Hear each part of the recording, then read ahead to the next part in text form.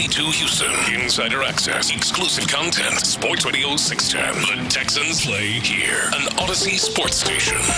Check out the BetQL Network. Wagertainment for every fan. Get sports betting tips from the best in the game. Available on the Odyssey app and our sister station 650 The Bet. Sports Radio 610 presents Seth Payne and Sean Pendergast. We coming to H-time. Let's get the work in, man. Let's go. Great day, great day. Oh, give me some juice, baby. Oh, yeah. High fly ball center field. When Jake Myers puts it away, it's a sweep. Astros sweep the Jays with a 3-1 victory today. Winning 3 in a row for the first time.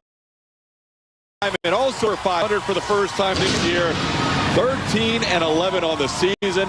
That's a good homestand, Blummer, against two good teams in the Padres and the Jays. And now the series is tied at 1 apiece as the Rockets try to go into San Francisco and get one back. At least one back for the Warriors, with the series now shifting to the near area for games 3 and 4. Rockets win it. Series tied at 1-1, 109-94. Your happy final score. Big nights for Jalen Green, a double-double as well for Alperen Sengun. That is the formula right there. Jalen Green, outstanding. Alperen Sengun, a double-double. You heard the Astros. Todd Callis on the call for the Stros final call. That was Craig Ackerman on the call, both on Space City Home Network last night. In this recent stretch of all or nothing Houston sports, we either come in completely distraught or we come in jubilant. Last night was jubilant. The Astros complete the sweep of the Blue Jays. The Rockets even the series with the Warriors. We've got a series on our hands now. Jimmy Butler might be injured, so we got a lot to unpack. Oh, yeah, and there's an NFL draft tonight as well. So we got a lot to get to on the show here today. We appreciate you getting up with us. We are with you till 10 a.m. this morning. I'm Sean Pendergast. He is a jubilant Seth Payne. Good morning, my friend.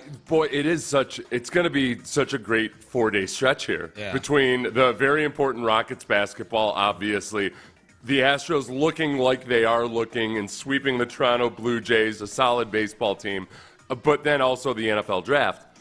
And I'm in that position, Sean, where it feels most like this is when I feel most like when I was actually, because you're playing in a Monday night game and you've got all this time during the day and you tell yourself, I really should take a nap in the afternoon. But you lay down in your depressing, darkened hotel room and you're like, all right, what am I going to do? I don't have the mental discipline to actually calm myself down enough to take a nap. Mm-hmm. But I'm going to try to force myself into a nap this afternoon. It's going to be a late one. We got big stuff going on here in Houston. Yeah, it's going to be a late one here. And the good news is the Rockets game 3 is on a Saturday. So that's going to start at 9 o'clock or whatever. So you got all Sunday to recover for that. But yeah, man, that was let's start with the Rockets, because I think that's of the sporting events that took place, that's the more important. It's postseason basketball. Jalen Green has ruined my nap for this afternoon. Yeah, man. I can't get his performance out of my mind. I was really happy for Jalen last night. For those of you just getting up and may not have seen the I don't know how much of the game you saw last night, but it was the Rockets led wire to wire. There were several opportunities in the second half of this game for the Rockets to really put their foot on the throat of Golden State, and I'll credit Golden State. No Jimmy Butler for most of this game, because he sustained what could be, we'll see, he's going to get an MRI, what could be a series-altering injury, landed hard on his back. Bruised pelvis. Yeah, landed hard. They were calling it a bruised pelvis, which it looked like a tailbone. Yeah. So is the coccyx part of your, is it a vertebra? It's the very end of it's the Cape Cod of your vertebrae. It's the very, very end of your vertebrae. Yeah. So it is a vertebrae. Yeah. But you don't really think of it that way. But they were calling it a bruised pelvis. Whatever it was. It looks painful. Jimmy Butler, Tom Ball native. Yeah. I got no hatred in my heart for him. No. Other than, but he's a very, very important part of the Warriors team. You know who else was a really important part of a Rockets team back in the day? Chris Paul. Yeah, you don't apologize, man. Yeah, hey, Rockets had the Warriors on the ropes. Chris Paul strains his hamstring. Yeah. What are you going to do? No, sorry. That's basketball, baby. Yeah, There is a small sliver of incredibly soft Warriors fans who somehow think that Amen Thompson was being dirty on a play where he was getting boxed out by Draymond Green, lost his balance, and careened into Jimmy Butler. These things happen when you're playing basketball. No, I think to their credit, a lot of Warriors fans are like, well, no, bro, this ain't it. Yeah. But, the psychotic, incredibly soft few. Northern Californians, Yeah. there's enough of them that they're acting like the Rockets are playing dirty basketball. Go die. Go die. There's always a few. So I think 109-94 was the final score last night, and even when Jimmy Butler was in there, the Rockets had come out strong in this game. Like there's nothing. There was nothing about Game 1 that took the starch out of the Rockets' energy and zeal defensively. And I think the huge difference between Game 1 and Game 2 is you got a massive performance from Jalen Green last night.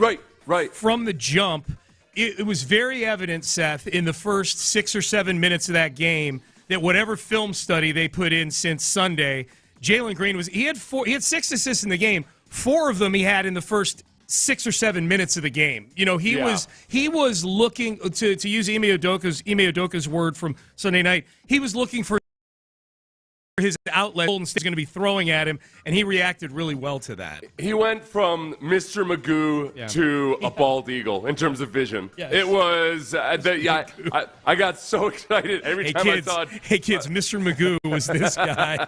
A drive and kick. You know what Mr. Magoo looks like, even if you've never seen Mr. That's Magoo. true. Yeah. That name. He has thick glasses, Coke bottle glasses. Yeah. So he went any drive and kick. I was excited about that pass that he fed to Amen Thompson early on underneath. That was beautiful. Mm-hmm. So all of that was great. And, defensively, the way they were attacking Steph Curry, was excellent. Yeah. Steph Curry had as many turnovers as field goals in this game. Yeah. And the big question is just, all right, if Jimmy Butler had been available for the last 3 quarters as an outlet, what would the adjustments have been? But look, the Rockets have held the Warriors under 100 points consistently this year. Yes. I don't worry about the Rockets defensively. It really is about, can they keep the offense going somehow, some way to just get to 100. If you can get to 100, you got a really good shot of beating the Warriors. Yeah.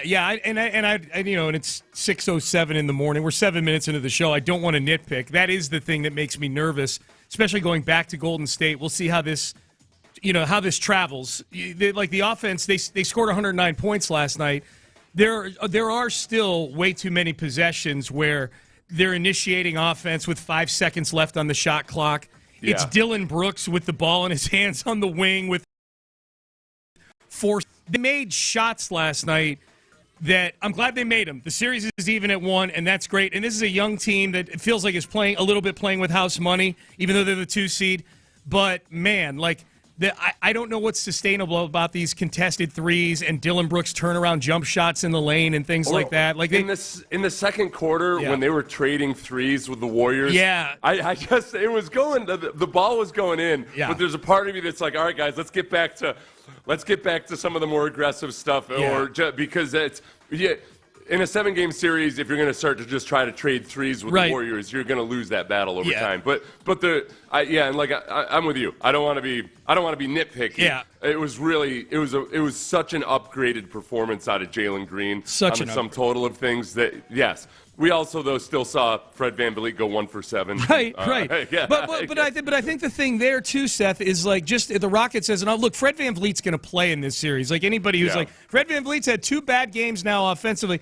Great. He's going to play 35 to 40 minutes a night. There's nothing you can do about that. Ime Udoka loves him, and there is something calming about having him on the floor at times for sure. Although, again, last night, you're the point guard, man. You're the steward of an offense that gets very strange shots to stay in this game. But the thing to me, Seth, where you say, Fred VanVleet's 1 for 7 from 3, I think he's 2 for 8 from the field, something like that. The good thing is he's only taken 8 shots. He's not taking 19 shots like he was in the first game. They're at least getting shots from the guys who are supposed to be, your catalysts on offense, right? We're in Shangoon. Those are the guys. You're running the offense through those guys. Well, and even with some of the shooting performances, you don't expect the Rockets to shoot 37.5% from 3 consistently, but the margin was still a healthy margin. You can miss a few of those threes, and the way you're playing, it was a very, very good basketball game last night. It was the classic, hey, after game 1 of an NBA playoff series, you way overreact. Right. It feels like if you lose that first game by a healthy margin, it feels like you'll never win again.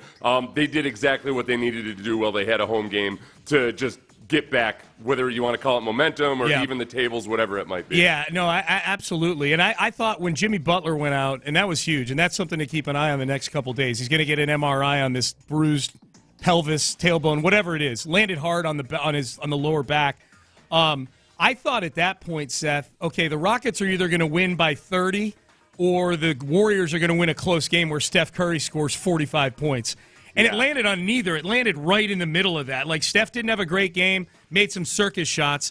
Rockets could never really put the Warriors away. They got it up to 20 a few times, and then they'd give up a 7-0 run or an 8-0 run to allow the Warriors to kind of hang in this game. The Warriors did get some decent three-point shooting from some of their supporting cast. But the thing I was encouraged about that I do think is sustainable is that each time the Warriors kind of punched at the Rockets with those little runs to get it down to 12 or 11 points, is the Rockets would come back with a 5 or 6 point stretch of their, 5-0-6 distance in the game last night. And Jalen Green admitted that he was a little bit just kind of blinded by the bright lights of game one. Yeah. So getting in, this is where I think having the extra time for rest during the playoffs probably really helped Jalen Green. He got that extra film work in with the coaches. He could kind of maybe get his mind right for it. But defensively, too, this is one of the other things that's very sustainable is just Jalen Green's defense. Oh, yeah. His rating went from 110 in the first game to 98.6 in the second game. He was just much better plugged in defensively. So that part's sustainable. This is a team that, look, as long as they keep making it chippy and as long as it's a slug out, hey, Draymond Green ain't that guy no more. No. You know? He sucks. Draymond, that ain't you no more. Yep. You're not that guy anymore. He You're sucks. Not, if I take a team that's going to be chippy and physical and tough, you don't counteract that the way you once did. No. As the Rockets fans let you know last night with a very melodic and poetic chant that we can't say on the radio. Yes. It wasn't a sexy haiku or anything like that, but yes, they very poetic chant. All right, so we'll keep digging into this Rockets game. Astros win last night. We'll touch on that in the next segment and in headlines. It is draft time, man. Draft time. 25th overall pick. The Texans are going to be on the clock tonight. And we'll dig into that as well. I actually posed the question to Seth about would they take one of these three guys, Booker, Banks, or Donovan Jackson, take one of those three guys, or will they take somebody from the field? You got those two choices from those two groups of players. Every other eligible draft eligible player. The people weighed in on this, Seth. I'm curious to get your guess on if the people ended up agreeing with you. I think you settled on Field. Ultimately on that one, I did, because I was sober. Yeah. Okay, well, we'll see. This morning I'm drunk, yeah. So we'll see. Let's go. That's why I need that nap. Let's go. So we'll hit that Astros and NFL draft. That's coming up next. But let's, in the meantime,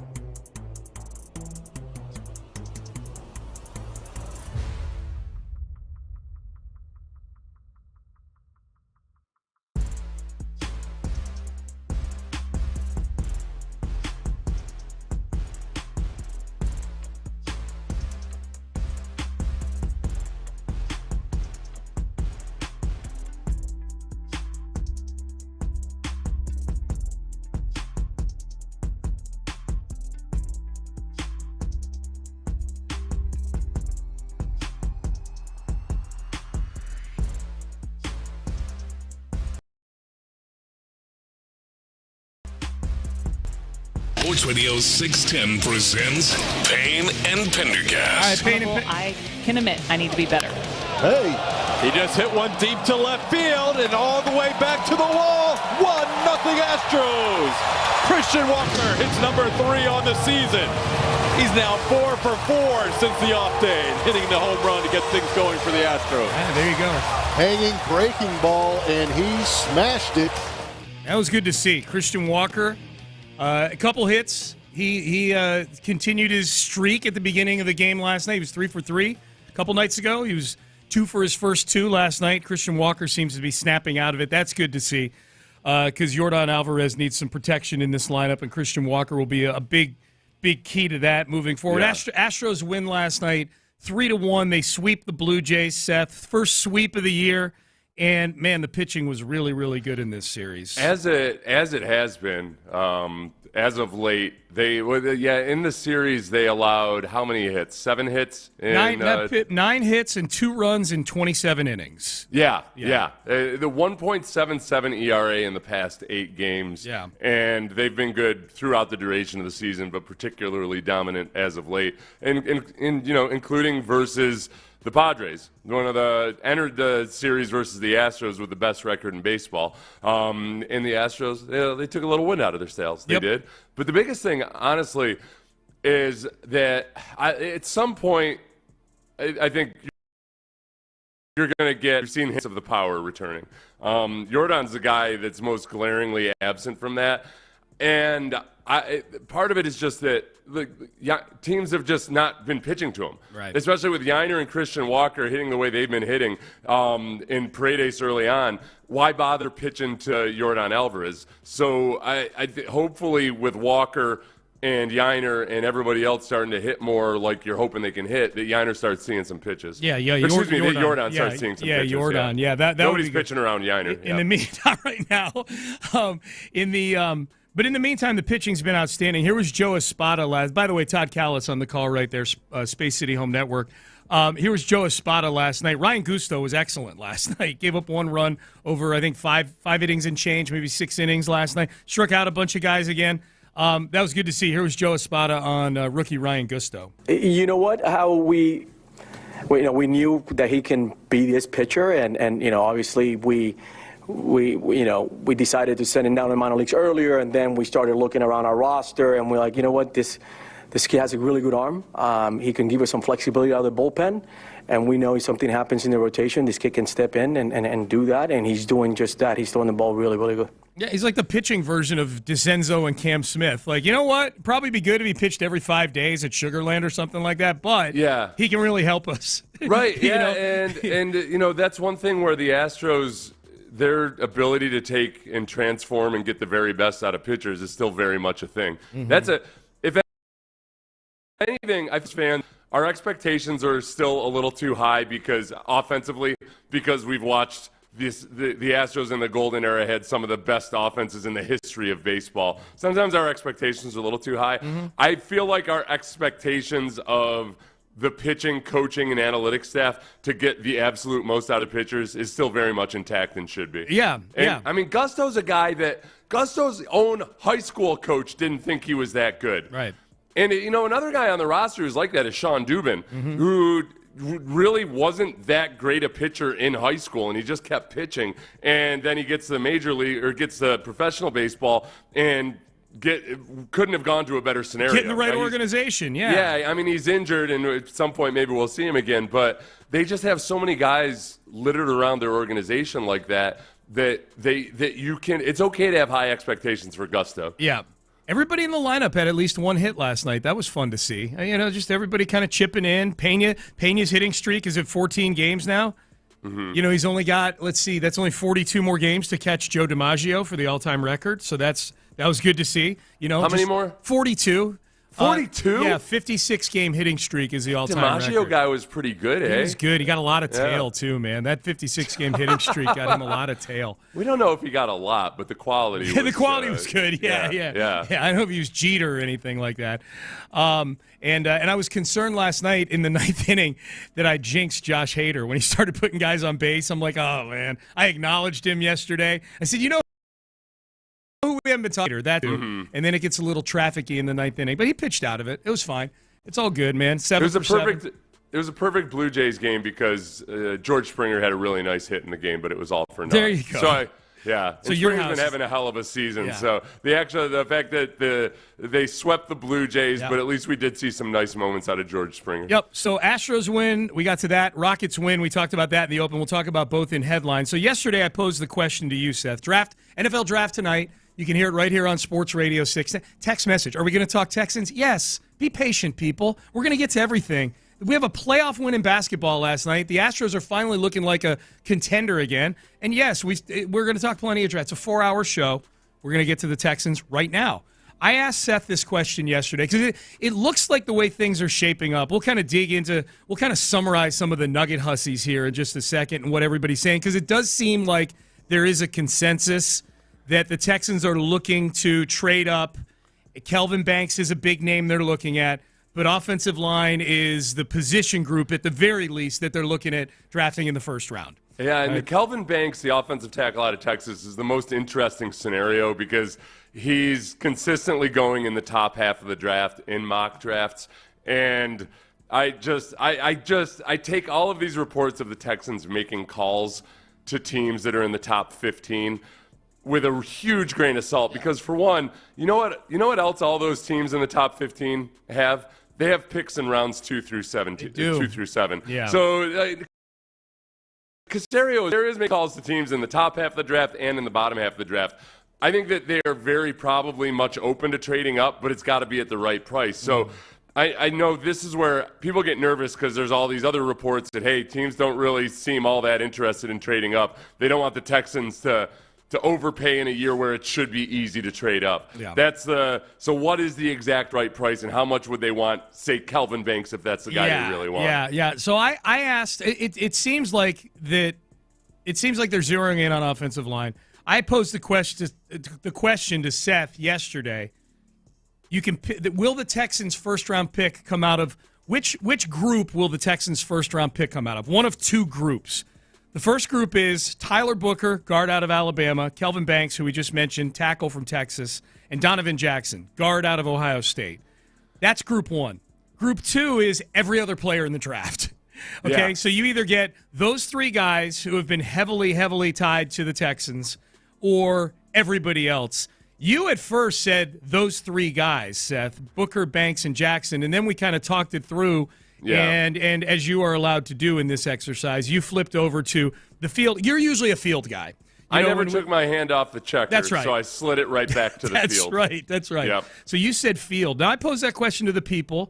Several hundred people voted in this thing. What do you think the people said about this? I think the people, knowing that at least a third of the Texans fan base, at least a third, actually really wants a wide receiver compared to an offensive line, they said the field. They did not. They didn't. They did not. And this one, this might be the poll where your spidey sense is off by the most. Oh, whatever.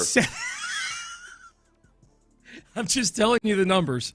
76.5% think that if they have to predict, they're not saying what they want. They're predicting where, you're predicting you're predicting what the Texans are going to do. 76.5% said they think that the pick is going to come from that group of three of Booker, Banks, and Donovan Jackson. I think this is the big thing, and this is where it gets incredibly hazardous just believing too much of what all these Nugget hussies say. Yeah. And because Kelvin Banks' name has been out there heavily in the last 48 hours, I think people feel, and it does make sense. If you've been listening to all the Nugget hussies, some of them are informed Nugget hussies. They are. Daniel Jeremiah is not a Nugget hussy. No. He doesn't. Some of these Nugget hussies are basically mouthpieces of the agents or GMs. Yeah. Whereas Jeremiah is a lot more. He doesn't break conservative news. than that. He doesn't. Yeah. Okay, so the big thing is, let's say the Texans really do like Kelvin Banks, and maybe they're trying to trade up for him to have an opportunity to draft him. If they don't, there's a really good chance that either Tyler Booker or Donovan Jackson, both guards, plus Jackson can play tackle. There's a really good chance that one of those two guys is available at 25. Yeah. And that's where it feels like, man, they take these high-character, swarm-type guys. They're sitting right there at 25. That it's hard, after we've been fed all this propaganda, to believe that they won't take one of those two guys. Yeah. I personally think that there's a chance that Kelvin Banks might slip a little bit further than where most people have him going as well, which increases the likelihood the Texans can trade up for him. Mm-hmm. So my hunch would be if Kelvin Banks slides out of the top 15, the Texans might get super aggressive to go up and get him. I could see that. And you've got the extra draft capital from the Laramie Tunsil trade. You've got an extra 3 this year. You've got an extra 2 and an extra 4 in 2026. And we'll point this out again as we discussed this same topic yesterday, that the last 2 years, the last 2 off seasons, I think one of the earmarks of those off seasons has been Nick Caserio using extra draft capital to go get assets that he wants, that the team wants badly. They used all that extra Deshaun Watson draft capital to go up and get Will Anderson, to move from 12 to 3 to get Will Anderson in 2023. Last year, it wasn't a draft day trade, but they made the move down in the draft with Minnesota to pick up an extra 2 in 2025. They never used that 2. They never came close. They used it to go get Stephon Diggs. Yeah. So I do think, yes, I do think there's an element of if you got a little extra change in your pocket, use it to go buy some certainty for yourself, or at least perceived certainty for yourself. The other big wild card is people wonder whether, D'Amico always wants defensive linemen. He's been looking for a big impact 3-down defensive tackle for multiple years now, kind of taking swings at the plate and whiffing. I wonder, two big things that have developed in the last couple days. There's 2 defensive tackles that might be there that look like first-round talent, Derek Harmon and Walter Nolan. Yeah. Slightly different types of players, but Derek Harmon's got a shoulder issue that people are reportedly concerned about. Okay. Walter Nolan might have either some maturity or temperament issues or whatever else it might be, and people have voiced concern about that. Either one of those sound to me like a guy that maybe the Texans just don't have him on the board in the first round. It could be. So I don't know. I wouldn't be surprised if they say, okay, no, we don't like. If you go back to when they drafted Will Anderson, the other guy that was kind of in contention with Will Anderson was the Tyree Wilson. Tyree Wilson. Yeah. And then news of his ankle injury popped up just a couple days before the draft. Yep. Tyree Wilson has barely played football, I think. That would have been a disaster. Yeah. Certainly to trade up for him would have been a disaster, but drafting him, period, would have been a disaster. He went a couple picks later after the Texans took Will. But yeah, you look at it, Seth. Albert Breer, Texans sniffing around on a trade up, target strong character players for that offensive line room. Jeremy Fowler, Nick Caserio's been making calls to teams in the upper half of the first round. Diana Rossini yesterday. These guys and gals are all emptying their notebooks the day before the draft. Nick Caserio's made at least 3 draft day trades every year. The most notable one was for Will Anderson. She talks about him. The Texans have been actively making calls about a potential move up. Todd McShay did his podcast, talked about the Texans looking to that. There seems to be a general consensus that the Texans bring up the very valid point, which is how much of this is them actively looking to do it? How much of this is just Nick Caserio canvassing the entire league to see what's out there, right? By far the dumbest report, the absolute dumbest report was the guy yesterday we talked about who said that the Texans are talking to teams in the top 15, but they're also calling teams behind them in the Fowler, draft. yeah, that was Jeremy Fowler. Yeah. So this is never. I don't think it's ever Nick Caserio feeding information to people, other than perhaps a few select instances. It's all these other GMs or people from front offices that are like, oh yeah, I talked to old Nick the other day. He called me up. Yep. Said he was willing to part with this and that. He was. Yeah. How about Tyree Wilson has played, by the way. He's only started 4 games since he's gotten into the NFL. Yeah, he's not as good as Will. He has played. He just hasn't started much. Good for him. Because that's what you're looking to get from the 6th overall pick or whatever the hell he was. How about this, man? We're getting hashtag and Nick We Trust on the text page, on the Jim Adler, the Texas Hammer text line. Stop with the swarm bleep. We haven't said swarm, I think, this morning yet. You did? You just now? Swarm. Okay, did you? Okay, yeah. Swarm has worked out pretty damn well for the defense. Yeah, Please texted that in. Let us know whether you want us to stop talking about it or whether you think the team is a little too concerned with it. Right. All right. If you're happy with the swarminess of the offense right now, then yeah, by all means. Yeah, let's just scrap it. Just go out there like you're somebody who needs 3 Viagras just to wake up in the morning. That's right. Because that is a limpid offense right now. Okay, so flaccid offense. Yeah, that offense's wife is flirting with the pool boy. That's right. Yeah, they're flirting with the Chiefs. They're flirting with the Ravens. Yeah. All right.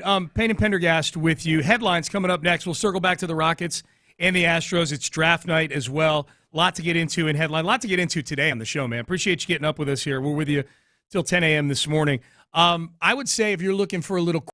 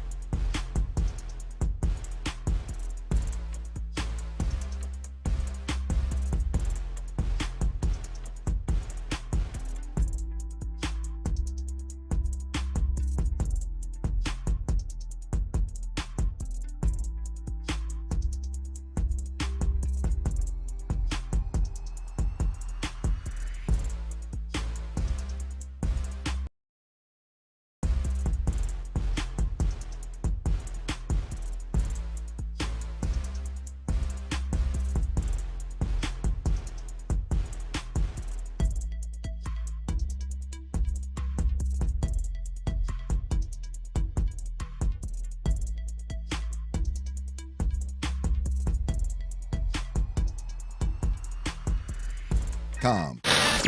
Payne and Pendergast with today's headlines, presented by Men's Tea Clinic. All right, let's start with the Rockets. They beat the Warriors last night, 109-94. Two big stories in this game. Bounce-back performance by Jalen Green. Jimmy Butler with an injury that we are wait and see on, but this could impact the series. He landed hard on his lower back, going for a rebound. Amen Thompson inadvertently kind of undercut him, and both guys went down in a heap, but Jimmy Butler took the brunt of that. So let's get to Ime Udoka's thoughts on both of these things. Again, 109-94 the final score. Series even at 1. They play again on Saturday night. Series goes to San Francisco for games 3 and 4. Here was Ime Udoka on Jalen Green's 38-point performance last night. Yeah, I think that kind of ignited him a little bit. He got after it there, was aggressive on both sides, and we need that from him. Podziemski was too comfortable last game, much better job climbing up into him. And then switching on to Curry, he was aggressive. Same thing when Hill came in, so I think that all carried over. But, he bounced back on both ends, obviously. Aggressive offensively, physical defensively, and that's what you're going to need against these guys. Yeah, man, I don't want to let that just go by the wayside. Like, he got 38 points last night, and Jalen Green hit big shots in that game, too. Like, very timely three-pointers to kind of hold Golden State at bay. But as I watched that game, Seth, all 48 minutes of it, and I hone in on Jalen Green, man, the part that is most encouraging to me, big picture, is just his defensive intensity last night, man. Like we see it all the time with guys like Amen Thompson and Jabari Smith and Tyrese and those big long wings that they have. To see Jalen Green just with defensive intensity where he fits right in with those guys was really, really, really cool to see. And Steph kind of gave him some props at one point where remember that the play where he stripped the ball from Steph and they both wound up on the floor and they tied up for a jump ball. Yeah. And Steph kind of puts his arm around him and kind of gets in his ear and smiles and says, "Good job, young buck." Well, and those two go way, way back to high school. Jalen went to his camp. Yeah, he used to wake up an hour early in high school to go work out in the morning. So they know each other. That's why I didn't quite buy the excuse that, hey, Jalen Green, it was his first time playing against playing in this environment against these names and everything. Like, okay, he's seen Steph Curry a bunch of times already in the NBA. Defensively, look. Their strategy versus Steph Curry, especially in the three quarters without Jimmy Butler on the court. Steph Curry had as many field goals as he had turnovers in that game. He had 6 field goals, 6 turnovers. It was very, very effective. And 100%, I mean, this is why the Warriors traded for Jimmy Butler.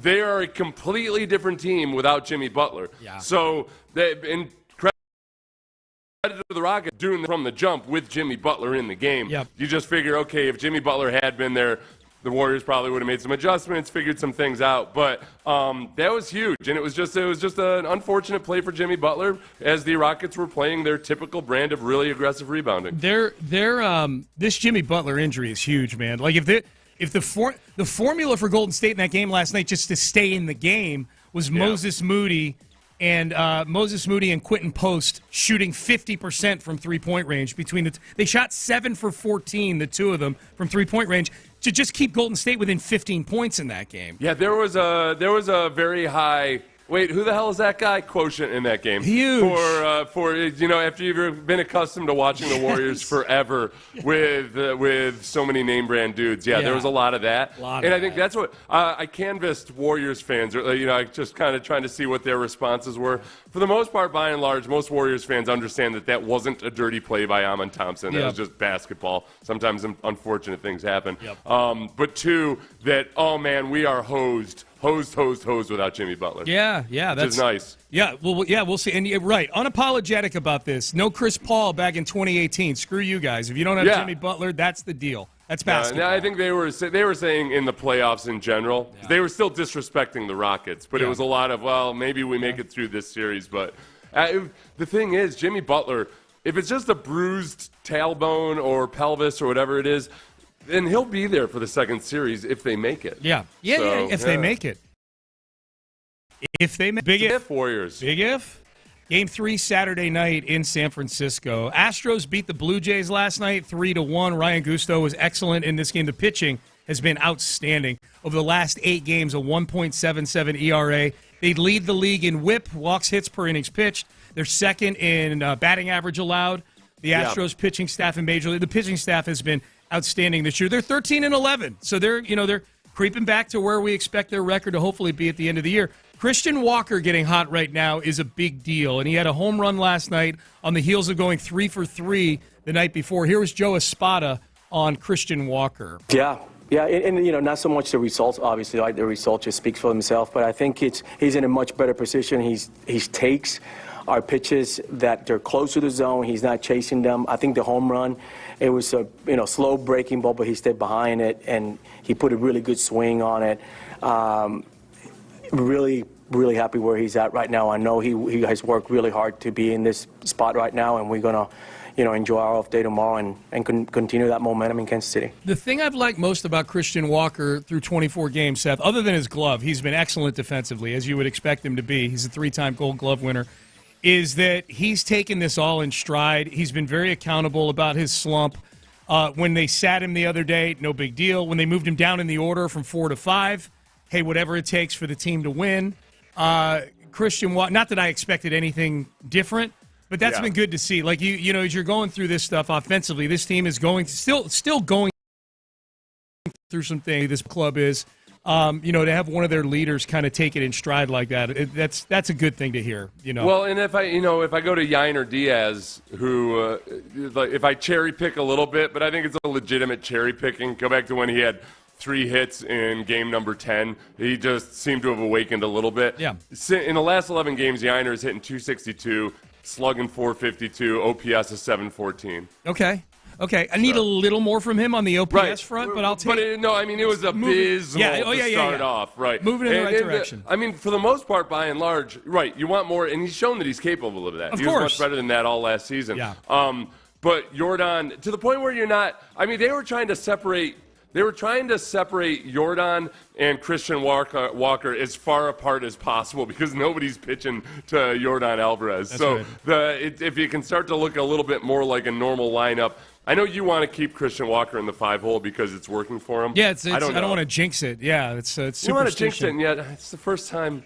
Did I hear it right on the broadcast the other night? That was the first time he's ever played in the five spot since in baseball. No, I didn't hear that on the broad. I'm guessing they meant for the Astros. He's been around a long time. I'm guessing. I know that was what was so shocking about it. One of our listeners will have heard the stat probably. Okay, that would be crazy. I didn't hear it. That would be crazy. NFL draft tonight. Texans have the 25th overall pick. Seth, what do you? If I had a yes or no, do you think the Texans pick at 25 tonight? I'm not asking you if it's above 20. I'm not trade up or down. It's just, do you think they stay at 25? I'm honestly feeling where there's just a big gray blob of guys that you don't feel incredible about, but guys that totally you can see them being starters in the NFL. I think there will be a couple teams that are willing to trade back for less than it might typically cost. Okay. And I think my gut feeling right now, not my prediction, not my report or anything, is that the Texans trade up into somewhere between 15 through 20 and take a guy that they feel good about. I would be fine with that. There's no player that's in that range where I don't want just don't take that guy. Maybe Justin Simmons might be that guy just because of the patellar tendon issue that he has. That would be the one that if they took did I say Justin Simmons? Josh Simmons from Ohio State. That would be the one where I'd be like, oh, I'm a little nervous about that. Honestly, the scenario, and I know the draft party's not going to like this, I want these quarterbacks to slip and have the 25th pick turn into eBay. I want Nick Caserio to be able to slap a for sale sign in front of that 25th overall pick for teams that start getting horny for quarterbacks at the back end of the first round. That would be. I'm for getting more picks and dominating day 2 of this draft. It's not the sexiest thing, and it would probably. There'd be a lot of people that go to the George R. Brown Convention Center or the street in front of it tonight for no reason, but it's what's best for the ball club, in my opinion. It was a 6-hole. That was the old saying. I think he had never played in the 6-hole when he did for the 5 was dumb. Yeah. Okay. By the way, Texans are going to trade. I think it's a sign the Texans are going to trade up to number 5 overall. Okay, there you go. Yeah. There you go. And by the way, RIP is away yesterday.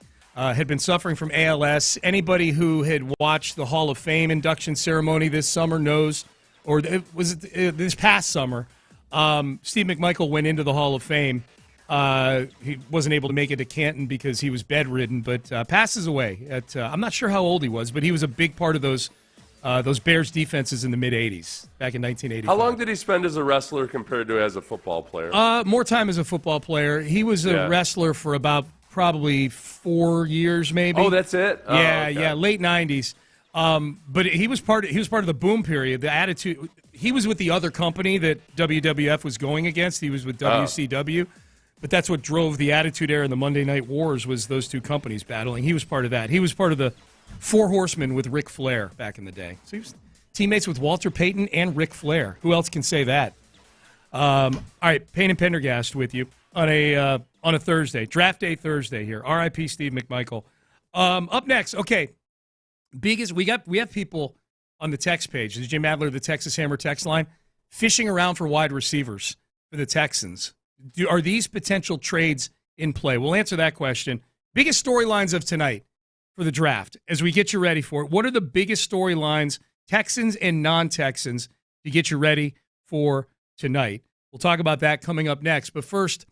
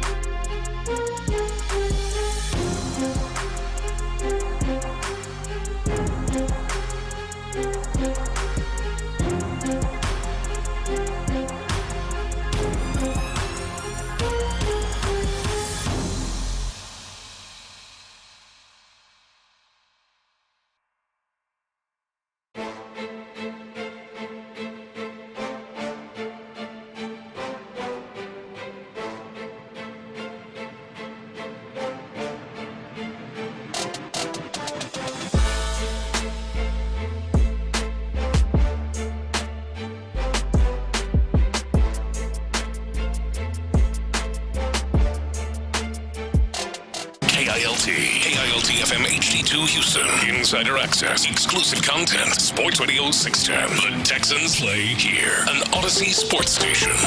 Sports Radio 610 presents Payne and Pendergast. All right, Payne and Pendergast. Seth, we can take this conversation on the air we just had. I don't want to let this go by the wayside because it impacts your watching of the draft tonight.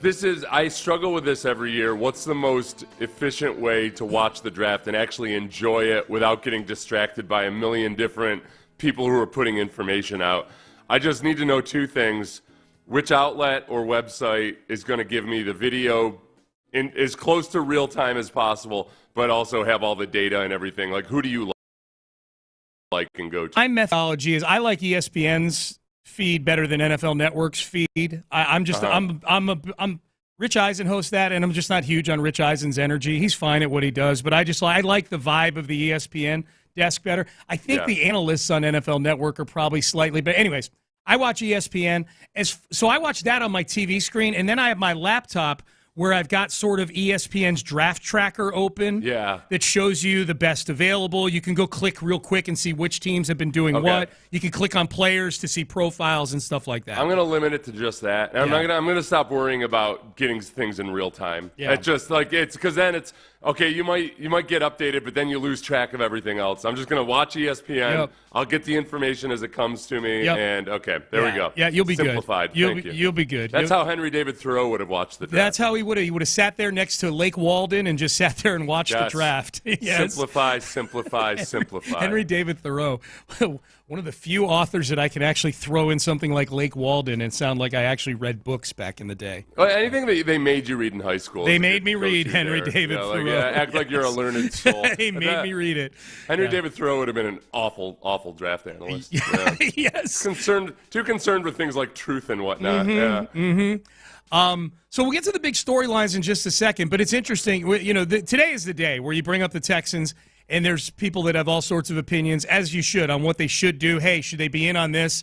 And we've seen very little activity league-wide, Seth, in terms of no team has moved out of the first two teams. The first time in the common draft era, for now, have all 30. They each have their own first-round picks. This is the first time that all 32 teams, or all the teams in the NFL, I mean, before there were 32 teams, have gone into the day of the draft with their own picks. They haven't traded out of the first round. They haven't traded for players, all those things. So, and we haven't seen any big player moves either, any teams trading for guys. Maybe we see some tonight.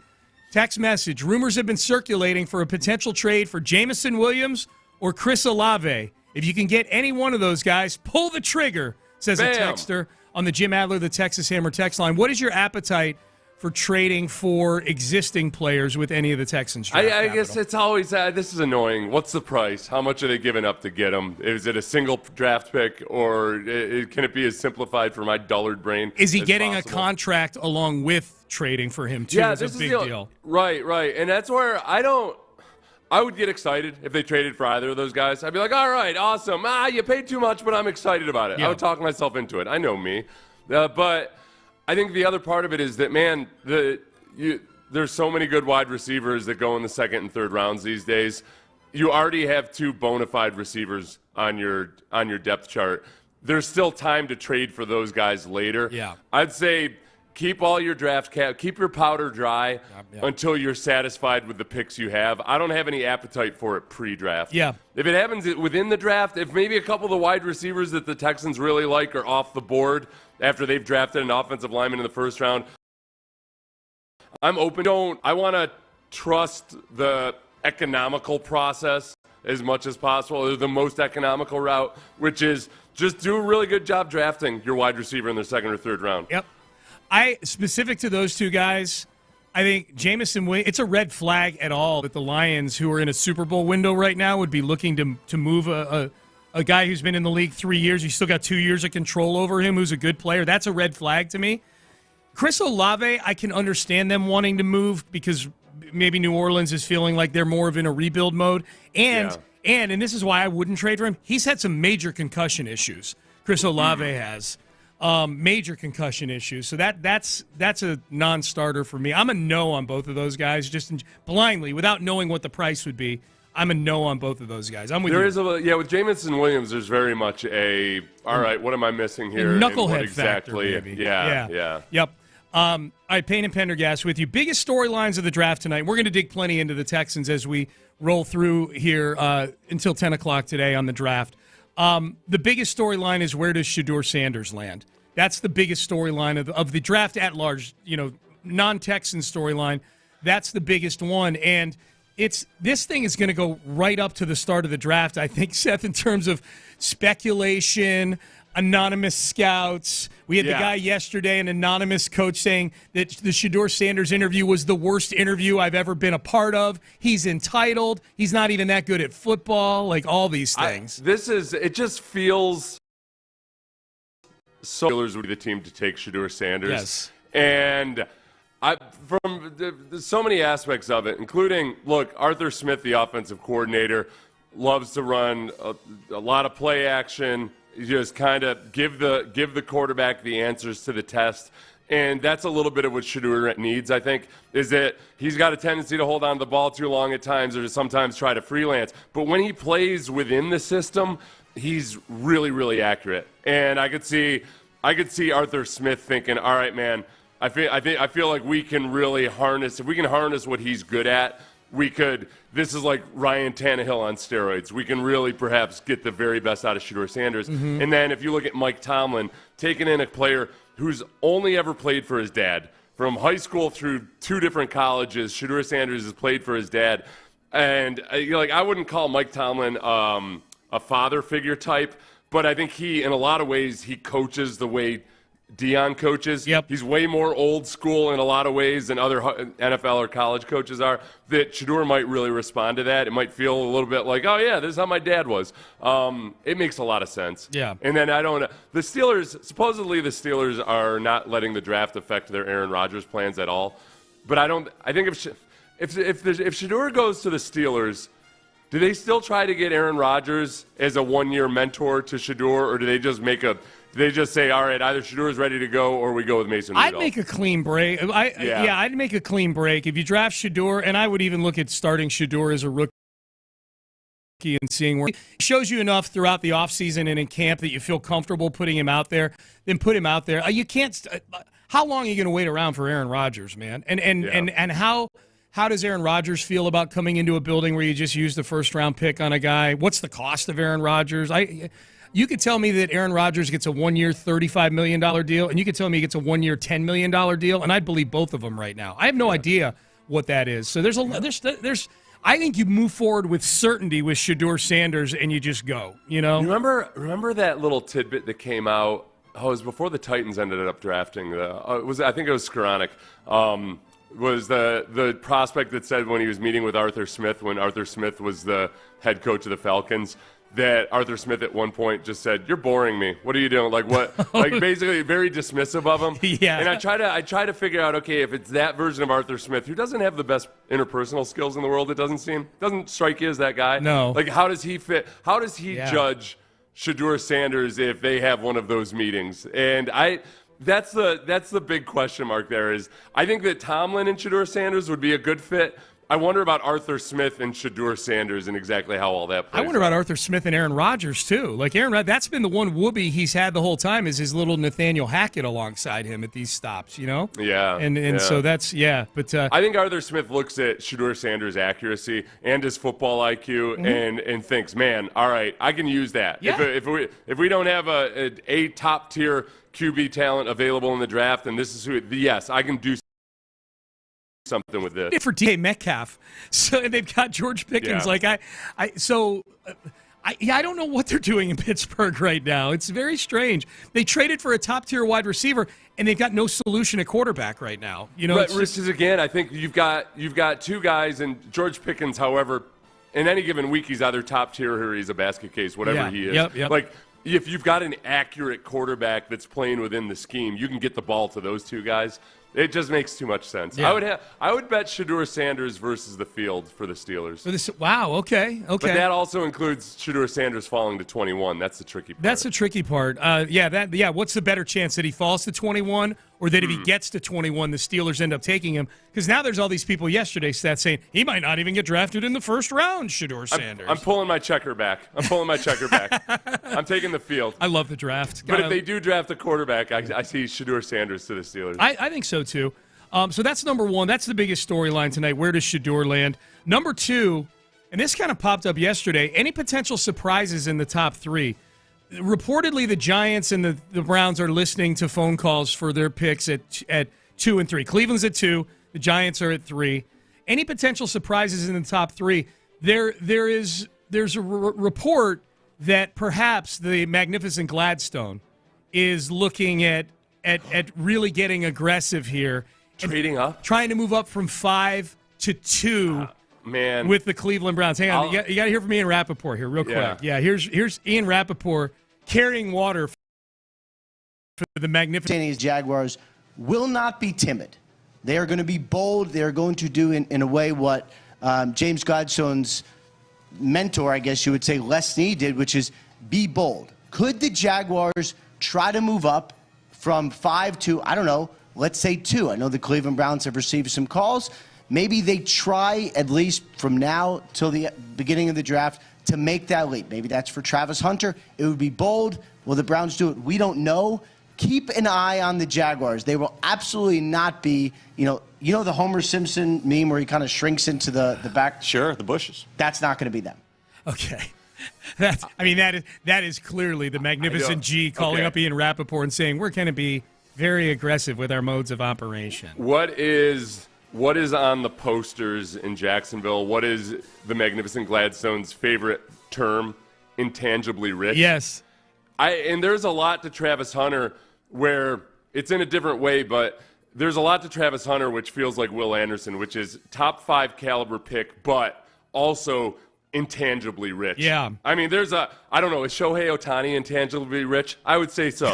There's something, it's not just physical ability that gets you to be able to play the way Travis Hunter did in college. Mm-hmm. There's some extra stuff to that dude. Yeah. And man, I could see the Jaguars getting, and honestly, I wouldn't fault them for it. In the same way the Texans felt that strongly about Will Anderson, Travis Hunter is a more impressive, if you just look at him as a prospect, as more impressive physical tools and traits than even Will Anderson did. Mm-hmm. But he also has those intangibles that, I don't think that's an out of the realm possibility. The question is, I have a vision of the Browns, even though they don't, but I have a vision of the Browns almost as an organization where they should be thinking, listen, guys, we're just going to screw this up anyway. We're going to botch it anyway. Let's just trade back and take the bounty and at least get more swings at the plate. More swings, Yeah, we won't screw it up. I feel like if Travis Hunter goes to the Browns, they're going to ruin Travis Hunter. If I had to guess, purely a guess, I don't have the Jimmy Johnson chart in front of me or anything like that, I would guess the cost to move up from 12 to 3 is pretty similar to what it is to move from 5 to 2. Like you're talking about, for like 5, like the closer you get to the top, the more expensive each slot gets. Who says no? If you're the magnificent Gladstone and you say, look, Andrew Berry, the GM of Cleveland, we want to move up from 5 to 2, so I'll give you 5, and I'm going to give you our first rounder next year and our second rounder this year to move up those 3 spots to get Travis Hunter. Now, the Browns are probably going to wind up then with Mason Graham, or maybe they get Ashton Genty or something like. They don't wind up with Travis Hunter, who might be a generational two-way guy. But, boy, you're still picking 5th. You're not picking 12th. You're picking 5th, and you just picked up 2 premium picks in the process. So what was it, a first and a second? First next year and a second this year. It's what they got for Will. It's what Arizona got for Will Anderson. It's basically how it calculated out for Will Anderson. Yeah. Because there were a bunch of exchanges there. Yeah. I think that. Would you say yes? The old rule is that in the top 5, it becomes like everything breaks down, like the rules of the time and space break down. Right. And you don't really go by the Jimmy Johnson. Yes. Usually that's for a quarterback. Yeah, right. But this is also just like Shohei Ohtani. Yeah. I think he's just a completely different type of player. Unique. I would not fault the Jaguars for doing that. Yeah. I honestly can't. As much as I would love to hate on them for that, there's almost no price for moving up if that's what they want to do. You want to talk about making a bold move and just changing the culture entirely. I think that's fair if you really want Travis Hunter. That would be a holy bleep moment, the degree of which the Texans did 2 years ago with Will Anderson. Will Anderson was a holy bleep draft moment, especially considering the Texans had just taken a quarterback 5 minutes before that trade was consummated. What a wild I think there's night. another part of the Browns front office that has got to, at least in their subconscious, be thinking, man, these fans are all amped up for Travis Hunter. Yeah. Like, there's something. Yeah. Not that they should make their decision based on that, but it'll be a beautiful train wreck of a fan response if the Browns trade out. I think the next story, so we got the storylines for the draft tonight. Where does Shedeur land? Potential surprises in the top three. Does the magnificent Gladstone make a big move up with Cleveland? That was rumored yesterday. The fight for Ashton Genty. Ashton Genty has all of a sudden become, I would say, non-quarterback, non-Travis Hunter player in this draft. Yeah. To where the thought process coming into draft season was that he'd go to the Raiders at 6. Doesn't look like that's happening. Jacksonville has been rumored at 5 heavily this week. And that's the betting favorite for Jacksonville is Ashton Genty.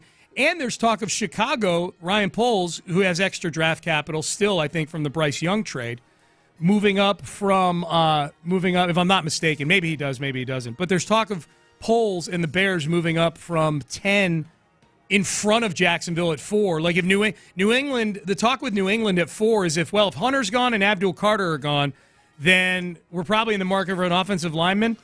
We may as well move back because Will Campbell, Armand Membu, and Kelvin Banks are all the same guy anyways. Yeah, and that Poles could be a good trade partner because they want Genty, and that would take the Bears up in front of the other teams that want Genty. Right now, the Jaguars, as you said, are one of the favorites to land Genty. Daniel Jeremiah said, from him talking to people around the league, that the Jaguars are either going to take Genty or the Tet McMillan, the wide receiver out of Arizona. Okay, going offense, huh? Yeah. And I wonder if you're the Jaguars, all right, you've already got a very promising and productive young stud first-round wide receiver that go ahead and, even though, man, I know the league is littered with teams that took running backs in the top 5, and it turned out later that, like, crap, we got this guy as our quarterback, we got that guy as our quarterback. Yeah. I think this draft is just lining up too perfectly for the Jaguars, and it's angering me. You think? Yeah. I mean, look, like you just said, drafting running backs in the top 5 hasn't always been a recipe for success. No. Maybe they do. Maybe they're. We're basically saying the Jags might do something that other teams have been unsuccessful executing that strategy. Then it comes down to really, okay, does Liam Cohen actually know what he's doing? Yes. Great point. And I don't think people quite trust. They did some promising things as a coordinator in Tampa, but hey, you're kind of a doofus-looking dude. Yep. You talk like a doofus. You look like a doofus. And are you actually are you a bona fide head coach? I'm not so sure convinced of it. That's right. So that's the third big storyline. The last couple of storylines that I'll be keeping an eye on tonight is the other quarterbacks, the non-Shedeur, non-Cam Ward quarterbacks in this draft. Like people are all over the place on Jackson Dart and Jalen Milroe, and this Tyler Shuck has kind of snuck his way into the conversation as well because this quarterback class skews way more towards the Kenny Pickett class than the one last year with 6 good quarterbacks in the top 12, it turns out. So that'll be something to see, and I think that's important for the Texans because if there's teams that are looking to get back into the first round, the Texans are sitting there at 25, and if they're still sitting there at 25 and they don't trade up, they could be a trade candidate. Okay, so in Daniel Jeremiah's mock draft, and remember he accurately predicted the Will Anderson trade and pick for the Texans a couple years ago. Yep. Where it would get really interesting is the Giants in his mock draft, they take Abdul Carter with their number 3 pick, but then they trade up to number 18 to draft Jackson Dart. Wow. That's the kind of dynamic where maybe if there's a team out there with a guy like Jackson Dart and the Texans are sitting there at 25 still, what do they give up and how much? I mean, there's a chance. The Texans and the Rams have a very good relationship, and there might be a chance that you just see that might work out really well. You could see the Rams maybe moving up one spot, telling the Texans, listen, we're taking a quarterback, this is why we're doing it, and then the Texans still get an offensive lineman that they like. Yeah, that's true. And there is with Kaylee in the building now, there is that communique probably with Sean McVay and everybody in the building with the Rams and whatnot, That's where I would feel the most good. I would feel the best about the maneuvering of Nick Caserio, which is, you can't judge these things immediately, but as far as how I would feel, okay, we still got a first-round pick. You traded back, but it made total and perfect sense, and you still got the guy that you would have drafted at 25. Yeah. You pick up an extra fourth or something like that. Yeah. You don't have I would give a way too early A+ on that. I would too, without knowing who they took. I would give an A+. Right. Yeah, absolutely. You don't have a fourth-round pick right now. You pick up a fourth, and your draft has a little bit of balance to it, especially as somebody who is going to be covering the first 3 hours of day 3 of the draft. I would like for the Texans to pick up a fourth-round pick. I wonder if, and I think Nick, depending on how the board falls, Nick might be having that very same mindset of, all right, we might trade up for a guy that we really like, but there's still a lot of quarterbacks on the board, and we're sitting here at 25. Yes. Like, what's the opportunity cost? Because I might really get a bounty if I just sit here and stand pat. Oh, yeah. And wait for somebody to get desperate to get. I had said maybe the Rams will just want to swap, but other teams are thinking the same thing. Yeah. The Rams could very well take a quarterback. It would be the perfect time for the Rams to take a quarterback. Yeah. You've got Matt Stafford for however many more years, late first round. This guy doesn't have to start right away. We have a lot of people weighing in on the text page, and I've seen, and on Twitter I've seen this, that the Texans sticking at 25, taking whoever the best offensive lineman is available at 25. There's somebody here saying Josh Simmons, another person saying give me Donovan Jackson. We've got another person saying Tyler Booker. But they're all saying the same thing overall, Seth, which is get your best offensive lineman at 25, then use some of that Tunsil draft capital to move up from 58 in the second round to either move back into the first round or up in the second round to get another offensive lineman or another good player. To move up into the 30s maybe to get a guy. And honestly, that's where if you just try to step back and get some perspective on this situation. I know a lot of people really, really, really want a wide receiver. Man, they've addressed wide receiver. I feel good about Christian Kirk. The biggest concern is whether he just stays healthy for 17 games. They got rid of 3 of their starting offensive linemen. They've got a brand new offensive coordinator. They're at the draft. This is the most value-rich environment where you can go out and address what hurts you most. And look, you got to take you don't stretch or reach for it, but as many opportunities as they have to bring good prospects and opportunities into the building at offensive line. That's what I think that when this weekend is over, that they still have all the draft capital that they got in the Laramie Tunsil trade still in their possession. Or God, no. Yeah, no, there's not a chance in hell. Yeah. Okay. Just that's how I'm thinking about that. I hadn't been all that eager for Caserio to trade up, but then I remind myself, they did get draft picks back for Laramie Tunsil, and using those draft picks to go out and get another offensive lineman makes perfect sense. Yep. So my appetite for a trade up has increased a little bit. Extra 3 this year, extra 2, and an extra 4 next year is what they have. From that trade. Speaking of Caserio and speaking of the Tunsil trade, there was a really interesting article that Jonathan Alexander did in the Chronicle that dropped yesterday, sort of a profile on Nick Caserio and kind of how we've gotten here as a franchise and his role in that and the ups and the downs of the Nick Caserio era. There were a few nuggets in here, Seth, that I had not heard before. They're little things. But I was going to go through these here, and we'll get to the Tunsil trade's the big one, but just the little ones here. First of all, it took Jonathan 3 tries to convince Nick to do the interview. He said that he said after 2 tries, Nick finally said, fine, but why do you want to interview me? Kept pestering him. Yeah. Good job, John. It's one of the biggest and most important things to be a successful beat writer is just to pester the hell out of people. I texted him last night, and I said, way to be persistent, man. Good job. Yeah. Good job. The funny quote in here, it talked about how Nick took over the job in 2021, and then all hell broke loose. Deshaun asked for a trade. The lawsuits start piling on Deshaun. Maybe things in the building don't look thought they looked like when he got here, in terms of who's playing what role and whatnot, And Cal McNair had a funny quote where he said, because Jonathan talked about how, man, Nick could have quit. He could have gone any number of other places. Cal McNair says, I don't know why he did stay, but he did, to his credit. Did people ever think there was a chance Nick Caserio was just going to throw his hands up and leave? I know there were rumors of 100% there were rumors that he wanted to get back to New England and all of that. Right. I never thought that he would. I don't know. I'll tell you. First of all, thing. he's under contract, so there's that. Look, I'm not making an across-the-board comparison here or anything, but I do think that at least one difference between Cal McNair and Bob Kraft is that Cal McNair isn't as tight with the purse strings as Bob Kraft is. Yeah. And I think that's at least one thing that you look at as a GM. And then there's all the things that we wouldn't know about, just how he feels about working in that organization and everything. But at least you take any of the other rah-rah stuff out of it, and just having an owner who's shown a commitment to like, hey, look, if you want to – I mean, it was a negative when Jack Easterby was still around and Bill O'Brien was the GM because – Cal said, hey, I'm going to let my football people do their thing. And Bill O'Brien spent and traded very irresponsibly. Yeah. I think Caserio could look at that and say, as long as the owner is willing to do that and he's got the right guy actually calling the shots, yeah, I feel better about this situation than perhaps some of the other ones where the owners are notoriously stingy. Yep. Other things in this article Jonathan Alexander did about Nick Caserio. Nick will be a team not blast out his birthday on their platforms. Because he doesn't want the attention. I totally appreciate that. Yeah. Don't make it about me. Right.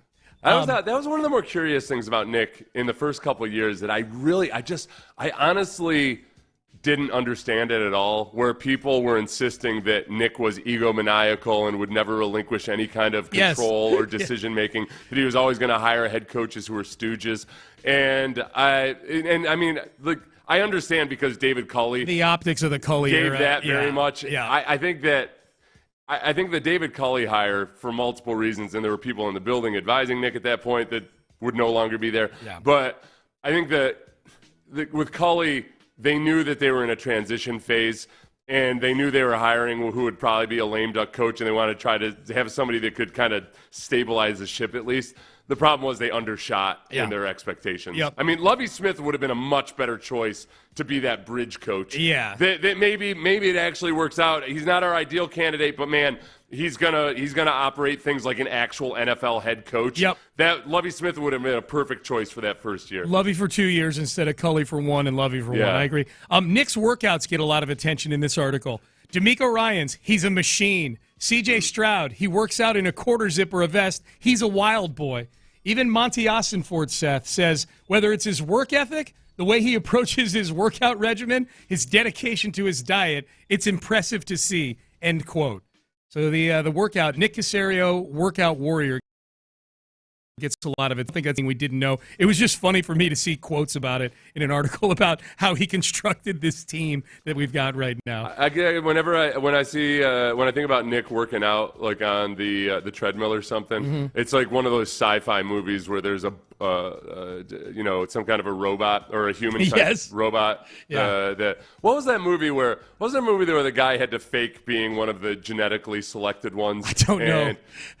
It was everybody text in. It was, they call it Jerome the metronome. Even Ben's confused about that one. Gattaca. I think it was Gattaca. Okay. Do I have that right? Yeah, Gattaca. Ben's sort of nodding his head. Ben is our movie expert. Sounds about right. Sounds about right. Okay. Sounds about right. Yeah. Or any movie about a career-driven young woman who's she's working in a male-dominated field, but she shows that she's got to work that much harder, and they show her on the treadmill, and she's got that look in her eyes. That's Disclosure with Demi Moore and Michael Douglas. Do you ever see that one? Sean, that's about 27 different movies. No, but that's the one I think of. I never saw Disclosure. It's really good. It's very good. Is that the one where she sexually harasses Michael Douglas? Yes. Okay, well, let's leave the sexual harassment part out. Right, but there's parts where she is in there on the treadmill talking to some of the other C-level executives. You know, in any movie about a woman who's trying to make it in a male-dominated profession, there will be a montage of her working out fiercely with intensity. And there is, there you go. Okay, this is like in any movie about women that are pals or whatever. There's going to be a scene where they're dancing in the kitchen with glasses of wine. Yeah, weirdly. There you go. Same thing. Jonathan Alexander's article about Nick Caserio, the Tunsil trade, and C.J. Stroud talking to Nick about the Tunsil trade. Before we get to the article, here was C.J. Stroud in his press conference on Monday, asked, were you surprised by the Laramie Tunsil trade? I mean, that's something I feel, is not my pay grade. It's just I'm just a quarterback. But at the same time, you build relationships with guys, and your LT, of course, who I know you're talking about, and Shaq. Those are two of my best friends. So that I've come into the league with. So yeah, it hurts. You know what I mean?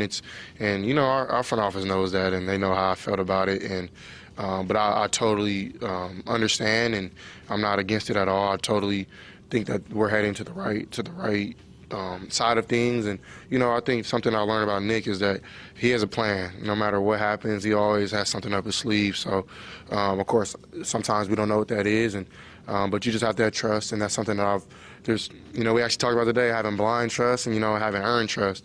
And for Nick, he's gained my trust in both areas. So I'm excited, but I'm always going to be best friends with those guys and rooting them on, and I still talk to them daily. So okay, so two things. So that quote, I think that quote captures a lot of it. But two things that I thought were interesting in this article that I thought added to the overall tenor of CJ processing the Laramie Tunsil trade is that Jonathan said in the article, CJ drove to NRG Stadium and asked to chat with Caserio. So this is something that CJ Stroud himself, it's, I read that to be that something, right? He says CJ drove to NRG Stadium and asked to chat with Caserio. That's interesting to me. Number two, there is a quote that he has from CJ in here that was told specifically to him, not in the press conference, which I think reiterates about 90% of what we heard there. But the quote was this: I was confused.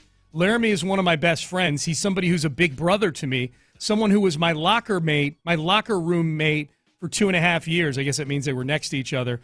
And somebody I got close with off the field, end quote. I think just maybe a more direct, maybe a more poignant version of the press conference answer right there. Yeah, probably. and I know I lean on this all the time, but I 100% believe it, that when CJ Stroud in that podcast said that Laramie is a vet, he ain't doing nothing extra at practice, that's a problem. It's a problem. It's really, really a problem, especially when you're trying to establish a culture on an offense that guys' friendships and sometimes who they look up to, that can be a problem. Doesn't mean Laramie's a bad guy, but it's not necessarily the culture that you want guys who are making the most money on the team to be putting out there.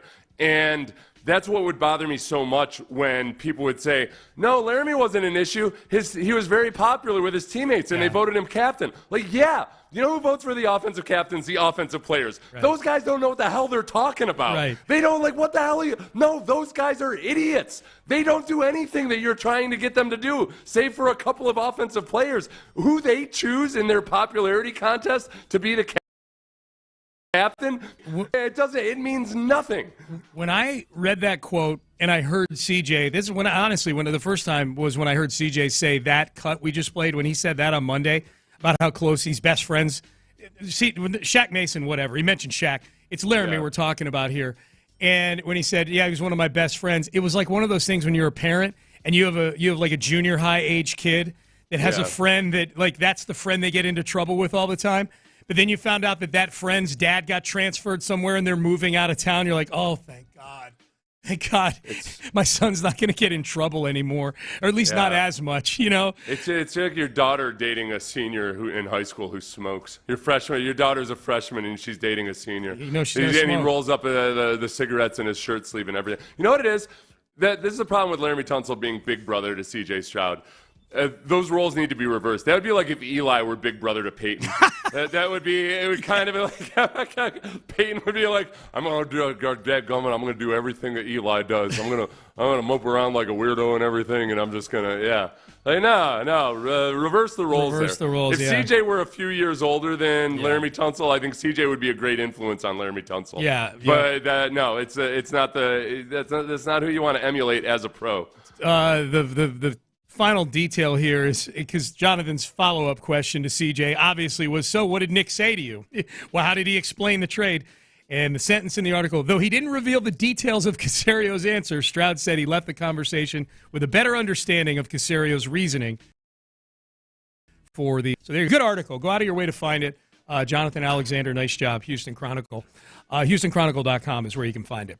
All right, mock draft injection time. It's the day of the draft, so we got to do Daniel Jeremiah's mock draft. That's the one I think that we've gained the most trust in over the last couple of years, based almost entirely on him predicting the Will Anderson trade chapter and verse back in 2023. We'll do our final 7:45 mock draft injection pre-night one of the draft.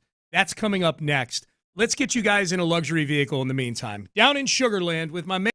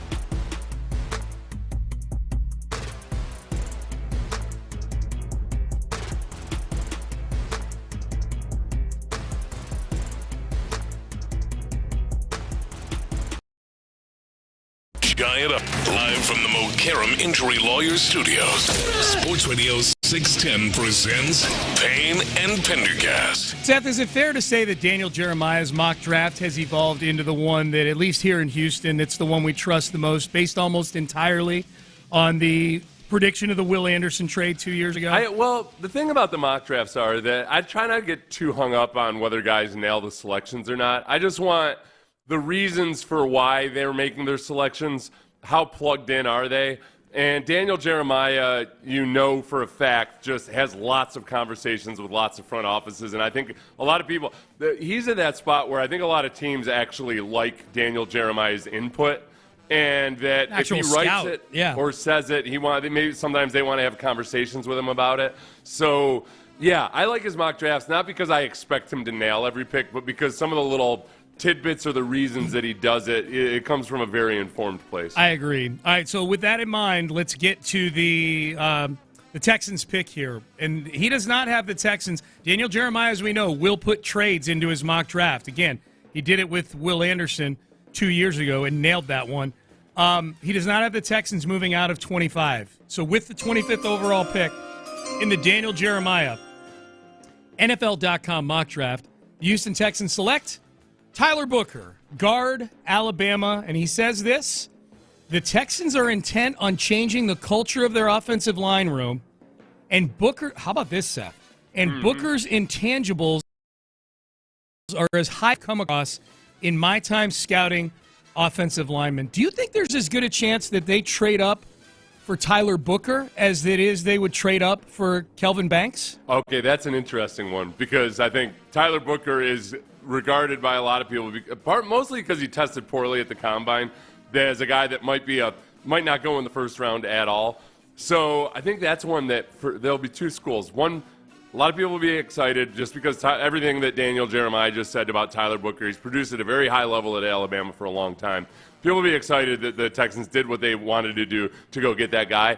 I think the hardcore draft nicks will be disgusted with Nick for trading up so heavily for a guy that he could have gotten at 25. Yeah. I know how this works. That is immediately what everybody says with certainty. Invalid certainty, like, oh, no, you could have gotten this guy later. Yeah. You never know that. You never know what anybody else's draft board looks like. Okay, this is my gut. You tell me if I'm being crazy on this one here. I feel like there is a chance he trades up for Tyler Booker, but maybe his threshold or his stomach for doing so is a lower amount of slots than it would be for Kelvin Banks. Like, hey, I'm willing, right? I'm willing to trade up. I'm willing to, and maybe it's positional because Banks can play tackle for you and guard's not a premium position. I don't know. Or Banks is just more highly regarded, and you have to move up higher to get him. But if I put the over/under at slots, Nick would move up to go get Kelvin Banks. I'd put it at 10.5, right? Right, and with Booker, I'd put it at like 4.5, something like that. In this mock draft, Kelvin Banks is gone by pick 6. Yes. The Raiders take him, and that's again. And who knows about his conversations with various people is that Kelvin Banks played with Steve Sarkisian. Steve Sarkisian was with Pete Carroll, so has a relationship there. There's probably a really good relationship. So, and the Raiders obviously could use an offensive tackle. Yeah. Banks for me is. It seems like people are pretty convinced he's going to go in the top 15. Yes. Which makes it, and I know that there's these reports that Caserio would trade up into the top 15. I'm not 100% convinced of either of those things right now. I agree. As far as Daniel Jeremiah's draft goes, and by the way, the other players on the board when the Texans pick at 25, we always get people asking that. Like, who else was there? Good question. The next 5 picks were Omarion Hampton, running back North Carolina. I'm going to tell you right now, if Omarion Hampton is on the board at 25, there will be a small part of me that'd be like, it'd be kind of fun. You know, a top-shelf running back at 25. I don't think Texan fans would be wild about it. Kenneth Grant, your guy, goes to Baltimore. Baltimore, man. And that's my old rule. Is like if a guy I like goes to Baltimore, if he falls to Baltimore, I get really PO'd. And he turns into the next Justin Madubuike, playing next to Justin Madubuike, you know? Yeah. Donovan Jackson goes 28th to the Lions, so he's on the board there. Jahdae Barron, the cornerback out of Texas. Trey Amos, the cornerback out of Ole Miss. Josh Connerly goes 31st to the Chiefs. And then Jahad Campbell closes things out with the Eagles at 32. So there's in the next 6 picks after the Texans pick, Seth, there's at least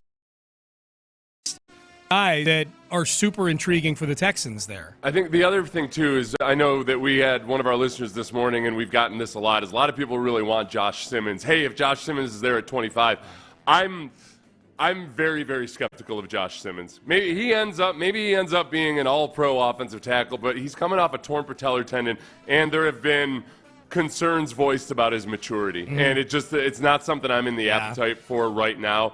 So in this draft, I don't think Simmons doesn't go in the first round in Daniel Jones. He doesn't. Yeah. Okay. There you go. I mean, that's where like the character concerns or maturity, I should say, maturity concerns.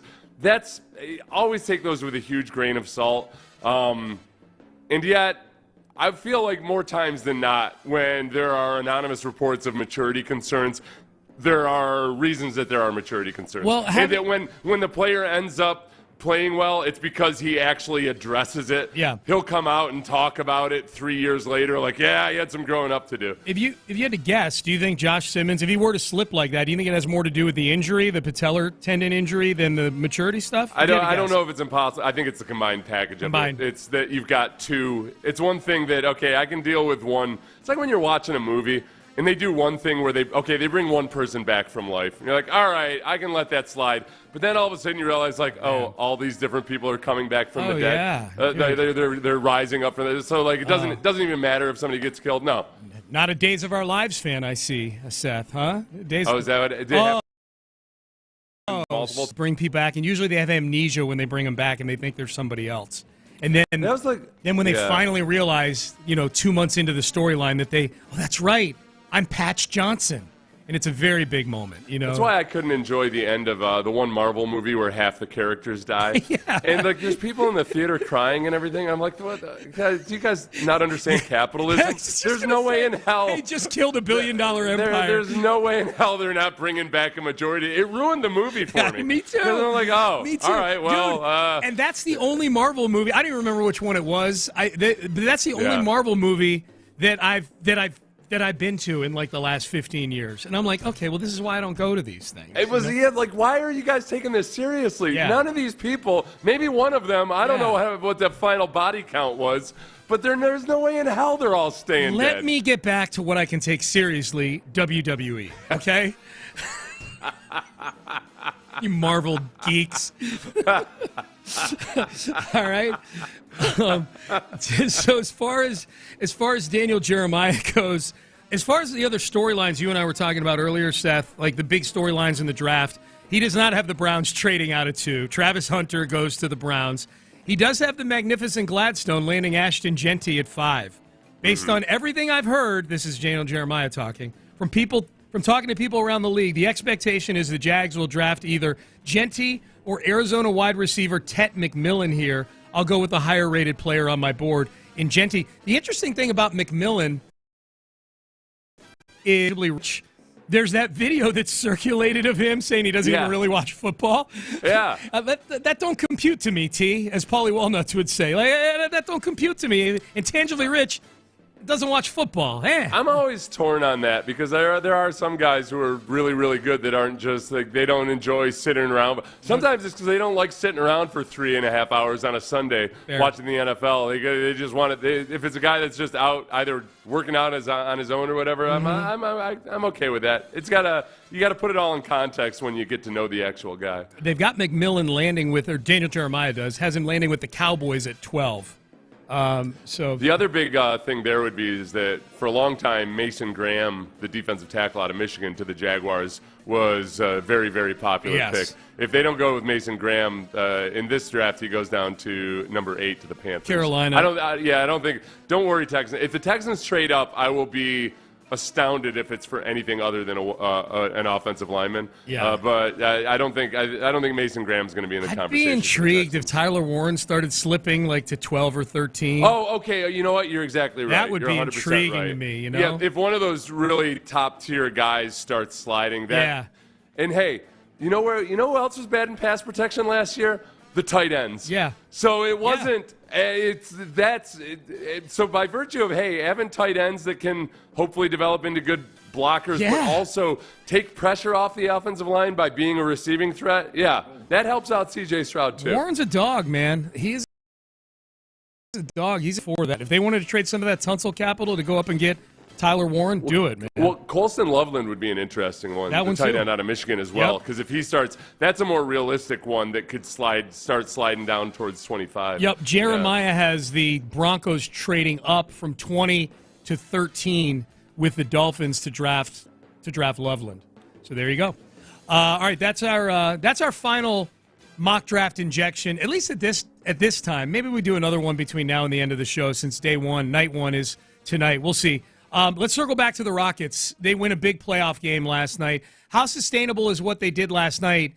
And is what happened last night the basketball gods compensating us for 2018? We'll find out in the next day or so, but we'll explain coming up next. Churrasco's Steaks and Seafoods. It's Latin food.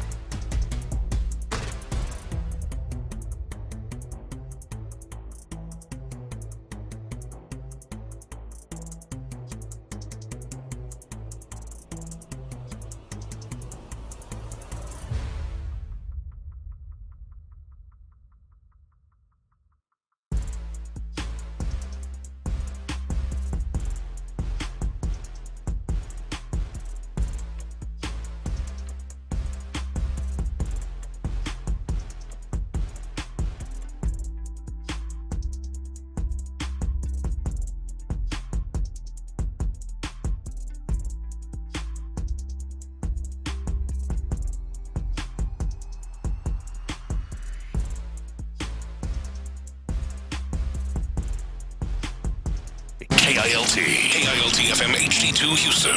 Insider access, exclusive content. Sports Radio 610. The Texans play here. An Odyssey sports station. Sports Radio 610 presents Payne and Pendergast. And now the series is tied at 1 apiece as the Rockets try to go into San Francisco and get one back. At least one back for the Warriors, with the series now shifting to the Bear area for games 3 and 4. Rockets win it. Series tied at 1-1, 109-94. Your happy final score. Big nights for Jalen Green. All right, that was Craig Ackerman on the call. Space City Home Network carrying that game last night alongside TNT. ABC will be on the game on Saturday. No Space City Home Network for Game 3. They'll be back on it for Game 4. Love listening to those guys. Craig Ackerman, Ryan Hollins, Vanessa Richardson do a great job. And the Rockets win last night. 109-94, the final score. They beat the Golden State Warriors. I would say the biggest story in this game, Seth, from a Rockets perspective, is the bounce back game for Jalen Green. The big story, if I had to guess today on national debate shows and NBA Today and shows like that, is the status of Jimmy Butler moving forward in this series. Yeah, that's a big. That's probably a bigger story than Jalen Green nationally, I would imagine. I mean, if you look at now when Jimmy Butler was in the game, the Rockets were still playing very well. Yeah. But you have to wonder, okay, as the Rockets were attacking Steph Curry, at some point the Warriors are probably going to figure out a way to be better offensively than they were without Jimmy freaking Butler. Yes. So without Jimmy Butler in there, man, I feel really good about the Rockets' prospects. Steph Curry had as many turnovers as he had field goals in that game. Yes. It just, man, they are a different team. You pointed out earlier, the Warriors without Jimmy Butler, you're looking at him, you're like, who the hell are these guys? This is not, this Draymond Green character is a withered old man. Yeah. And they're not the same team. Tell me, okay, so Jimmy Butler's gone. Steph Curry is obviously the greatest shot maker and shooter in the history of the game.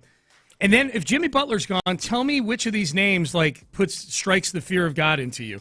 Draymond Green, offensively I'm talking, Draymond Green, Moses Moody, Brandon Pajemski, who had a stomach bug last night. He was 0 for 5 from the field in 14 minutes. Those are their other starters. Those are their other starters, those three guys.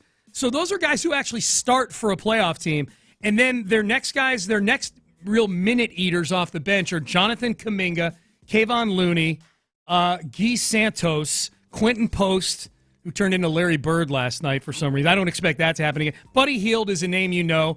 2 for 4, 1 for 3 from 3 last night. Like Gary Payton II. These are. I said this last night. Amy and I were watching the game. I said, man, if you took these two teams and just went to a playground and you take their jerseys off and let's pick sides. Steph, you're the captain. You pick. I will concede that Steph Curry and Jimmy Butler would be the first two players off the board if you were to do a draft of these two teams. I think the next 6 guys at least, if you were doing a big board of players in this series, are Rockets. Right. There's not a single name that I just named that I would take on my team right now in a playoff game over Alperen Şengün, in no particular order. Alperen Şengün, Amen Thompson, Jalen Green, Dylan Brooks, Jabari Smith Jr., Tari Eason. Hell, Fred VanVleet's better than 80% of the guys I just rattled off. On a bad night, he's better than 80%. Of those guys. We'll say Jimmy Butler comes back, and the long layoff between games is going to help the Warriors, obviously, in this regard. If Jimmy Butler comes back, the Rockets still routinely hold the Warriors below 100 points. Correct. And if Jalen Green can just keep up that same level of play, I probably shouldn't say just keeps up that same level of play. It was really, really good. It unlocks a whole lot of other things and other people. But they've won the rebounding battle heavily in both those games. The difference between Game 1 and Game 2 was that you got nothing out of Jalen Green or Fred VanVleet offensively. Yep. You still didn't really get much out of Fred VanVleet offensively last night, but Jalen Green let the game come to him. And from the very beginning, you could see, okay, this is the better version of Jalen Green. It was almost, Sean, it was like any of those movies where the brilliant scientist has that moment where, he just starts seeing how it all comes together. Yeah. A Beautiful Mind or Oppenheimer or something. And that's what he did. Let's go with Oppenheimer because it came with great fury and violence. Jalen Green is the atomic bomb. Yes. Well, it all came together for him. Everything, he started to see it all just came to him. And he was driving and kicking some brilliant passes underneath the rim, just some really, really good stuff. That was, to me, like early in the game, like the most important number in this game early on for the first quarter and a half was Jalen Green having 4 assists in the first quarter. And I think they all 4 came in like the first 5 minutes. The first possession, he finds Amen Thompson cutting along the baseline. When he drove, he wouldn't have done that on Wednesday night. Yeah. He would have had 3 guys smothering him, and he would have. And it wasn't like he was tiptoeing trying to figure it out. He was driving. Yeah, he was aggressive. He was barreling towards the rim. Yep. And then making good, smart decisions with the ball. Yeah, that version of him. And it wasn't by accident. He spent extra time in the film room with the coaches in the last couple days.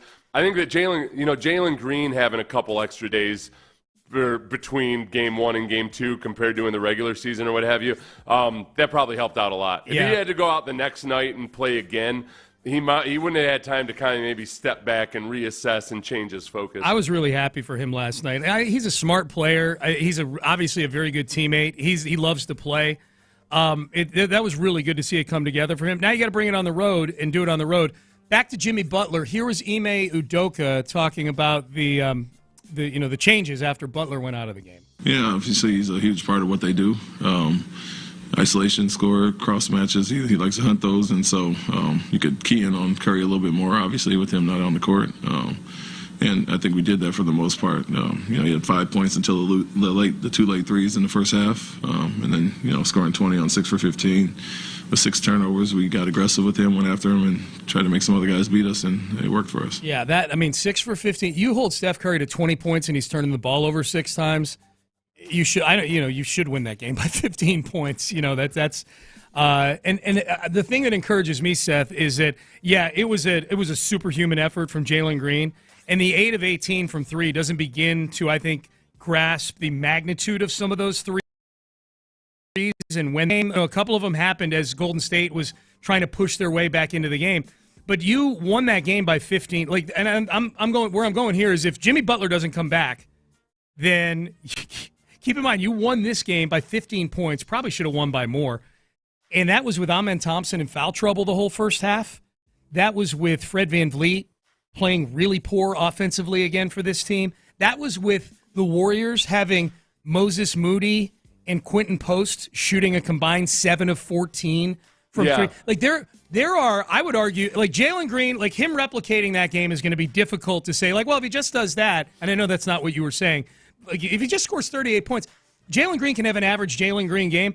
Amen Thompson, I think, is going to be a factor at some point. He's been a non-factor so far for the most part. I think Fred VanVleet should. It's hard to play worse than Fred VanVleet has played in these first 2 games. And the Warriors needed superhuman 3-point shooting from some of their others just to hang around in this game. And I'll tell you, too, there's an element to, look, the Rockets play a physical brand of basketball. And there was the Amen Thompson running into Jimmy Butler. There was nothing dirty about that whatsoever. But in a lot of regards, when the Rockets go up against other teams, they're the hammer and the other team is the nail. And as we've addressed before, there is zero part of me that has any appetite to say, oh no, their other key player got injured. No, Chris Paul's hamstring endures. Damn it. Yeah, that's right. That's right. No, if Jimmy Butler's MRI comes back with some injury that keeps him out for any period of time, this is retribution for 2018, in my mind, from the basketball gods. I'll tell you what, of all the places I'd want to have a hairline fracture, the pelvis might be the least, the one that I least. That sounds like a pregnant woman injury or something. I don't know, man. Yeah. Well, you use the pelvis a lot, and you just don't realize it. In pregnancy.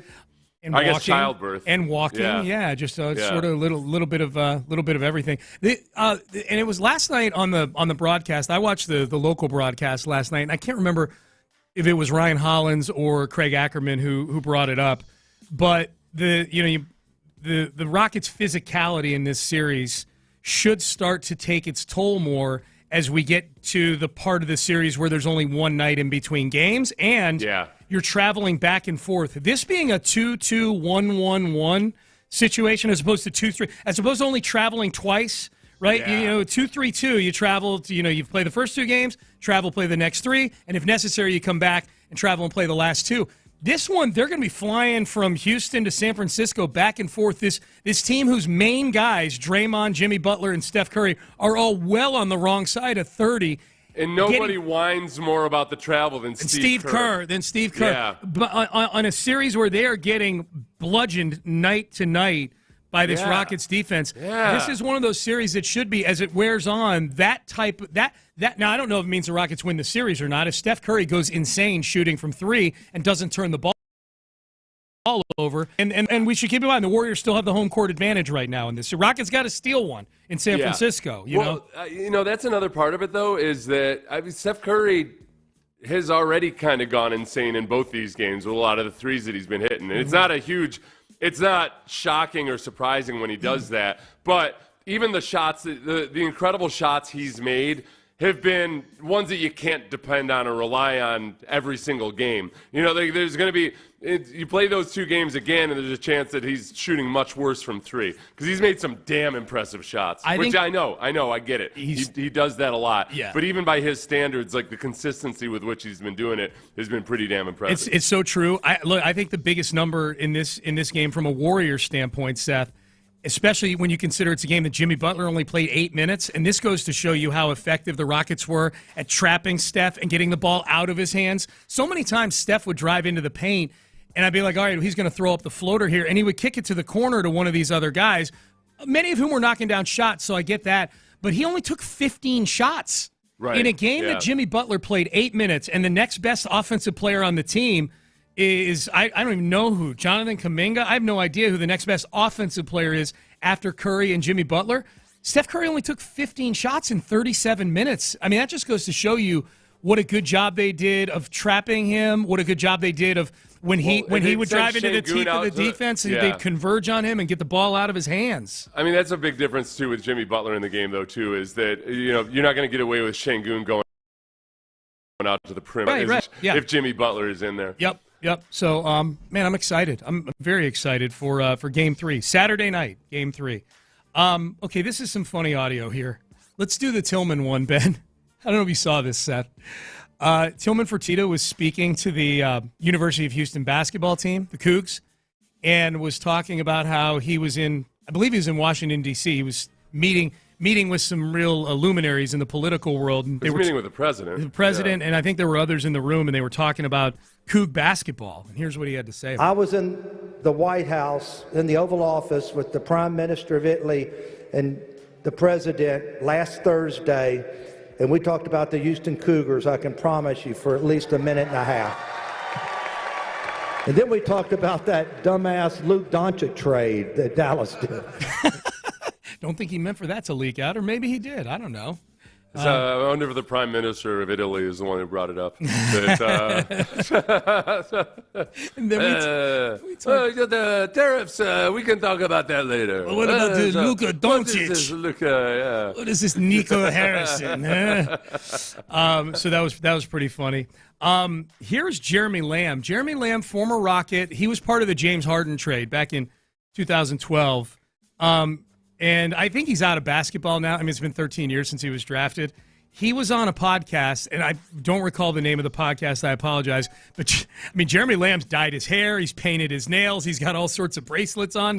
And when you listen to him talk, Jeremy Lamb sounds like he's this particular day of it. He seemed to be enjoying just based on his monotone. Anyways, here's Jeremy Lamb with an incredible story about former Rocket Kevin Martin. I got traded with, what's the name? Kevin Martin. Damn, that's a name. And that's a name, too. That's a name. Kevin Martin was like, he was a beast. He used to look up at his stats, and he used to be like, he'll look up, say it's like the second quarter, and say he got like 19 points. Mm-hmm. He'll look up and be like, I got too many points. And I'm sitting there like, what? What you mean you got too many points? He like, I got too many points. If I keep scoring, then they gonna make me an all-star. I want my time to myself. And I'm sitting there like, damn. That's elite, man. I When you feel so comfortable scoring, you're like, I'm going to dial it back a little bit. I'd hate to make the all-star team. I wonder if he was all right in that moment. Is this a case of not understanding sarcasm?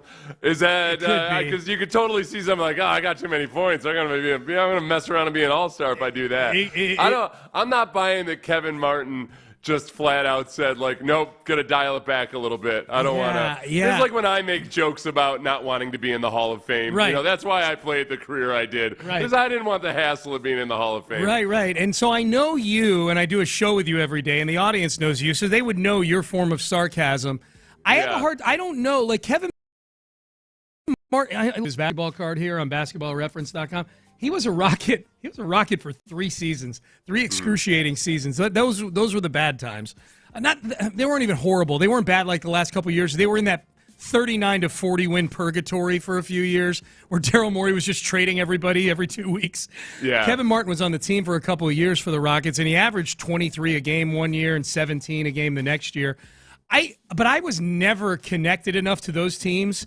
I can't tell you one Kevin Martin quote from the 3 years he was on the team. You know what I mean? Like that was such a boring Rockets team that I don't know that I ever even watched an interview with any of them, like to know if he had that kind of comedic game. But it does. I'm going to guess it's fun to think about. I'm guessing if Kevin Martin has ever interviewed about this, he might I'd love to find out whether oh no, I was joking, of course. Yeah.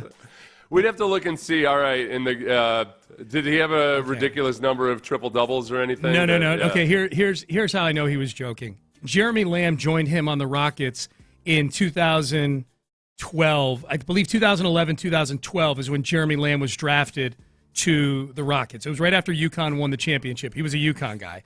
In the years that Jeremy Lamb was on teams with Kevin Martin. Keep in mind, Kevin Martin, who routinely averaged like 23 and 24 a game in Sacramento all those years, he averaged 17, 14, 19, and 20 a game. Yeah, there was never a point where he was like, oh, no, if I score too many points in this game, I'm going to be an all-star. I downgrade Jeremy Lamb for not understanding sarcasm. Unless maybe when he was telling that story, he was just saying that he's a funny guy. He's making that, all right, Payne and Pendergast with you. All right, I had a mailbag question, Seth, to the Utopia Football Podcast that asked me to do something that's really a Payne and Pendergast thing. We are the masters of the hex, right? Yes. The hex. Chris in the ATL is a loyal listener to this show and our podcast. And he asked if you could hex one AFC South team's draft this weekend. Put the hex on an AFC South team's draft. Who would it be? We will do that coming up next. Hey, look,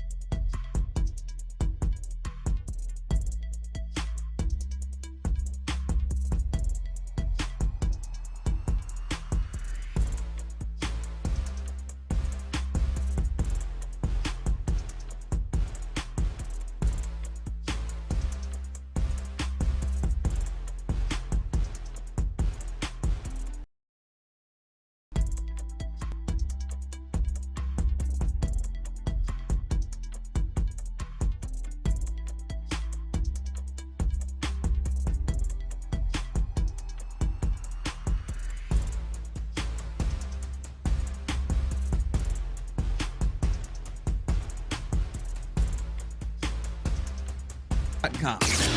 Payne and Pendergast is driven by West Point Lincoln of Sugarland on the Southwest Freeway. Exit Kirkwood and take the first U-turn at West Airport under the giant American flag. Sports Radio 610 presents Payne and Pendergast. Seth, you were talking about, hey, what's the best way to watch the draft? You were asking that question earlier to me.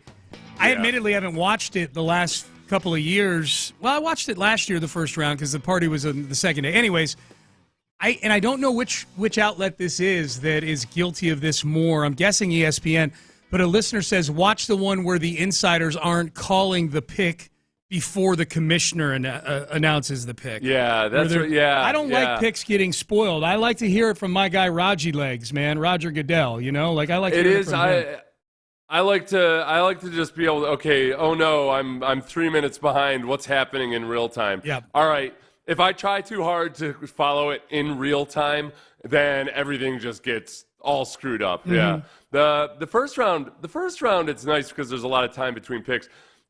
There's almost no way to consume it in the second rounds and later where you aren't almost trying to catch up each time they thing. But that's where I got to just try to pace out the information. So is ESPN, I feel like they do because Adam Schefter will break stuff beforehand. Yeah. Adam Schefter always wants his... Yeah, listeners, let us know which broadcaster do the best of just like keeping it by, all right, they don't put it on the screen until the commissioner announces it. Right. Yeah, let us know on that. The worst was Adrian Wojnarowski when he was still with ESPN. He'd be tweeting out picks. He'd be tweeting out picks like literally 2 picks before they got announced on TV. And I'm like, man, some people like to be able to have Twitter open during the draft but not have all the picks spoiled, you know? I wonder what it's like with him. It was Adrian Wojnarowski for the NFL picks? No. I'm saying in the NBA. NBA. I'm saying as far as an insider. Remember that at all? No. I'm saying as far as an insider ruining a draft for you. Yeah. Like he's the GM at St. Bonaventure University right now. It's his alma mater. I wonder. It's probably the NBA draft time of year is probably super annoying for him. Because I'm guessing people around St. Bonaventure are just constantly pestering him for information. Oh, yeah, for sure. And he's like, hey, I'm a businessman now. Yeah, I'm trying to get NIL money for our Atlantic 10 basketball program, all right? He should keep tweeting out nuggets when he gets them just because that's extra appeal for recruits and everybody. Oh, hell yeah. I got an insider. Or alumni that want to be in on the, Yeah. Hey, buy your way into my inner circle. That's right. Maybe he does do that. Maybe he's got, there's a special... There's a special, once you've donated a few $100,000 in NIL, Adrian Wojnarowski will tidbits again. You're like a premium insiders subscription club kind of thing. Yeah. All right, so we know that, and the audience knows that putting hexes on things is part of the fabric of this show. An important part of the fabric, mostly confined to postseason baseball, but we're not afraid to shoot lightning out of our hands at other things if requested, right? It's been alarmingly successful, too, to the point where I have kind of stared at my hands sometimes in shock afterwards. Like, what have I wrought? Yes. What power do these hands possess? One of my favorite still shots. Anybody who's super powerful looking at their hands going, what have I done? What have I done? Chris in the ATL is a loyal listener to this show and to my podcast, the Utopia Football Podcast, and I do a mailbag every week. And he emailed in this question: If you could hex one AFC South team's draft, where their 2025 draft is completely effed with busts and off-field issues, which team would it be? Colts, Jags, or Titans? This is hard because I feel like the consensus choice would be the Colts. That's where there's the most hatred amongst the Texans fan base for. But I feel like as long as they continue to show a complete inability to get the quarterback right, I don't have to worry about hexing them It'd be a waste of a hex on them. Right, it's a waste of hex. Yeah. Chris Ballard, the GM, was hexed at birth with an inability to find a quarterback for the Colts. They put a hex on him a long time ago. Right. Listen, Sonny, you're never going to draft a good quarterback. other than Andrew Luck, who will retire shortly afterwards. Yeah, that's the biggest hex of all. Andrew Luck retiring, yes. And I think he inherited Andrew Luck. Oh, yeah. So, no, he did. Gregson drafted I would say, I think, honestly, because the magnificent Gladstone, the brand new GM of the Jaguars, has been so annoying and yet entertaining. I want him to continue being entertaining. You got to remember, the magnificent Gladstone comes from the Rams, famous for the whole F them picks thing. Now, F them picks was inaccurate because the Rams had a boatload of mid-round picks, and they were really, really good at drafting well with their mid-round picks. And they were very good when they did have a first-round pick. They got guys like Aaron Donald and what have you. I think that I will put a hex on the Jaguars, and it very specifically will be that Magnificent Gladstone trades out of the first round for a bunch of mid-round picks in 2026 and 2027. Trades down from fifth out of the first round. The value. This is the thing. The value will add up. It's going to be like 3 years worth of second, third, and fourth round picks. And yet, in his desire to be even smarter than the Rams, he's going to just go ahead and load up on where the real smart football GMs make their money is in the mid rounds. I think you're laying out a scenario that I think even you yourself don't realize right now how hilarious it is for this reason. The Jacksonville GM in the movie Draft Day. No, I know. I just watched that movie last week. Of course, I know. But you exactly didn't. Okay, but you didn't. Yeah, you didn't mention it now. So okay, yeah. So the for those who haven't seen Draft Day, the GM of the Jags is some young whippersnapper like this, like the magnificent Gladstone, who traded the 6th overall pick for 3 second-rounders. Yes, and was getting high-fived in the war room. Yeah, he was getting high-fived. Everybody acted like now. It was smart in that he did there's something up with this Bo Callahan character that I don't know what it is, but I don't know if I want it right now. The funny thing about that is that the trade value actually made sense, and yet it also felt like the GM would have been fired on the spot. I'll tell you what, you're the first-time GM. I feel like you lose face if you show you don't have the gonads to make a pick in the first round. Well, the funny thing was the way that Kevin Costner was like selling it to him as to why he should do that. Costner was the GM of the Browns who executed the trade with the Jags. Was like, you get a chance to sit back and relax and breathe a little bit. Can you imagine if the owner of the Jags walked in there and said, "Why? Can you just explain?" Not angry, just explain. Why did we just do that? I needed to sit back and breathe a little bit. And yet, though, Sean, do you know who admitted to that on Hard Knocks? Joe Shane, GM. Joe Shane, the GM of the Giants, when he was insisting that nobody wanted Saquon Barkley last year. Yeah. And people in his organization are saying, like, I feel like there might be people that might want to trade for Saquon. Mm-hmm. And Joe Shane said, I don't want to go through that again. That took years off my life. Yeah. It's a job, dude. What's the latest? Exactly. Thanks, John Mara. It was funny. On my podcast, I said, man, it's really a dead heat for me between the Colts and the Jags. The Colts only because they're the closest team to the Texans in the division, and that would, them messing up this draft would kind of push them to the back burner. Other than quarterback, it's a decent roster. Ultimately, it was, I just want to screw with the magnificent Gladstone. But it was funny because people were like, how can it not be the Titans? We hate the Titans for so many reasons. How can it not be the Titans? And I said, I don't know. Kind of what you just said about the Colts, Seth. I'm like, I feel like the Titans can screw this up on their own, even without a hex. I don't want to waste a hex on somebody who I think is going to screw this up already, The fun thing with the Titans would be that, and for one, if I felt more strongly about Cam Ward, then I might want to put more of a hex on it. But I think that, look, it's always a crapshoot, but there's a lot of things Cam Ward does really, really well. But he's not in any other draft. He wouldn't be the number 1 overall pick. Or in many, many other drafts. So I think just by sheer probability, they're going to mess it up. They're going to take the guy who's the best quarterback in this draft this year, and yet it's not a slam dunk. So I guess the biggest thing with the Titans, I guess if they don't draft Cam Ward though, and just throw all of their full support behind Will Levis, that would make me happy too. Oh, that would be beautiful. I do think I'm not going to fault them for drafting Cam Ward. It's just, as it's been with the Texans at various times in their history, they've had the number 1 overall pick when the Pickens at quarterback.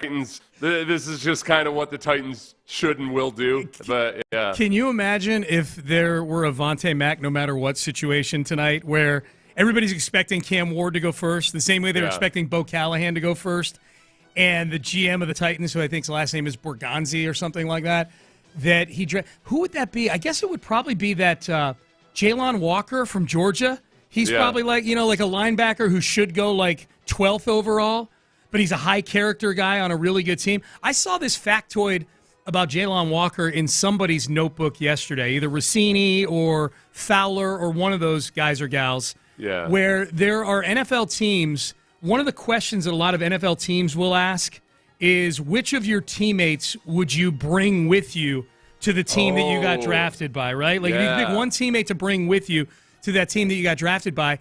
And what the scuttlebutt around the league was, literally every Georgia player said Jalon Walker. Every Georgia player that got asked that said they would bring Jalon Walker with them, which is a very Vontae Mack kind of thing, right? You know? That would be fun. If only there were some rumors about his character concerns or something, and it turned out that no, that was because Jalon Walker actually was taking care of the homeless all night or something. Right. So sometimes he was tired. Did Jalon Walker hand a football to his cancer-ridden sister in a game? You know, remember that's that? a part of draft day that I still can't get over. Is I was willing to suspend disbelief, but the fact that Vontae, who is dying of cancer, and he got ejected from the game because of it eventually, that the NFL at large didn't know about the full backstory. That people in an NFL war room needed it to be explained to each other. That it was never even made mainstream in the public. And the better part of it, too, the really unrealistic part, and Drew Hodgson pointed this out to my old teammate, was like, this guy's got the worst agent in the history of football. How is Vontae Mack's agent not putting that out there to everybody? He hasn't been asked about this at the Combine or in meetings or anything. I need you and Drew to do a podcast about draft day. We did. Oh, you it's did? on my YouTube. Oh, okay. Oh, awesome. Okay. That's something to listen to on my walk today. I can't wait. All right, Payne and Pendergast with you. Let's circle back to the Astros. They got a win last night. First sweep of the season. Chandler Rome had an article about something about Cam Smith that it was already interesting with him in right field. This part gets super interesting about how the Astros might be using Cam Smith. We will get to that coming up next. But first, Berkeley Eye Center.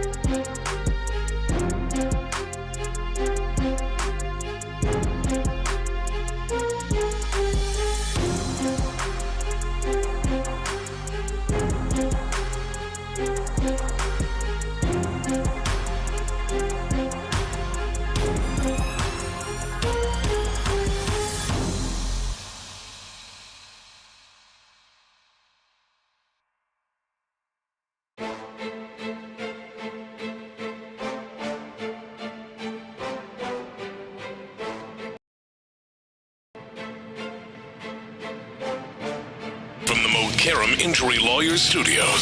Sports Radio 610 presents Payne and Pendergast.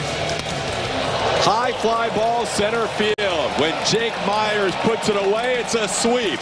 Astros sweep the Jays with a 3-1 victory today. Winning 3 in a row for the first time and also moving to 2 games over 500 for the first time this year. 13-11 on the season. That's a good homestand, Blummer, against 2 good teams in the Padres and the Jays. That's a good point, man. Those aren't just sad sack. It's not the White Sox coming to town and beating up on them. Those are 2 good teams. You pitched really well in those 2 series, and especially, man, this Blue Jays series, 7-0, 5-1, and 3-1. And they've got hitters in that lineup, man. They've got George Springer, who's having a good year, and Vlad Guerrero Jr., Bo Bichette at the top of the order. I saw you point this out. Is Bo Bichette putting on a little chunkage in the midsection? I don't know. He must have had a kid last year or something. He's got always some of that baby weight on him. He's always got it he's always had a boyish look about him. He always looks like much younger than he actually is. But yeah, I feel like he's gained a few. His dad had a boiler back in the day. His dad, Dante Bichette, was a little heavy. So he's been fighting genetics for a while. He's a little heavy. Yeah, his dad was a little heavy at times, notably so. Yeah, that between then and that French-Canadian cuisine, I suppose, you know. Yeah. All that I don't know if protein. he's French-Canadian or not, but I picture him. Your last name's Bichette and you're living in Canada. He's probably he's driving up to Montreal and, you know, smoking a cigarette in a bar. Well, whatever. 3 plates of poutine. Yeah, 3 plates of poutine. Yeah, I could see that. Jake Myers caught the final out last night in center field. And I thought about Jake Myers as he was catching that ball. He came in as a defensive replacement. I think Chaz started that game.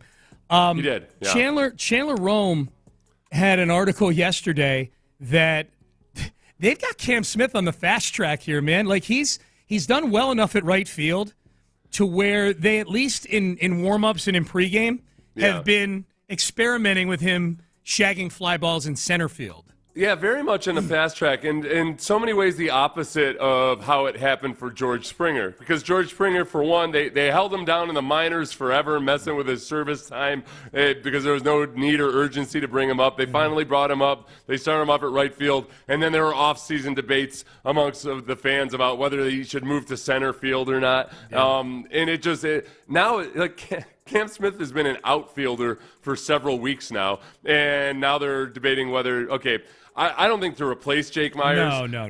But to give them some flexibility, everything that he's done in right field and done so well for a guy that's never played the position before and is also, by the way, not just learning how to play in the major leagues, but still within his first calendar year of playing professional baseball. Yes. That it's a testament to how impressive he's been that, they're looking at ways where occasionally they might use him in center field. Yeah, and for now not replacing Jake Myers. But, man, if he takes to center field as quickly as he takes to right field and Jake has any sort of regression in his offense, I mean, this is, to me, it's clearly something where if you're looking at the short term, it gives you some lineup flexibility to keep bats in the lineup. Hey, we can put DeZenzo in right field and Cam Smith in center, and we get to – you can't do it every day right now because we're not sure if Cam's an everyday center field or whatever.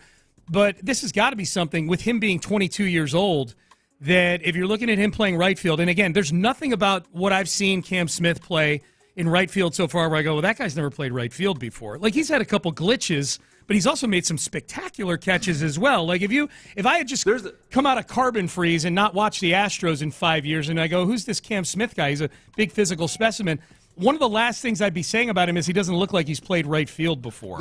I guess the only thing I might say is that I think he's made some very impressive catches, but there are times where I think some of his impressive catches are because he doesn't get the read on it quite as quickly as a veteran right fielder will. But because he's so athletic, he can recover that distance and he can make up for it. But he has also, and he's had to learn to take his time and be patient. You go from third base mode where you're just reacting at the crack of the bat. Twitch, You're in the outfield. You got to realize, hey, I got time to settle down here. But as of right now, he's the 4th fastest outfielder in the field. His sprint speed is just he's showing whatever learning curve there is. Yeah.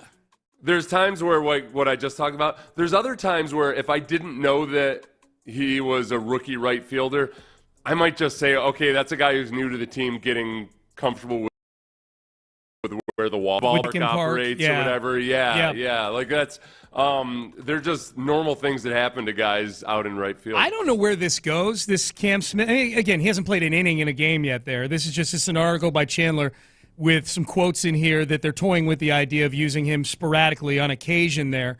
But it's fun to dream about this stuff and go, man, because center field is a premium position. You know, the same way that corner infield, same way shortstop. Like center field, you have the best athletes on teams play center field. Yeah. If it turns out that you got your future center fielder out of that trade, the guy turns into a guy 6'6" or whatever he is. I mean, Aaron Judge plays center field. He's 6'7" and he's a monster. I think Cam Smith is a much more fluid athlete than Aaron Judge is. And so that would be something, man. It's fun to think about. Like, boy, if that's where his future is with this team, ooh. I'll tell you what, too. The one nice thing about last night's game that I really appreciated was at the beginning of the game, they got Chaz out there in center. They've got DeZenzo in right field. They'd already won 2 of the 3 games in the series, and it felt like that annoying thing that they do on baseball teams sometimes where like, we already won 2. We already won the series. Yeah. Let's just go ahead and, play some reserves here and give them some time. But then DeZenzo came up big. Chaz came up big early in the game, especially on that Yiner bunt, and he got to third. That looked like it might have been a reviewable play. That was nice as far as how the team goes. But also, Cam Smith getting a night off, compared to the last time he got a night off, or a couple. I was totally cool with it. Yeah. I'm not worried about him. He's getting plenty of at-bats. He's been very, very productive. He just feels like a veteran player in so many regards. Yeah, he played several consecutive games. I didn't have an issue with that either. And again, given that DeCenzo kind of came to life a couple nights ago, he had to sit out with the thumb last night. And he came in and got a couple knocks yesterday too. So that was really good to see. I guess when the Cam Smith center field thing is really interesting to me because I know Jake's been fine this year offensively. It's just I'm waiting for 600 OPS for the whole season, Jake, to show up again. There's nothing about Jake Meyers' performance offensively thus far that I trust is going to be this is what the season is going to look like with Jake. It gives you but it does give you that option too. I mean, just depending on, not that Jake Meyers it's not like, at times in his career, he has been a Jake Marisnick, where he's just completely a defensive specialist. Yeah, you're right. You can't look at Jake Meyers and the way he's played now, which was the same way he played at the beginning of last season. Yes. He was hitting the ball real well at the beginning of last season. He sure was. You can't look at him like, well, there's no way that Cam Smith could displace him in center field. Right. Well, and some of it, too, is again, Jake has a certain expectation level. Like, I don't expect him to be an 800 OPS guy. He's in the lineup because of the ground he covers in center field. The fact of the matter is that if Yiner Diaz, Yordan Alvarez, Christian Walker, Isaac Paredes, Pena's been decent so far, but those guys, the first 3 or 4 guys I named, if those guys start hitting to the level they're supposed to, you can afford to have Jake Meyers 210 or whatever it is. If your first 6 or 7 guys are average to above average, in the case of Yordan Alvarez and Jose Altuve, elite hitters, then you can afford to muck through the regular season, most of it, with a subpar bottom of the lineup. This is how young Cam Smith is. That when you Google Cam Smith, his baseball, the baseball reference page that pops up for me first is his college and amateur and minor league stats versus the actual baseball reference pro stats. Oh, really? That's yeah. That's a fun litmus test. Maybe that might be a fluke of my algorithm because I was looking him up a lot in during spring training. Yeah. But yeah, he's that young. I thought you were going to say. Also, one of my favorite quotes from that article was after Cam Smith made the catch on that Gavin Sheets fly ball to right field Sunday night. It was really nice. He stretched out. Yeah. He looked like the Jordan logo as he was doing it. Yep. He said, I was like, oh, shoot, I can cover some ground. He surprised himself with his ability to make that catch. He's looking at his feet the same way that you and I look at our hands after doing a hex. After we do something with our superpowers that we just discovered we have. Put his feet up, and he looked at his feet and goes, what hath these feet wrought?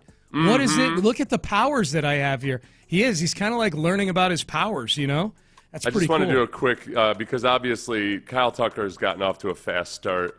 But if you compare Cam Smith's first 19 games of his professional career Way better. 19 games. Kyle Tucker was batting 157. He was terrible.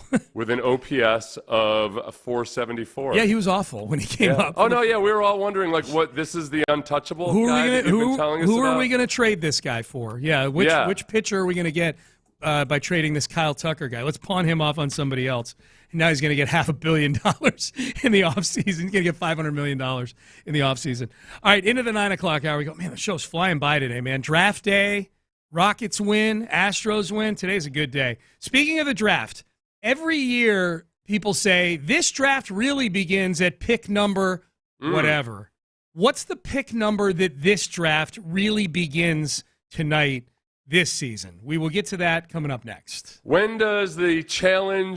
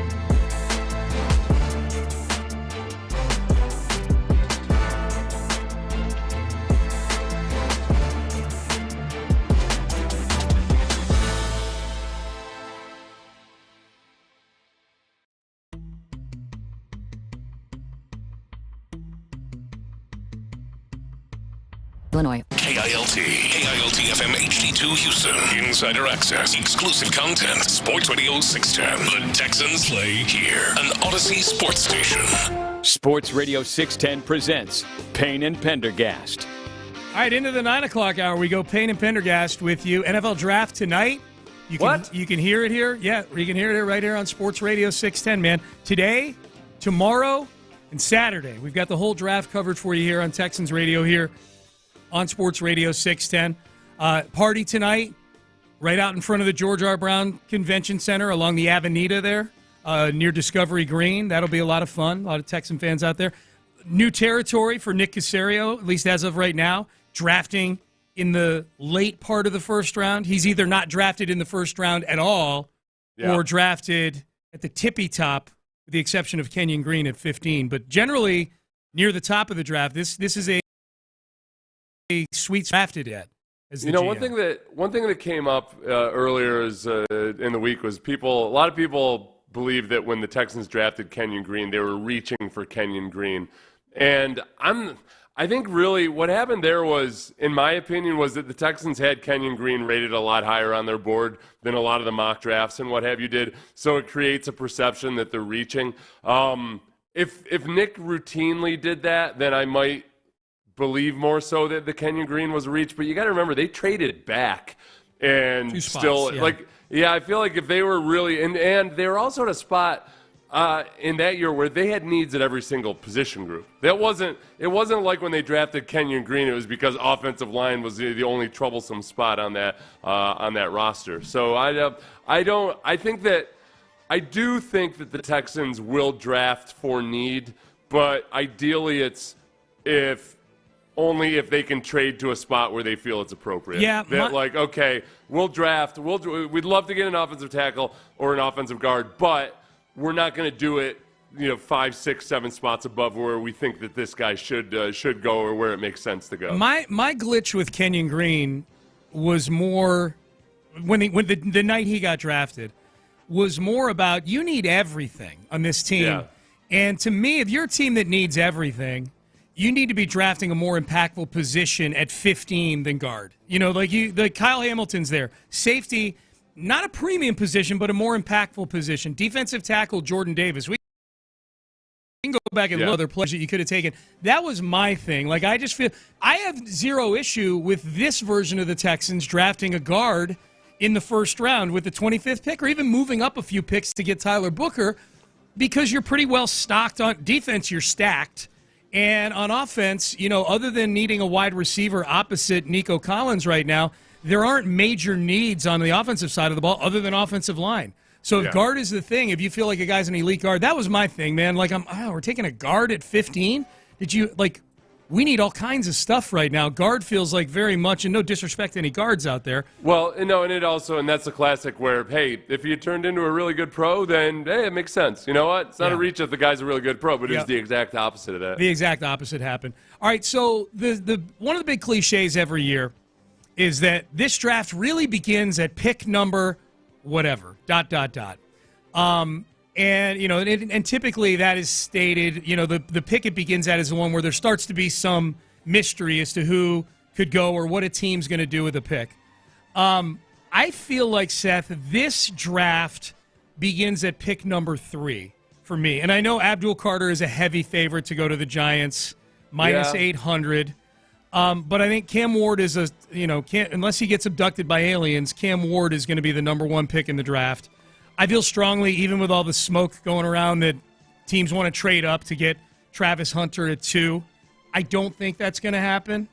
But but even if somebody does trade up, it almost still, in terms of which players are going to be traded, it'll be a big surprise. That's a good distinction. That's actually a good distinction, because that will be a holy bleep moment. But yes, I feel like it's 3. Like, Abdul Carter is minus 800 now to go there, and yet I still feel like, given the due diligence they've done on him, given the rumors that Joe Shane is basically living in Boulder these last couple weeks, looking at Shedeur. I mean, there's... And given the fact that it's Joe Shane. Right, because it might be the wrong thing to do. Joe Shane he'll fall in love with the quarterback. He fell in love with Daniel Jones to the point where he should have been fired 3 times already. And if he's decided to fall in love with Shedeur Sanders, there's a good chance that I don't know. I could see him doing it.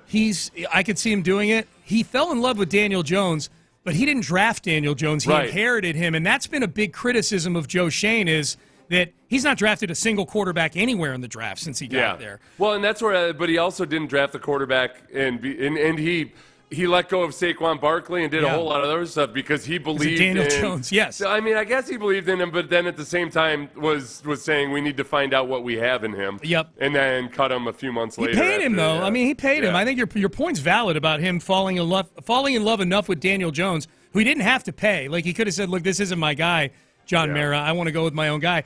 I think there is still a chance.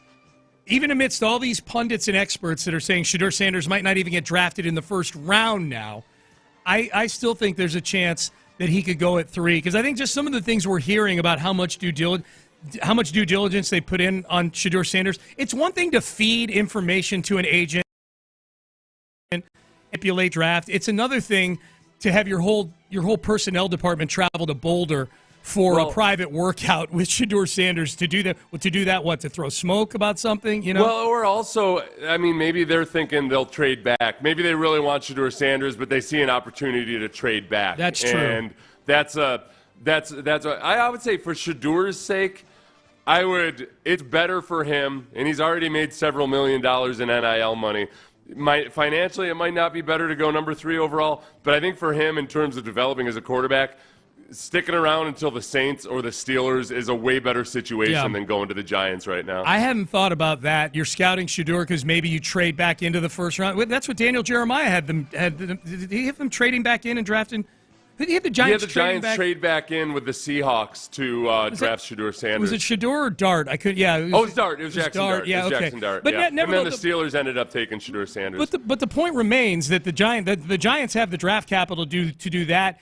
If they wanted to do it, draft Abdul Carter and then move back in and draft Shedeur Sanders. To me, though, it's just one of those things. Like if you think this guy's your franchise quarterback, 3 might be a reach in the eyes of a lot of people. But then don't mess around with it. The worst case is you remain bad and you're drafting high again next year. The whole thing with Shedeur is that I think that if it works for him as an NFL quarterback, you really capitalize on his accuracy. He shows, by college kid standards, he shows a good ability to read coverages and everything like that. That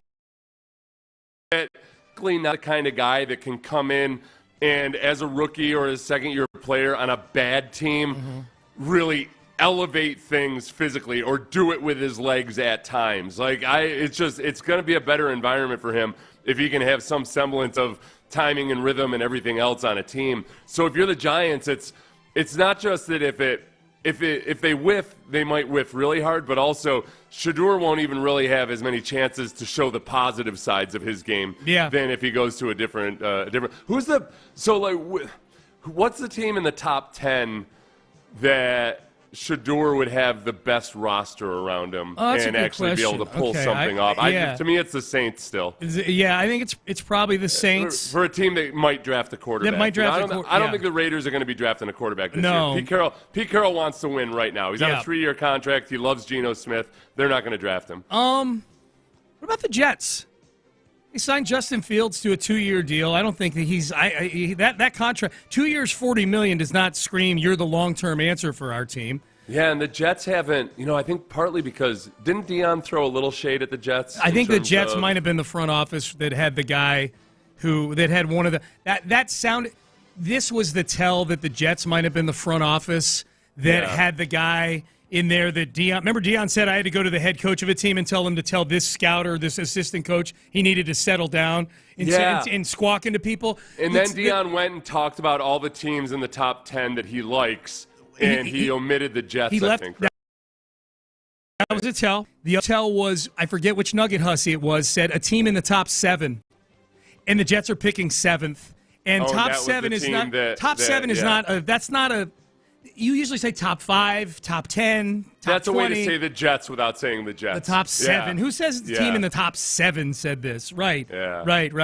Let me ask. What's your over/under on Shedeur and where he goes? What's your personal over/under? I think Steelers. Mine is just, I don't think he gets. I think mine would be, the number is 21.5, and I would take the under. I don't think he gets out of the first round. I think these people saying he gets out of the first round. I think it's bullcrap that he drops into the second round. I think it's people looking for clicks. I think the worst case for Shedeur is in terms of where he falls, because I think it could be best case in terms of his career. Like you just said, he'd be better off getting picked 21st in Pittsburgh than getting picked third to the Giants long term. I think the worst case in terms of where he falls is there's going to be a team that jumps back in to the first round. I could see Cleveland getting real tempted to jump back in and pair Shedeur Sanders and Travis Hunter, and you at least get hope in Cleveland for the next several months, which is something they haven't felt since the day of the Deshaun Watson trade. Right. So I think the worst case for him, Seth, is a bad team picking at the top of the second round, moves back into the first and takes him. I really, really, really want the Browns to trade back into the first round for Shedeur Sanders, just so we can see Kenny Pickett act all put out once again. Yes. I can't believe you would have me compete for a job. If you were, God, I would love to see that too. If you were Joe Shane and you're trying to save your job, who would you take at 3, Abdul Carter or Shedeur Sanders? If I'm trying to save my job. You're just trying to make it to next season. I don't know if he feels like his job is threatened. That old man Mara doesn't know what the hell's going on. That dopey. What's the latest? Yeah, that's true. Yeah, he may be. I think he feels like he might be the last person on the hot seat right now. I think Casario might get fired before Joe Shane. Okay, feels a little bit how Matt Millen had a death grip on that job in Detroit. Yeah, forever. He kept drafting receivers every year. Yeah, I think it would be realistically it should be Abdul Carter. Yeah, I think there's just more of a chance, like the plus or minus on him, or the floor on him is just a lot higher. Yeah. It's funny because there's a notion out there that you draft a quarterback if you want to try to keep your job. Draft a quarterback because then the owner has to give you at least a couple of years to build around that quarterback. Right. If you hit on him, and if you hit on the quarterback, then you're gold. This is the thing no fan base wants to hear, but I think a lot of GMs are thinking about this guy right now. Kirk Cousins is still in the mix. If he wants to save his job, it might be that you draft the best player available. Or an Ashton Genty, or perhaps whoever it might be, and then go out and get Kirk Cousins because at the very least, sure you're not going to win any primetime games. Yeah. Sure you're going to get blown out in the first round of the play. He can give you a competent performance at quarterback. I think there's teams looking at that. I don't think the Giants are one of them, only because they brought Russ in and they brought Jameis in. I forgot about Russ. Yeah, they brought. No, but I think your overarching point about Cousins, if we just took the Giants out of it, I think is incredibly valid. I think there are teams. I think there's a bet. There's a chance the Steelers are looking more heavily at bringing in Kirk Cousins right now than they are Aaron Rodgers, based on how Aaron Rodgers has been kind of handling his business this offseason. I have no doubt Cousins wants to play and start in the league next year. We don't even know if Aaron Rodgers loves football anymore. He himself told the story about Aaron Glenn in that meeting with the Jets, saying, "Do you want to play football? Do you love football?" And he was like, "Yeah, I guess so. I'm interested." I'm interested. Yeah, I'm interested. Yeah. So I think there's a better chance if I'm the Steelers front office and you get to 21 and they get cold feet about Shedeur. Maybe Shedeur's just not their guy. Maybe we're all projecting Shedeur to the Steelers and they have different feelings on him entirely. That they may be looking more at making a trade for Kirk Cousins. Yeah, Aaron Rodgers answering that question that way, and him actually saying it that way, and he was trying to paint Aaron Glenn in a negative light in that moment. Yeah. I was like, dude, you're a guy that just skipped the mandatory minicamp last year so you could go on vacation. You're 41 years old, and the brand new head coach is asking, do you still want to play football? Mm-hmm. And you basically said, I don't know for sure. Yeah. It's just that's no way as you're trying to establish a culture and everything else. The fact that Aaron Rodgers can't understand why Aaron Glenn might have been put out by that response. That's right. Is everything you need to know about where Aaron Rodgers is right now. Yeah. I mean, he's not 100% focused on football. No. And if you're a brand new head coach, you want guys on your team that are 100% focused on football. Well, do you want your quarterback's answer to are you interested in playing or do you want to play football? Do you want your quarterback's answer to be, yeah, I'm interested? Like, you're quarterback, man. You're the quarterback of the team. Text message, Jim Adler, the Texas Hammer text line. Have you all seen that Quincy Avery has a documentary on Hulu about him? I have. I saw that. Did I you? saw that. Yeah. Have you seen the trailer at all? I just saw the title, and I felt like it was a pretty ambitious title. Yeah. I forget what it is. You're looking it up, I can tell. Yeah. I have not. I will watch that. It just dropped yesterday. The Quincy Avery effect. Yeah, dude. If you have an effect named after you, that's either really good or really bad. Yeah, that's true. I think this one's really good. I think it's just portrayed as really good. You know what's funny about the promotion for that documentary? Nowhere, because I got the press release about it a few weeks ago. They sent the YouTube of the trailer. Nowhere in the press release, nowhere in the YouTube trailer for this. Keep in mind, they mentioned several of Quincy Avery's pupils in this. Jalen Hurts, C.J. Stroud is mentioned. Jordan Love is mentioned in there. Zero mention of the one guy who I think most people use closely with Quincy Avery, and that's Deshaun Watson. Zero mention of what 3 years ago was his prize pupil, Deshaun Watson. None.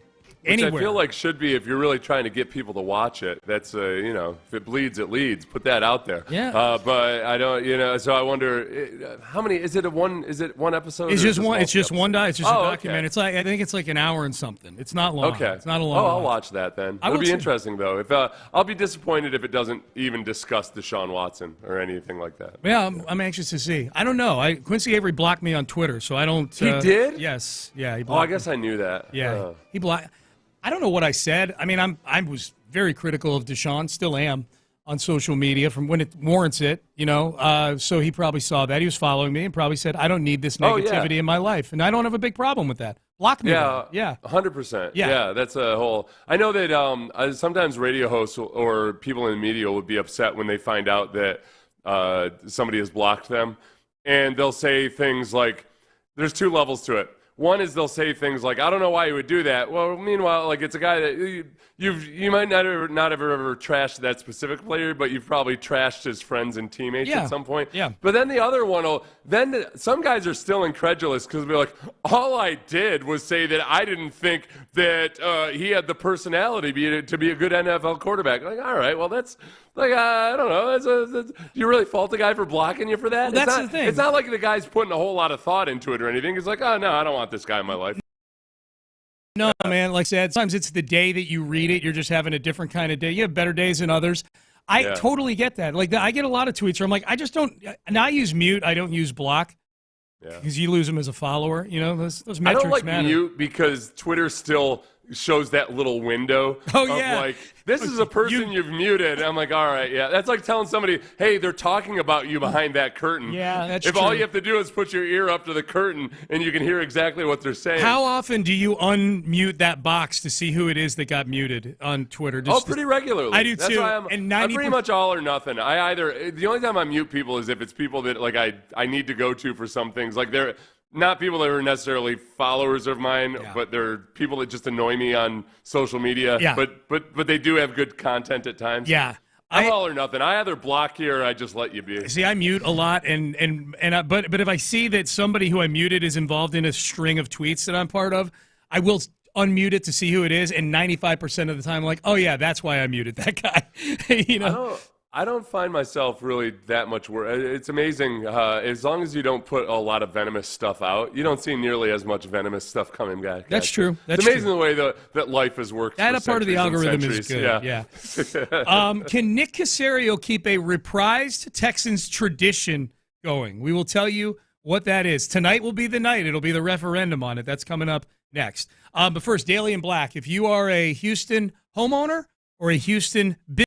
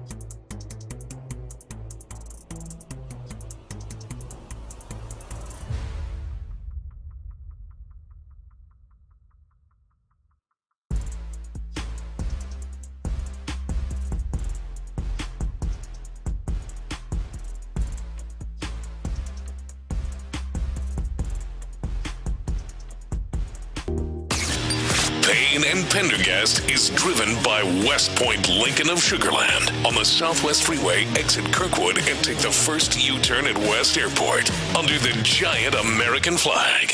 Sports Radio 610 presents Payne and Pendergast. Payne and Pendergast with you. People weighing in. Jim Adler, the Texas Hammer text line, wondering how the hell Quincy Avery about it. People, he's been very successful with his business and tutoring, mentoring quarterbacks. I think there's probably some Deshaun residue on the entire Quincy Avery experience. He's worked with some big name guys, and I think it always, it's sometimes it's interesting because a guy might work with a guy a couple times over the course of several seasons, and then it's in that realm of personal trainers and QB coaches and what have you that they self-promote a little bit. A little bit, yeah. So that's on Hulu. So Nick Caserio tonight, Seth, as of right now, will be picking 25th. If I had to guess, if you were to ask me, gun to my head, do you think the Texans end up picking at 25th overall, or do they end up picking somewhere else? I would pick somewhere else right now. I think either I think either a trade up, or I'm rooting more for a trade back than a trade up for the Texans. I'd like to dominate tomorrow. That would be fun. I think that if what the Texans really want is a good offensive lineman, and that they don't want to stretch too far, too hard to get him, but that one of those guys, or at least two of the guys, like whether it's Gray Zabel or maybe Calvin Banks, or one of them start to slip past 15, that the Texans are going to start to think, all right, well, we've still got Donovan Jackson, offensive lineman. We've got Tyler Booker, he's still on the board. They might think, okay, we've got 3 or 4 guys that we like. Let's go ahead and get up 4 spots above where we know for sure. Like if there's 4 guys available and we're at spot 17 or 18 in the draft, the Texans might say, all right, we're just going to move up 4 spots, and at least one of those guys that we like is guaranteed to be there. I think that would be the nice, the conservatively aggressive move that I could get behind with my lowering testosterone. He's moved off of first-round picks in each of the last 3 drafts. He moved back for Kenyon Green. He moved up for Will Anderson. He moved out of the first round altogether in the Kamari Lassiter / Stephon Diggs. If we're let that whole chain of events. So I think that this is what's interesting tonight. One of the things that Rick Smith used to be good at as GM is he was very good at picking in the first round, and oftentimes he's great with his first round picks. He's great with his first round picks, and oftentimes was not picking second or third. Picking way up in the draft where your odds of hitting become much higher.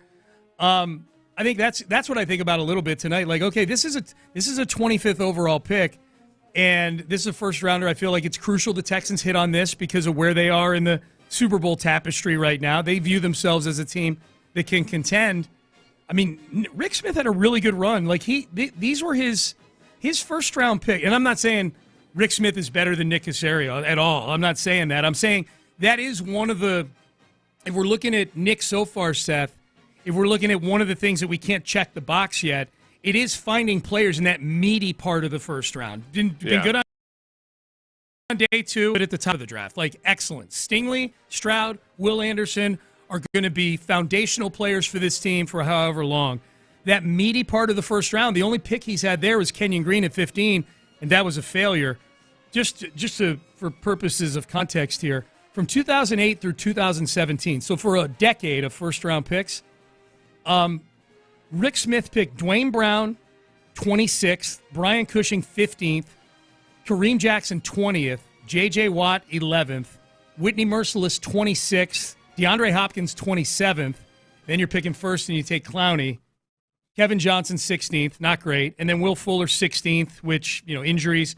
And then he traded up for Deshaun Watson, which was fine for a few years until it wasn't. I mean, that's a track. I would sign up for that decade of first-round picks, minus how it ended for Deshaun probably. I would sign, if I'm an NFL team, I would sign up for that, the equivalent of that for the next 10 years in the first round easily. When you get to the latter part of the first round where the Texans are right now, DeAndre Hopkins is probably the gold standard for, hey, this guy did everything that you'd want him to do in terms of production, but there were reasons that he's not going to be a top 10 pick. Yeah. Most notably, he was slow by wide receiver standards. Yeah. And I'm guessing there were a lot of teams that thought maybe the Texans were reaching even for DeAndre Hopkins because he's so slow. There's very few guys that test like the DeAndre Hopkins that ended up being really good wide receivers. You've got your Anquan Boldens and types like that. Being a brilliant pick, that was probably one of the best of them. I think that's where Tyler Booker kind of reminds me of that. Man, all right, Tyler Booker has produced at a high level for a long time in a really tough conference, but he just doesn't test well athletically. And I guess I should be less nervous about the athleticism of a guard than the athleticism of a wide receiver. Yeah. So that part of it makes sense if you take Tyler Booker with the 25th pick overall. Yep.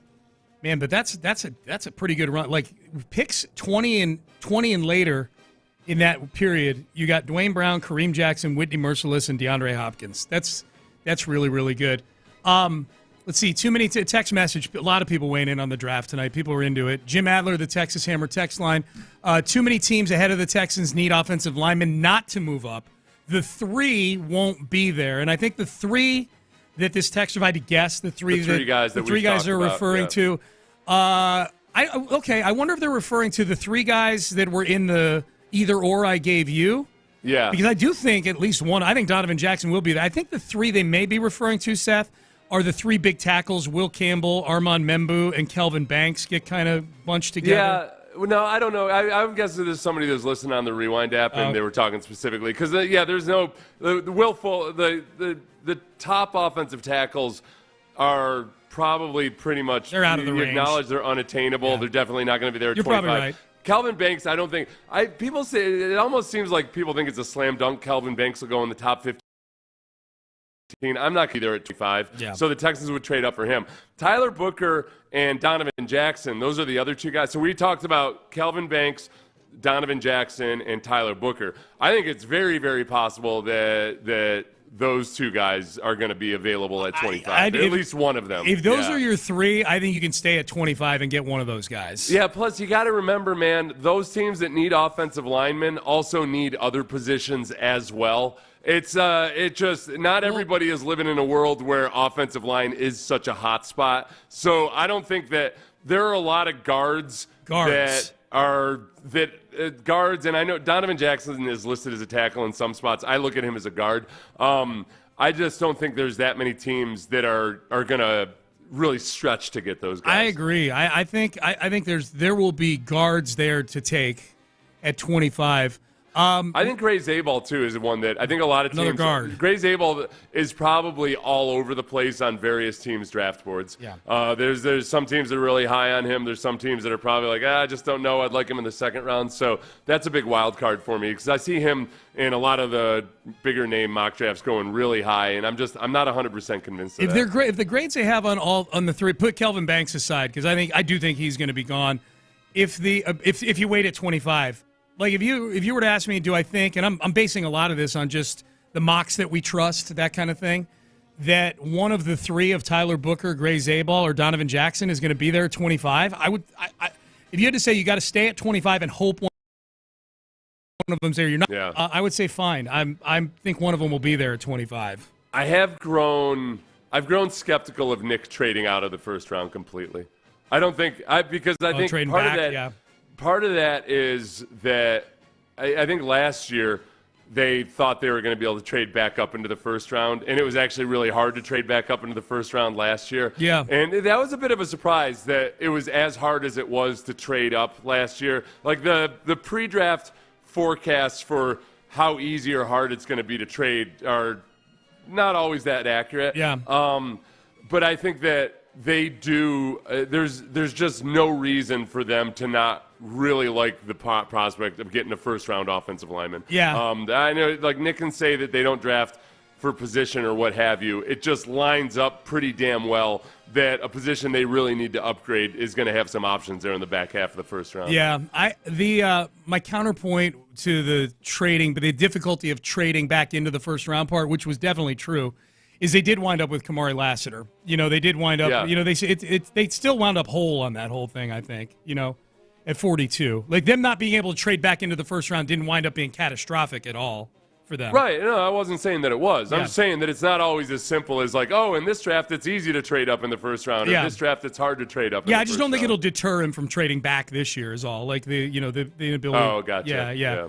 All right, Payne. Well, I guess my point there was that if he's going to get super creative and thinks, oh, I've got a good offer, I'm going to trade out, and then we'll go. I don't think he might have learned a lesson about just assuming that you're going to be able to do that. That's totally fair. Yeah. Last year, it felt like they had traded out of the first round, but they figured at some point, because that was well before the draft when they traded out of the first round. It was like a month before. That at some point we'll be able to get back up there, and then a month later, no, they couldn't get back up there. They never did. Yeah. Hot take: Ewers goes before Sanders. That's a text message to Jim Hadler. That is a hot take. That is a smoking hot take. Ewers goes before Shedeur Sanders. Would you care to make it interesting, sir?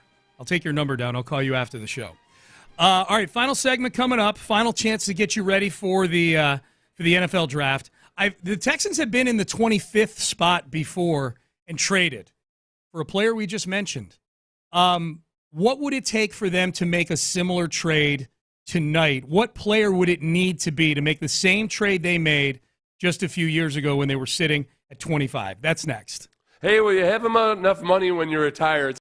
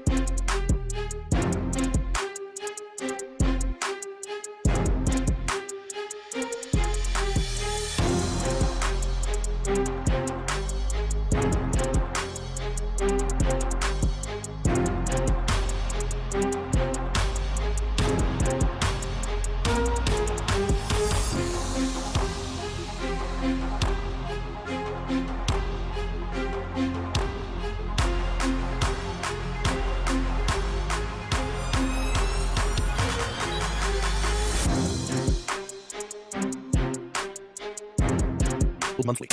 Live from the Mokaram Injury Lawyers Studios, Sports Radio 610 presents Payne and Pendergast. I'm getting a lot of people getting the hypotheticals on the Jim Adler, the Texas Hammer text line. I love this day. It's a great day. Draft day. We got you covered tonight here on Sports Radio 610. On Texans Radio, the draft itself begins at 7.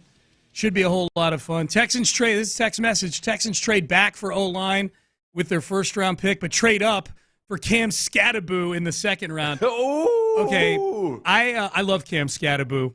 I don't like what I'm hearing from the experts out there about what the league thinks of Cam Skattebo right now. The so-called experts, Sean. Thank you. That's true. So-called? That's true.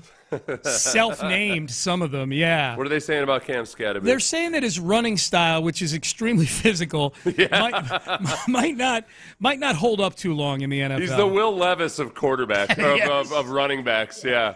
Yeah. But he's underrated athletically. You know, like you look at his highlights, and his game has a lot of Mike Allstott to it. But he's for a guy his size, he's very nimble with his feet.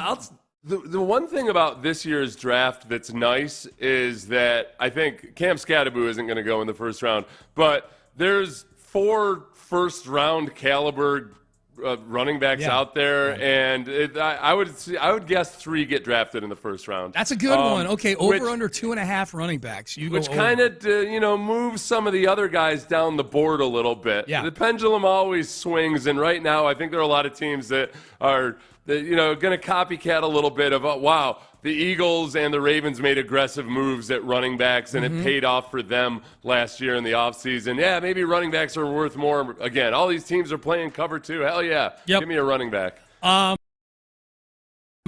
Jim Adler, Texas Hammer text line, just to get to what I teased into the segment. The 25th pick has bounced around quite a bit the last few years. I think in the last 6 or 7 drafts, it's been traded in some fashion, either traded up from the 25th or moved back off the 25th a majority of the time. So this would be abnormal for recent history, especially when considering the fact that Nick Caserio is involved. Nick Caserio, who Seth has made 18 trades in the draft since becoming general manager of the Houston Texans, 13 up, 5 back. And so the only time the Texans have had the 25th pick, recently at least, was in 2017 when they traded up from 25 to 12 to draft Deshaun Watson. For the right to draft Deshaun Watson, they traded the following year's first-round pick. So they traded the following year's first-round pick to move up 13 spots to 12 to take Deshaun Watson. Is there a player that you would be willing to trade next year's first-rounder for to move up to 12? The thing is, they've got to be there in that 10 to 12 range, that player. Right, you know? right. Is there a player that that was a quarterback. You know, you pay a little more for a quarterback. Yeah, Kelvin Banks wouldn't be that guy. It's not a position that would be popular, and I like Kelvin Banks a lot. I just don't think he's worth that kind of. I wonder if Mason Graham, the if the Texans, this would be the best possible thing for sports radio, because this an organization where the fan base once lustily booed the drafting of J.J. Watt, white defensive lineman. Yep. Keep going. So with Mason Graham,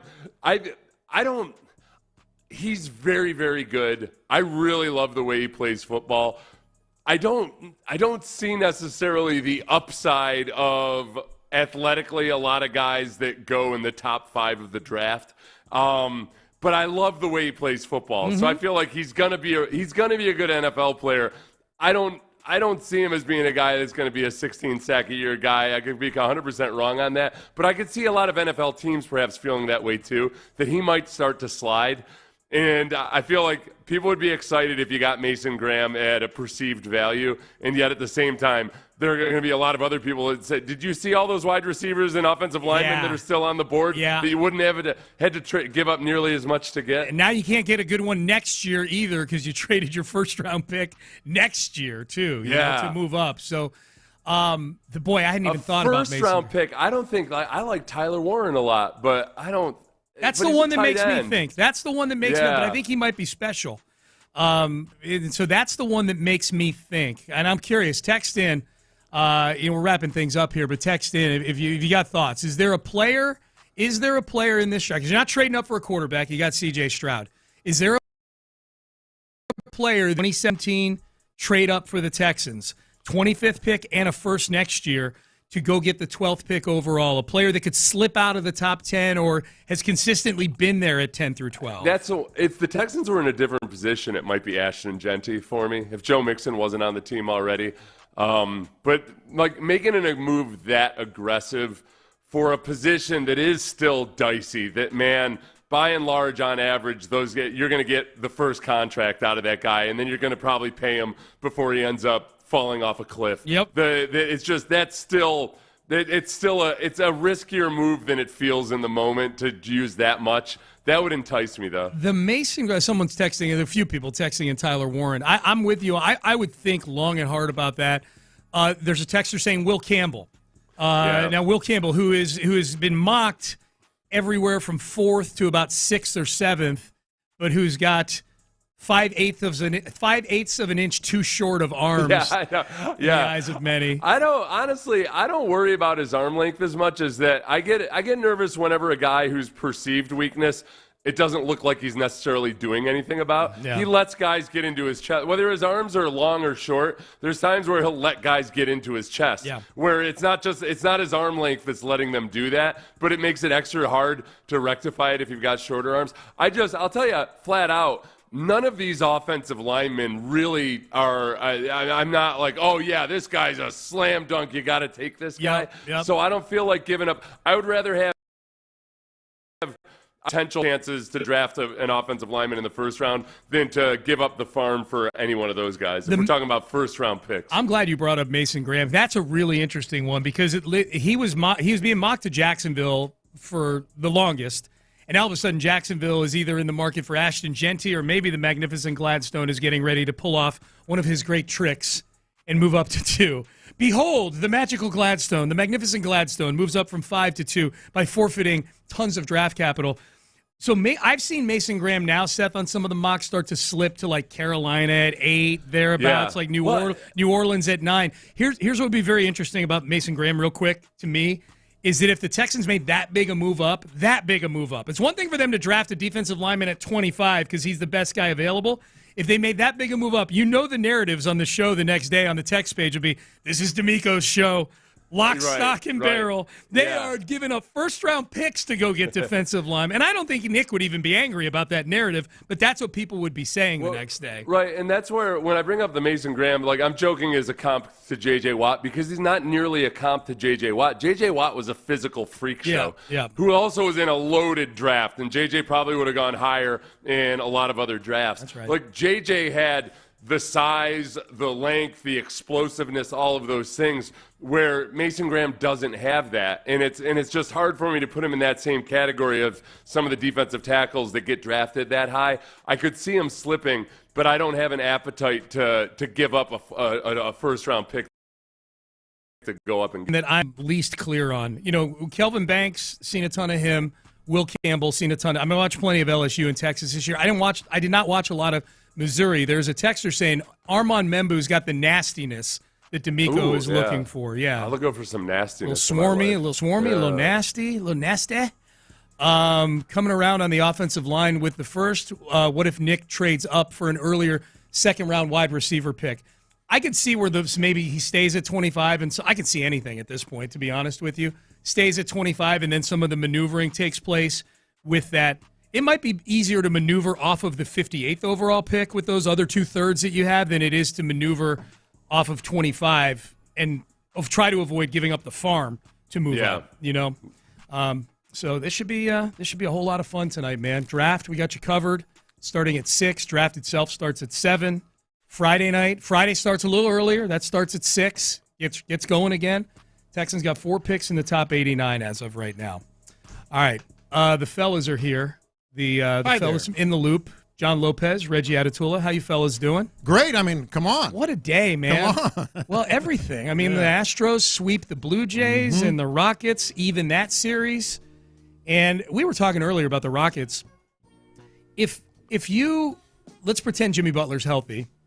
If you just took those two teams, took the jerseys off, and you go play, playground basketball, I will concede that Steph Curry and Jimmy Butler would be like the top two guys, right? They're the first. Sure. I think the next six guys are Rockets. Like the six, like if you're just, I'm probably Draymond, you got to give him some credit. Do you? Draymond sucks, dude. He sucks. He's a negative player out there. You got to give him some credit for how he affects games. I'll give him credit for being a jackass. Well, no, I don't. He is a jackass. Yeah. Don't get me wrong. Did. I'm not a Draymond fan by any stretch. Yeah. I mean, he did knock Jimmy Butler out of the game. That's true. That's true. By using Amen Thompson as the vessel. Yeah. If he had been better at boxing out Amen Thompson, then he would have, Jimmy Butler would be healthy and available. But he wasn't, because Draymond's not as fast or as vicious as he once was. He kind of inadequately tried to box out Amen Thompson. Should I be honest? Should I be honest, or should I stick with the bit here? Do whatever feels right. All right. Steven Adams kind of bumped into Amen Thompson when he fell forward. He did. Yeah, it was. Steven Adams kind of was. He was in the mix as well. Yeah. But I like the bit of like Draymond Green did this. It's your fault. You did this. Yeah. I like that better. But no, I like your point. Did Adams have more contact with him than Draymond? Adams was heavily involved in the play. I'll say that. I only watched it twice, so I'm not totally sure. No, but I will concede. Like if you're doing, you take this guy, you take that guy, like picking sides. Yeah. It would be those two guys first, and then. I mean, look at the names. Yeah. Like when Jimmy Butler leaves that game, and so Steph is Steph. Like, who's the next scariest guy on that team? I'm talking offensively now. So that includes Draymond, we can all agree, sucks offensively. Yes. He's terrible offensively. Who's this guy if Jimmy Butler's not out there after Steph? That is a really good question. Is this I don't have a Post good guy answer. going to be knocking down threes every game? Quentin Post is the ultimate Warriors player. Like screen, pass, maybe knock down a shot and stay out of the way. Like, so I can't really Larry get to that Bird place. last night though, man. Yeah, he was knocking down Jays last night. Like who is it? Is it stomach flu? Pajemski? Yeah. I mean, probably when he's healthy. It quite honestly might be, which is that's the issue. That's why they went and acquired. It's a big MRI coming up today, man. Oh my gosh, it's a big MRI. Yeah, I mean, in some instances, if he was in better graces with the team, you would say maybe Jonathan Kuminga. But they have their whole drama where he hadn't been playing games towards the end of the season. They tried to throw him in there for 26 minutes, and it just didn't stick. Got his 12 shots in though. Yes, he did. Yeah, this is. You know what the problem was with Steven Adams on that play was that they were doing the old playground trick where because Draymond has his leg hooked around Amen's left knee as Steven Adams is driving Jimmy Butler. Schoolboy thing where they chop your legs out from under you. Some of the clips he got on his hands and knees behind him and he pushed him. Yeah. The people who are trying to paint this out as some kind of dirty play by Amen Thompson start the clip after Steven Adams and Draymond Green have basically forced him into a completely powerless, and Amen Thompson has no control of his body at that point. Nope. Because he's getting driven by those two guys. But they start it just as he's undercutting the legs. And you watch it in slow-mo from behind the basket. No, he had no chance to do anything or to avoid contact. But I know what you're thinking, Seth. I know what you're thinking. You're thinking, what is the question of the day? Yes, I am too. What are some things you cannot wait to see tonight? Now, that's not necessarily like football only related. Yeah. Like it's not Texans related for sure. Yeah. The magnificent Gladstone explaining how brilliant their pick was. There you go. That's good. I got to tune into that press conference. Actually, now that makes me also want like the secret audio. I wonder, does he do that on the phone with the player? Oh, the magnificent! Yeah. Where he's calling up Ashton Genty to tell him you're the pick. Yeah. We love the synergistic way that you're running style and the ways in which. We love our mechanisms and modes of operation, and we're really glad that we were able to handpick and select your intangibly rich qualities in the player disbursement process. We have all the mechanisms in place to help develop you and both the intangible and tangible parts of your game. Why did I not think of that's that? That's incredible. Oh, that's a great one. That's a phenomenal one. I'll be on the Jacksonville Jaguars YouTube watching that press conference. I think we all will. Yeah. I think we all That's will. a great reminder, Seth. Good job. Wives and girlfriends, probably. That's on my list. Wives and girlfriends. That's on my list. Who's going to be the dynamic? Not like that. It's Seth. You usually go, No. I'm just thinking of the girlfriend draft. Whose cell phone got snatched by his girlfriend? CeeDee Lamb. That's right. It was CeeDee Lamb. Yeah. I was telling these guys, Seth, during the break, I went in. I said, I want to Where Are They Now on all the wives and girlfriends that became infamous. They're like Russell Wilson's first wife, who looked lottery, man. Like she had that gigantic fish mouth of hers. It was an ugly face. It was an ugly face. CeeDee Lamb for sure. Will Levis's girlfriend last year having to sit there for the whole first round. Oh yeah, that one. And then I really want to know what was going on with Lucas Van Ness and his girlfriend when his dad walked up and patted her on the ass. That was bizarre a couple of years ago. You know what that made me think of, though? Like, obviously, one of the things I love is the NBA draft where, like, in the early aughts, they didn't have no home training. They were still pretty raw, and you got that. And we've learned that players have gotten that. At what point do we get families that are now so PR trained because of all of this is so much of a business so early?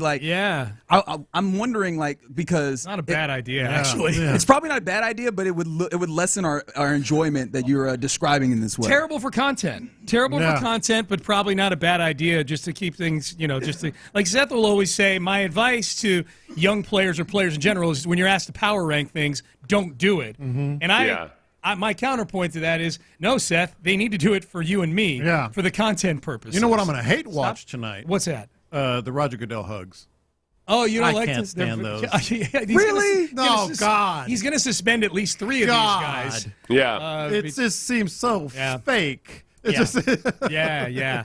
I like thinking, I bet especially the NFLPA reps probably really hate that. They're like, the first speech I remember from Gene Upshaw back at the old symposium, the rookie symposium that they used to do after the draft, was Gene up on us all. They are not your friends. They're going to try to feed you a bunch of BS. They're going to always try to make you feel guilty about how it's about the team and not you. Yeah. They're wolves in sheep's clothing. Gene Upshaw basically got up and called the NFL owners as a group just villainous, treacherous people. Yeah. I loved that. Gene Upshaw. How old are you? I am Gene Upshaw, was my NFLPA president. I am. I played a football game against Boomer Esiason. That's how old I am. I played against Boomer Esiason years old. That's funny. I helped end Dan Marino's career years old. Oh, that's funny. All right, Seth, happy draft night to you. I'll see you tomorrow. Antibodies to you, my friend. Yes. Happy draft day. What do we say? Antibodies. That's what we say. And caveat emptor. Thank you. Appreciate that. 6-sipper Tyrannus. All right. We're done. We're out of time. KILT AM, KILT FM HD2, Houston, an Odyssey sports station. That's what you're listening to. Reggie Atatula, John Lopez, Figgy Fig. They're in the loop, and they start. Oh, Crosstalk is sponsored by D&M Auto Leasing, by the way.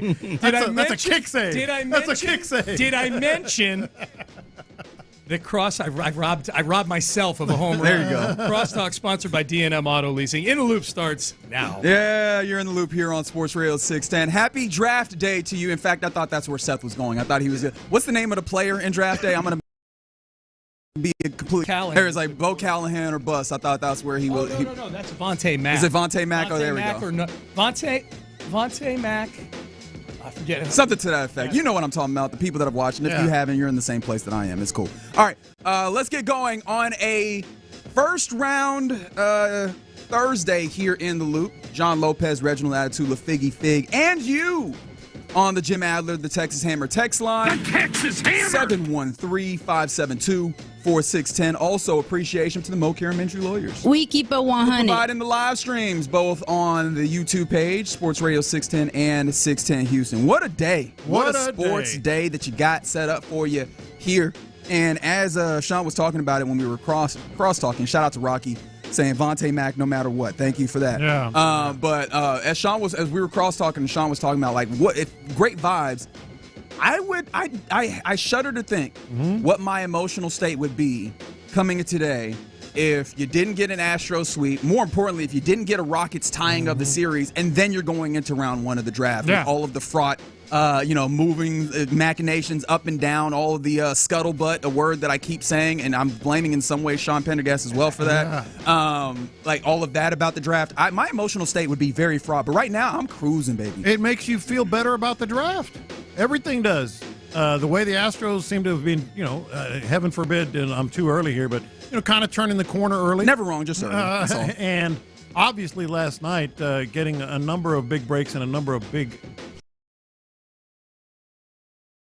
plays. Some players, it just makes you feel good all around. All right, you say some players, and we could talk about more players. In fact, we should talk about more players. There's a lot of folks to credit. Some folks to discredit, in fact. Hello, Draymond Green. When is your reign of antics going to end? But I would like to start right here. The Jalen Green game, baby. Yeah. Jalen Green was phenomenal in a real answer to what was a stinker of a game one. Jalen Green, 38 of them things offensively in a 109-94 victory for your Houston Rockets. They win game two. They level the series before they ship off to San Francisco to play on Saturday. But Jalen Green, 38 points, a nice 6 assists as well. On reasonably efficient shooting, 13 to 25. The 3-point shot really ticked up once. It went in such a way where the 3-point shooting was a little bit suspect early, and then it was just like, oh, we need to bury them. Here come all these 3-pointers for you. I got one here. I got another one for you here. I got all this for you here. You want to take your victory lap? Because I feel like you're waiting to take your victory lap. Hey, man, I'm just saying. Things are said and things are remembered. I said I needed 28 or 30 out of Jalen Green. I needed 28 out of 30 out of one of these guys, and it was going to, the most likely candidate was Jalen Green. But that's the extent of that, because this is him, man. This is the way that this is the way we hope that he would perform from the start.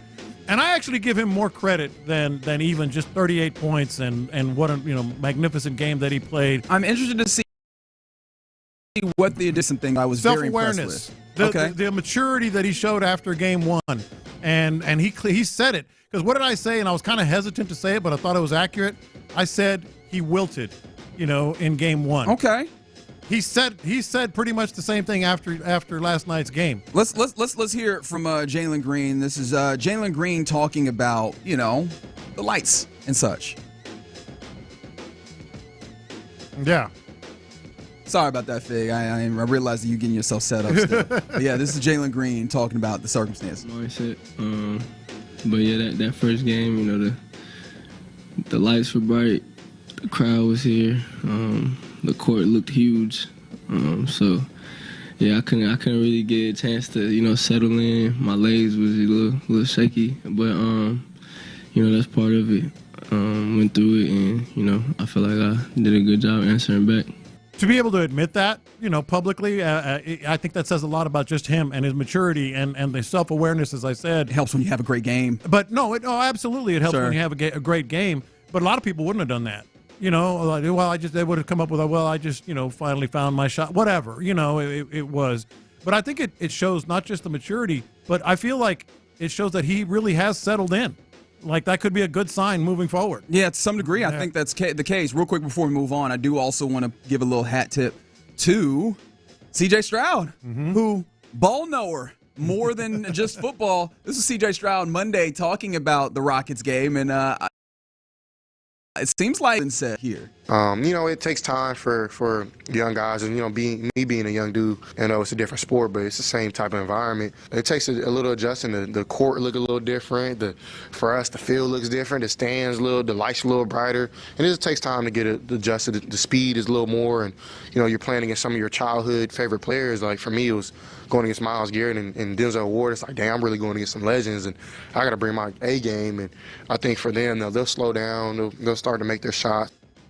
Is that not what happened? That is exactly what happened. Shout out to CJ Ballnower. Exactly what happened. Yeah, but you're right. There was a level of maturity in that response. I think he settled in. I think he did to some degree. Yeah. And one of the things is, I also want to bring this around to Ime Udoka, because I think that there was a level of challenge. I'll give you what he said was the conversation with Jalen Green. But it's very evident that Jalen Green, whether it was Ime or whether it was himself, he understood the challenge that he had, and he stood up to it, especially because early on you could see he was attacking, and this honestly falls in with the entirety of the team, and which is why I believe it to be an edict from the coaching, where it was evident one of the big changes in this game was they were looking to attack, but also all the way through their attack, up to actually finishing a layup or what have you, they kept in mind, you can always pass the ball here, right? Yeah. And that's the thing with Jalen Green, particularly when you saw the height of his development towards the end of this basketball season, was attacking, but also still remembering that you can make out of that, and that's a huge part of your role. And he did a great job of that early in this game, especially, and I think that set the tone for the game for him and for the entire of the team. I loved. He also did a couple of heat checks, and he did a few more than a couple. If I was going to be a jerk right now, no, but some of them went in. Absolutely. Man. If I was going to be a jerk right now, I could say that he lost the plot a little bit as the game went along. Where like the foul that he had driving in, where they set a very high screen and roll, which I loved. I loved that adjustment. Set the screen and roll high for him and let him get downhill with some gusto, with some speed. He was coming downhill. There's 3 Warriors showing to the basketball. And they're not all crashing in as quickly to showing like actual bodies in front of him, and he knows he's fast enough to go. He goes, he tries to attack the basket, he misses it with kind of a lackluster layup, but they ultimately challenge to get the foul. Yeah. On that play, Jabari Smith Jr. is sitting in the corner, wide, booty butt naked open. Yeah. And I'm like, the playmaker in you should absolutely still see that and go 3 Warriors jerseys, open dude at the corner, I'm making that pass. Yeah. But he was in heat check mode, which I'm not going to begrudge him entirely, but I do think that you do need to stay on the plot. That's me being a jerk while still understanding all of that netted out with a 38-6 basketball game in which he really set the tone offensively and allowed you to go win this I don't think that's being a jerk. I think what is the most encouraging thing for me is not just Jalen Green had that game that we were craving for, that I specifically called for, that they needed. It's not that. That's not the most encouraging thing. The most encouraging thing is, I think, as I mentioned a second ago, he seems to have settled in. I don't think those lights are going to be bright anymore. This is a good road team. They're going to have some time off. He's confident. So going to Golden State is not going to be a big issue. And then not just self-awareness, in terms of how he handled things. Self-awareness, you mentioned, he was sort of reading the floor properly. It wasn't a perfect game by any stretch, and you just pointed that out. I think it wasn't a perfect game for the Rockets in general. They still out-rebounded them. They made some free throws, which was good.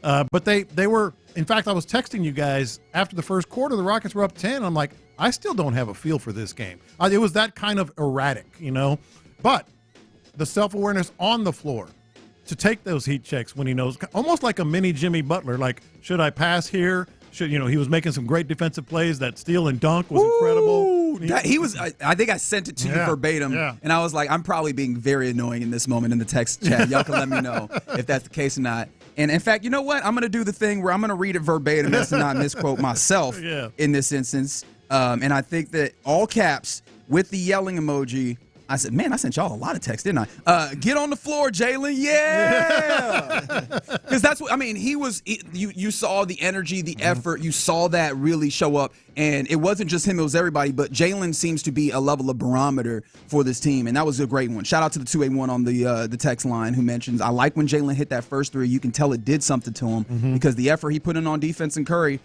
it showed, and that's absolutely what we're talking about. No, but it was everything too. He made some mistakes, but there were so many moments that he had a good feel. He made a big defensive play. He had a good feel for when the baseline cuts were outstanding all night long, coming from the corner, not just waiting for a corner 3, but cutting on the drive. Those were outstanding. You could tell they were in attack mode. There was some mistakes, but he was the star, obviously. But he was a star in more ways than just 38 points. Yeah, absolutely.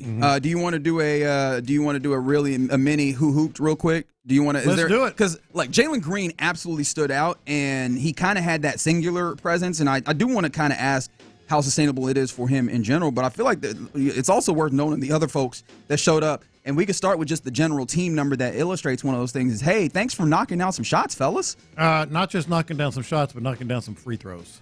Knocking down some free throws, that was big. 37.5 from three percentage, 80% from free throw line, which is much better than what was like the 50% that they were shooting from the free throw line. Tari Eason, man. Tari Eason. That to me was what for throwing that towel at Pat Spencer. Well, he must have been so offended like we were that Steve Kerr had a man wearing number 61 out there. What did Figgy call him? I'm like, that dude look like Pat McAfee out there, man. Like, who the hell is that? My favorite tweet of the night is somebody saying, why are the Warriors playing a park ranger? Yeah. Because he sure does it. But yeah, man, like that's an illustration of one of the other big. It wasn't bad. No, it wasn't. That brother was the second leading scorer at one point, man. It was Curry and then him with 9. He was like that guy on the hardtop that you're like, he ain't no good. And all of a sudden you're like, whoa. I'm like, damn.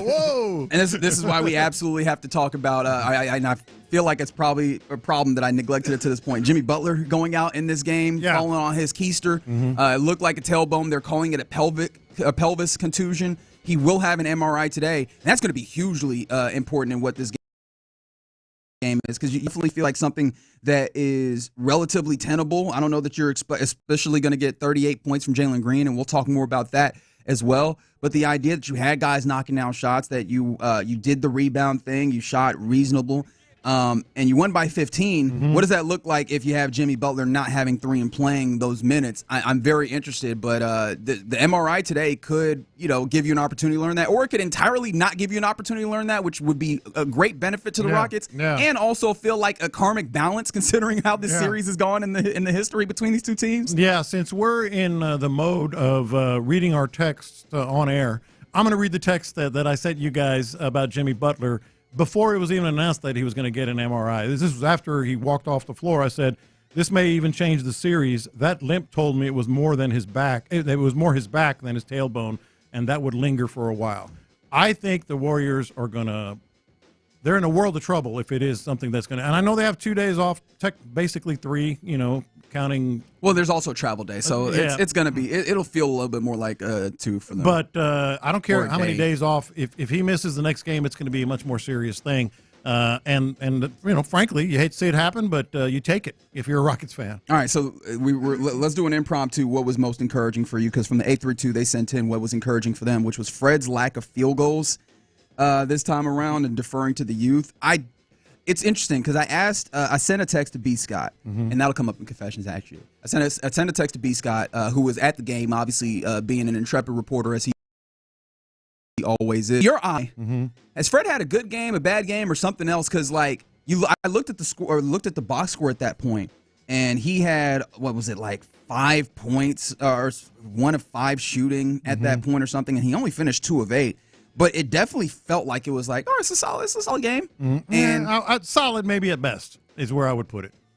Solid maybe at best. And I felt like, I'll circle back around to Ime. We obviously will talk about this game again because a huge victory that negates a 0-2 deficit going on the road as a young team in the first round, or first time playing in the playoffs. Mind you, actually, I should have mentioned this.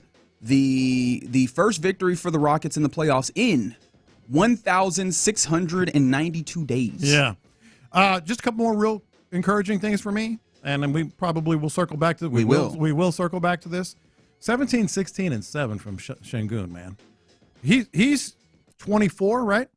24 going on 30. Like, that dude just seems polished right now. Like, because he's played in Europe since he was 16 years old as a professional. I don't think that this moment is too big for him.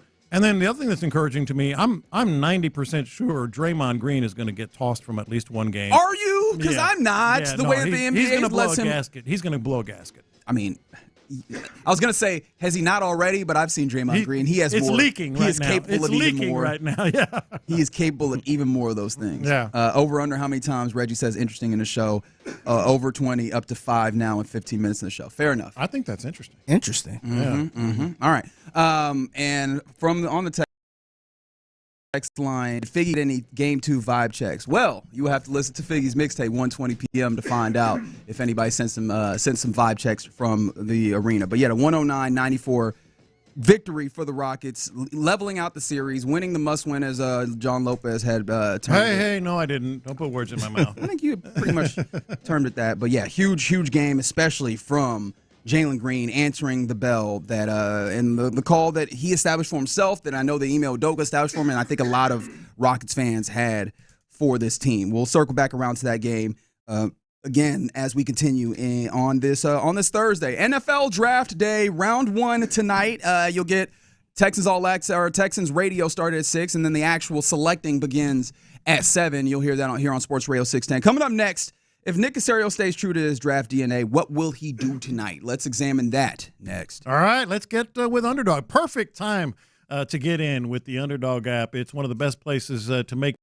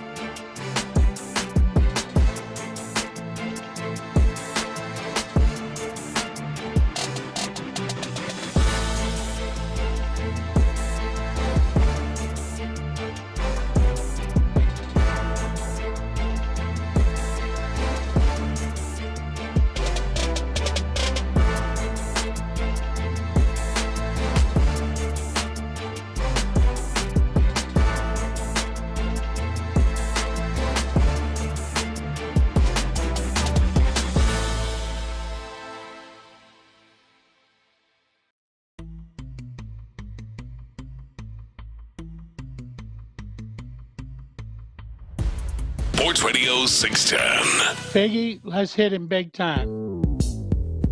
Houston, let's get in the loop. You better get ready because we're going to show up and show out. With John Lopez. It is what it is means nothing. And Reggie Atatula. And that, my friends, is a scoregami. Always live, always local. 713, what's the damn number? 572-4610. You're in the loop on Sports Radio 610. Yeah, happy round one of the NFL Draft Day to you. You're in the loop here on Sports Radio 610. John Lopez, Reginald Atatula, Figgy Fig for you. A lot of folks on the text line and the YouTube page saying that Draymond Green is a clown. And you know what? You're right.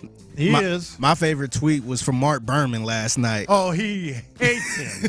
He hates him. He tweeted like, "Oh, TNT decided to do a highlight reel of Draymond Green being a jackass." He was, and they actually did though, man. It was like a real highlight reel of him just being a jerk. But Berman has had a bunch of run-ins with him as a reporter. I didn't know that. And well, not like bad, but just knows his personality, knows talks to coaches and all that. Yeah, and he hates him. Yeah, no, I like Mark Berman just being a fan now. Man. Oh yeah, me too. Yeah. I like him just being a fan, just tweeting it. Yeah. God, Draymond was annoying the hell out of me. And I'm usually one where I'm like, I get it. There's some antics involved. Yeah, the antics is the way that I continue. And then I sort of twisted the knife at Reggie a little bit when clearly Dylan Brooks raised his arm and tried to, on that double foul technical. And that's what the officials saw, too. I said, antics, Dylan Brooks, antics.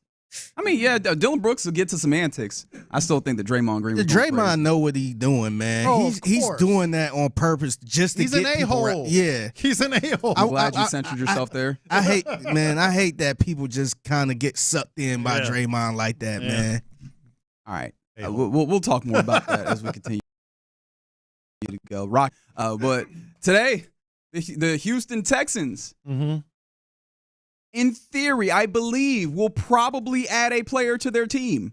Maybe not. Because Nick Caserio, he is a man who has an MO. What is that MO, John Lopez, if he stays true to his draft? That's DNA. the thing, and that's what I was trying to, and it's not just me, but one of the things I was looking at last night. Oh, yeah. As I was flipping from Astros to Rockets, and, I had to run into the other room at one point to see after you texted about Josh Hader, to see the end of the Astros game. Yeah, once he put a couple of people on base, I was like, hey, man. We'll get to that. But anyway, settle down. I'm piddling around. I'm like, all right, if you look like we can sort of localize this too. Like if I were to say, what is Figgy? Like what is Figgy's DNA? What are some things that he just constantly does? What is Reggie? How would you describe Reggie's sort of modus operandi? How he conducts himself. We could all come up with whomever. What is Nick Caserio? What is his draft DNA? And maybe that'll give us a little glimpse into what to expect tonight. So I came up with 4 things, and there's a lot of information and statistics that will back these 4 things up. In his DNA, Nick Caserio loves to move up in the draft. That's just the way he is. He likes to move just generally, to be fair. Yes, but he's had 18 draft day trades. 13 of them have been up. Okay. Have been to move up in the draft. So there's the end of this. I want you guys to tell me what you think it means. Where does that lead you into tonight's first round? Sure. So in his DNA, he likes to trade on draft day, and he really likes to move up. That's one thing. He loves Power 5, Power 4, whatever you want to call them, players, especially if they're from the SEC. Right. And I mean, it's understandable as to why that would be something that you lean on, because those are the players that you probably have the most tape playing against NFL caliber players, especially as we know that this team cares greatly about tape and talking to players, interviews and such. And so the testing's not going to matter as much. And if you're going to use tape, you want to have a good amount of it where you have as much data as possible. All right. The third thing that's in his DNA, he is from the New England days. Sorry, I brought that up, not him. He is a culture fit guy. Like, he doesn't draft anyone that does not fit what he feels. In this case, it's Swarm, but whatever you want to say. So he's not gonna. My takeaway from this is he's not gonna necessarily draft a high upside player or a player that has any sort of nonchalance in terms of the game and the preparation, et cetera. He wants those dogs. He wants those guys that are his culture. The fourth thing that's in his DNA, and this is an interesting one to me because it doesn't necessarily fit round one, but it might. He likes to back up at least once or twice every draft. He likes to back up one pick with another pick later, same position. I'll give you some examples. Will Anderson, obviously we know where he went. That same draft, a few rounds later, he drafted Dylan Horton. Mm-hmm. I think part of it is because he likes to have the two guys learning off each other, same class, but also backing up the position, have fallback plans. He also drafted Tank Dell. A couple of rounds later, he drafted Xavier Hutchinson at the same position. More recently, he drafted Juice Scruggs. A couple of rounds later, he drafted Jarrett Patterson. So he likes to back up those, especially mid-round picks that can maybe be, feast or famine, with another one at the same position. So that doesn't necessarily fit today, but it could. If they have a late-round pick at wide receiver, then maybe we should expect another wide receiver for however many reasons that he has in the third or fourth round. So when you put it all together, where does that lead you? Especially, where does it lead you tonight? Well, you go ahead. No, go ahead.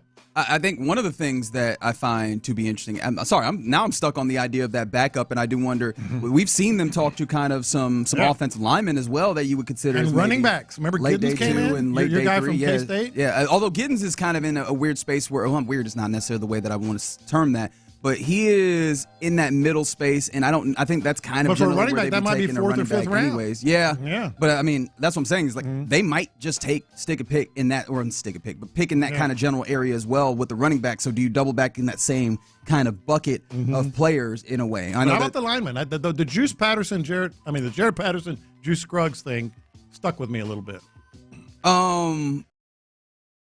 So if they draft, let's say, I was just going to kind of go over those some of the four players. Things. Where does it lead you? These things. Where do you think it does? Well, depending on, and what's tough is that all these things, and like what did Nick say in one of those answers when he was talking to the Assembled Media before? Is like every year is the same in that every year is different. Yeah. Right. I think that also when you were talking about the trading up, I think also it's worth considering that this Texans team was probably in a different space than it was in this year. I don't know that they've come into a draft under his tenure at any time, but they've had this particular type of situation. There have been years where they've been trying to turn over and add talent, and add talent in such a way that you haven't had as much as you really needed. Now you're in a place where you've got a lot of talent, and Nick Caserio even said it, that you're going to probably have a difficulty rostering all of these guys, which I guess you could take as the way of he will trade up in order to just get the guys that he wants as finishing pieces in some way. But I also I take that in some ways also that you might not, you might be allowed to be a little bit more discerning in the ways. You might not need to be as aggressive, although like he has that aggression within him, which is evident, and we already know that he's kind of scoped around, if you are to believe the reporting that's out there, on the potentials of moving up. But I am kind of the fact that they've talked to some of these guys offensive line wise, where as we're looking at there might be a potential run, they've talked to some guys on the back fringes of that seemingly gets them in a place where maybe if they like some of those guys, they can stay and not necessarily be beholden to what might be a raising price to move up. So, but I mean, if you were in that place, it would fall in with the narrative that some people are talking about, that they like their guys, especially like you talk about power conferences, and then also culture. Right, the guys like Tyler Booker, the guys like Kelvin Banks Jr., they like those guys. If those guys are the ones that they're locked in on, that they will be willing to find a partner and move up, especially with the additional capital that they've gained trading away Laramie Tunsil. Yeah, look, where it leads me, just based on his DNA, it leads me to he's going to move up in the draft tonight. He's going to draft a player from, an SEC school. Maybe so no Grace Abel for you, huh? Maybe back. Yes, that's exactly right. Maybe back it up later with another pick at the same position. For I'm sure he has a number of reasons why that is. I'm thinking Kelvin Banks. They're going to trade up and try to get Kelvin Banks or Josh Simmons. Who Josh Simmons might not fit that third thing, in terms of culture and swarm and all that. but the big school, something along those lines. Yeah. Okay. I'm very interested to see how it goes, and especially today, we've gotten a lot of things that kind of shifts these things up. Mhm. Somebody's on the, I think it's Kicks Rocks on the YouTube page. If Kelvin Banks slips a little, I think that might be the only guy that they're willing to jump up for. And I'm with you. You might have to jump really far. Reporting coming in on draft day. The draft day reporting is always wild to me. I remember, what was that? Was that last year or the year before? Mm-hmm. With Sam Laporta, all of a sudden out of nowhere, his name got real big, and then look at Sam Laporta now. So the day of the draft, that scuttlebutt, it's built different, I got to say. All right, you're in the loop here on Sports Radio 610. Coming up next, getting in the NFL draft mood completely. Our question of the day: what are some things that you cannot wait to see tonight with the draft? And it does not have to be Texans specific, and it does not even have to be football specific. 713-572-4610. We'll do it next. All right, let's talk about your new vehicle, that D&M.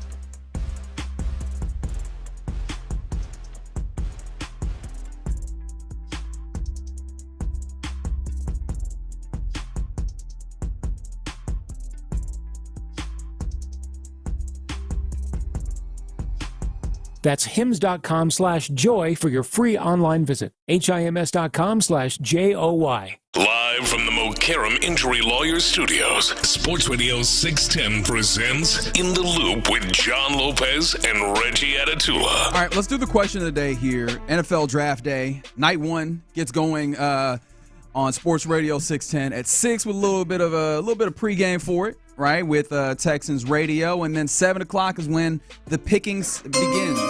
Yes, the sound that we learned a little bit about. Shout out to Bob Christensen putting that thing together. Yeah, and all the years of that, letting you know that, hey, listen up, things are happening. What are some of the things that you cannot wait to see tonight with the draft? 713-572-4610. Does not have to be football specific, not to see tonight. All right, look, we can talk, like as you mentioned, football, non-football, some of the things that, on a serious note, before I get into some of the funny stuff that I can't wait to see, I love when the players' emotions come out. So surprised that they just start bawling out. Well, I don't think the reason I like it, that's part of the reason I like it. Like, let's go with Cam Ward. Everybody knows he's the number one pick in the draft, all right? And if he goes bawling, crying, that's because no one recruited him out of high school. He went to freaking Incarnate Word. Hey, calm down with the way that you said that. That felt you were bordering on disrespectful the way you said that. All due respect. There you go. That's how you make it palatable. all due respect. Then he's bouncing around. Like, people told him, you cannot play this game at this level in college.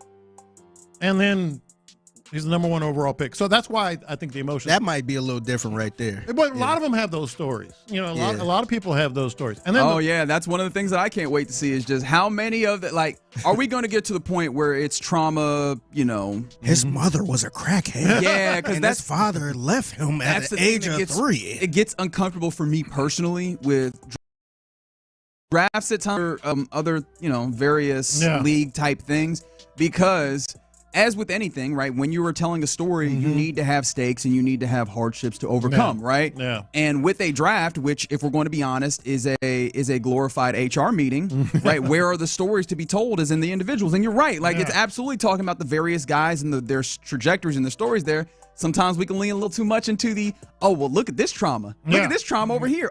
There's trauma over here. It gets contrived. And so, that's also, like, will they be able to balance this well enough? That's always something that I'm looking for. It's like, are they able to make this so that we're not leaning so heavily into look at all the terrible things that's happened to this young man and maybe actually appreciate and celebrate the moment for them a little bit more than that. And then there's the wives and girlfriends dynamic, which I just love that so much. I go back to Russell Wilson and his now ex-wife thinking she had won the lottery, and the dude snatching the phone from his girlfriend, his burner phone. CeeDee Lamb. Yeah, CeeDee Lamb. that whole girlfriend and wife dynamic is just. Honestly, I want to see the mamas, because some of these mamas are looking. All right. Okay, I was gonna see how disrespectful you were gonna be. Yeah, shout out to Zach Wilson. Yeah, some of these mamas just like, oh, that's your mother. Like, I thought that was his girlfriend. Hear me out. That's his mama. Hear me out. Figgy wants to find out which of these dudes can fight. That's what he wants to find out, because one thing you know for sure, if you see some young man's mother and she is fine, you know he had to fight some of his friends for saying 100%. something deeply disrespectful at some point. And you know it's going to be one mama that stands out. Oh, that's his mama? At least. From the 972, they said they can't wait to see Dallas trade back for next to nothing plus a box of donuts. That's a good one. That's a great one. Who's going to get fleeced? Because that's one of the things that's kind of a novelty to this point with this draft in particular is that as of right now, everybody owned their own pick in the first round, which just doesn't happen nowadays. Yeah. And so, and now we're getting more and more smoke to the degree that, or to the idea that there will be some moves that are happening. And so who ultimately makes the move and who gets fleeced. Right? I can't wait. And it ties in with that. I can't wait for that one pick where everyone universally says, what the hell were they doing? Last year was Michael Penix. Yeah, what the hell? What in the world? They thinking? Because it's going to be across the board, but they think they've reinvented the wheel, Do you think that that's actually possible this year in the first round? I hear you, but my question really falls within the context of This is a draft in which it feels like there are evident selections up to a certain point, probably like your first 3 are evident selections. And then after that, you just have largely a large pool of guys that I guess the experts, quote unquote, believe have a certain level of similarity when it comes to quality. It's just personal preference. You know? Yes and no, because part of the reason that it's universally panned is because everybody's seen these mock drafts. So, like, I'm just happen to have open the wide receivers here. Okay. You know, so let's say Travis Hunter obviously is going high. So if you have someone like the second wide receiver, all of a sudden, like Ted McMillan is on the board at whatever, 6, 7, whatever it might be, and they take Jalen Noel from Iowa State. That's going to happen. By the way, he says his name is Jalen Noel. Oh, he sure does, doesn't he? I did see that. You said Noel? Yeah. Noel? It's Noel. But, like, that would be like, oh, everybody's like, Ted McMillan was on the board and all. I mean, it's going to happen. Yeah, somebody going to get picked a little earlier than expected, where you're going to be like, oh, they grabbed him kind of early. Yeah, but I feel like it'll be more surprise than, like, panning necessarily. But we'll see how that ultimately plays out. Do you think it'd be a moment like the Michael Penix Jr. moment? I actually don't think that we're going to get one specifically. Like, well, okay. The moment where you'd be like, what? The place where you might have that is quarterbacks, because there's not a lot of quarterbacks that I think are widely regarded highly. Yeah. There's some, of late, the last few weeks, there have been quarterbacks that people have kind of given some love to within the Jackson Darts, right? And you've been early on the Jackson Dart situation on liking him as a player. Could a team trade up or take him in the first round or something like that? I think is one of those things. I will be shocked if, let's say, Jackson Dart go before Shedeur Sanders. I wouldn't be shocked as like, what are they thinking? That's a bad thing. But I would be shocked like, wow. Right, yeah, it would be a wow moment. The other thing that I'm going to hate watch is hate watch. I'm going to hate watch. I can't stand the Roger Goodell fake hugs. I can't tell you the how hugs are real. Is it, or is it for the cameras? I mean, even if it's for the camera, the physicality of the hug. I think that's really putting. Yeah. I think that the hug is real. Like, they dapping him up. I think he probably just rolling with Roger Goodell does it every year for one reason. Look, they love me. See? They all love me. No, they don't. They're happy they got drafted. He does it for him. Roger Goodell does it for him. This is a good one that comes in on the text line from the 346. Which draft pick has the loudest suit? And that's kind of shifted a little bit. It felt like especially in the early odds, and maybe this is more basketball, but I feel like this happened also in football. You got some crazy stuff, but now the stylists stylists are all in the game. And I guess we have gotten to where the guys like their style so much that they will do some kind of wild stuff, whether it's like high water pants or not wearing no shirt underneath their suit or what have you, or various different things. So maybe, we will still see some maybe loud suits or just like interesting decisions when it comes to the way that they style themselves. But it feels like we have kind of tampered that back in a way where it's not as outlandish. But hopefully I'm wrong. Hopefully we get some really fun nonsense. On a personal level, so we're gonna be at the draft party watching the draft. I want to see Mark and Andre and John Harris whenever that draft pick is announced. Man. Because I never forget that the way they look, or the way John Harris specifically look when the Texans traded up. Because they got C.J. Stroud, and then they traded up and got Will Anderson. His video, I got to find that video and tweet it. I like John Harris, like explanations and breakdowns of the players, like even like in the 4th and 5th and 6th round. Oh, this guy is a blah blah. He gets so excited. He can do this. He was so happy when they drafted.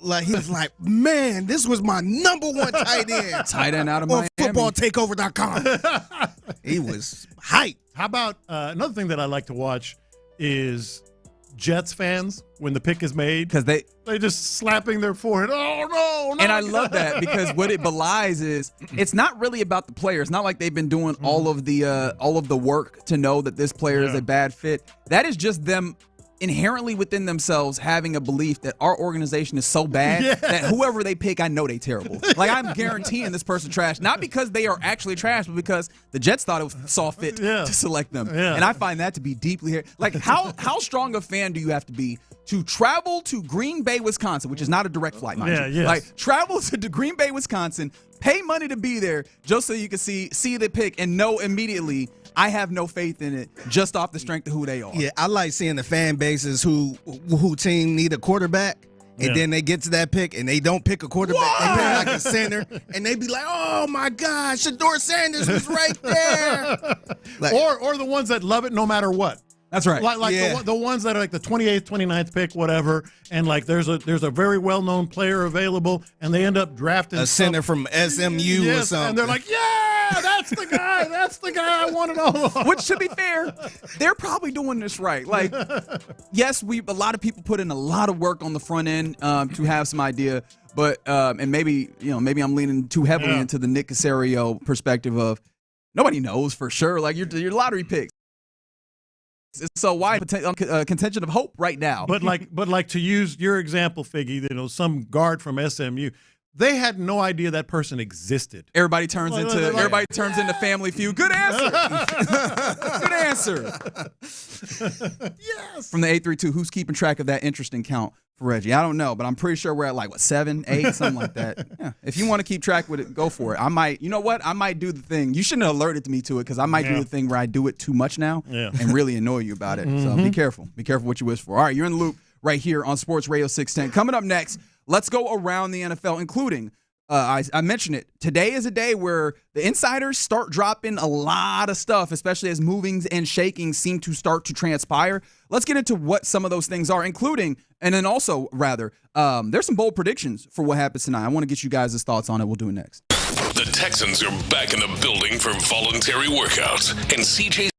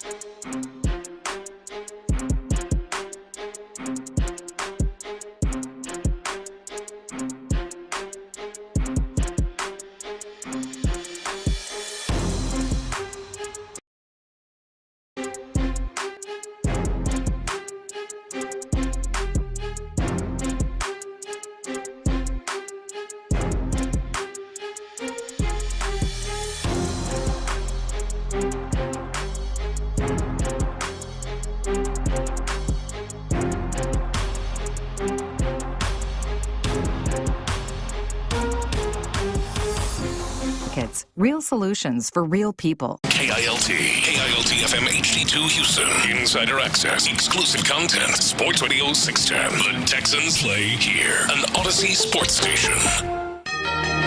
Let's go around the NFL in the loop style. Why are you smiling? Because I love football.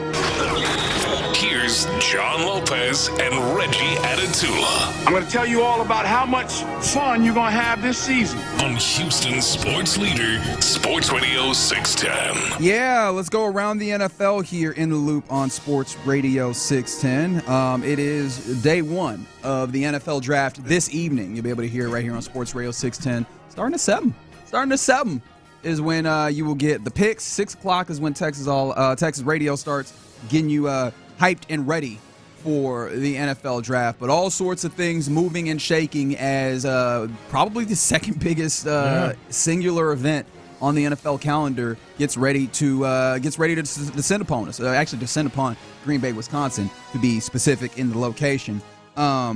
Hey, John Lopez, who is the player, like the single, been most attached? Or do you feel like has been the most attached to the Texans? That would be the one we just mentioned, probably Kelvin Banks Jr., I would say. I think that's right. Like, it does feel like that's the case. I know that early on, it's kind of funny watching the trend that it took over the course of this draft season, because it felt like earlier was a lot of Egbuka. We definitely saw some Kelvin Banks pop up. That was early there. too, yeah. It was relatively early. Where else did we get to? We got a lot of Tyler Booker, and that's kind of a lot of Gray Zabel. Gray Zabel definitely happened relatively early a lot, especially very soon thereafter the Senior Bowl. Yeah, there was definitely a lot of that. But Kelvin Banks still feels like he falls in there. And to that end, I mean, Daniel Jeremiah, a man who was very well respected, very tapped in of NFL Network, this was what he said as relates to the Texans and Kelvin Banks Jr. But what if they added Emeka Egbuka? CJ Stroud might have something to say about that. I don't know. CJ I would like to be a little better protected than I was last year, but I wouldn't mind throwing to my friend in Emeka Egbuka. Think you need for them? Yeah, I think I would have to take Banks. I have a little higher grade on Egbuka. It's close, but I don't see how they leave that round without an offensive lineman. So I'm going to go offensive lineman. Okay. Not to mention, I was told the Houston Texans will not pass on Banks if he was there. That's the part. Now that whole setup that was on Mina Kimes' show. They were doing what she calls a mock war room, where she gives these various draft scouts 2 players and makes them decide for the team. Obviously, he selected Banks over Egbuka. But the reason why I brought that up, that happened, I think, according to some reports, and especially actually according to Vegas, which you can decide how much you value their opinions here, whether they're guessing or whether they have insight of some sort. Yeah. A late shift in the betting odds suggests that the Texas offensive tackle, not yet Texans, we'll see, Kelvin Banks Jr. could in there. could go to the Raiders with the 6th overall pick, which is much higher, much. In fact, that would be, in theory, that would probably be above where Armand Membu would go, a tackle that seems like had been considered one of the 2 best tackles with him and Will Campbell. And some people like Membu more because he has longer arms compared to Will Campbell, who has shorter arms. And yet and still, Kelvin Banks could go as high as 6 as a guy that reports have as the Texans' probably favorite offensive lineman or what have you. Yeah, and I mentioned, when we were talking about Nick Casario's sort of DNA, his draft DNA, that he's want to move up in the draft and get a player from an SEC, and we kind of landed on Kelvin Banks as one of the likely ones. They can't get that high. They really don't want to, I should say, give up that much to get up to number 6, number 8, number 10, whatever, somewhere in there. I can't imagine. So that's why if he goes there, and he could the Raiders have been all over the place in terms of projections and stuff, but a left tackle like that, That would be a huge building block. Yeah, and that's that. I think that's maybe where you see, obviously Nick Caserio doing his due diligence to look at what's happening above him, being an inspiration for moving up. Because if you've got Kelvin Banks going that early, again, we might be seeing a potential run on offensive Yeah, it might linemen. trigger them to move up somewhere else. Yeah, maybe. I mean, maybe to get a guy that they like. It still feels like there's a lot of guys that in that offensive line group that seem like they could fit within the parameters the Texans have culture-wise, but then also that play a good brand of football that maybe they could stick a pick or at least maybe not have to go up nearly as high. Some other scuttlebutt happening from newsmakers. This is according to Tom Pelissero. Tom Pelissero says that the Panthers, who currently sit at number 8, are making calls about moving down. And obviously that allows them, they're allowed to kind of do that, or they have the freedom to do that in some ways because they just need so many different players that they're not necessarily locked in on, hey, we need this certain player. And then if they move back, they could probably still address one of those needs because you have so many of them and garner a bigger pool of talent. And that would be right before number 9, where the Saints could where in theory could get a quarterback, considering that they still don't have any clarity with Derek Carr, goodness gracious. Yeah. And then on top of that, Mickey Loomis says that that's not going to impact their draft. But I'm not certain that's the case. But that maybe can mean that you're seeing some more action on the trade up in various different ways as well. Yeah, I think the Jets at 7 and the Panthers at 8 are a couple of teams that are primed to just start accumulating picks. You look at the top of the draft. I think we're sure the top 3 stay where they're in draft. Obviously Cam Ward, Travis Hunter, Abdul Carter. But after that, maybe the Patriots might be moving. I'm always interested in this. I'm glad you brought it up. Like, which teams figured to gain the most?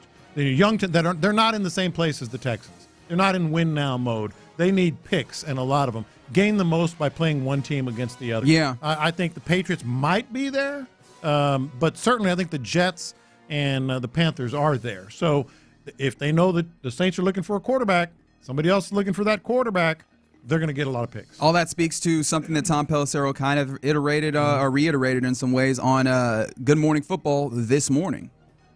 This is the most unpredictable draft that I can remember in terms of teams not really having a good feel, not just down at the bottom of round 1, in like the middle or just outside the top 10. Tom, do you say that to all the drafts? Do we say that every year? Is it really different? We don't. In a normal draft, there'd be teams would have 18, 20, 22 first-round grades on players. This year you talk to teams, just like 8, 10, 12 blue-chip type players, and then there's this big clump of, depending what team, 20 or 30 guys who all could come off the board in different orders, and nobody quite knows exactly where the runs are going to come at different positions. That's absolutely right, and I think you and I both agree on that. And most people agree on that it's going to be a top-heavy draft in terms of blue chippers, as he put it.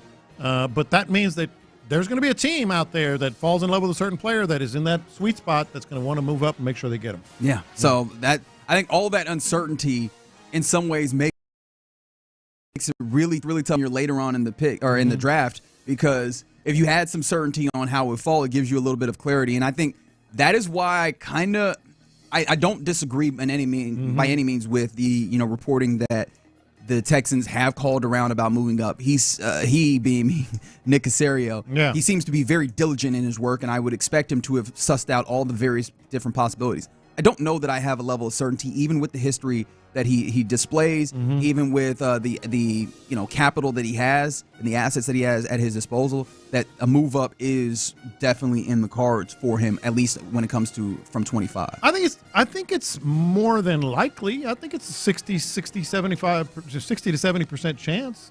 It's just the way he is, and like he's human, even though he kind of comes across as a cyborg sometimes. But he's human. He and his staff have a player or 2 or 5 that they really like, but a particular player that is going to be right there that maybe drops a little bit. I could absolutely see him move up. Do you have like a top 3 targets that you're looking for the Texans?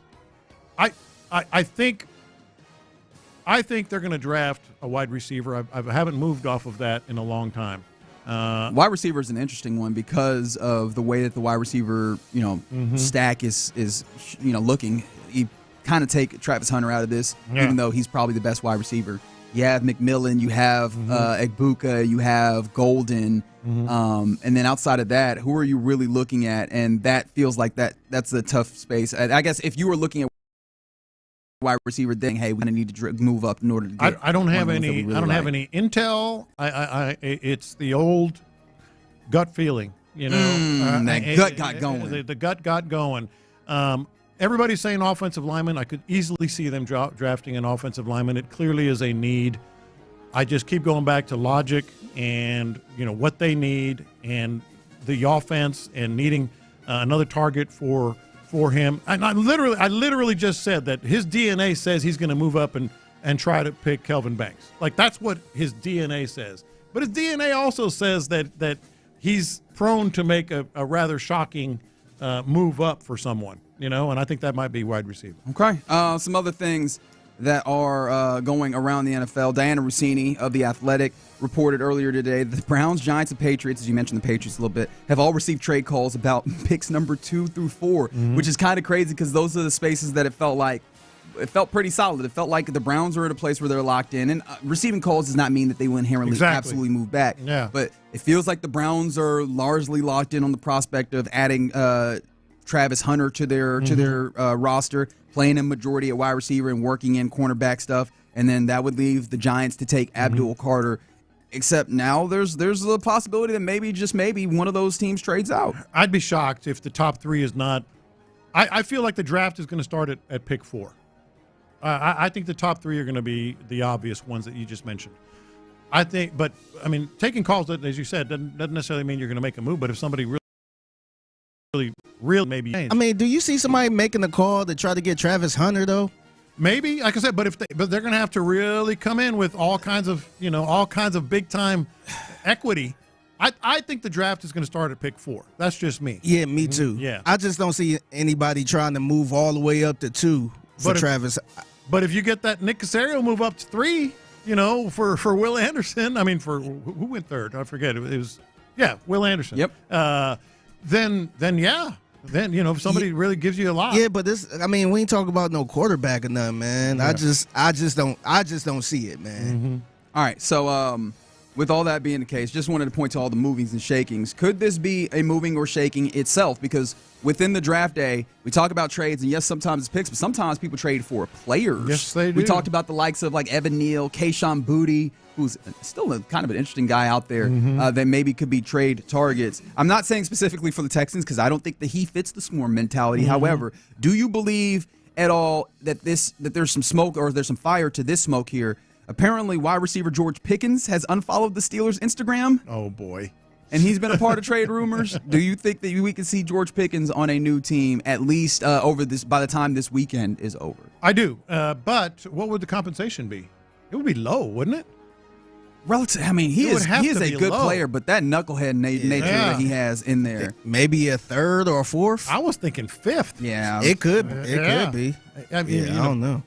Goes to a team, new start, all that jazz. But I wouldn't give more than a 5th. No, and he's an incredibly talented player. That's the tough part. Also, I do wonder, how valuable do you view a guy who kind of exists as jump ball guy? Oh, I think there's a lot. I think there's a lot of value. I think coaches, offensive coordinators. I mean, every team has that guy. Oh, he's a good red zone guy. Oh, he's a good. The Texans have him. He's a good red zone. No, I think there's a lot of value in that. Yeah. How would you feel if you go to the Chiefs? Not good. That tone changed a lot. Not good. I mean, yeah, you don't want to give them any more weapons. However, at the same time, the last few times they've gotten some knuckleheads in there, it hasn't really entirely gone the way that they wanted. So I don't know that I'd be entirely afraid of it. They'll probably still get to the Super Bowl, probably. Yeah. They have some moving and shaking on their offensive line, the Chiefs have. So look, we've seen the importance of an offensive line, particularly with the Chiefs themselves. So I do wonder how that falls for them. Real quick, I did want to get to, and of course, it left me as soon as I wanted to go there.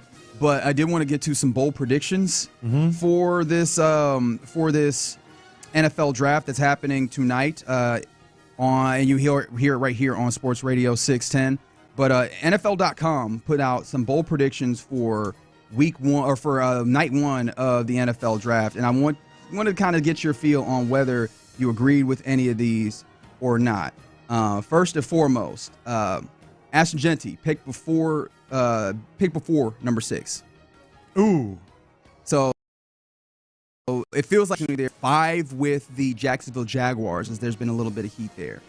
I'm going to say no. I think he's got Raiders written over him. Raiders are 6, right? Yes, they are 6. Yeah. Okay, so you've got Raiders. At least 7 edge rushers drafted in the first round between Abdul Carter, Jalen Walker, Mykel Williams. Those seem like the easy ones. Mike Green. Mm-hmm. And then you get to the Donovan Ezraku and James Pierce is where you start getting kind of interesting. That's a bit much. I'm going to go that's off. Okay. And then despite the speculation of 3 quarterbacks, bold take, you only get 2 quarterbacks in the first round. Oh, I'm in with that. I think the 2 quarterbacks are going to be Cam Ward and Jackson Dart. Where you got Jackson Dart falling? See, you don't know who, but you're just like you think somebody. No, I don't know who, but there are teams that I think might move up. That might be one of those things. Hopping the Saints. Interesting. Yeah. Okay. All right. Yeah. From the 281, when they're talking about players being traded and acquired, Jameson Williams has the speed to take the top off. That's a guy who's out there who seems like he might be gettable in a draft day trade as well. A lot of things to watch on this NFL night one for night one of the NFL draft, and there's a lot of coverage of it right here on Sports Radio 610. You'll be live right here, live and local, starting at 6 with Texas Radio, and then into the NFL draft round 1 right here on Sports Radio 610. Coming up next. Let's keep going with draft talk. Let's do our last chance, really, at doing an NFL mock draft check-in. The final mocks are in. Let's see what the final mocks are telling us about the possibility of what your Texans do. We'll do that. There's been plenty of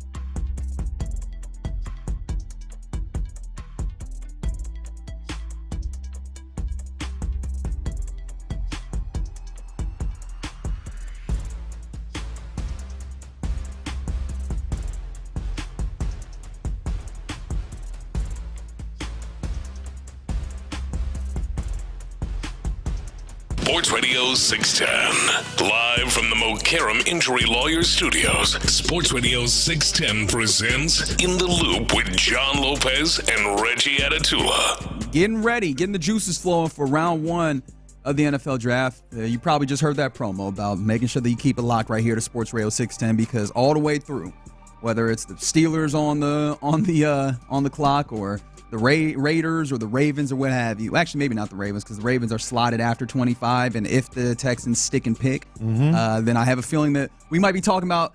We might not be talking as much about what the Ravens are doing. We're talking about the Texans and maybe getting some audio of what it sounds like with the player that they may have selected in that moment. But let's get a feel for who the players are that the final mock draft check-in before the first round of the NFL draft. And one of the things that I've found interesting is, as I've checked mock drafts, even as trades have happened more and more in some of these mock drafts, I never see these national perspectives having the Texans trade up.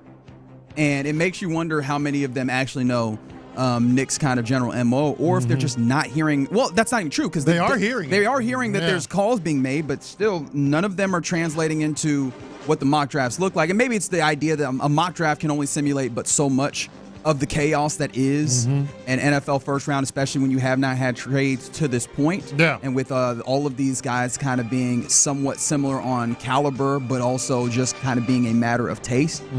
But still, a lot of guys still having the Texans pick at 25. Is that what you're seeing in this mock draft roundup? Largely, yes. I have 6 mock drafts that have been posted, the 6 final mock drafts by various reputable. Do you want to power rank the mock drafts here? We can. Let's see who is doing the mock draft that you enjoy the most for your Texans. 713-572-4610. We begin the bidding with Bleacher Report. Bleacher Report. A couple of interesting things about the Bleacher Report before we get to the Texans pick. They have Ted McMillan dropping to 18 in Seattle. That is really, and that's very possible within this. That's one of the things I'm interested to see is how much did the testing turn some teams off from Tetairoa McMillan, who is, maybe not the fastest guy, but big, great 50-50 ball winner, catches the ball incredibly well. And seems like, I was looking at with some people that I trust that are draft experts, second wide receiver out after Travis Hunter, right? Yeah. And so seeing if maybe some teams don't view him, or a lot of teams don't value him in that same way, and he drops, would be very interesting. They also have Ashton Genty going to the Jacksonville Jaguars at 5. But let's focus on the Texans' final mock draft, all right? At the Bleacher Report final mock draft has the Houston Texans drafting Josh Connerly Jr., from Oregon, the tackle. And you're going to say, well, who else might have been available? Yes. Mason Taylor, the tight end, was available. Okay. And how do you feel about tight end? Are you so open to it that you would go to Mason Taylor? Mason Taylor's a guy that, low key that people like, but it still feels like this is a 2 tight end class at the very top if you're talking about the high end talent. Yeah. And it is Tyler Warren, especially if you want a guy that I have kind of likened in my brain, and I know I hate player comps, and here I come giving you with something that's kind of similar, but I'll tell you exactly why. Yeah. Jimmy Graham, especially because it feels like he's the type of tight end that is so good that you kind of, if you want to get your value, build around him, almost Brock Bowers-like, where you saw last year with the Ravens before Davante Adams left, that you weren't kind of getting the squeeze that you wanted out of him. Davante Adams leaves, and they can kind of focus their offense on Brock Bowers, and now it's like, oh, okay, we see the benefit. Yeah. Tyler Warren strikes me more like that compared to Colston Loveland, who is more of a traditional tight end as you would typically see drafted. How does this grab you? Matthew Golden was available. They have Matthew Golden going 29 to the Washington Commanders. That gets rough, especially for the folks who really like he's to be infatuated with the city and the Houston Texans as a football club. I think I would actually be a little disappointed as a dude who has been. I like Josh Connerly a lot. I think there's a lot of upside within what he does. I think he gives you an opportunity to start building towards what your offensive line looks like in the next couple of years. I think I might have bought in enough to the idea that, hey, get you a talented wide receiver. But man, I think that there'd be a lot of complaining. Probably the most complaining of a pick. If you decide, okay, hold that thought. All right, hold on to your hat, Figgy. Where are we going next? Going number 31 overall, Josh Simmons. Good, I'm okay. To the Kansas City Chiefs. Fine with it.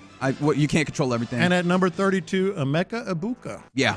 to the Philadelphia Eagles. That makes sense. That's fine. At 32 All right. overall. Who do we turn to We're next? going to Albert Breer. Sports Illustrated. This is his final mock draft, and we've got Josh Connerly going to the Houston Texans at 25 overall. So there seems to be, at least early, a trend for that. Okay. Ibuka would still be on the board. And that's probably about the main ones of the guys that would be on there. One of my favorites. Wait, before you move on from Albert Breer, can you give me a quick top of the draft look at specifically linemen? Like, I'm interested in saying, are we seeing runs on offensive linemen? Because that's what it seems like is kind of becoming the thing. I'm guessing at 4 you probably have Will Campbell. Will Campbell is 4. Ashton Genty also 5 to Jacksonville. So they have Kelvin Banks going 6 to the Raiders. Okay, so you're seeing some of those tackles go early enough to where you're losing some of the potential Golden guys. goes earlier there to the Cowboys. Yeah, and what's interesting is it does feel like that was one of the surprising things. I think the Cowboys have been tied very closely to Tyrone McMillan. And Gray's able going to the Seahawks so, yeah, at 18. So there was a run on offensive lineman. Yeah, one of my favorite ones is Pete Prisco, the guy everyone loves to hate, but he's just fun. And he's really good at mock drafts. He's been very, very good at mock drafts over the years. Pete Prisco. I think, by the way, early on, I think that I'm ranking Breer over Bleacher Report. Okay, yes. That's your early case. Pick number 25, according to Pete Prisco, Donovan Jackson, the guy that wants to steal your soul. Out of Ohio State. Out of Ohio State would be the number 25 By pick. the way, Connerly and Jackson fit with the general mold of power conference teams. Donovan Jackson, a guy that they got a little intel in relatively recently, and I wonder if that is because in order to kind of I used the word inoculate yesterday, and I know people gonna get mad about it, but it's the one that comes to mind for me. I'm sorry. Inoculate you away from this potential of an offensive lineman run and give you an opportunity, if you stick and pick, to still get a talented player, and he profiles as that. There's a lot of love for what he gives you when it comes to the strength and power profile. And he has Connerly on the board, and the Texans passing on him in favor of the guard. Okay. Also had Ted McMillan on the board. He has him going 29th overall to the Washington Commanders. Because, like I said, kind of big body guy and measurables. Yes, I mean Texans don't care about that. They don't care about the testing. I do wonder, do they care? Much. Not as much. That is fair. I don't want to make it seem as though they throw that out the window. I do wonder how much that matters, or how much duplicity matters. And I know that there was a very good question asked of Nick Caserio about, the ways in which, especially in the wide receiver room when he was there in New England, that they had guys that kind of seemed like they overlapped in talent, and that did not, scare them away. Yeah. But you have big body wide receiver, and who does that make you think of on this Texans team?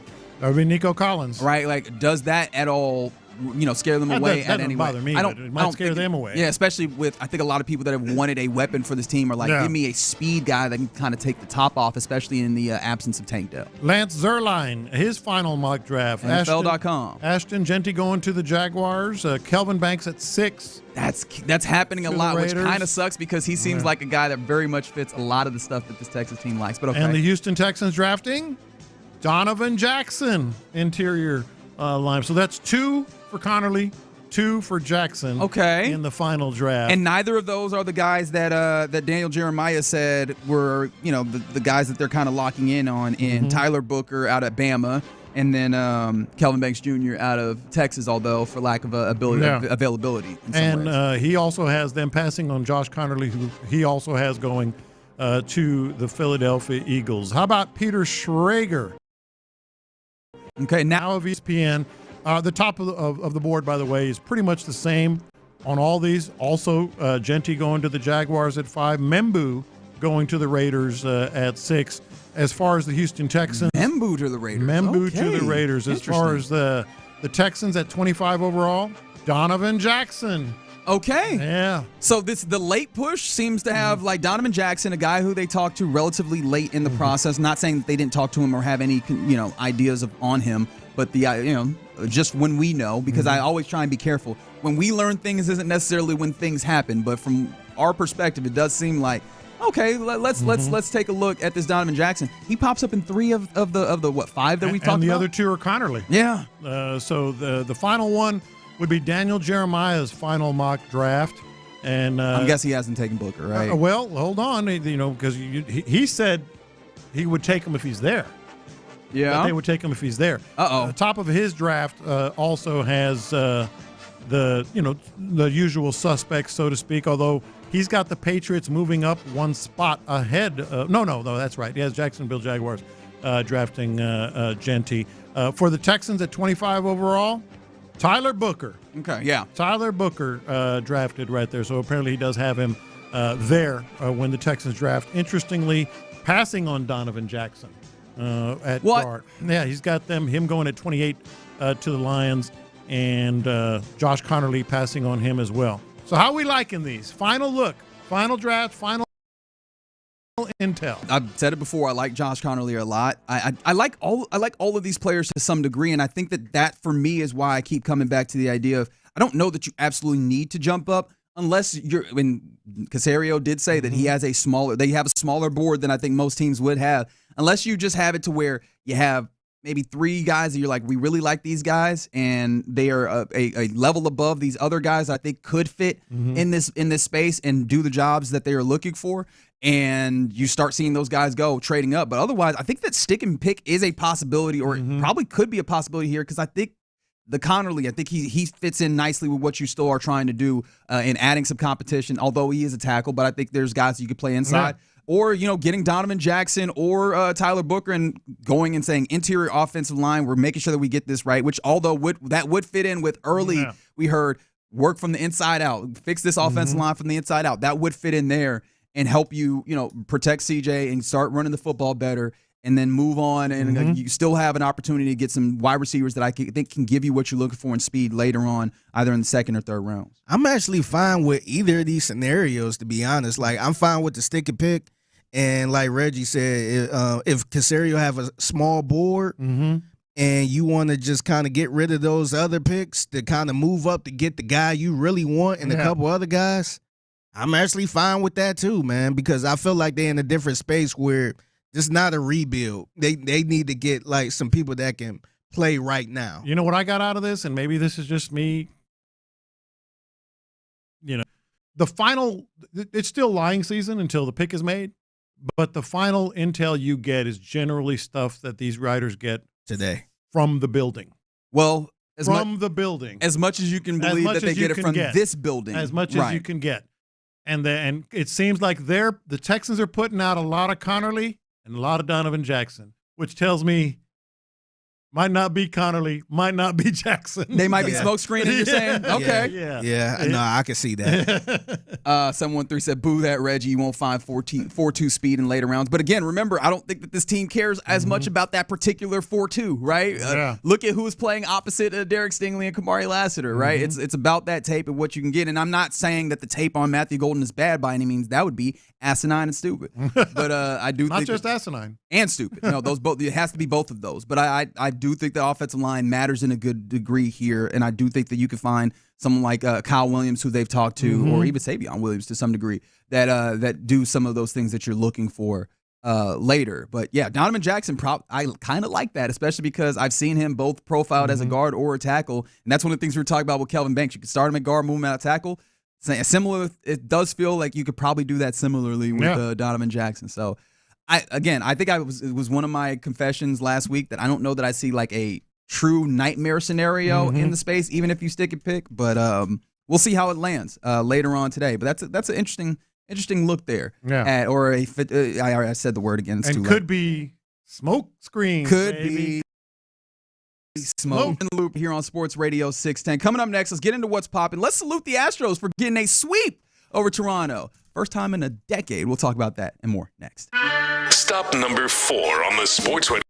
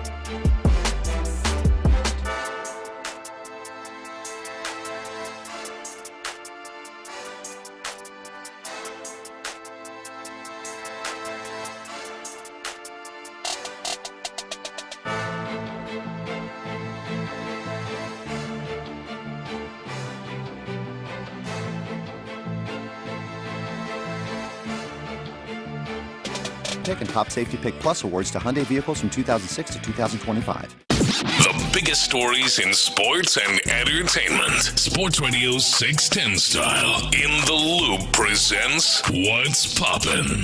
Brought to you by the Insperity Invitational at the Woodlands Country Club. May 2nd through 4th. Look at you. On a Thursday, an NFL Draft Thursday, a tied first-round series Thursday, and a 5 of 6 wins Astros Thursday as well. That's right. The Astros got a sweep of the Toronto Blue Jays here at Daikin last night with a 3-1 victory.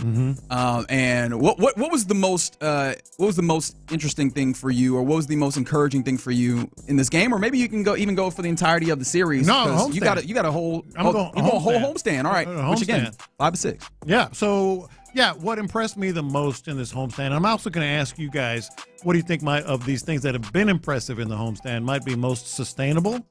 I mean, there's a lot of candidates that impressed me the most. You want to go just individual?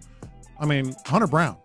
I mean, that dude is so good right now. So impressive. Is it 24 consecutive innings?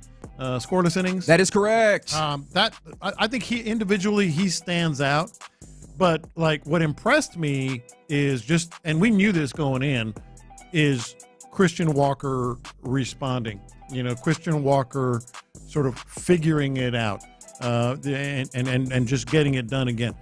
I got to tell you, Ryan Gusto was pretty damn impressive, too. He sure was. I mean, pretty damn impressive. That guy wasn't even supposed to be here. I think the Hunter Brown, obviously, I love it. You got ace type stuff. In fact, can I take you to MLB.com where Andrew Simon put together the third iteration of his starting pitcher power rankings?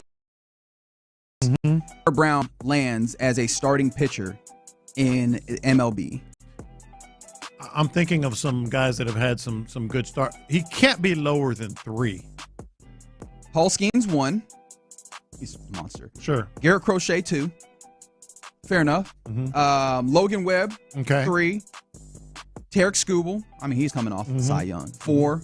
Hunter Green with the Reds is 5, and he's a really fun watch for me personally. And coming in at number 6. Okay. Hunter Brown. Okay. That is before Yamamoto, Pavetta, Logan Gilbert, Cole Reagans, like even Chris Bassett, who you were able to take a little bit to the woodshed, right? He is being looked at when it comes to power rankings, dudes who are performing right now as a top 10 pitcher right now, and he ain't 10. Yeah. Like that has been such a great development. But one that I think you could have seen coming, and circling back around to what you said, the one that I did not necessarily see coming is Ryan Gusto being a guy who can step in for you as, in some ways, your 6th starter right now, because that was the thing I was scared about. That was the thing that had me praying every night for Lance McCullers Jr. and Luis Garcia. Luis Garcia, who during this... Did you really? Yeah. I put him in my prayers. Yeah, okay. Why not? Okay, why not? I work in sports, man. You don't think I'm rooting for myself? Give me something to talk about with the Astros being good. Yes, I'm praying for this. Yeah. But yes, like the idea that those guys get healthy soon, because I was like, if you get an injury, I don't know how you sustain it. I don't know if you go in and call him AJ Blue Ball up and feeling good about it. And Ryan Gusto was like, don't worry, dog. I got you on 5. I got you on 6. He went, 5 2/3. last time. So, like, I think that has been the one thing that's been super encouraging is that you're getting, like, great starting pitching out of the guys that you knew you would. Really good starting pitching out of some of the guys that you had some questions, like Ronel Blanco, thankfully, this time around, found him a little bit of stability. And then also you got Ryan Gusto stepping up to the, like, I will stretch out and then just fill in on these times around. Not just one time, not 2 times, 3 times around. I got you. Don't worry about it. That's been deeply encouraging as well. But despite all that, Reggie, that's not to me the thing that's most encouraging and sustainable. And you may be you just touched on one of the reasons I think this is the most impressive thing with this Astros from the homestand and really the season. This bullpen, man. This bullpen is just crushing it. And when you get a McCullers Jr. back, when you get some of these other pitchers back, and Gusto might, I don't know where he's going to end up, but maybe, in the bullpen, et cetera. Yeah, I think he'll slide back into the pen. The depth of the bullpen is already really good, and it's going to get better. Hey, shout out to Brian King, man. Yeah, yes, absolutely. Shout out to Brian King. Like one pitch a couple days ago, and then he came in for one pitch in the 8th, and then finished out the 9th. Like, hey, man, shout out. Oh, not 9th, but the 8th, right? Yeah. Came in the 7th, finished out the 8th is what I meant to say. Because Hader came in and he did the thing. But he got the win. He got the win. I don't mean to be disrespectful. I know you mentioned him. You said his name, but I feel like his name deserves to be said again. Shout out to Christian Walker, who are you willing to say that Christian Walker is cool now? Like, we have gotten out of the wilderness. Have we? Right? I don't know if we can necessarily say 100%, but you could not be more impressed with how he responded, how he's handled these last 2 or 3 games, because that's what he is. We knew he'd come in, and guy's a leader. He's a pro. He works like crazy. He's been productive, and all of a sudden he's figured something out. I think he's getting there. I think it might be a little early to say problem solved, but I think he's getting there. But I can't say enough about the prospects of this bullpen. The Astros have and this kind of occurred to me over the last couple of days. They're kind of becoming a throwback team. They have really good pitching, starting pitching, really good bullpen, not the best power. I think they're like 12th, 13th in the MLB, something like that, but timely hitting. Like, here's the thing. They're still not scoring. Well, they have in particular games, but, their offense still has some spots in it where you're like, oh, I don't know. Yeah. But timely. So timely hitting, great pitching, great bullpen, and not necessarily overwhelming power. That's like 80s baseball. That's like 80s, 90s baseball. Also worth noting that the Rangers lost their game last night as well. They'll be playing tonight in Sacramento versus the A's, but you are 1 game back of the AL West lead, and things are back going in the right direction. So, yes, I'm very, very excited for what the Astros have. They'll get going against the Royals. I almost called them the Rangers. The Royals starting tomorrow. Hey, a little bit of good news. Yesterday it rained out. They're playing a doubleheader today. Hey! While the Astros rest. That is fantastic. So their bullpen could get worked a little bit. Yes, and I almost feel bad saying this because I feel like every time I say his name, I might be calling some things into question. But Lance McCullers also is expected to, or the thought is that he might get another rehab start this weekend after a little bit of a stomach thing. Stay tuned for buy or sell. Oh, okay. That's a little bit of what we call in the business a tease, ladies and gentlemen. That is a tease. No tease here when you talk about, well, I guess let me start here. Shout out to Kelvin Sampson and the entirety of the UH Cougars basketball team. Had a little celebration at the Fertitta Center yesterday. A lot of things happening in the city of Houston. Obviously, the Astros were going. The Rockets obviously getting a win at Toyota Center. Kendrick Lamar played NRG Stadium. A lot of things popping. How was that? Yesterday, I heard nothing but great things. Yeah. I didn't go. Clearly, I was more locked in on Rockets and Astros. But our guy Chewy from Mix 96, he was saying that he went, and the Dana Cortez show, I should say. Yeah. And he went and he said that the performance was great. A lot of pyrotechnics, and just a great performance where it seems like Kendrick and SZA basically performed themselves with nobody else like opening or what have you for like 2, maybe 3 hours, something like that. I was like, that sounds fantastic. It's not SZA. Yeah. No, it's typically people pronounce it as SZA. I thought that was a sincere question. I don't know why. No, I knew that. I don't know a lot, but I knew that. Yes, and fair enough, Ocho. 3 runs on 13 hits is not ideal. I'm just happy that you got 13 hits. How about that? Yeah. How about that? Yeah. as I mentioned, 6 Christian Walker with the 3-1 blast early. I just am willing to go. Everything's coming up Millhouse and live with that right now. And also salute to the Houston Dynamo, who have added another player. Remember, early on in the season, we were talking to our guy, Ben Olsen. Keep them coming, baby. And he was like, look, man, he's basically saying, the team's not done yet. We will, we'll get better. We'll add more. We need to. And early on, it looked like it, and you're seeing, right? Mm-hmm. They added, attacking players. I know they added Andre Linger, I believe is how his name's pronounced. And now, Toyosi Olusanya, who is from a Scottish club called St. Mirren. He is a forward. So they're adding in some help. So hopefully they can start climbing the table. So shout out. They need to put the ball in the basket. What was that? They need to put the ball in the basket. What basket? The net. Oh, okay. Yeah. I thought you were just like forgetting. I thought he was doing the thing where he accidentally crossed over. No. Like They need to hoop.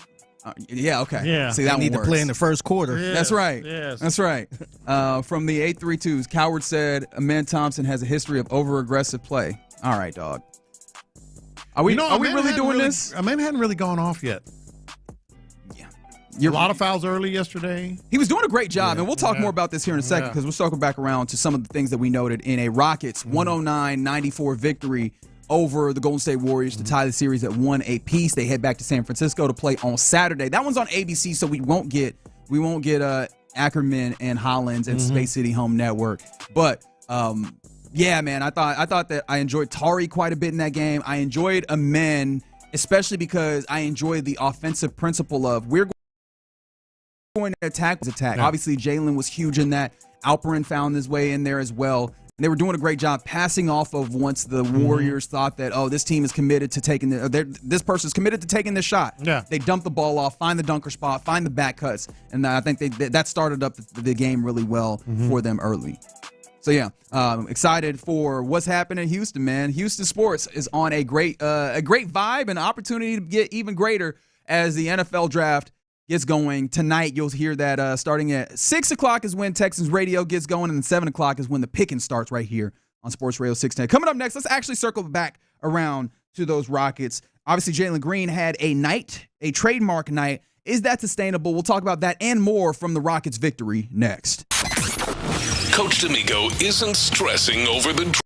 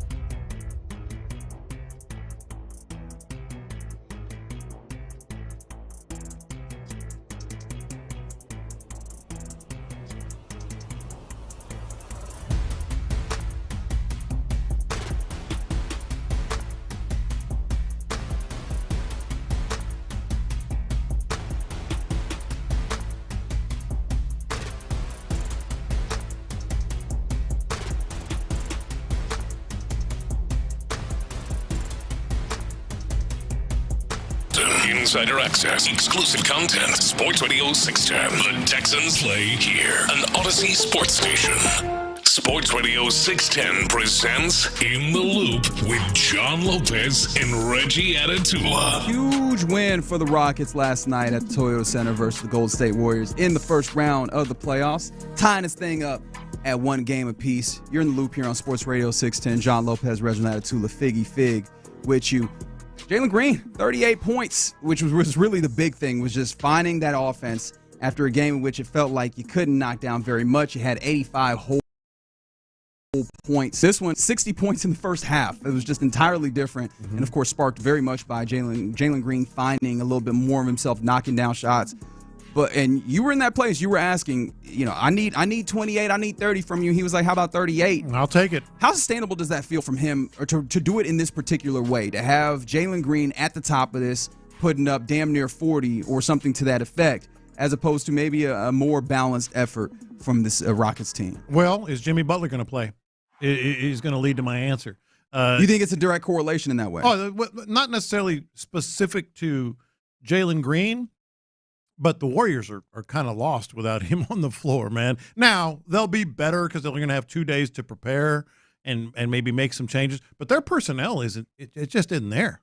Honestly, outside of Curry and Jimmy Butler, where's that offense coming from? Right, and defense. I mean, they got really good defense, but who else scoring outside of those two? Draymond ain't doing nothing. But even on the defensive side, they're going to have to change everything in terms of maybe, obviously trying to switch everything, and then you've got mismatches, and then they can't stop Şengün on the inside. They certainly can't stop Jalen Green's drives. So if Jimmy Butler doesn't play, I feel as if that this is going to be maybe not 38, but much more sustainable. If Jimmy Butler does play, that gives their rotation that teeth again. It's teeth again because he's good on both ends of the floor, and he's good in transition and longer, on the perimeter, and the defense that they want. But the short answer to your question, I think it's sustainable because, as I mentioned at the top of the show, I think he found something, and those jitters that he openly talked about, to his credit, like the lights were bright, the court looked bigger and all that. Credit to him for acknowledging what we talked about after game one. But I think he's settling in. I think it's very much sustainable. Not 38, but if he can go mid-20s, you're onto something. Yeah, and I think that's probably more of what I was looking at, is possibly getting that low to mid-20s from closer to what I think Figgy mentioned this yesterday. His average is 21 points on the season. And so, actually, this was Ime Udoka, the head coach of this team, after the game, being asked about, that conversation that has happened quite a bit. The comments of critics saying that this team does not have a closer. Well, we've done it every which way this year. Like I said, we can do it by committee, anybody's night on a given game. And then you have nights like this with Jalen going for 38, and we've had Alpi and Jalen going for 30 each. So they make the right play, they draw the crowd, and where they both grown is getting everybody else involved. And the fact that they can break defenses down and create shots for themselves, the onus is on them to get guys involved. And we space it out with shooters, cutters, lob threats, and all those things, and it works well for us. So however we get it done, we figured out all year different ways, and tonight it was Jalen's turn. I did find it interesting that Steven Adams really wasn't a big factor. Didn't even get a lot of minutes. And I'm wondering if that was by design or maybe at their own adjustment to what the Warriors, because I think what he said there about, the cuts off the baseline to me were what stood out early, even with Butler on the floor, like coming off the baseline from both ends, not just spotting up for a corner three and kicking, drive and kick and all that stuff.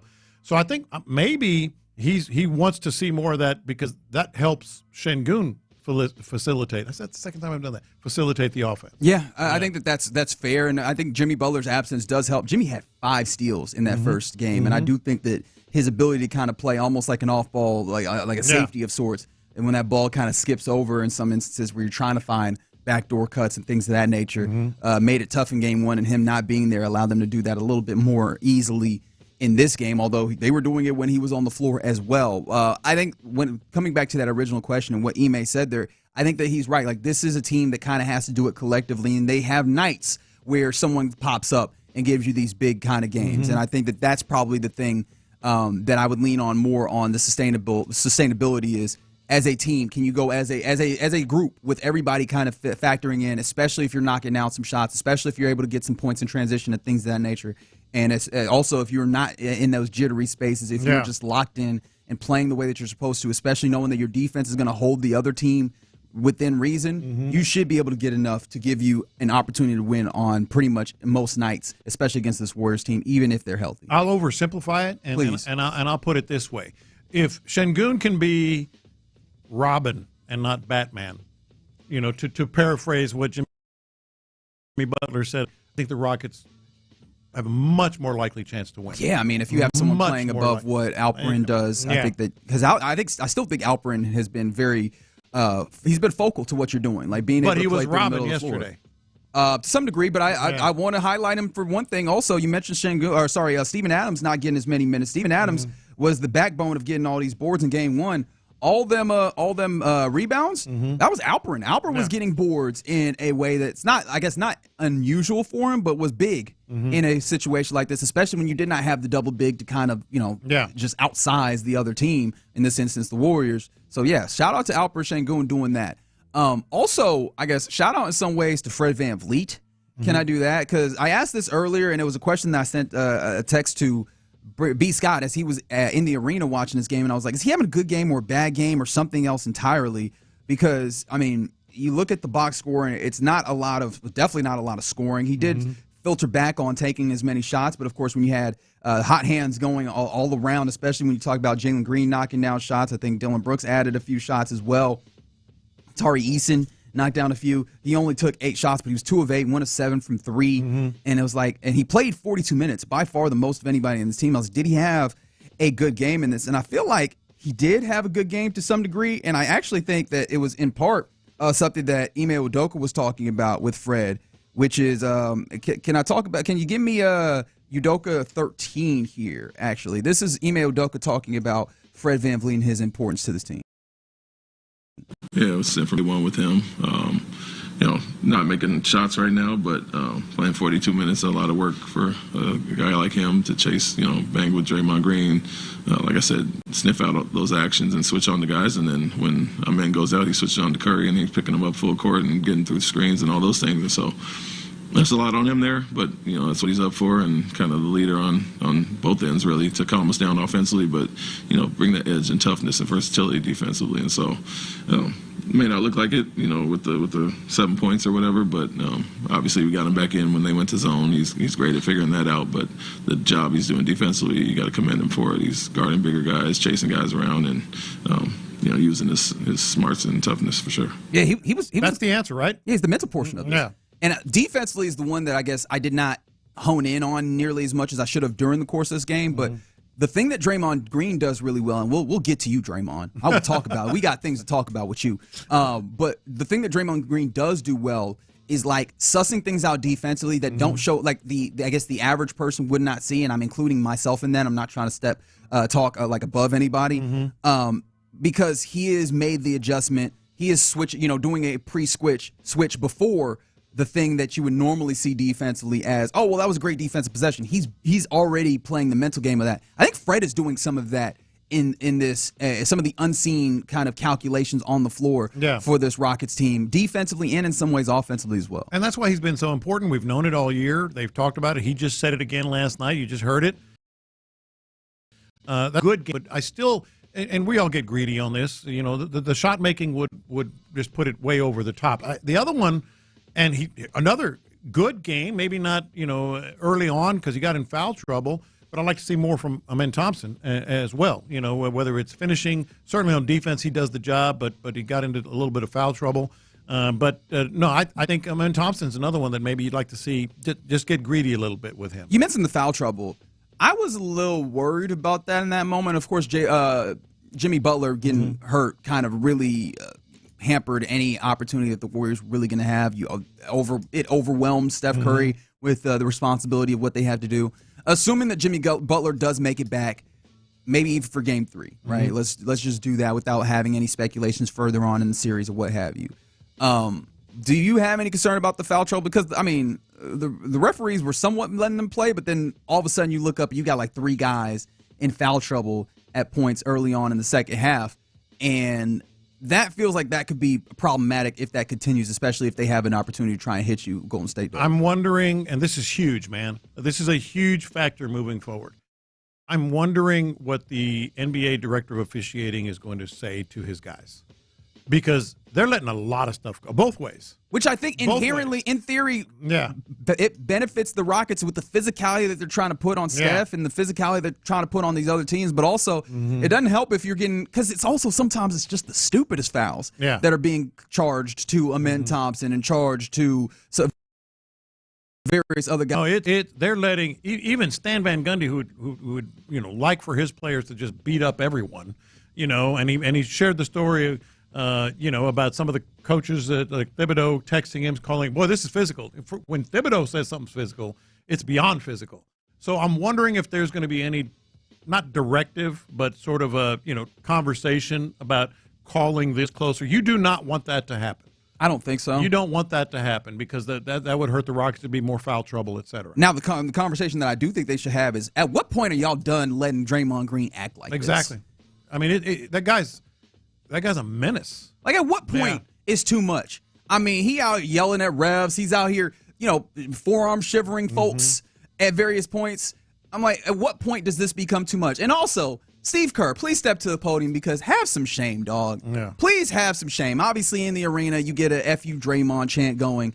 And I understand where it comes from because Draymond is out here just acting petulant. The word that I continually use is antics. And that's what it feels like because at times it's not even just the idea of him, playing hard and playing physical. He is actively doing things that undercut players. He's like doing things that are not basketball. And he even factors into like Jimmy Butler getting hurt, right? And in some way Steven Adams in there, boxing in there. But like that's not the first time that he has had Amen Thompson or that Amen Thompson has like fallen into somebody because of physicality or what have you. But he falls into and kind of undercuts Jimmy Butler when he falls on his tailbone.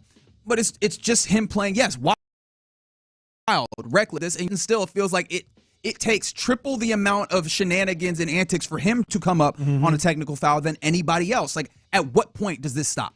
I think he's gonna blow a gasket. And you were saying earlier he kind of has he's leaking right now. I mean, it's leaking right now. But I think he's going to take it upon because he does it. We predicted it. We talked about it before the series. He's going to do something that is going to hurt his own squad, and that's the good news for the Rockets because I think he's probably going to get thrown out of a game. See, the thing is, I feel like Draymond, he's one of those players where the game is over and you know it's over. That's when he start acting reckless. He did last night. Yeah, he does stuff. To sort of. I feel like he tried to get himself thrown out the game, and they didn't throw him out the game. He do stuff like that when the game is over.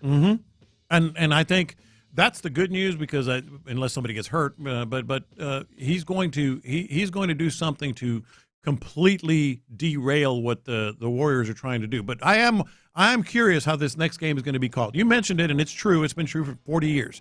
The NBA playoffs are just officiated different. A lot more is let go. But this is what the NBA deliberately and tangibly tried to get away from. Everybody's calling it like a 1990s type series. They did everything they could to get away from that. And now it's back in the conversation. I'm curious how they're going to call it. Yeah, Adrian on the Twitch. Warriors fans have been delusional on the blame for the injury. Warriors fans are delusional about a lot of things, to be completely honest. But yes, they absolutely have been delusional about the injury because it's actually showing up on ESPN right now. And ain't no William Thompson was trying to take out Jimmy Butler's legs. Are you insane? But Steven Adams was in there too, though. Oh yeah, he was. If we're going to be completely honest, if we're being honest, Steven Adams and Draymond bumped into Jalen Green there. That's right. I did mention Steve Kerr, and I do want to adequately complain about what he was doing here. This is Steve Kerr after the game, he's a little hurt about the F you Draymond chants. It's not ideal when a crowd is, chanting F you Draymond. It's just, I don't know. I mean, they did it in Boston a few years ago in the finals. It is what it is. Draymond's Don't say that. He's been around forever. He's an instigator. He's always going to be in the mix, and because of his career, his championships, his fire, he's going to be a lightning rod, and that's all part of it. I would prefer, if fans could use a little more discretion and remember that the guy has kids and. It's like there's kids. I don't know. Maybe I'm old school, but I'm all for the fans cheering for their team, and if they want to yell at the opponents, great. But I just think FU it's a little much. How about you tell Draymond to remember remember why that don't he you has play kids? Basketball like you got kids. Right. How about you operate like somebody who is a Set an respectable, example. moral example for them kids? Stop kicking people in the distance. It was like the audacity of Steve Kerr to get out here pointing his finger at some fans, talking about he got kids. Everybody's got kids. And he trying to take out people kids with his little Luke Kane kick. Yeah. I was like, I listened to that and I was disgusted. Yeah. I was like, Steve Kerr, have some gosh darn shame, man. That was truly shameless. Let's think about the man. What? He has a family, guys. Yeah. Think about the children. Are you kidding me? Are you for real right now? Oh, Lord.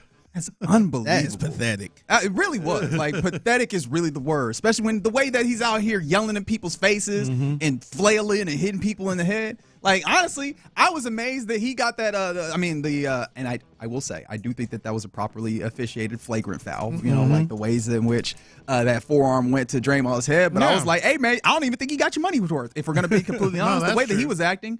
But even still, I think that it's been good, the physicality that the Rockets have employed. I think it's good, the place that they're at. Because I saw someone on the text line earlier were like, I want to see Dylan Brooks turn up the villain. I was like, no, he is good right where he is. I think that because he tried to a little bit. And it's perfect, man, because I feel like he's not like throwing the team, like he's not getting the team in the way. Like he's not putting himself in the way of the team, that type of thing.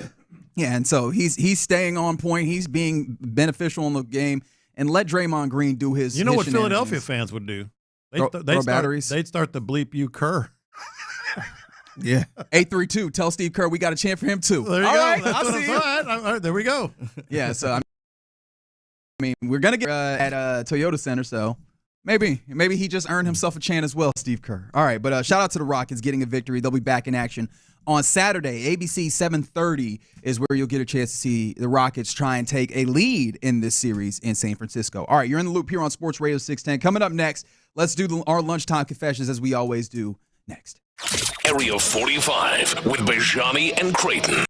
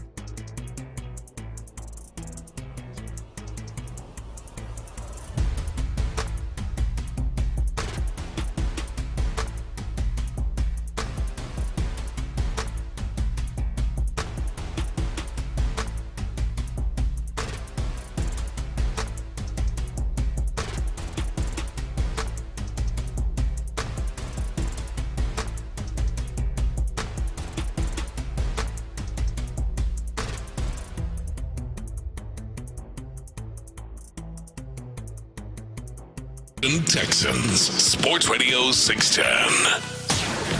Sometimes it's sports, sometimes it's not. Whatever it is, Reggie and John are keeping it real. It's In the Loop's Lunchtime Confessions, presented by the Men's Clinic on Sports Radio 610. Watch this. These are my confessions. All right, you heard Big Voice Guy right there. Keeping it real, right, Figgy? Yeah. Keeping it real. I like you guys don't know. Hear what you're saying first. Well, I asked Figgy because it's about you. Ah, okay. Because my confession is Reggie did something the other day, and I meant to bring it up yesterday, that was a lot even for him. Like a lot. Like what did I do? There's going to be a butt coming up here. Hey. A lot of the stuff that Reggie is kind of endearing and it's kind of cool. Like, he calls himself, we've called him the professor. He calls himself a nerd and a stat geek and all that stuff. He has that reputation. This was a lot even for him. It's his birthday 2 days ago, right? That is correct. I said, hey, what's going on? What'd you do? Get your margaritas? No, I didn't get my margaritas. So what'd you do? Oh, it was cool. Answering, you had a good day, right? Answering. It was cool. Nice messages. It wasn't like my best birthday ever, but I enjoyed it. I didn't do too much. But in the midst of it, he says, yeah, I did this, answered some messages, caught up on some anime, did this. And I went, caught up on some anime? Yeah. Caught up on some anime? Yeah. I didn't know you was into anime. Not really that much, but there was an anime that it really just is like, hey, this is a show that I thought was interesting that I haven't been able to watch because, other stuff is happening. You got it. That's a lot even for you. You can't say not really. Yes, man. you're either. You either in it or you out. Yes. I guess if you would put it that way, I guess in, but I really don't watch that many. Like, I probably have 3 or 4 anime shows that I have watched. That's enough, man. I'm fond of Cowboy Bebop and Samurai Champloo, made by the same guy, and it's made by the guy that did that. Cowboy Bebop? Cowboy Bebop. There's a lot of jazz involved in it, which is one of the endearing things. Yeah, you got to go all in on that, man. You can't just say. I can't though. Just like there's so much anime out there, and shout out to the people that watch it with like the Attack on Titan and all that, bro. Like, I just don't have the time or the inclination to do all of that. To be real, All right. Cowboy Bebop. I'm looking at a very reputable site called Wikipedia. Correct. A neo-noir space western television series that aired in TV Tokyo Wow from 1998 to 1999. It's a classic. You're not going to make me feel bad about this because anybody that has heard of Cowboy Bebop knows. Thank you, 832. They're talking about Invincible, and I did watch Invincible if you consider that an anime. That's fair. I've never even heard of any anime shows. No, that's a whole different world, man. I would not trash anybody for watching anime at all. Yeah, and I'm not into it. The most I've been into it as a kid was like Pokemon, and I don't know if people would consider that like a deep cut when it comes to anime. And the other thing is, and again, a lot of the stuff you do, it's endearing, it's helpful to the show. Some of the stats and stuff. Oh, okay. In doses, if we're being honest. But on your birthday, you made the conscious decision, I'm going to catch up on some anime. Well, once I decided I wasn't going out, before these games started, I was like, let me watch a couple of TV episodes real quick. And I was like, what's the TV episode? It's this show called Lazarus from this dude that made some shows that I really enjoyed. Awesome. Yeah. I never even heard anybody say, I got to catch up on some anime. And just I was watching some anime. That's my deal. It was an anime, but I was literally just catching up on a TV show that I found was interesting. That's it. Somebody said Cowboy Bebop is 100% positive on Rotten Tomatoes. That is correct. Lopez lying if he's never heard of Dragon Ball. Of course, I've heard of Dragon Ball. Yeah, you ain't watched it. I ain't clicked on squat. Okay. I tried. I couldn't watch it because I didn't have cable when I was a kid, and that will always come on like a cable channel. The thing about anime is, Figgy, it's a different language. It's like a different language. Now, do you watch yours dubbed or do you watch do you roll with like the subtitles? I can't remember. I think Cowboy Bebop was. I think that was. Well, I mean, I definitely have watched the dubbed version because I mean, in America, there's that's still legendary. Like the English language version. I don't know if that one had. I think. I mean, it feels like I should say that there absolutely was a Japanese version, but the English language version. Okay, that's how you can tell somebody that's really into the art and into the sticks. Watch the sub. Yeah, you can't watch it dub because sometimes they be sounding a little too silly, man. You got to watch the original. Okay, so if this gives you any level of indication, from the 830, Cowboy Bebop is the Citizen Kane of anime.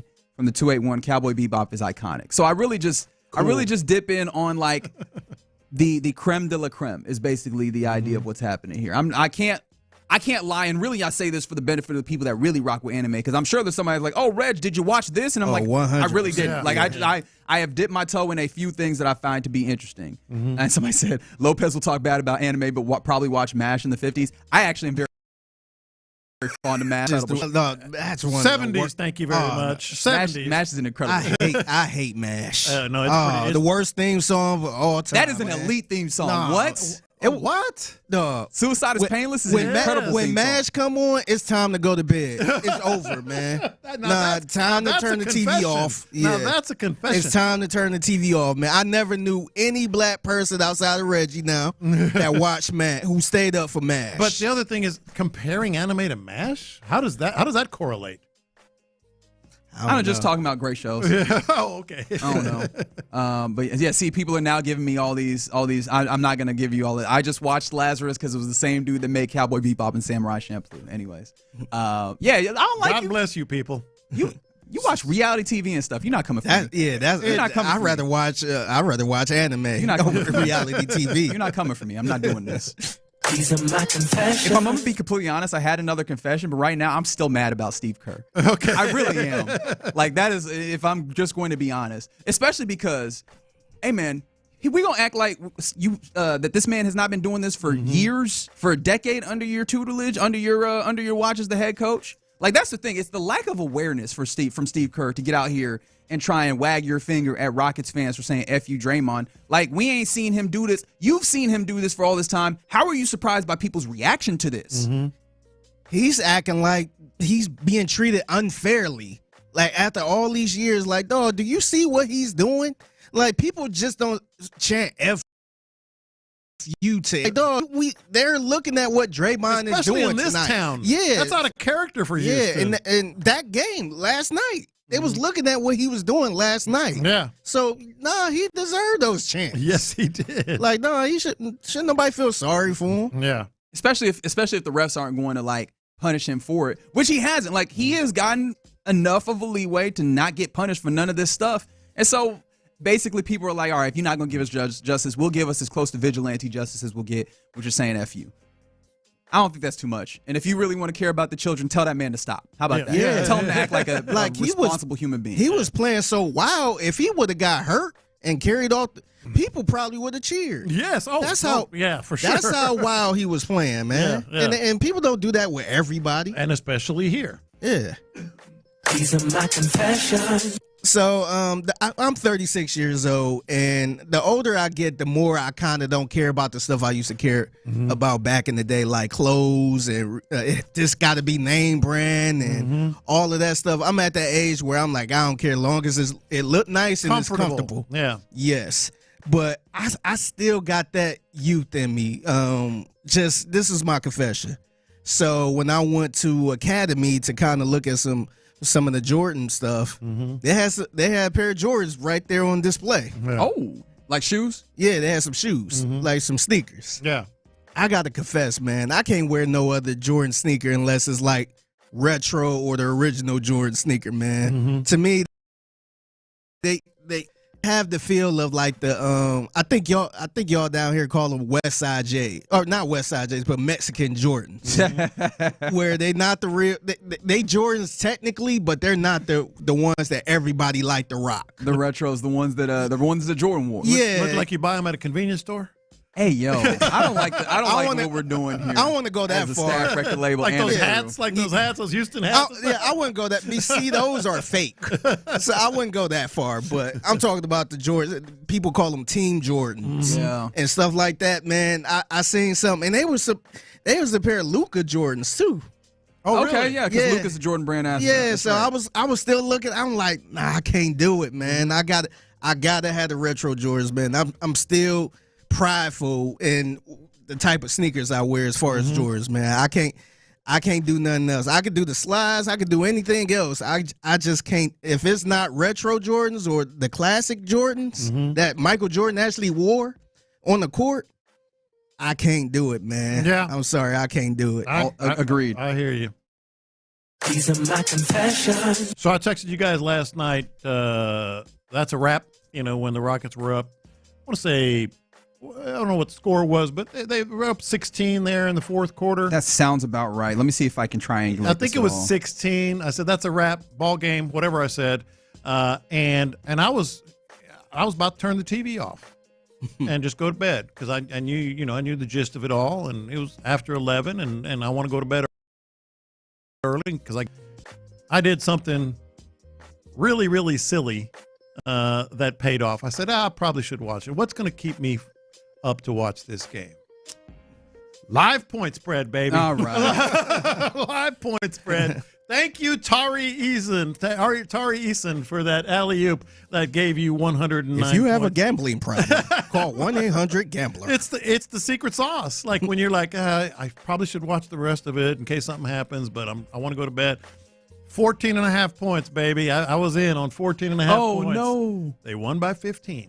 Oh, okay. I thought see, you had mentioned Tari, so I thought you were saying you were in on 14.5 for Tari, who finished at 14 points. No. Okay, good. On the spread, and I was like, all right, now I can go to bed. Now I can go to bed. They won by 15. You probably should have went to bed and just woke up to a surprise. I thought about that too. Woke up like, but I would have, I wake up in the middle of the night, I'd have been like, yeah, I wonder if they covered. Wait, so you were this close to making what was a really important and good win into like a sad and sour taste for yourself by betting?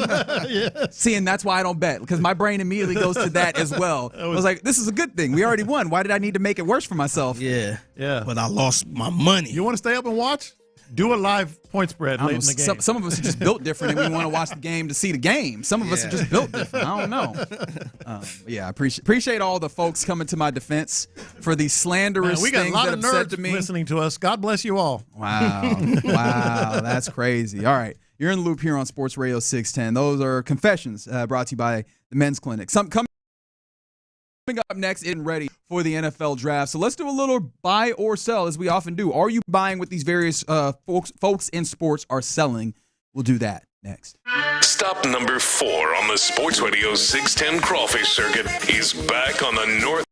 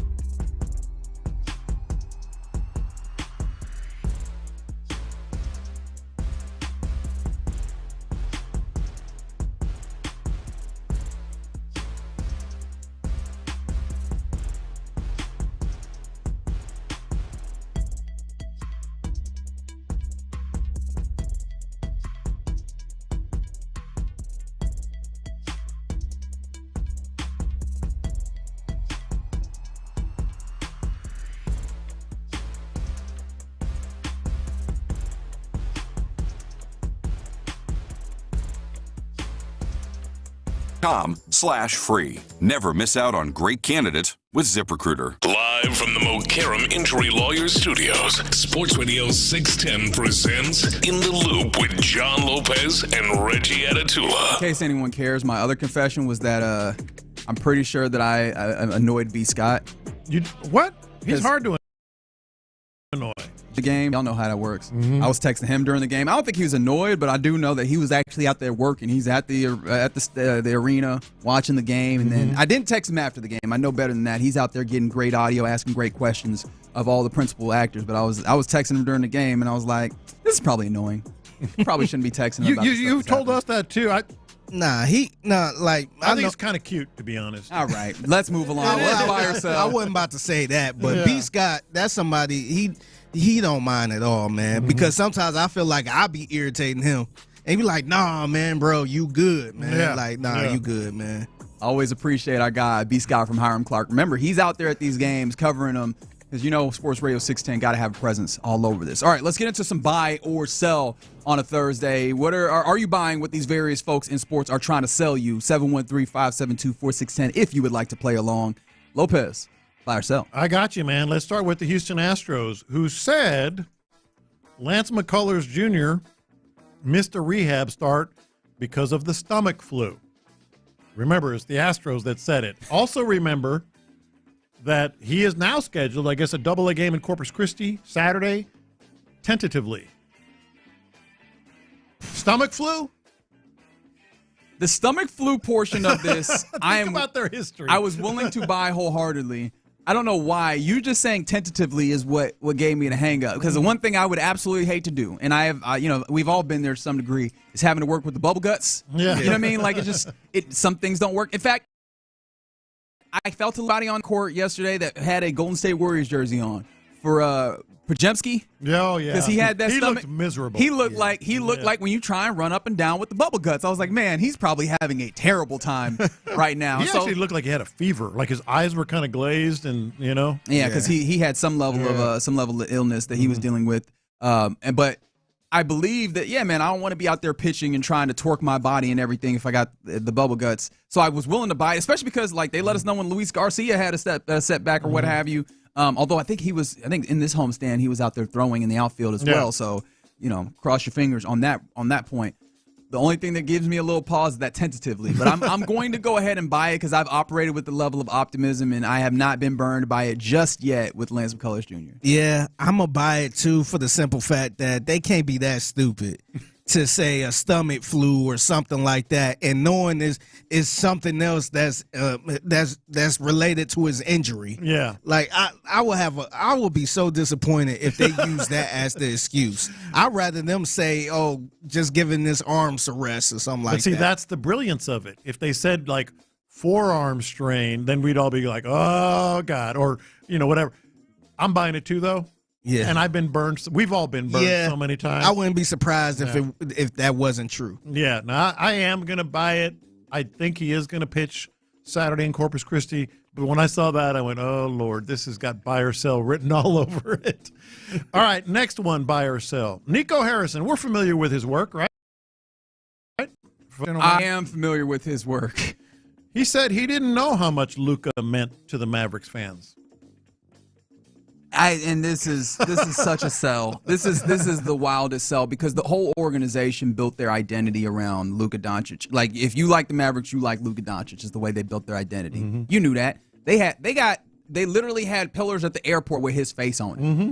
Like all of your marketing department is around that dude. You knew damn well. Now, the one thing I will say in any level of defense of him, which he did, probably not necessary because they've literally fumbled every other thing after the trade, in addition to the trade itself. Is it's starting to very much look like that ownership group is very, very bad at this, and they might have been forcing him to get out here and do some of this to some degree. Sure. So I do wonder how much you could put on the ownership group for making him look bad. But no, you knew exactly how important he was. You just did not think that you thought you'd get away with it, which how dumb could you be? Can you repeat the question again? Nico you said Harrison, how important for the fans? Yes, to the fans. I'm actually buying this. So he didn't know how important Luka was to the fans? I really don't think he knew because he wouldn't have traded him because that was the stupidest thing he could have possibly did. Mm-hmm. Like you really didn't know if you felt like trading him would just be like, oh, traded him, he's gone. Yeah. No big deal. We'll just move along. I think he really did not know if he would get this much blowback from the fans like this. All of the boycotting and the picket signs and all the stuff that was going on in the arena. Yeah. Like, I think he really how much that would have affected the fans. I get your point, but I'm selling. I don't see how anybody who lives in that city for more than a week doesn't know. I mean, like that Luka was the identity. All right, you buying or selling this? Deion Sanders. Uh-oh. He said never in his life has he pleasured himself. I think that I am willing to buy this. Oh, God. I think I am willing to buy this. I think that he's had the juice. And I say that with all humility and all humility is not the right word, but all understanding that I am very uncomfortable with having to talk about that man's particular life in that way. Mm-hmm. But I do think that he has had the juice. I just don't know why I don't know why it was such a big deal to him to just let people think that whatever that you have or whatever. I would buy it if he was born a 21-year-old. Thank you. Thank you. But dog, if you was a kid at some point, nah, I'm not buying that at all. Never. He's just too cool for school. Yes. He was on that set with a bunch of ladies and he just tried to be Deion. That's what it was. He's lying. That's why I'm selling. He's lying. All right, let's get to the Houston Texans. C.J. Gardner-Johnson. He said he wants John Mechie to come off of number 8. I am going to stand on my stance that I've had. I think that I'm going to sell this. I think that he was playing a little bit.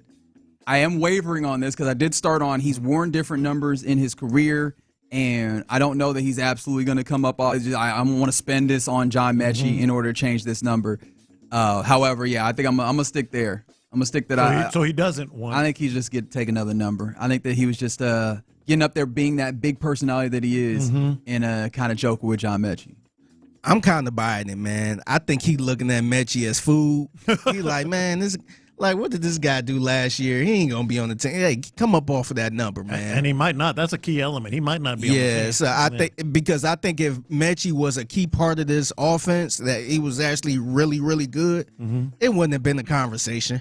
Maybe he could have said it jokingly or something like that, but it wouldn't have been a conversation. He looking at Mechie as food. He want that number 8 back. Yeah, I'm buying it too. And really at the tail end of his comment, if you didn't hear it, you can go back on the Odyssey app and hear all our conversations on this from yesterday and today, etc. But when he said, "I love you, but," when he said, "I love you, but," I'm like, no, he's being honest. He's like really wants number 8. All right, you buying or selling this? And it just popped up on our TV.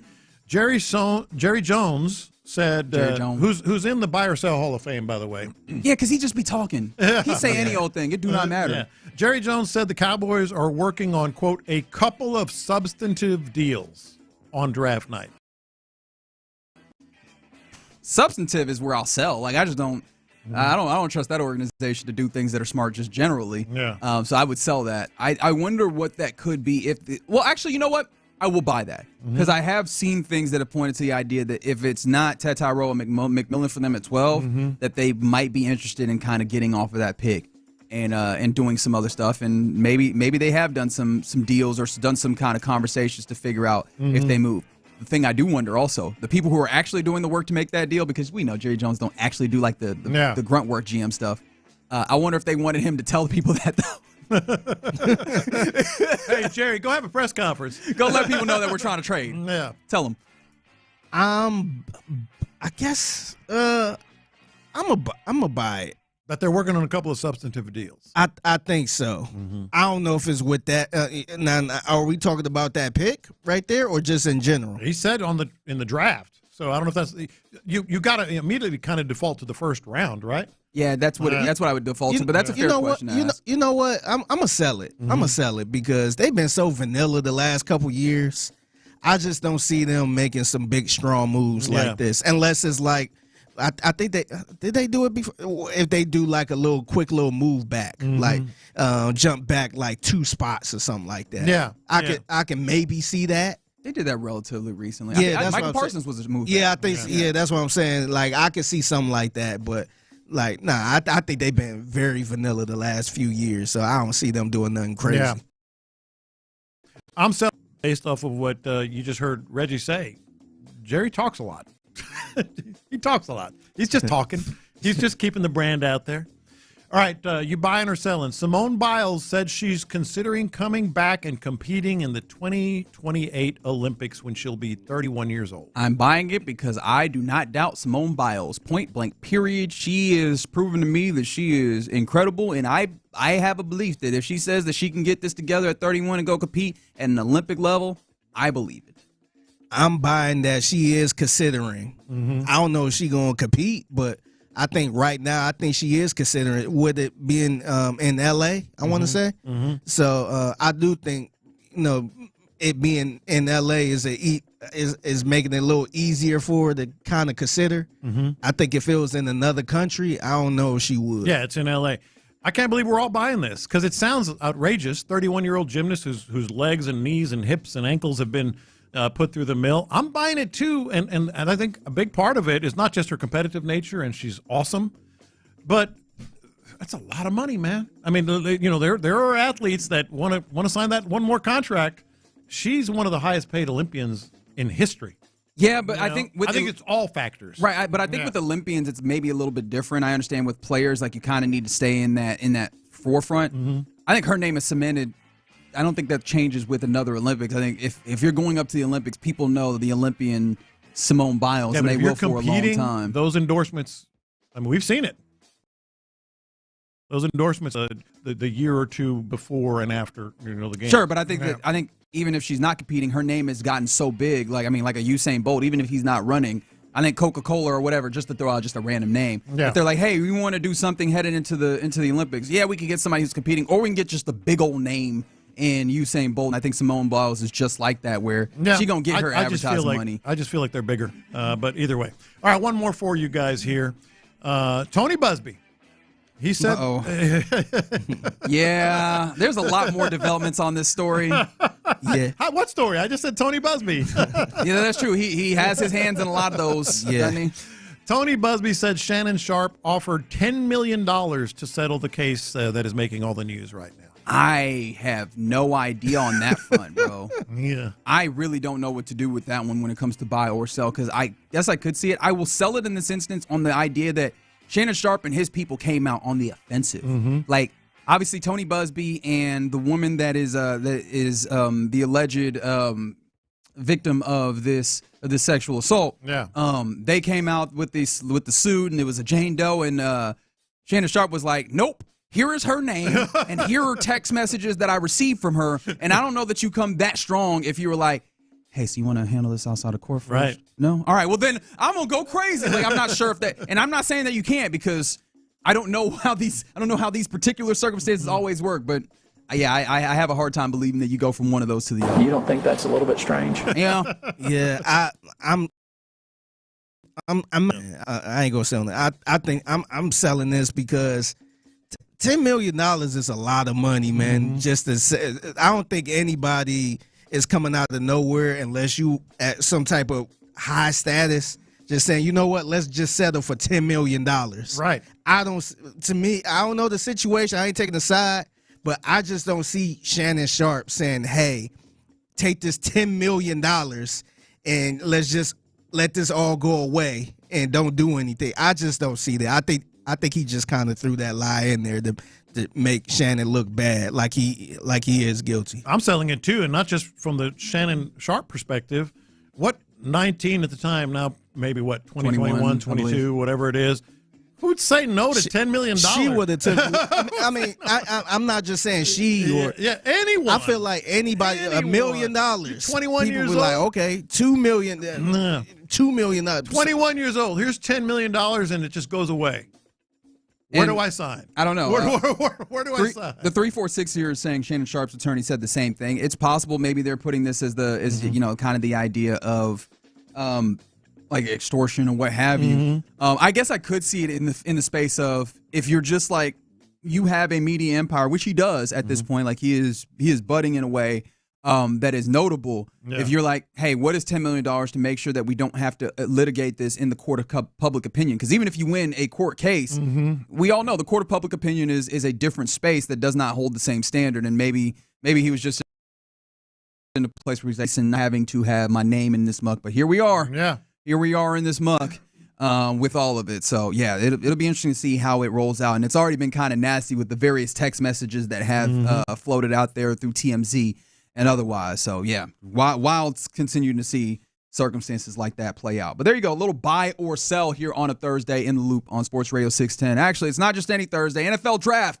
gets going tonight. You'll hear Texans Radio at 6, and then picks start at 7 right here on Sports Radio 610. Looks like Brandon on the YouTube page says he still has a feeling that the Texans trade up for Banks. So go ahead, 713-572-4610. What do you think is going to happen? Wait, what do you want to happen, and what are you going to think is going to happen for the Texans tonight as they go through the first round of the NFL Draft? We will do that next. The Texans are back in the building for voluntary workouts and see.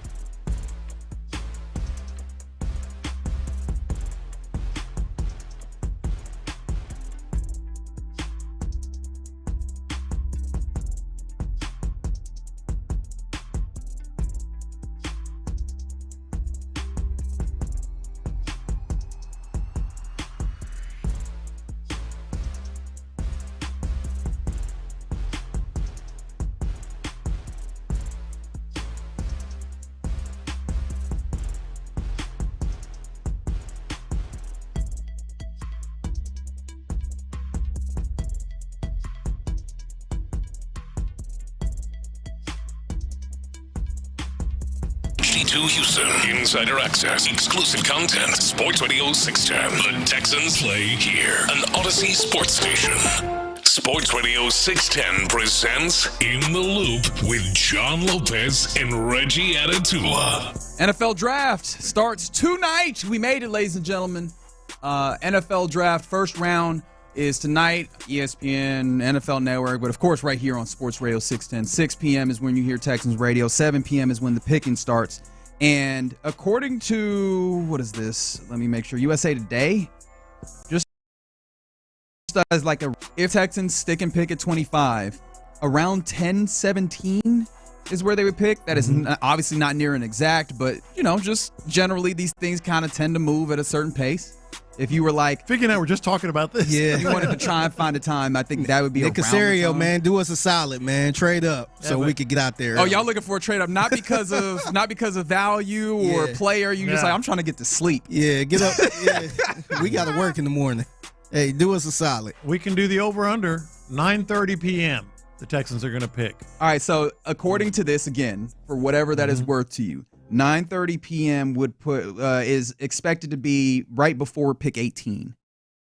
Before or after 9:30 p.m.? So it'd be a top 17 pick or after is basically what you're asking. Yeah. I'm going to go after. Biggie? When is it? What's the time? About 9:30 p.m. And according to the timeline that Reggie has, that'll be about pick number 18. Ooh, I'm gonna say after. Okay, so none of us is looking at a bigger trade up than. Oh, I forgot you ain't talking me. My bad, Lopez. I apologize. I'm gonna say before. Oh, so you got a big trade up for the Texans. Before. All right, so again, 713-572-4610. That is the Jim Adler, the Texas Hammer text line. The Texas Hammer! What do you want to happen tonight? And what do you think will happen tonight? Lopez, it seems like you want some I didn't say I wanted it. Okay, so this is what you think will happen. You think they're trading up? This is my thing. 10 picks? And I'll go back 9 picks to 16? Yeah. I'll go back to what I said. Well, or 17. Because you said it was pick 18, right? Yeah, but 17 is the Bengals. I don't know how. Well, maybe they can. Who knows? There might be some other moving around. This goes back to the Nick Caserio's DNA. How he's wired. He's wired to go for SEC or big Power 4 type players, and move up in the draft. If you weren't listening earlier, he's had 18 draft trades, 13 of them to move up. Yeah. 13 out of the 18. He has been known to be bold in some of these picks. Based on that, I'm going to say I think they're going to move up. Maybe in that range right there. Maybe not quite. It might be after pick 18. But I'm going to say that they're going to move up and draft the tackle, the play, or the interior lineman that they like, either Donovan Jackson or Kelvin Banks. What I want to happen.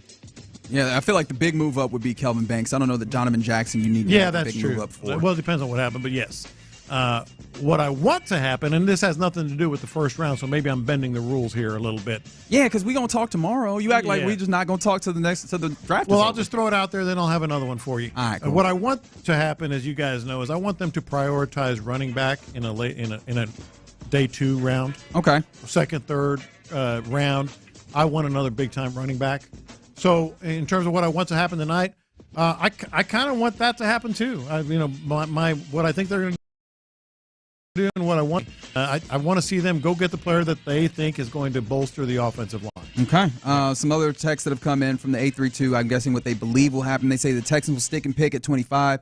Donovan Jackson or Emeka Egbuka is what they're going for there. From the 832, they said their mind is spiraling. But to bring up what was talked about earlier, they think if Golden slides or is there, you pick him, more linemen than wide receiver can make them an impact starting, right? So, okay. And then the 832, they said their dream of a particular variety that I'm not going to say on the air is for the Texans to somehow find a way to trade up and take Tyler Warren. That would be a big move. You in on that? You in on that on a move as a move? Who wouldn't be? I mean, he's such a good player. Yeah, he's a very good tight end. Who wouldn't be? You would. I mean, you in some ways be helping your line because Warren isn't like a huge blocker necessarily, but he does some of it. He can. Yeah. The only thing that I say about Warren, and I don't think this is inherently a bad thing. I just think it is a nuance of it that you would have to take into consideration, and obviously they would. Is just he strikes me a little bit less as like the prototypical tight end that you draft, which is fine, and that's actually kind of the benefit. But like he seems like a Brock Bowers, like a Jimmy Graham, that if you have him, you kind of want to cater to him in your offense. I don't know that you have an offense that would cater to a Tyler Warren, or maybe it would, man. I don't know, man. You got, we don't know what the offense you got is the just offensive yet. coordinator that was a tight end coach. The Patriots tended to use tight ends. They did. Patriots tended to use tight ends. Yeah, you could talk me into it. I'd have to know what you're giving up, but you got a lot of draft capital to deal with. And you've said, where are you going to slot these guys? How are you going to roster?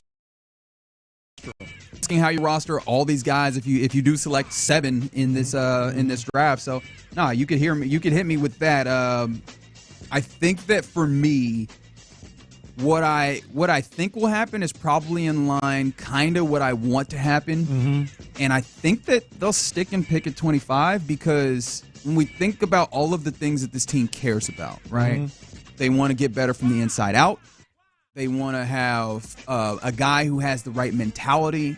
Oftentimes they go to a big school player, a guy that can drop in and have an impact, right? Leadership roles, all those things. Tyler Booker feels like he fits that so perfectly. Yeah. And even in this space where we have guys seemingly on the day of NFL draft round 1, people are talking about offensive line going up there. Well, Kelvin Banks being associated with the top 10 picks to the point of like 6 and 7 being places where he goes, and maybe more offensive linemen going. I think that you see a quarterback trade up that helps, but I think that Tyler Booker is going to be there in those later rounds, and I know some people have kind of I was looking at The Athletic put out, according to draft odds, if you were there to believe Vegas, where people would go, and Tyler Booker is expected to be at like 31 in that later. spot, yeah. And we know that this team does not necessarily care as much about the opportunity cost per se or the testing. I think that if Tyler Booker's there at 25, he fits what they want, he's their kind of guy, I think they stick and pick him, and I'd be 100% good with it. Figgy, what do you think is going to happen? What do you want to happen? And as Reggie was talking, I was thinking, I kind of think there's a part of Nick Caserio. Now, he doesn't do it for this reason, trust me. Bold move. I think he likes the.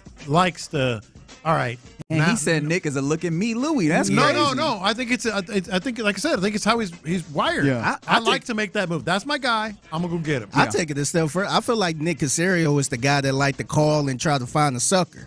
Like, hey, I wouldn't be surprised if he was calling the Browns. Like, hey, what you want for that number 2 overall pick? Well, we find out that all that reporting about the Browns and Giants getting calls about 2 and 3 is just Nick saying, "What would it take?" He probably like, just let me know.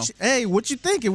I can see him calling everybody in front of him, trying to. Wait, so Nick Caserio is the dude on Facebook Marketplace just offering folks? Yep. You say you got a PS5? Yep. I'll give you 50. Yep, that's exactly what he is. I think he's trying to find a sucker. But as far as what I think he's going to do, I feel like he probably going to – I can see him moving a couple steps up.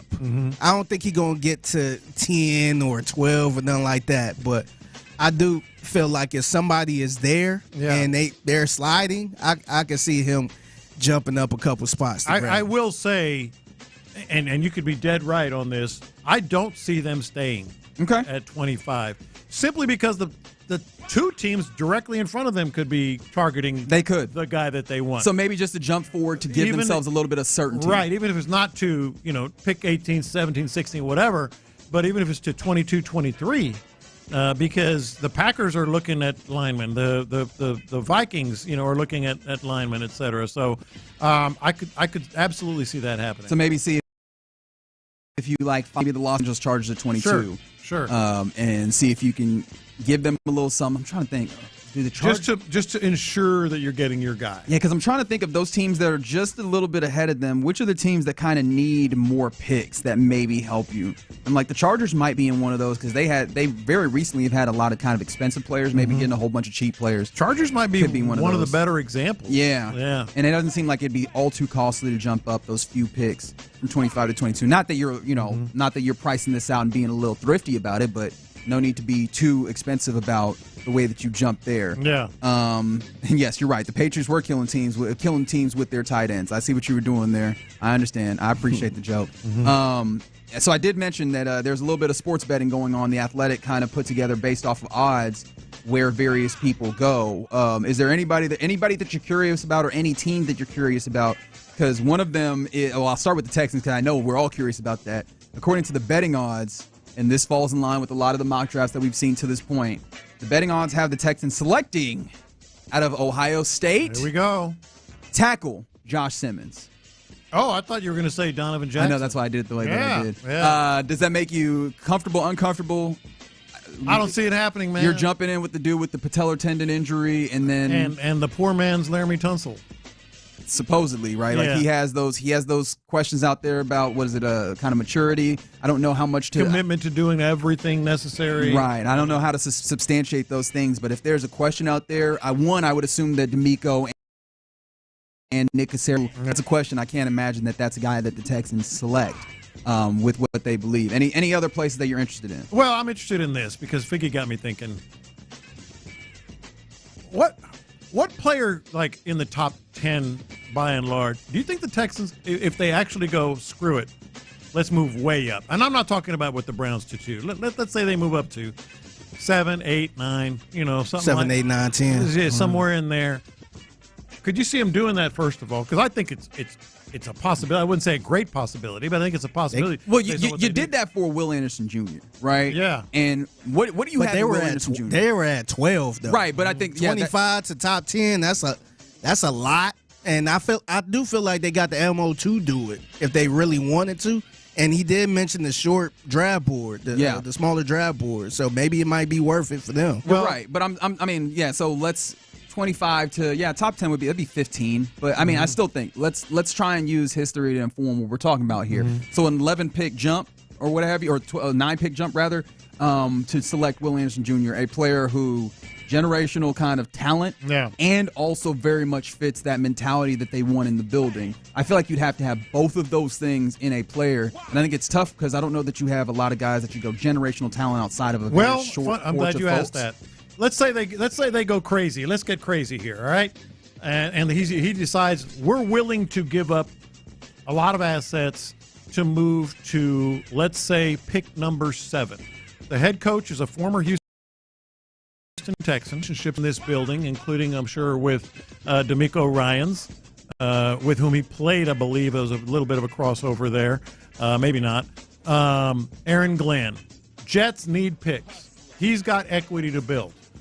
Texans, and they've already also acknowledged that this year is not going to be a winning season for them, as evidenced by the fact that they're going Justin Fields at quarterback. Right. So there's Aaron Glenn, pick number 7. And there's Tyler Warren at pick number 7. What are the odds that they go crazy and move up with their old friend Aaron Glenn to pick number 7 and draft Tyler Warren, the tight end from Penn State? I feel like the odds are low. However, the city would go nuts. It's non-zero, and I think that would be incredibly fun. This city would go nuts. But the fun thing about that, I think it would be fun to have that kind of player. Do you think that, or what's the best way to put this? I do wonder how on board, like, what's the percentage of folks that be on board with that move once it happens? Is it 90? At least. Because I do think that there's a decent amount of folks out here that rightfully look at the offensive line and, like, if you're not addressing that early, it feels like you're not taking advantage of the opportunity that is in front of you. Sure. No. I mean, that's why we started with linemen here, and which is weird, maybe considering not moving up too much. But I'm saying let's say any other year that never, like, people don't go, I need the offensive lineman, but because of the way that the offensive line looked last year, I think there'd be some people that go, I don't know. What position did the new offensive coordinator coach for his entire career? Figgy? Tight ends. Yeah. Somebody said they give up next year's first for tight. I don't know that, but go a little crazy. Is it crazy time now? Hey, it's time to win. Yeah, it's time to win. Like, all that rebuilding stuff was the last couple years, man. It's time to win now. They feel like they could grab some type of generational talent that can help them right now. Yeah, because outside of the top 3 players, Cam Ward and Travis Hunter and obviously Abdul Carter. He's probably the one that's the most likely to be, a generational type player. Tyler Warren? On the board. It's just pure talent. Yeah. Yeah, Tyler Warren's up there. I can't tell you I'd be up here mad tomorrow. I cannot tell you that. We're going to be drinking the Kool-Aid. Yeah, man. we will. I would be excited about that. Yeah, because if you told us about the whole Will Anderson trade and all that stuff before, we would have been like, oh, that's giving up too much, which, to be fair, some people felt like that was a little too much. But when that happened in real time, everybody, we was going crazy. Yeah, I'm looking forward to that. All right. You're in the loop here on Sports Radio 610. Appreciate you hanging out with us on this Thursday. Coming up next is typically the time where we hand it over to Figgy Fig for Figgy's mixtape. What you got for us? Man, I got a bunch of funny audio from celebrities that gagged their interviewer. What? Yep. All right. I'm guessing you're using gag in the colloquial sense? Yeah, that pretty much shot their interviewer. Okay, all right, cool. Yeah, Right. I'm using the kids' terms. I don't want to open the text board for a while. Well, too bad. We're doing it next. Low T. You're darn right, Low T. LowTCenter.com is the website, and you can.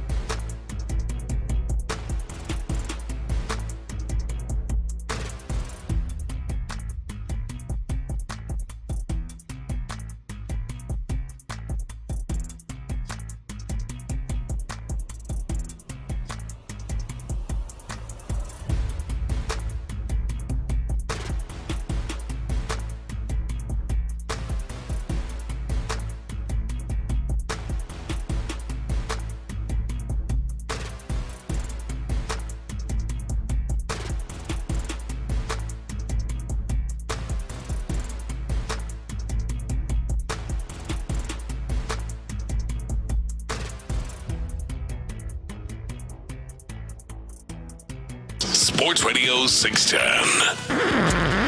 Pass the aux cord and crank up the volume. Figgy Figs in the driver's seat. Sit back, relax, and enjoy the ride. It's time for Figgy's Mixtape on Sports Radio 610. Yes, it is Figgy's Mixtape in the Loop Sports Radio 610. It's your man Figgy Fig holding it down on a Thursday. Happy Draft Thursday. Ready to get out there to the draft party and have some fun. And if you're gonna be out there, let me know. Hit me up at the Figgy Fig. I gotta vent real quick. I'm really upset with somebody I know, man. Oh no. So Lopez, what you do? It's nobody. So shout out to my good friend DJ Holly Grove. Okay. The Chop Stars. Chop not slop, yes, as sir. they like to say. So I got yesterday. And if you on Instagram, they have a thing called Insta Notes. That's like right above your story, your Instagram story, and you can kind of look at it as like an old Facebook status. Yeah. You could just kind of write whatever you doing or whatever notes you want to write. And so he posted in his Insta Note, it said surgery in a few hours. So I'm like, oh yeah. I'm like, okay. So I DM'd her. I responded to that note and said, prayers, bro. Yeah. Just kept it simple. With the prayer here, I said, prayers, bro. Yeah. You know? He responded back with a screenshot of an image that said this. Since you replied to my note, you are in the game. You have to post one of these things on your Insta Notes. We doing chain mail on social media now? Bro. It was a game. It was a game people was doing. Yeah. So this was the list of stuff. So apparently, since I replied, now I got to be in the game. No, you don't. Yeah. So exactly. Yeah. So it was a bunch of stuff like we broke up. Don't message me. Gonna change schools. Broken with the broken heart emoji. Like I'm like, dog, why is you playing this damn game? I don't think it was him.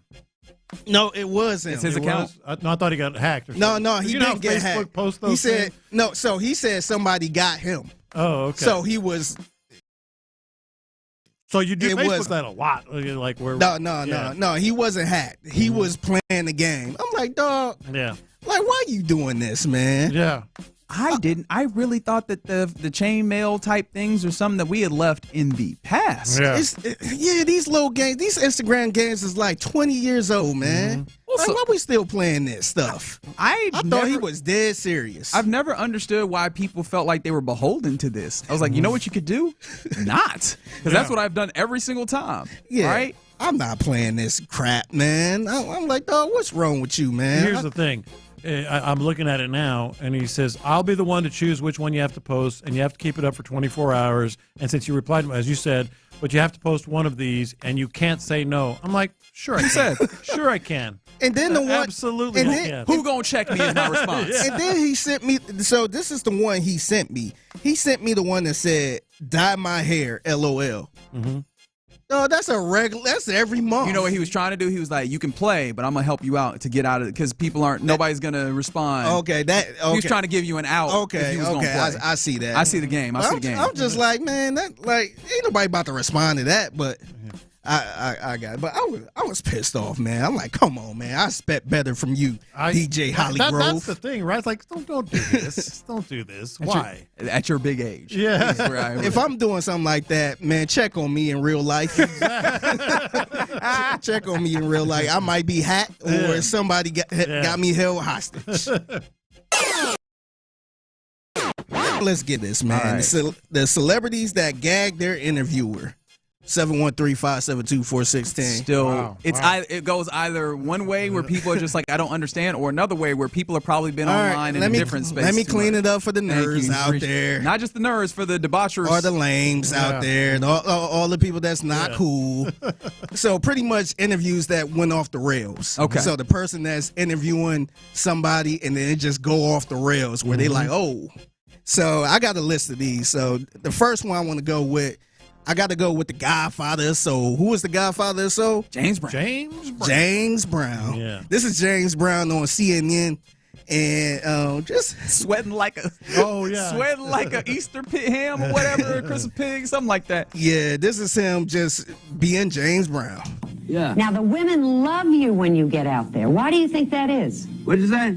The women love you when you get out there. Why is that, ladies? Well, I'm asking you. Huh? Because I Why do you look think good. that is? You I look smell good. I Yes. feel good. And you sing good. And make love good. Oh. Well, there we are. We don't have to ask anybody else. We got that from the source. There you are. What was wrong with him on CNN? He said, "What was wrong with him?" I can tell you what was wrong with him. He was zooted. That's what was wrong with him. He was zooted on that white horse. That man was higher than insert high thing here that I probably can't say on air. He was very high. Yeah. So speaking of that white horse, John Lopez's best friend Charlie Sheen. Boy, man, y'all hung out on private planes. That's your man's? That's your man's. That's your guy. 35 years ago. Yeah, man. That's your guy. So the friendship goes a long way. I get it. Makes sense. Okay.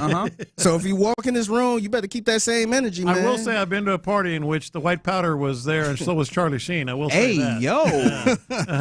All right, here's Charlie Sheen when he was on that legendary run of interviews talking about that white stuff. Tell me about the last time you took drugs. The last time I took drugs, I probably took more than anybody could survive.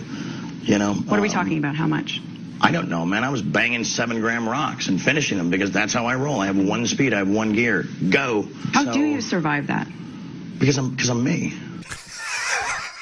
That's Lopez man right there. Your man. That's your guy. That's your guy. Hell of a nice guy, I will say. Was he in that Mexican restaurant with you? In the back of that Mexican restaurant when you tried it? No.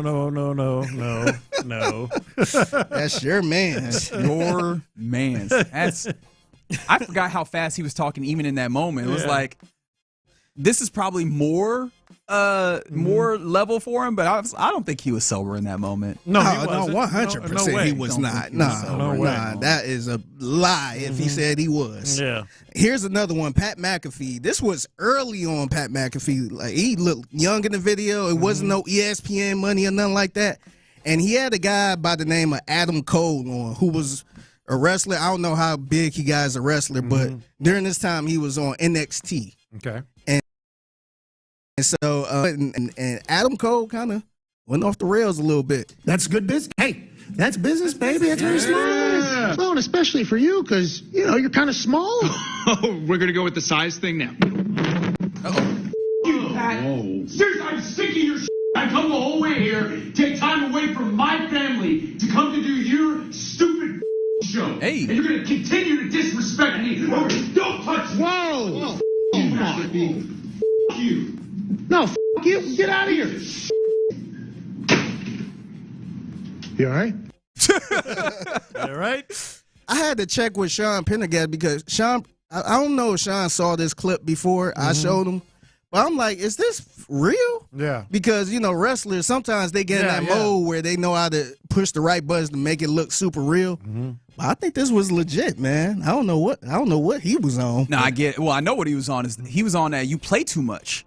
Right? Yeah. Like, there's some people it's like, we can play to a certain point, but this is the line. And I get it. Pat McAfee very much strikes me as a dude who just plays too much. Like, he does not realize, hey, you're pushing a little far here, brother. We need to stop. I would have liked to have seen more of the interview because you could be right, but it could be that guy was just nuts.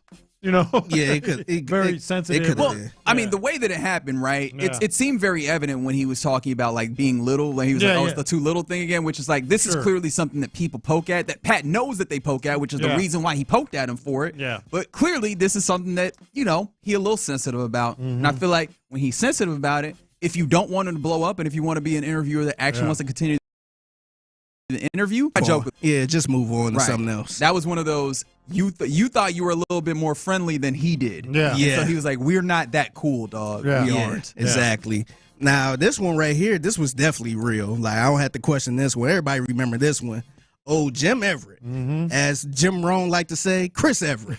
Jim, good to have you on the show. Good to be here, Jim. Thank you. Check that. Chris Everett, good to have you on the show. You know what? You've been calling me that for about the last 5 years. About 2 years, actually, Chris. You may have even been Jim Everett back there, but somewhere along the way, Jim, you ceased being Jim and you became Chris. Well, let me tell you a little secret. That, you know, we're sitting here right now, and if you guys want to take a station break, you can. But if you call me Chris Everett to my face one more time, I already did it twice. You call one more time. We better take a station break. You've been talking like this behind my back for a long time. But now I said it right here. Right, exactly. Well, we got no problem with that. I think that you probably won't say it again. I bet I do. Okay. Chris? Habitual line stepper. Shout out to the many people on the text line.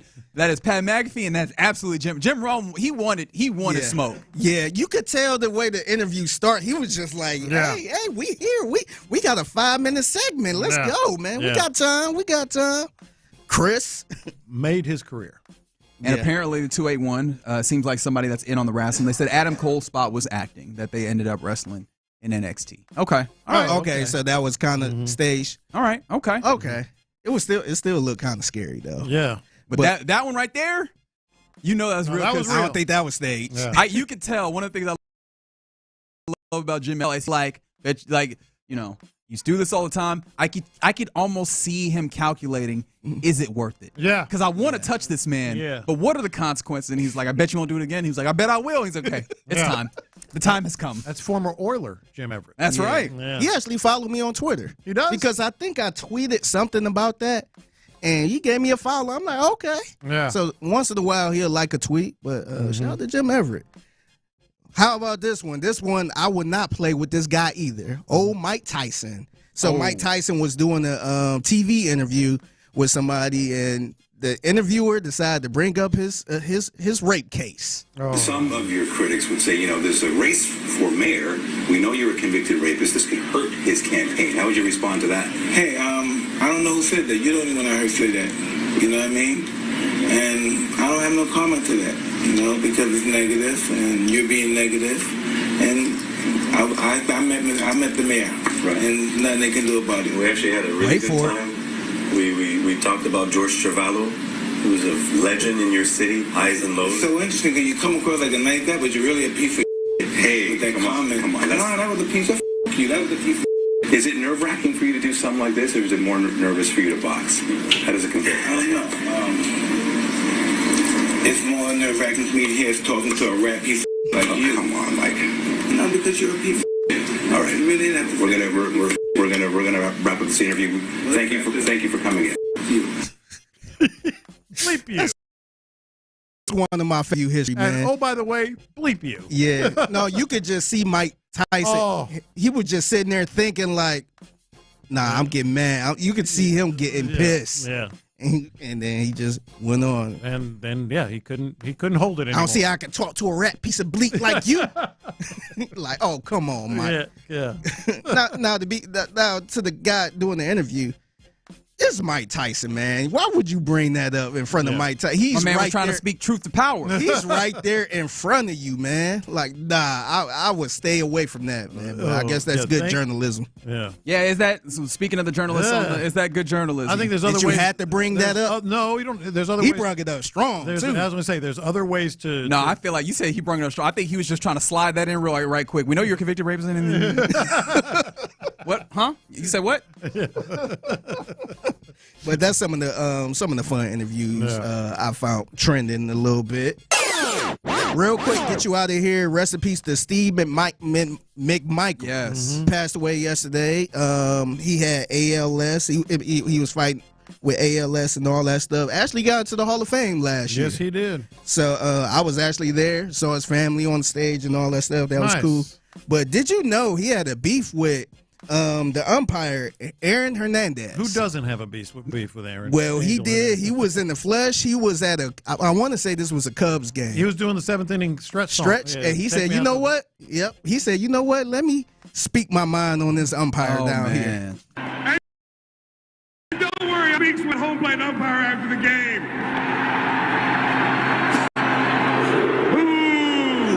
Security's up here asking me to leave. I don't know what I did. It may be a very brief visit. It's hard to kick dirt on the ump from way up here, baby. I don't know how I got kicked out. They tried to kick him out. Angel Hernandez turned around, looked at him, and put his hands on his hip, like staring at him. He should have tried to throw him out from down there. Like, hey, you're out of here, buddy. Yeah, but rest in peace. Houston's own That's right. Houston's own Steve McMichael. That's right. Rest in peace, Mongo, says Sally on the YouTube page. All right, that is Figgy's Mixtape every weekday at 1:20 p.m. right here on Sports Radio 610 at the Figgy Fig on social media. And nobody sent me a vibe check. Wow, really? Oh, wow. But you know what? I wasn't offended. I felt like everybody was just enjoying the game. Yeah. So I can't be mad. I was locked in. It looked like it was pretty hyped too, so I'm good with it. Are you trying to get vibe checks from the draft party today? He's going to get them. Yeah, I'm going to be there. Yeah. I'm going to be there. So, all right, yeah. I think we'll all be there at the draft party today at the Avenida, and see where the Texans ultimately pick and who they select in the first round of the NFL draft. All right, you're in the loop here on Sports Radio 610. Coming up next, let's crosstalk with the fellas of the drive. It's Clint and Sharon, and we'll do it next. Stop number 4 on the Sports Radio 6.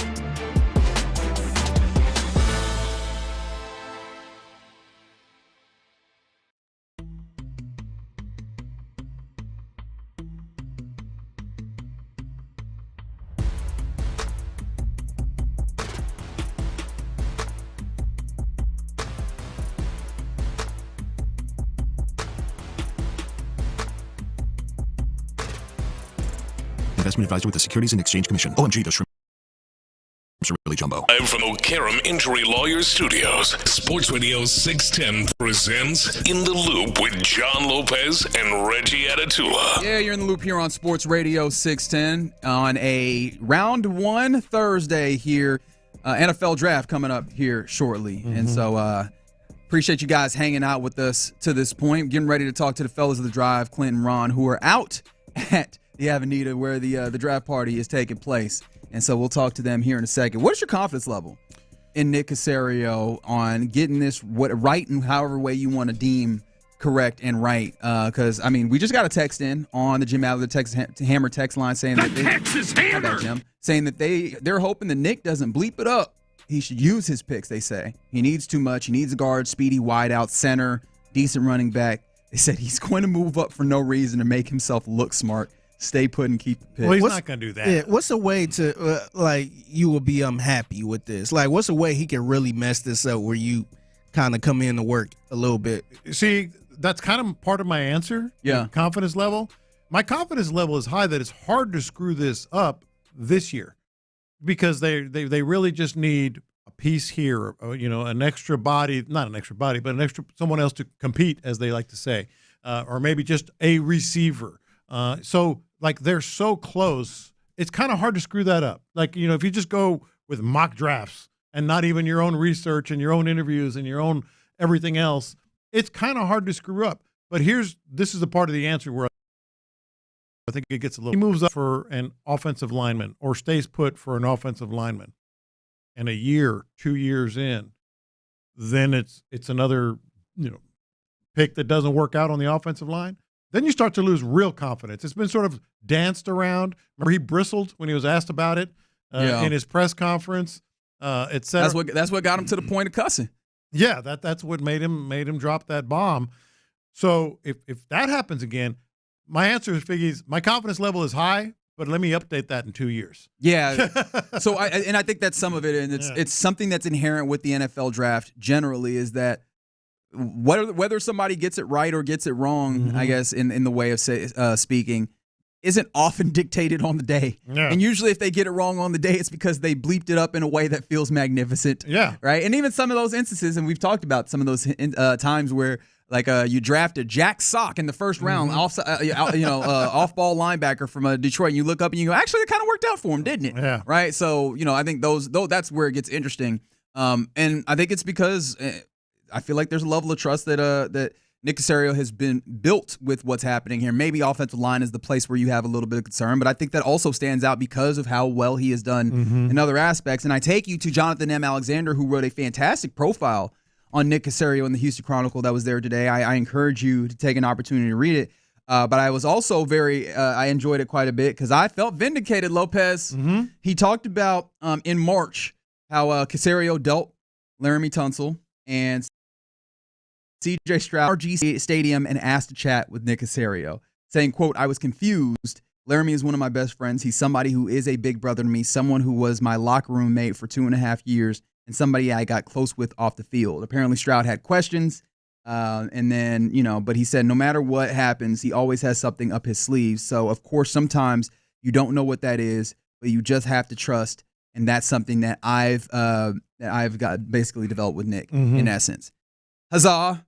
Because I did talk. We talked about this earlier in the week where when he was talking about it, sounded like C.J. Stroud did have some concerns about that trade, not necessarily being, I don't want to say he wasn't on board, but it seems like there was a level of, hey, let me go talk to this man. Let me hop in my car and go talk to this dude. Yeah. But ultimately, one thing is this, C.J. Stroud, company man, and it seems like Nick Caserio was able to talk to him in such a way where he was like, look, this is what we're planning on, this is what we have, and he's on board with it, obviously. Yeah, and I think, this is another part of the discussion we had.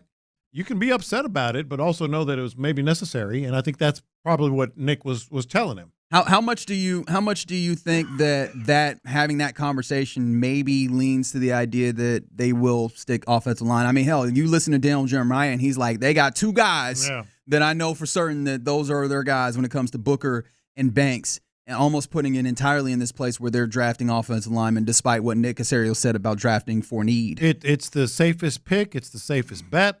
It's the easy way to assure yourself that you're going to have an offensive line that has at least, really good competition and several possibilities. Its safest thing to predict tonight is the Texans draft the offensive lineman. I don't necessarily think it's what's going to actually happen. I think there's other possibilities, but it's the safest thing to say. Power rank the other possibilities, right? Draft an offensive lineman. That feels like it's just that's really, number really... one. I would say wide receiver number 2. Wide receiver 2. Yeah. And then after that, you just like, this all falls off a cliff? Well, after that, I think we would have questions about it. Oh, defensive tackle, huh? Okay. Running. Well, you're not going to draft a running back, but tight end if you don't move up. Maybe the 3rd or 4th tight end. You'd be kind of like, okay, well, we'll see. Yeah, 3rd and 4th tight end. That would. I might have some terse words to put up at that point. Somebody said, do we need a new center if CJ is now getting the power to adjust protection at the line of scrimmage? That's also a great question to ask, right? Because that's one of the things where it felt like, and not just adjust, but if he has more power to maybe set protections is probably the more important part of this, because that was the weird thing is it felt like CJ maybe didn't have as much. It makes the center's job easier. That. And the centers, especially when you had the young guys, right, having to set protections, that did seem like that was a level of issue. But also, some of the issue was just whatever the protections that they were setting, it did not seem like the rules and principles that they had were going to be useful for them. And so, there has to be some level of optimism going into a different regime. But, hopefully also that helps them in that space. That does make me wonder about with the Gray Zabel possibility, who, for those who care, John Harris, right, who does the football takeover, right? Yeah. Yes, okay. Sorry. Had a moment of a brain fart of sorts. .com. He has that website getting you ready for the draft as well. His final mock draft had to State, who is an interior guy, I think, by all accounts, even though he's played everywhere on the line in his college career. And it seems like people are largely profiling him more and more towards playing a center. So I think that's the thing that makes me go, maybe not. But he can play guard, clearly. There is that flexibility there. Side of 4 today's draft. We're going out to the draft party, right? Yeah, man. And it seems as if it's going to be pretty packed, so that'd be good. We'll get out there. It'll be a lot of fun. We've been to several. It's always fun. Excited to get out there. Let's get a little bit of a check on what's happening out there as we, courtesy of D&M Auto Leasing, we do a little bit of a crosstalk with the fellas of the drive. It's Clint, it's Show. Fellas, what's it looking like? What's good, fellas? Hey, a good time. Good time is brewing. It's coming here in just a bit, so they're getting everything set up right now. And just like last year, this will be around 5:30, 6 o'clock. This thing will be packed with a lot of Texans fans getting ready to see what Nick Caserio and company going to do tonight. Yeah, super excited for that. And obviously, I know you guys will spend a good amount of your show today telling us about your thoughts on what they do with 25 or whatever other pick that they select with tonight or into the next night, couple of nights. But our question of the day earlier today was, what are some of the things that you can't wait to see tonight with the draft outside of kind of that pick? Are there any things that come to mind for you? Because we were talking about, the wags, the wives and girlfriends and their reactions on the broadcast and things of that nature. Is there anything that comes to mind for you that you're just excited to see with this draft? Cut your mic on. Oh, yeah, I don't hear Clint's mic. Check. There he is. No, that's Ron. That's Ron. Clint, my bad. We'll get his mic situated. Matt'll jump and help us out with that. But no, man. For me, it's I know the outside stuff, like the if we have another CeeDee Lamb situation. Yes. I know that's what you get into. For me, man, I'm enthralled on what the number one story is out there, and that's what is going to happen with Shedeur Sanders. Yeah. Like that to me is the number one thing that I am intrigued about. Like he decided to not go, and now you're hearing him just drop and drop and drop and drop. It's that to me is what I'm really intrigued to look at. Yeah, you got me, boys. Yes, sir. Come on. Yeah. It's look, the Shedeur Sanders thing is real, or is it not? But it's definitely going to be fun to watch. I think right here where we're at, the story this morning, I think it's kind of been floated out there the last couple of days is Jacksonville. How horny is Jacksonville in this draft? Wanting to move up, and if so, I mean, hell, they're already. What are they at 5? They're already. If they want to move up from there, what are they moving up for? Is it Travis Hunter? What is it? Genty? What are they trying to do there? So Jacksonville being in our division is a big one, and then obviously, look, just the overall. I love guys The fact that was brought to light, the stat that was brought to light, I had no idea. But Nick Casario's aggressiveness in the draft since 21, being more ultimately than any other GM in the game, that turns me on for one. I'm not a big trade back, collect picks, kind of deal. I'm a get aggressive and go get a plug and play, maybe even 2 plug and play starters, and really move the needle as it pertains to becoming a Super Bowl caliber team. Well, Nick is your guy then, and the stat you're talking about is he's made 18 draft trades, 13 of them to move up. That's big. Yeah. Yeah, number one in the NFL in terms of moving up. I mean, that's enough to get me good and turned on. So it's good to be turned on. Yeah, it's good to be out here. And look, we got the Astros sweeping, we got the Rockets rebounding. Yes, I mean, sir. damn, It's a good day, man. It is a good day to be doing radio in the great city of Houston. There's no doubt about it. Yeah, absolutely. Excited to hear your guys' takes on all those things as we get ready for round 1 of the NFL draft. We've had a great time with you today. We'll catch you tomorrow. And appreciation to D&M Auto Leasing for bringing you this crosstalk. You're listening to KILT AM, KILT FM HD2 Houston, and Odyssey Sports Station. And right now, the drive is live. Yeah, my son's coach's pitch team got their asses kicked last night, though. So that's the winning didn't keep on happening last night. Them damn Blue Jays whooped our asses last night. They almost had to call it the mercy rule, but outside of that, baby, it was. So the coach that was pitching was feeling it, huh? Oh man, our coach struck out the side a little bit too many times, but I know it. But no, man, it is. You're right, Clint. It is a fun time in the city, and it is going to be fun to watch.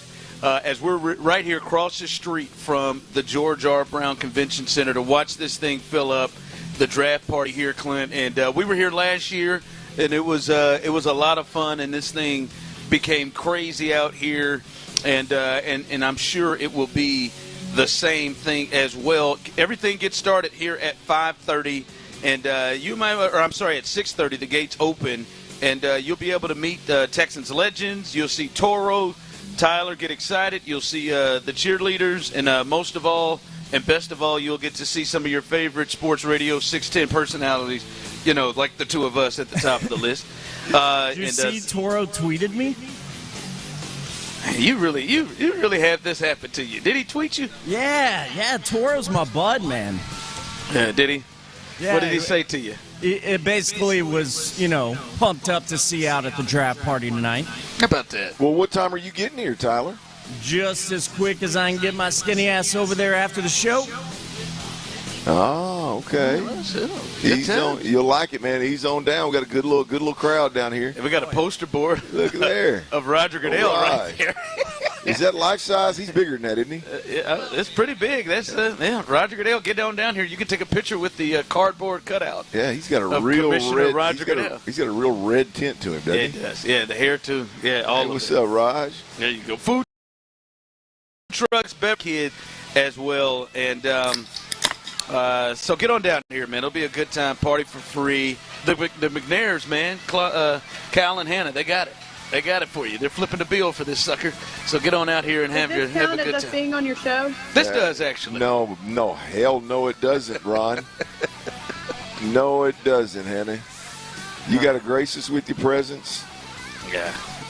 Gracious. Yeah, you got to be close by. And you've really set the standard, too, where you come on Sports Radio 610 and you really push the envelope a bit. Yeah, get on down here. Yeah, get on down. We got 2 seats. We got 2 chairs. We got 2 headsets. Come on down here, Cal. You're covered. You're not in the sun. That's right. They've got one of them little cooler fans back here behind us. Somebody to plug that thing in. Put you on a good pair of shorts, Cal. Hey, come on. You think Cal wears shorts? What are you, hot, Clint? No, I'm not hot. No, I was looking out for. Don't be a baby, man. No, I was looking out for Hannah. I know, you get out here in this humid weather and your hair starts to frizz a little bit. Good call on the hair. You know, I mean, I was just worried about the ladies out there, man. yeah. The first lady. You know what I mean? Yeah. Nice. I've never seen Cal in a pair of shorts. I have. Oh, yeah. At training camp? Oh, yeah. He has on shorts. Ain't no doubt. He always had on pants. Now, if he came out there in some britches all the time, I'd tell him something. Okay. Well, it'd be Tyler. I thought he was Tyler-like. No, he goes out there. He goes out. He's a mid calf sock guy. Maybe I need to go look at these photos again. I just Hold didn't know. on, Joe. Cal was. I thought I hadn't seen him in shorts. Absolutely. Polo shirt with some black shorts with the calf socks. Look it out. Yeah. I'm disappointed in the H-Town over there. That's an old banner over there. It's got 24 of them jerseys. It's 25 left. Well, those may be just Derek Stingley jerseys because he just got paid. Well, I mean, that's a way to spin it. That is a way to spin it. Yeah, quick off my feet. I mean, well, you are off of them. You ain't on them. I was going to correct you, but you are off of them.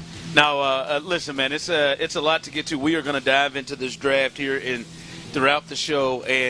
But first, Clint, man, we got to talk about them Rockets, man. How about them Rockets last night? You said you felt good about it. Many of you said you felt good about it. Some people texted in that they were going to blow out the Warriors last night, and they won comfortably in this game, and they held a lead, especially after things turned with Jimmy Butler going out. But they held the lead. They played much better. They shot much better, Clint. And also for the fourth straight game against the Warriors, the Rockets have held them under 100 points. And they win this game last night, 109-94.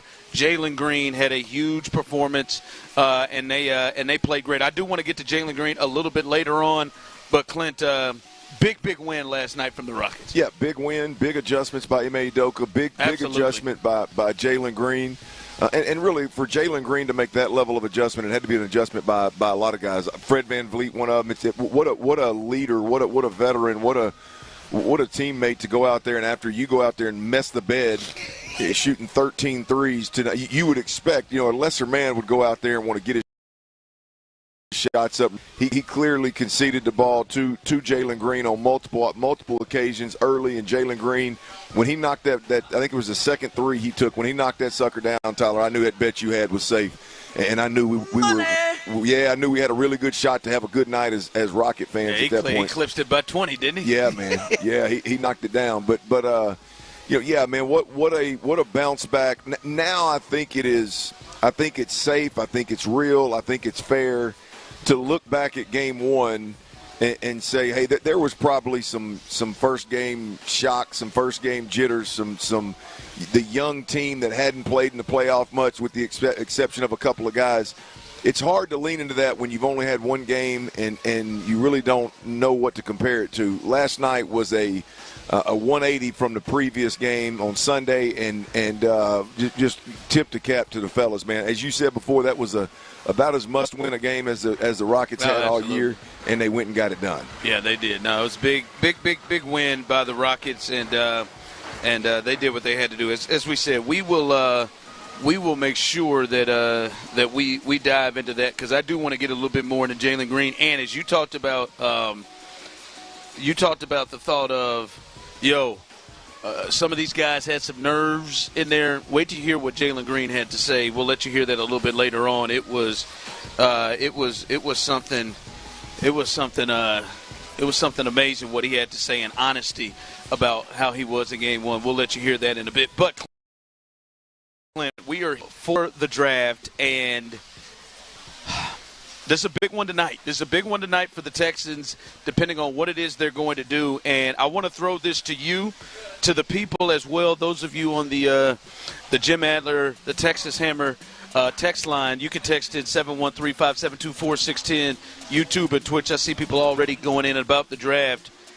Just before we kind of, that's coming. It's coming. That it's turn coming you on? It's getting there. But before we kind of dive into the nitty-gritty, Clint, do you think Texans fans, do you think we are going to walk away from tonight feeling good about the move or the moves that are made by the Texans? I mean, when I say feeling good, Clint, not you got to force yourself to feel good, like, hey, man, I think Kenyon Green might work out a guard at 15. Like, but feel good the way we did when we were at the draft in Kansas City, and you're like, well, I mean, Yeah, Ron. I mean, it's the deal here is right. Do we get a John Harris, Andre Ware moment, which I saw on Twitter earlier, where they moved up and got Will Anderson and they're flexing and high fiving and wow. I mean, you think they just won the lottery kind of deal, or do you get one of those? Hey, man, we just got to trust D'Amico and trust Nick and all right, let's keep it moving to training camp. You know, to me, it's one of those. I don't see anybody being disappointed when you got your first-round pick, your second-round pick, and 2 threes, and a general man coach has done well. They've moved and shook all over the draft, up and down the board. It's hard to think that you're going to be in a position where it's like, oh, man, what the hell are the Texans doing? They got a really good football team, not a ton of needs, desperate needs on the team.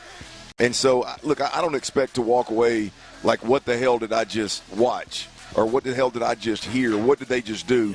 Yeah. To me, it's going to be one of those, you're just going to have to trust and see what happens, 6 months into this experiment. Or it's going to be like, look out now. They just got a dude that's a plug-and-play that's going to take this team to the next level. That's what I'm saying. Do you get the feeling that it's going to be what we're talking about tomorrow – is it going to be, and what's been talked about all day on Sports Radio 610, is it going to be, yeah, man, I love what they did here. Yeah. I love what they did here, or crossing your fingers, as you just said there, because that to me is where because it could go either way, Clint. As we've talked about it throughout the week, they have the ability to do whatever they want to do, right? They can go up, they can go back. They have the ability to do whatever. Well, when you've built the roster that you've built and it's not just last year, it's not just since D'Amico's been here. Like I said, I think Nick has done a hell of a job building this thing before pre-D'Amico as well as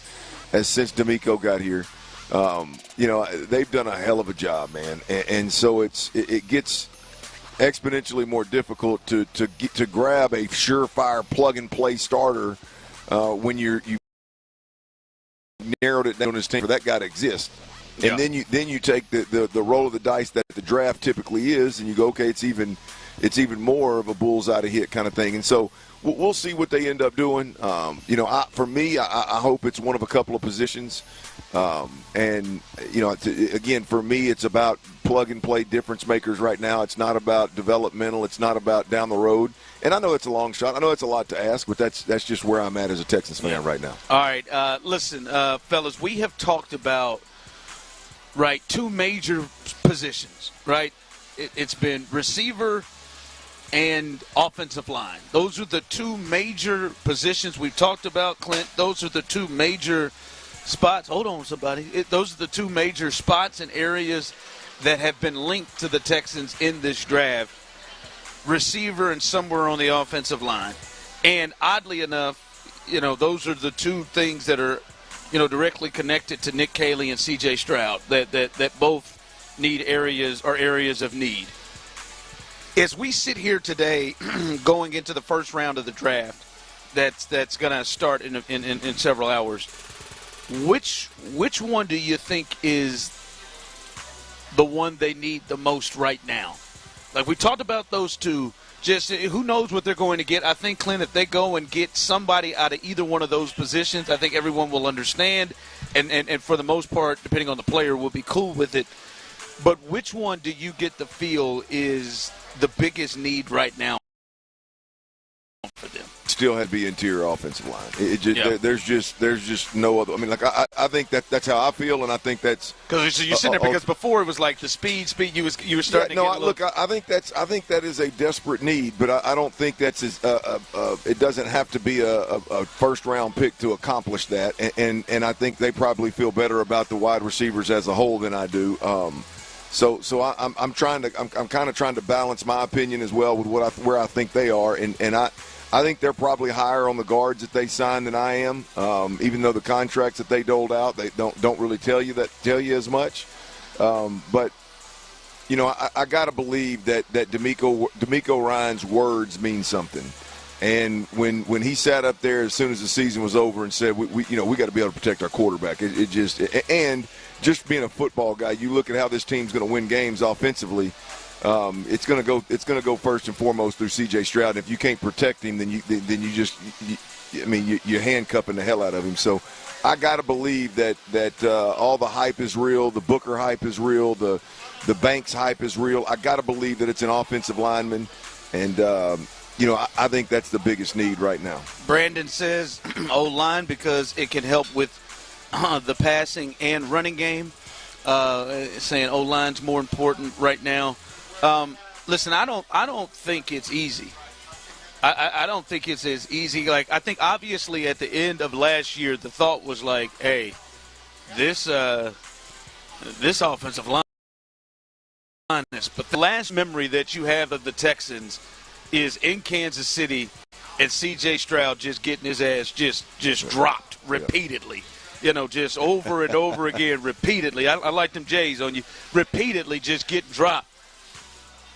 But also we have to remember there is no Tank Dell, right? And right now they are very short when it comes to weapons, and I think to lean that way, I'm with you because I ask myself, whatever the combination is, Clint, whatever it is, the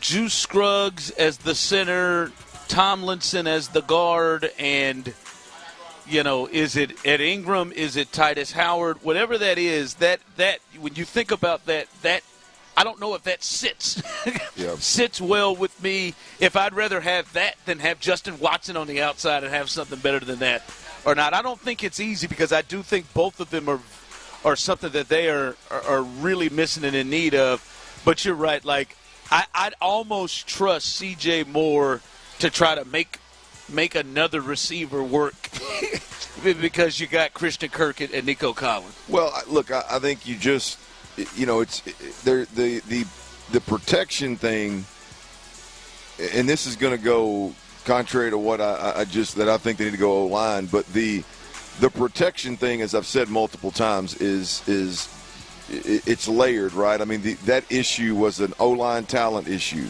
That issue was a community. That was a quarterback not being aware and protecting himself issue. It was a scheme issue with the offensive play caller. So there were so many different things there that I believe it's going to be an easier fix than one might think. We're just talking about fixing the problem. We're not talking about winning a Super Bowl. And so that's when I let Larry and Stafford a couple weeks ago when he brought up this wide receiver thing. The wide receiver really crept into the conversation for me at that point because you start thinking about it, man, in critical moments, I mean, guys have just been smothered. And we saw teams from, I think, the Miami game on last year, we saw teams that would tilt coverage towards Nico Collins and ultimately would take him out of the game in terms of in rhythm and on time, right? I mean, he still gets his on the scrambles and he can still make a big play here or there. But knowing, hey, this is what I'm getting, I'm going to feed Nico, it made it more difficult. So, that receiver thing is, that's hard. I don't think that was a scheme thing. The receivers? Yeah, like I don't think the fact that we got suffocated was necessarily a scheme thing. I think that was the inability to strike fear in the opponent with the exception of Nico Collins. We can tilt our coverage towards Nico Collins. You're not going to run it well enough. You're not physical enough up front. And you may not have enough time to – Yeah, we can get a great point. Yeah, we can damn sure get after you. We can load the line of scrimmage. We can pressure your quarterback. Your tight end's not going to run away from anybody. He's not going to help you in pass protection. John Mechie, with Tank Dell and Stephon Diggs both out, it's – Oh, especially when that part. Well, yeah. I mean, once that part hit, it's just like, man, the defense really had their way, and so I want to go O-line, and it's easy to say that now because they've been tied to Booker so much, the guard out of Alabama. But I'm going to tell you, I will not be disappointed at all if they mess around and go wide receiver, get aggressive and go up and get a wide receiver, as long as that wide receiver has more speed attached to his resume. Text line coming through. I'd like to see them go skill position in the first round. I believe they can find a solid O-lineman in the second or third. Okay. I don't know how much I believe that. I think it's possible. We see teams do it all the time. I'll just say here recently that hasn't been their strong suit, especially for somebody if they have to come in and play immediately. That's the deal. That's it. I think you could – I mean, obviously, you can find great offensive linemen in the third, fourth round. Yeah, Trey Smith is a sixth-round offensive lineman. Yeah, I mean, that had a lot to do with his heart too, I think. Yeah. But you can find them places, but if you're talking about rolling the dice and giving yourself a better chance of going 7-11 on that first roll on that come out, then you're gonna have to get aggressive and go get a guard. Yeah. You're gonna have to know which guy possesses the skill set to go. All right, I know he's physical enough. I know he has the ability to pass, protect, and move his feet and communicate.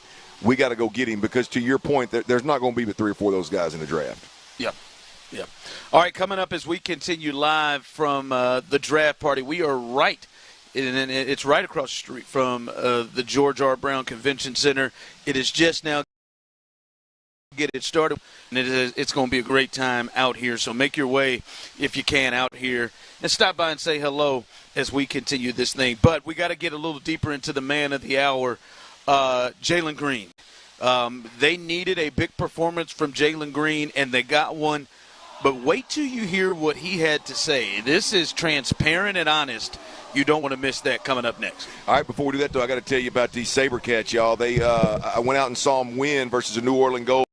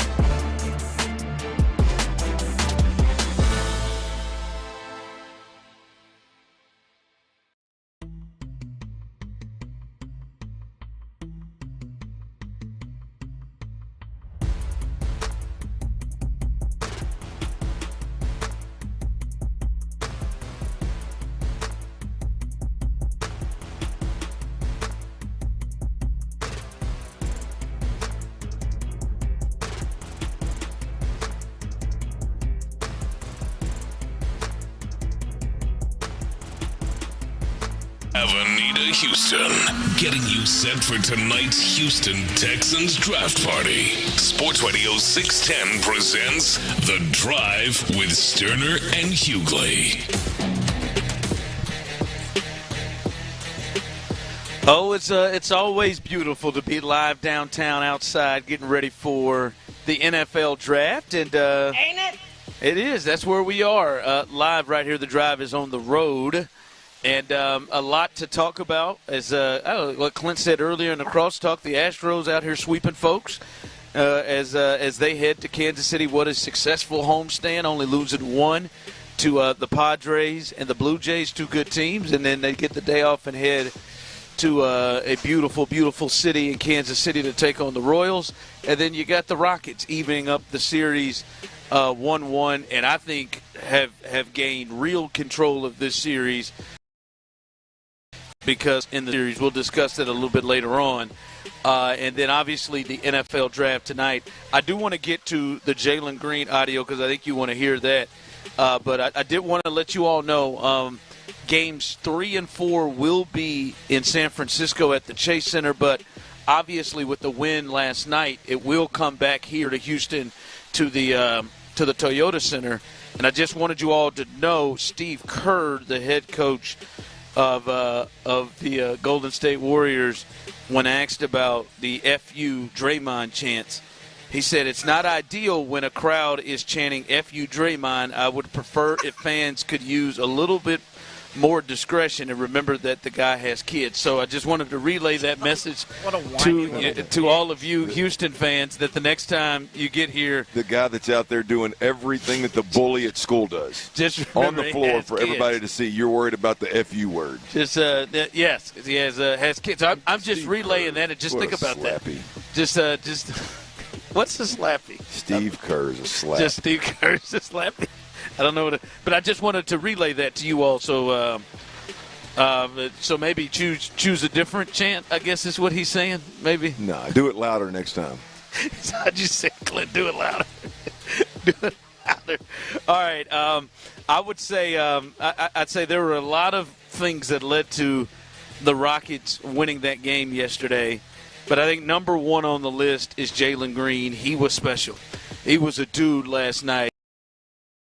He was on the court last night, Clint, and that is with Steph Curry out on the floor, an all-time great. And I thought it was interesting, Clint. It was such a difference in him from game 1 to game 2. Clint, you could almost easily say the major difference in the game was how he played. He scored 7. No doubt in that. He scored 7 points in the first game and scored 38. Last night, and the Rockets win comfortably. At some point in game 1, they found themselves down by 20 plus. But this was interesting, very, very transparent from Jalen Green. He had this to say yesterday after the game about how he felt in game 1 going into it. It was more so mindset. But yeah, that first game, the lights were bright, the crowd was here, the court looked huge. So yeah, I couldn't really get a chance to settle in. My legs was a little shaky, but that's part of it. Went through it, and I feel like I did a good job answering back. Damn, man! I said his legs was shaky. He said the court looked big. Yeah. So I mean, I love the honesty. I know some people, some people around may look at it and think negatively of it, but it's good. You saw the difference. He clearly in game 2, Clint, you could see he saw it as just a regular game out there. And, to me the best thing was, everything he did, but it was overs in 35 minutes, and he came out and he became the tone setter. He was the one that got everything and made the engine go. Well, look, he was knocking down shots, and I think when you look at it, the 38 points is probably a little bit inflated. I mean, it's like at the end he was just, it was. He had a couple threes late. I mean, Golden State was a walking dead. They tried to keep it interesting, but they were just, when Jimmy Butler went down and Podzinski or whatever the hell his name is, he was playing sick or whatever. They had to pull that kid out who looked like he goes out of the stands with that T-shirt. Yeah, looked like he should be playing for an intramural team at a university. By the way, you catch his background? I had to look him up. Spencer, I didn't bother. Pat Spencer, who played 4 years of lacrosse at Northwestern. I was going to say, I swear to God, I was going to say Northwestern. He looks like a Northwestern He guy. Played 4 years of lacrosse at Northwestern, and in his final year of eligibility, he played basketball. I'll be damned. I was going to say he looks like old cat went to Northwestern, man. But he was leading them in scoring. Yeah. Look, when you look at Jalen Green, the 38 points kind of jumps off the screen, but I don't know that it was necessarily the game, the way as how he played. It was one of those performances where he was just getting everything that he wanted, as much as it was he just blew up late and took the numbers through the roof. But if you watch the game throughout, the ability to obviously knock down shots, which with our segment with Brandon Scott yesterday, to me that was, if he just knocks down a couple of outside shots, it changes the way that they have to play defense. The Golden State has to defend the Rockets, and it causes major problems. But his ability to read the defense and know beforehand to step ahead of Golden State what they were going to do out to a shooter. He was, forget the points. He played the way you want a guy to play in terms of being your predominant ball handler and the guy that manages the floor. I thought he was absolutely tremendous. And you said it yesterday. We talked about it. You were gonna know early. Like we were gonna know. You were gonna see early in the first play. It's him getting the ball at the top of the key, an adjustment there where they let him start it off more often. Getting the ball at the top of the key and driving and then having movement off the dribble. The first score they got was him driving through, getting past the first defender. We saw 51 was giving him problems in the first game, getting past the first defender. By the way, number 15, I think you caught. But Santos, I think it's Santos, yeah. Getting past the first defender. But then they didn't just stand at the three-point line. The first basket is with Amen Thompson cutting in, and he got that dish off. And like you said, when he saw the first one go down, I think that settled him down and gave him some confidence. But he's like, that's scary, man. He is scary when he plays like that. Yeah. That looks like what he looked like last night, what people feel like Ja Morant can be. Like when Ja Morant can shoot the ball like that and can go and nobody can touch him athletically when he gets up in the air and can get past people. That's what he looked like. 38, easy, driving it to the cup and nobody. It was spectacular from him last night. But I will say this about him moving forward. He's got to somehow sit in the middle of that. You can't, and Charles Barkley said it last night after the game, you can't go 7 one night and 38 another. You got to get some level of consistency. He should be over 20 every one of these games. Yep. Right? He averaged 21 for the season, but you can't have those big ebbs and flows, 7 to 38. Look, we may get that from him. I mean, he was nervous. Clearly, we may get that. I don't know what we're going to get, but what I would like to see is, because we now know the alternative is not the answer. Like whatever the Fred VanVleet taking all the shots is not the answer, right? And because you got beat with that. So, like to me, I would like to see whatever coaching went on between game 1 and game 2 from him being able to read defenses and him settling down. Like let's do that in the moment. Let's play through that in the moment in the first half and have a bad first half and then come out there and settle the legs down and shrink the court, if you will, whatever the hell's going on, and let's figure this thing out in the second half. I hope that's what they do moving forward, even if it means more struggle from Jalen Green. I hope that's what they do, because this organization, until they either make another move or don't, Jalen Green's going to be where they go. Big night tonight here at for the draft, and let's do that. Let's take a look at some of the top draft storylines for tonight and the rest of this weekend. We'll do that coming up next. All right, Academy Sports and Outdoors, y'all, big time.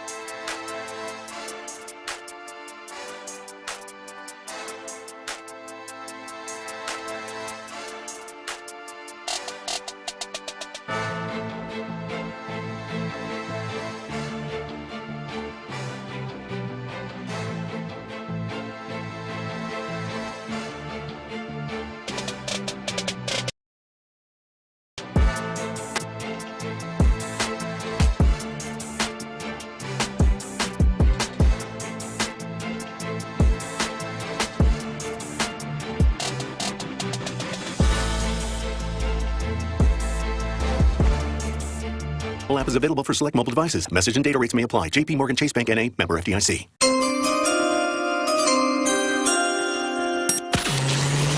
Live from Avenida, Houston, getting you set for tonight's Houston Texans draft party. Sports Radio 610 presents The Drive with Stoerner and Hughley. All right, we are live downtown, and I'm telling you, man, they're getting this thing turned around. Tyler, it is going to be drinks all over the place. I'm looking right to our left. Clint, it says complimentary samples here. And shout out to the fine folks in Medella. Yes, shout out to them. I didn't know you could see them, but yeah, complimentary samples here. Can't wait to see what they got over there. Not that I'll partake. Can't wait to see what they have there. But no, man, it's going to be a good time out here, and it's going to be a good time here for the draft. Remember, everything gets started. Gates open at 6:30. And you can meet Texans legends, Toro, who texted Tyler today. You can meet some of the Texans cheerleaders. You can meet some of your favorite personalities right here from Sports Radio 610. They got food trucks. Like I said, they got drinks out here. It's fun here last year. Great spot to have it. It'll be fun again this year. I promise you that. So come on down if you can. Say hello. Say what's up. Mark Vandermeer, John Harris. We'll hand it off to them coming up behind us, so it'll be a good time. All right, Clint, the draft, though, is we'll talk a lot about what the Texans will need to do. And coming up here at 3 o'clock, you'll hear from one of the biggest draft experts saying exactly what he believes the Texans are going to do. We'll let you hear that coming up in a bit. But, Clint, what are to you some of the top draft storylines in your mind, some of the things that you're really looking forward to? Yeah, look, I think there's two big ones right now as we come up on the draft, and I'm talking big, on everybody's radar and definitely on ours. I think Shedeur Sanders, a potential drop in the draft. I mean, there's people out there talking about him dropping completely out of the first round at this point in time. It's wild how the stories have gone. It's wild how he jumped on the scene and was thought to be right behind, if not ahead of Cam Ward, and then all of a sudden over time he's found his way slipping out of the draft. I mean, out of the first round of the draft. How long do you think that's happened? I don't think there's any way in hell that it happens, but go ahead. But how long do you think that what place, how long ago was it, do you remember him and Cam Ward being neck and neck like you just described? I'm just trying to think of how long this has got to a point where, as you say, neck and neck to, I heard today Field Yates had his final mock and had the Browns coming back into the first round at 29 and picking him. Yeah, that'd be wild. This has been, what, a month? That far, I think you're gonna see all the quarterback needy teams trying to trade back into the first round to get him. I would think that if he falls that, it's crazy. Far. It's like it's been 4 or 5 weeks in this time that he has gone from right there neck and neck with Cam Ward to. Some people say, well, I wouldn't be surprised if he's not in the first round. Yeah, it's just wild. I don't know what to think of it, to be honest with you. Look, I think the kid's a great player. I think if Kenny Pickett's a first round quarterback, then he's a first. If Will Levis is a first, Will fail. They fell in the second round. There's a lot of guys that have been drafted in the first round that right now you would think that Shedeur is as better is equal to or better a prospect than they are. So. I'll be shocked if he falls completely out of the first round. But I think that's the big national storyline that I think is on everybody's radar, which there's a ton of them, by the way. Right now, does the running back out of Boise State, the number one running back in this draft, Genty, does he jump? Does he end up in the top 3 or top 4, top 5? Talking about maybe being in the division with Jacksonville. Yeah. Well, that's where I was going with it was Jacksonville. Jacksonville is thought to be right now a team that could be on the move from 5. I mean, in a move up from 5. So I don't know what they're hunting. Is it Travis Hunter? Is it Abdul Carter? Who are they potentially hunting? But I think that is the story here for us. The Shedeur Sanders story, big picture, I think is on everybody's radar. Here in Houston, in the division, something that impacts us a little bit more closely is watching Jacksonville and kind of what they do in their attempt to build. I don't call it a rebuild because you got Trevor, but to build around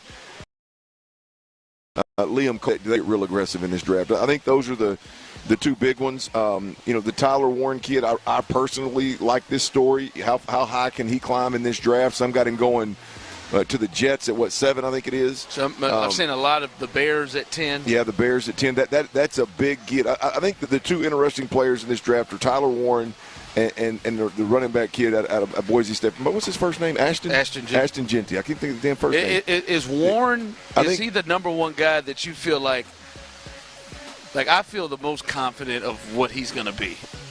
Is he the one where you look at and you say in the draft, I know he's going to work, potentially. You got to really be bad for him to not work. Yeah. I would probably go with the Carter kid, the D end of terms of just I know he's going to be good. Like he's going to be. Yeah, but it's interesting because the tight end going at 7, boy, you got to be really good. I mean, and for a running back to go at 4 or 5, man, you got to be Saquon Barkley we hadn't seen good, that right? yet, since he went second. Yeah. I mean, those are just really cool stories to me. They're positions that you don't typically see guys, and when you do, boy, they are surefire expected to go blow the league up, not just play well and be a starter, but to go make huge waves with whatever organization they're with. I get the sense that Warren can be that from the tight end position. Yeah. I don't know that I get that from Jeanty. Like when you say, and he's really, really good. But when you say, all right, who are the players that are running backs that have been drafted up there? You say Saquon Barkley. I don't see him having that type of talent. No. I was really high on Saquon Barkley, but I mean, he looks totally different than Jeanty does. He had a different career. I mean, coming out, it was like, good gosh. I mean, so, and let's be honest. I mean, Saquon Barkley had some good years, but he was really a non-factor in the NFL until he went to Philly. So, I mean, that's where I was going with this is I think Jeanty's got a chance to be a really, really good back in the league, and I think he's got a chance to be a really good back right away. But he's got to go somewhere where there's a good offensive play caller that's going to use him. Just saying, hey, we're going to establish the run, and he's going to be one of 2 running backs, and we'll run it downhill with no method to the madness, no, playing to his skill, his strengths, whatever that may be. I think that's a bad recipe for him. I think a dysfunctional organization obviously is a bad recipe for him, but I do think he's a guy that in the right place with the right coach, he can absolutely show out. And then look, I mean, and I probably should have led with this one, but I think this is a national story. I really do. I think this is a national on every show. I mean, I've seen it on TV multiple times over the last couple of days. I think the Texans are being talked about at length about a potential climber in this draft in the first round because of Nick Caserio and what he's done in the past. I think they're a sexy conversation because of they won 10 games and been to the second round of the playoffs, and so the expectations are for them to get better. And so I do think that the Texans slant here on a national scale is look out, man. Nick is a mover and shaker. What does he do today? Yeah. No, it is, and people have been talking about it. We were talking about it. There were stories all day yesterday about we're hearing from teams that Caserio and the Texans are looking to move up. Real quick on the Shedeur Sanders things, the biggest stories I'm seeing people on the text line jumping in saying Sanders is going to go in the first round. People are just hating on him. Sanders to Miami, other things. Someone said ahead of Cam Ward. The F you are you pushing? Have a drink. Whatever somebody texted. I think there was a time where they were neck and neck. They were thought to be in the same space. At one point, they were 1 and 2, and there was a larger gap between 2 and 3 than 1 and 2. I mean, there's no doubt about that. I'm not talking about my opinion. I'm just talking about the analysts around the country and the draft gurus around the country. Now we know all that shifts significantly just for clicks and likes kind of deal. So we'll see where it settles in. But I mean, here's the thing, man. Is with the Shedeur Sanders deal is at what point. And it's not about fair or foul or does anybody else get this or not get that or why does one guy get away? Forget all that, man. This is life. It's the way the world is. Everybody's not treated fairly and equally and all this kind of crap, right? The reality of it is if you're going to be the way and act the way that Shedeur Sanders acts with the gold watches and talking to the fans and all the fancy and have social media and make a real conscious effort. And I'm good for it. They're creating value for themselves. It's a beautiful thing. But if you're going to do those things, there's going to be positivity. There's going to be people that talk about arrogance, entitlement, and all that kind of stuff. It just is what it is. It's what you brought that on yourself. Now it's not maybe not fair. and hell, it may be foul. But the reality is when you do those things and you choose to consistently act that way and approach the media that way and present yourself that way, those kind of things are going to happen. Yeah, I'm not going to say everything that you described doesn't have any part of why he has dropped or he is thought to be potentially dropping. I'm not going to say it doesn't play a big part. I don't think it's the real thing. I think that they're masking that with – I think it's Deion. I think people are potentially uncomfortable with him being another voice in their quarterback's ear. I think that's the biggest thing. I think that is it. That is it. It is. They know he is going to be. There's a potential that he's going to be talking to him outside of the coach. I think that is the biggest fear that I think. And you know these guys love to have control. That's the biggest fear to me than his arrogance and his cockiness. Let me be clear. I'm just talking about the criticism. I don't. If that is involved in your scouting department's conversations about it, then you've got bigger problems than not having a quarterback, right? I mean, I'm just saying the criticism. Everybody gets up in arms about the criticism, and this guy's been criticized more than anybody. Look, nobody's ever had their damn their jersey retired for being 500 out of college, right? No, I mean it is what it is, and a part of the on. And you're going to be front and center, and y'all are going to present yourself the way that you're presenting yourself. And I just mean with the exposure. I don't mean any way that you're acting or not acting. Then the critics are going to come with that. And to your point, Ron, you're probably right. I mean, that's. I think that's what that's the deal is. Well, I think there's some. To me, there's some reality to that. Oh, I think I'm not saying there isn't. I think it is. There's a thought he's a helicopter parent on 10 because he's a coach that's a coach that could have interviewed for could have had the Dallas Cowboys job. Right. Some people thought of, and to know that is somebody who is in his ear, and we know he has said if he doesn't like the situation he's in, he'd step in. And I think teams damn sure don't want that. Absolutely, I would not have a problem with it, but I don't necessarily blame them for not wanting that in their quarterback. I just hate the man. I think that's the bigger deal than. He's cocky. Oh, I agree wholeheartedly. I think that's what we're hearing more I think the cocky and arrogance probably brings a little more criticism from media and things of that nature. I think what you're saying is more of if there is a knock on him, that's probably more the reality is that teams don't want to deal with him. They either don't want to deal with it or they're intimidated by it or whatever. And that could be a very real. He's going to be on the phone with him every Monday. Yeah. He's going to be on Sunday night. He probably should. He's going to be watching. He's going to tell him this is what he should be doing. He's going to be – and hell, he might take my job. Yep. Hate to interrupt. Can y'all get that megaphone fella to turn it down? Yeah, I'm going to go over there and tell him. I don't know where he is. Excuse me, sir.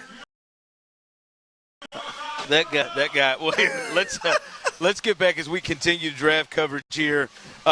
Daniel Jeremiah, one of the more respected draft guys out there, he says the Texans are drafting this. I want to see if you agree with this, and we'll discuss that coming up next. All right, y'all. Look, it's not if, it's when, fellas. At some point in time, you're going to have low testosterone, and you're going to be moody. You're going to lack energy. You're going to have a stubborn weight gain. You're going to have loss of muscle mass. You're just going to feel yourself changing on a daily basis, and now that could be low testosterone. And the answer to that is testosterone replacement therapy. And it's not if, it's when. Now, here's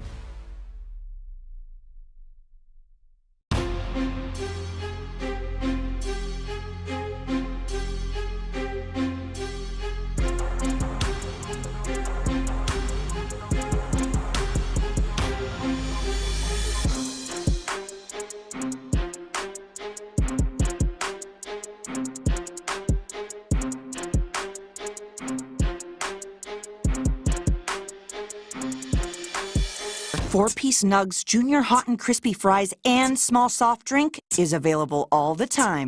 Because the best time for fresh, never frozen beef and Applewood smoked bacon is all the time. Duh. I feel like I'm repeating myself a lot. For the best deal of all time, gotta be Wendy's. Unlimited time does not mean forever. U.S. price and participation may vary. Prices may be higher in Alaska, Hawaii, and California and via third-party delivery. Fresh beef available in the contiguous U.S., Alaska, and Canada. KILT FM HD2 Houston. Insider access. Exclusive content. Sports Radio 610. The Texans play here. An Odyssey sports station. Live from Avenida, Houston. Getting you set for tonight's Houston Texans draft party. Sports Radio 610 presents The Drive with Stoerner and Hughley. All right, welcome back here.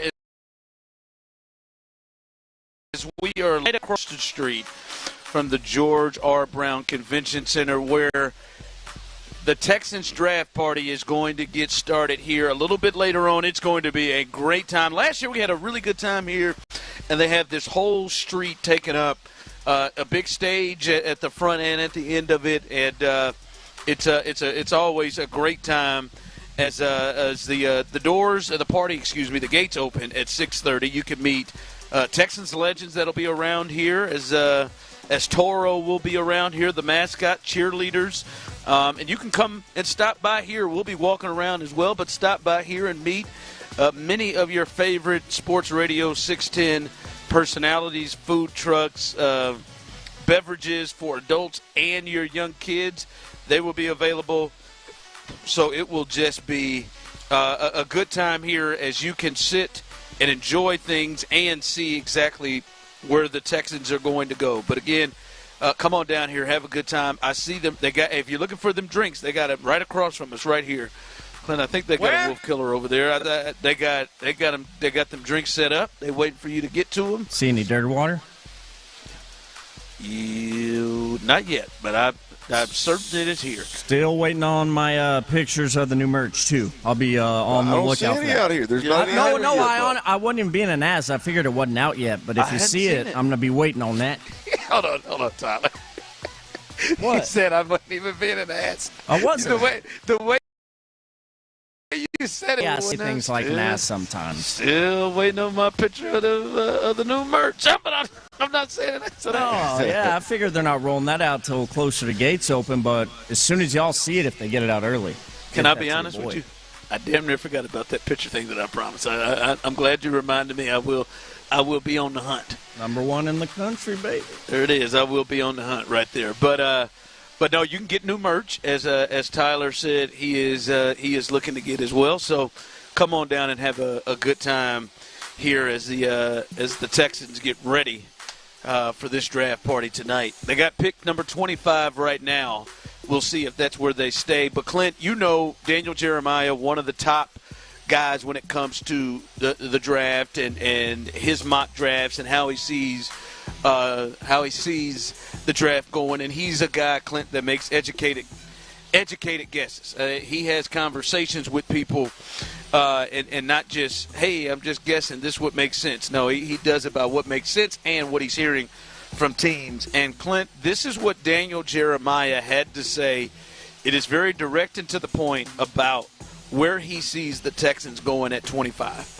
But what if they added Emeka Ibuka? CJ Stroud might have something to say about that. I don't know. CJ I would like to be a little better protected than I was last year, but I wouldn't mind throwing to my friend in Emeka Ibuka. Think you need for them? Yeah, I think I would have to take Banks. I have a little higher grade on Ibuka. It's close, but I don't know with that offensive lineman, so I'm going to go offensive lineman.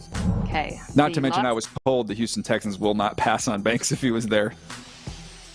All right, there he is. He talked about Banks. Also, he talked about Booker as well. He said Banks and Booker, those guys, as he said, the Texans will not pass on Banks. He believes it's going to be an offensive lineman. They are not leaving round one without an offensive lineman. Clint believes Banks right there or Booker. Do you believe that? Do you see that as the case for the Texans? Not just you, but do you see that for the Texans, that it is priority for them to come out of here with one of those linemen? That's what their priority is.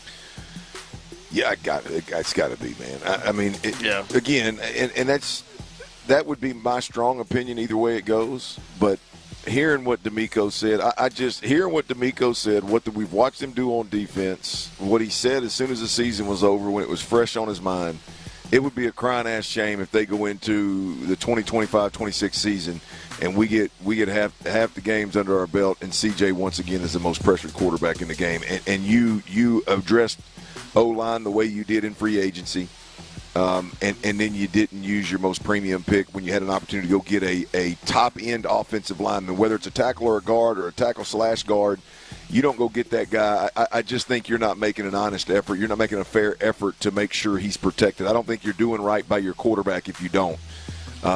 So I just can't – I can't go anywhere but offensive line. And I'll be honest with you, it would be – I mean, he's talking 25. Hell, and Booker's going to be available at 25. Booker might be. I don't think Banks is. Well, I mean, and if they love him, they got to go up and get him. Yeah, look, I mean, if the Texans are as high on Booker as they are for the reasons that they are as high on Booker as they are, the odds are there's other teams that are going to be extremely high on Booker as well. And so I like the Gray Zabel kid out of North Dakota State, or is it South Dakota State? North Dakota State.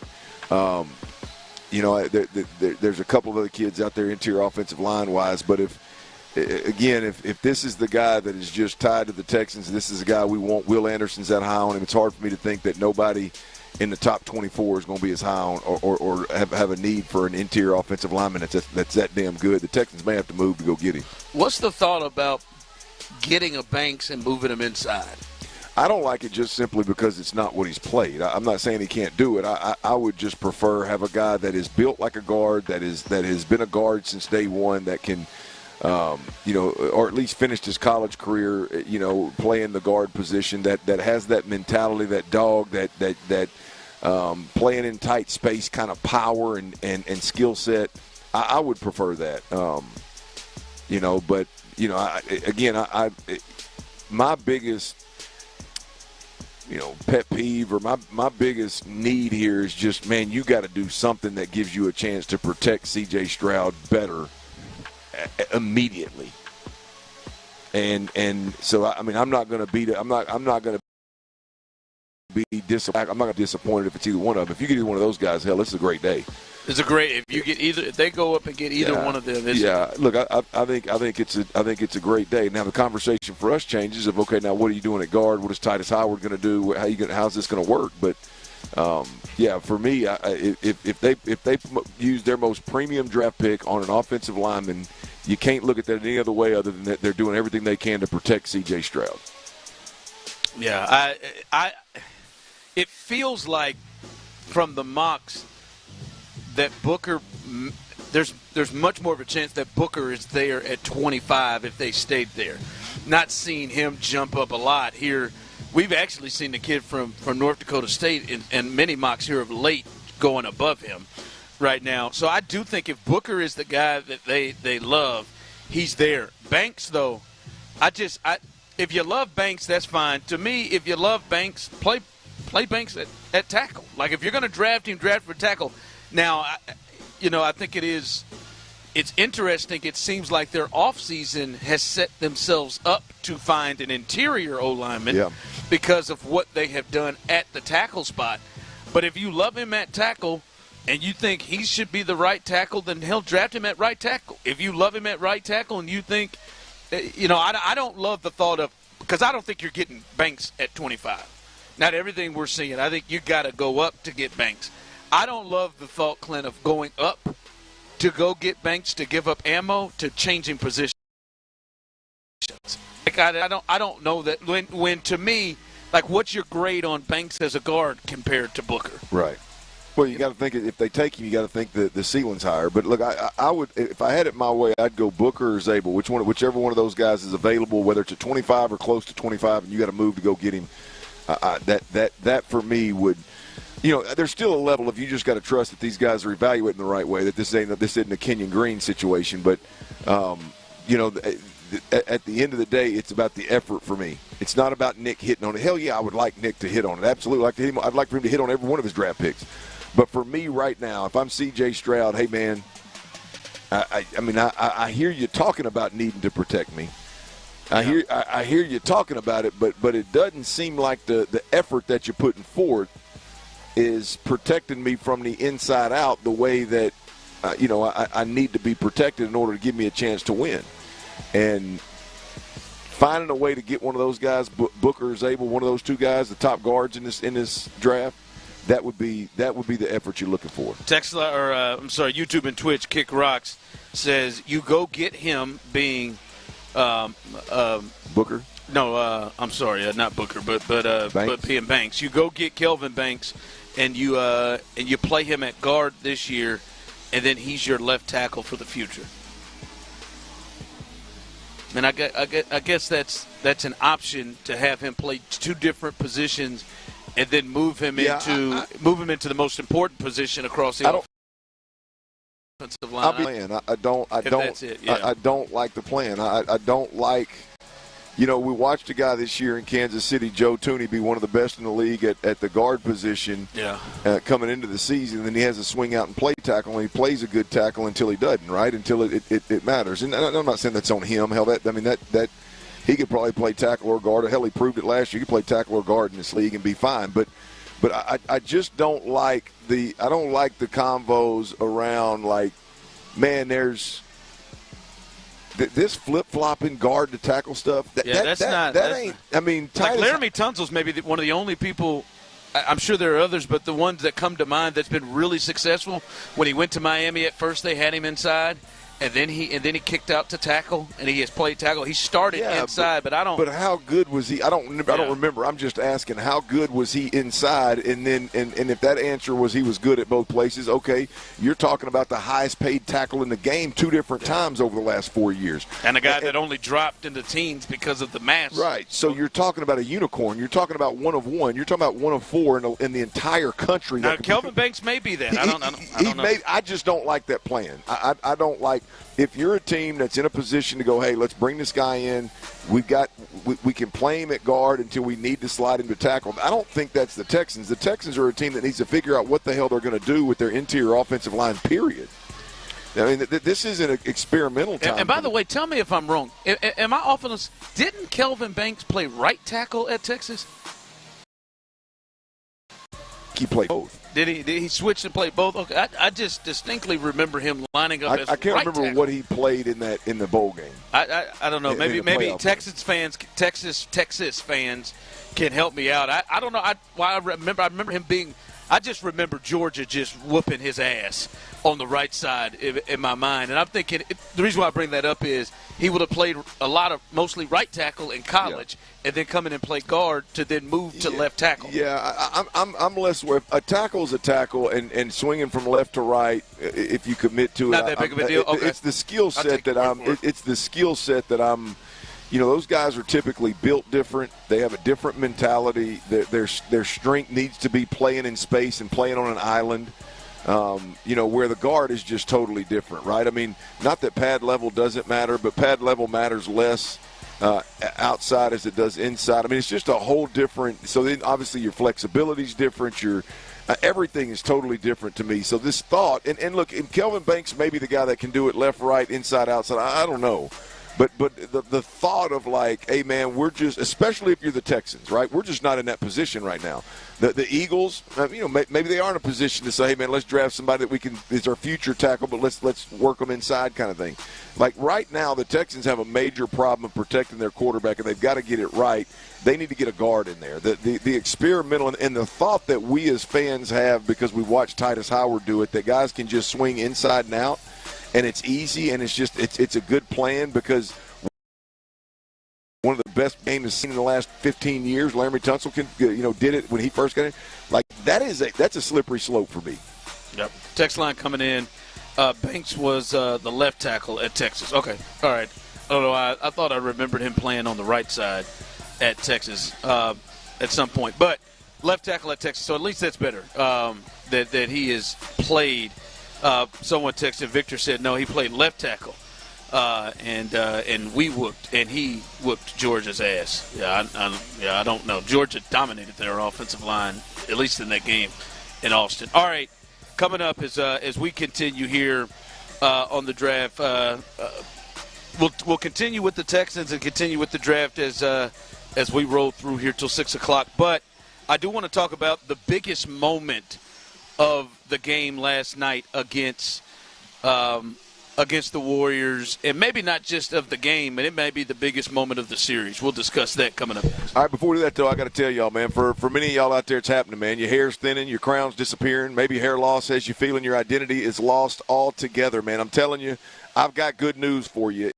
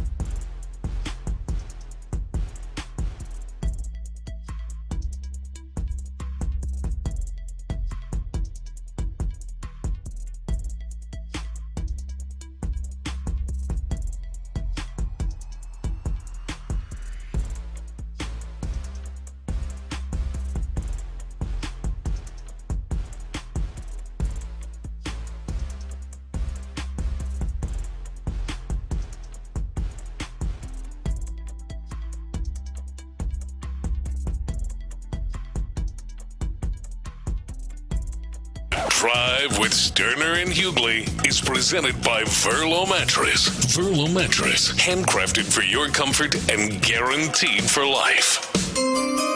It's draft week, and we've got you covered. From start to finish, pick by pick, the best breakdown from Mark Vandermeer, John Harris, Andre Ware, Sean Pendergast, and more on the Texans Draft Show. No matter who's on the clock, we're on the air all draft long on your home of the Houston Texans. Sports Radio 610. You're gonna get hard.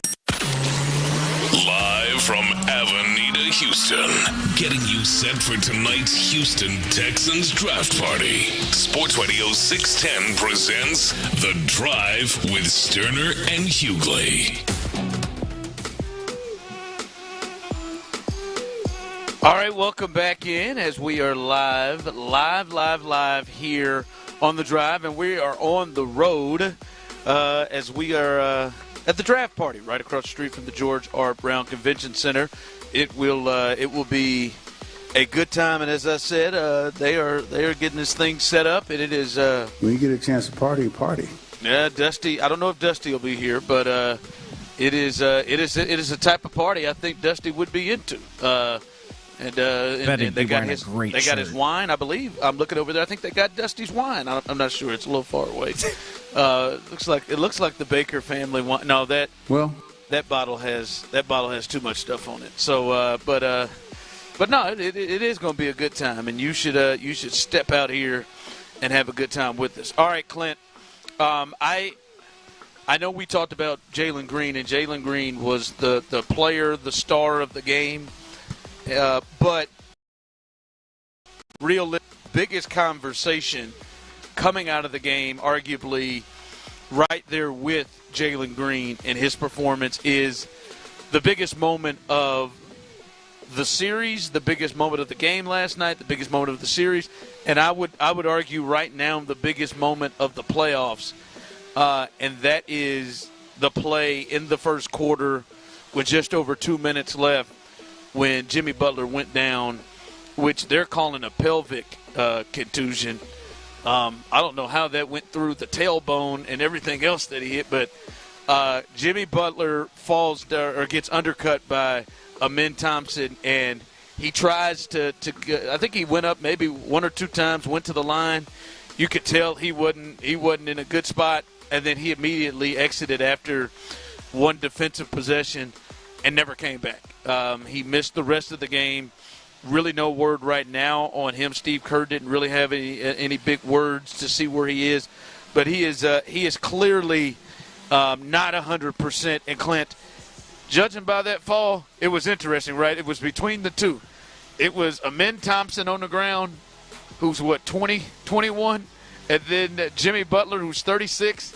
And I remember Brian Anderson, who was doing the game for TNT, said, Amen Thompson is up, but Jimmy Butler's not. And I'm thinking that 36-year-old dude who fell that hard like that, man, that's going to be some problems, and it's just going to get worse and worse, Clint. And we'll see what happens today.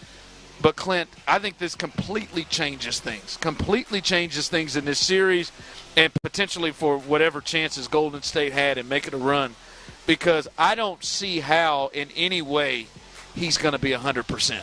Like, even if he tries to make a run of it the rest of the way, I just don't see how that was just something that it goes away in 2 days or 3 days. Well, you hope it. I mean, look, it's hard for me to hope that the good news is that he can play, because I want the Rockets to win. But, no, I know many people want him to be 100% healthy. Remember, we were talking to people they don't want the easiest road. Again, I'm no fool, but that just strikes me as one of those SIs. Something's out of place.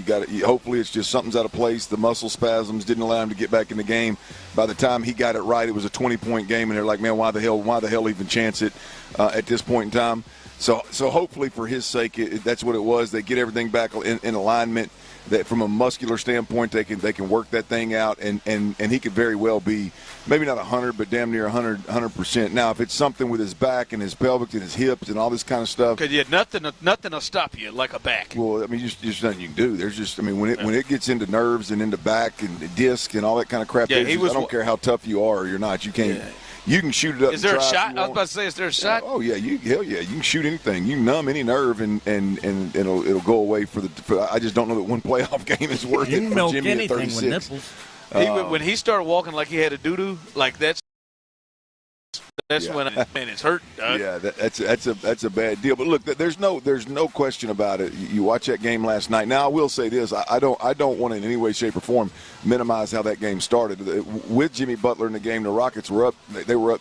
They were up 8 when he got out. I mean, they were start to finish with and without Jimmy Butler. That was convincing as hell. And look, Golden State was able to stick around, get the game back to 10, get it back to 8, get it back to 12 a couple of times in the second half. But when you look at this deal, I think the Rockets have a huge advantage from a depth perspective anyway with Jimmy Butler. Just the sheer number of bodies that they can roll out there that can impact the game, not just bodies. We saw last night that Golden State's got some depth, but it's just warm bodies they can roll out there.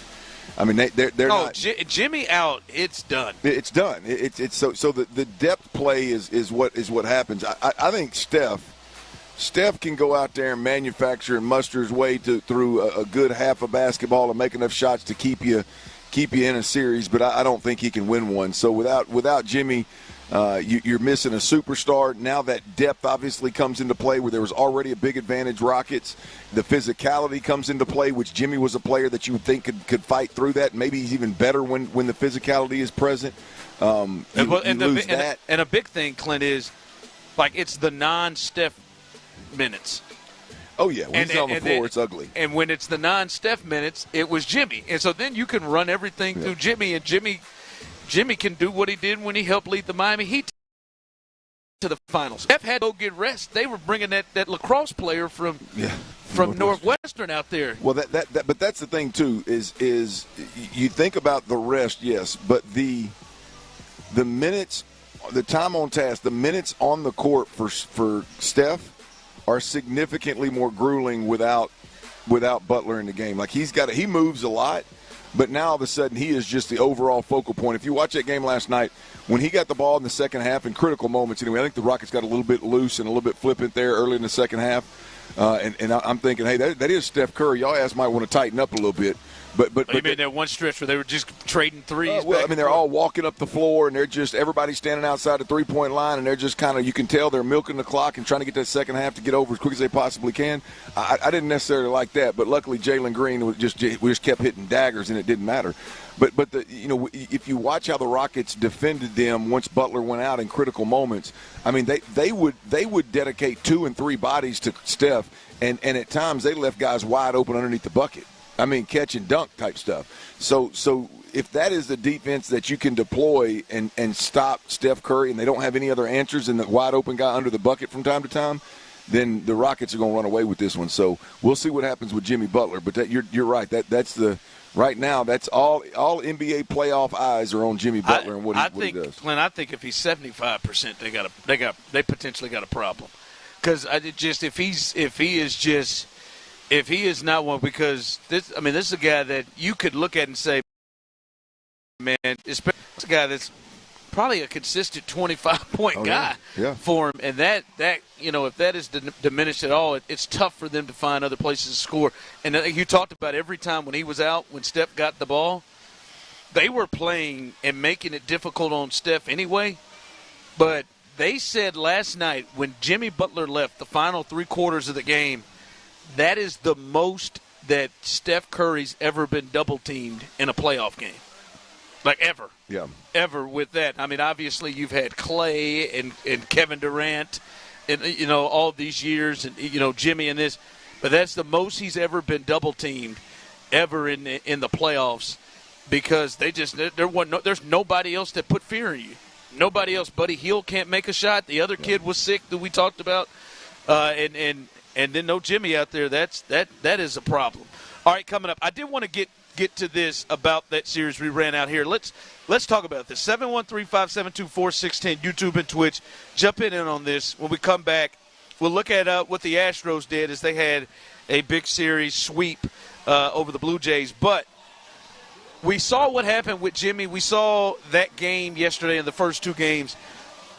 Do you think this series is too physical? Do you think the game is being called in a way where it is too physical between the Warriors and the Rockets? We'll discuss that coming up next. There's been plenty of talk about the Texans taking a first-round receiver in the draft, but our guy Show thinks they'll go and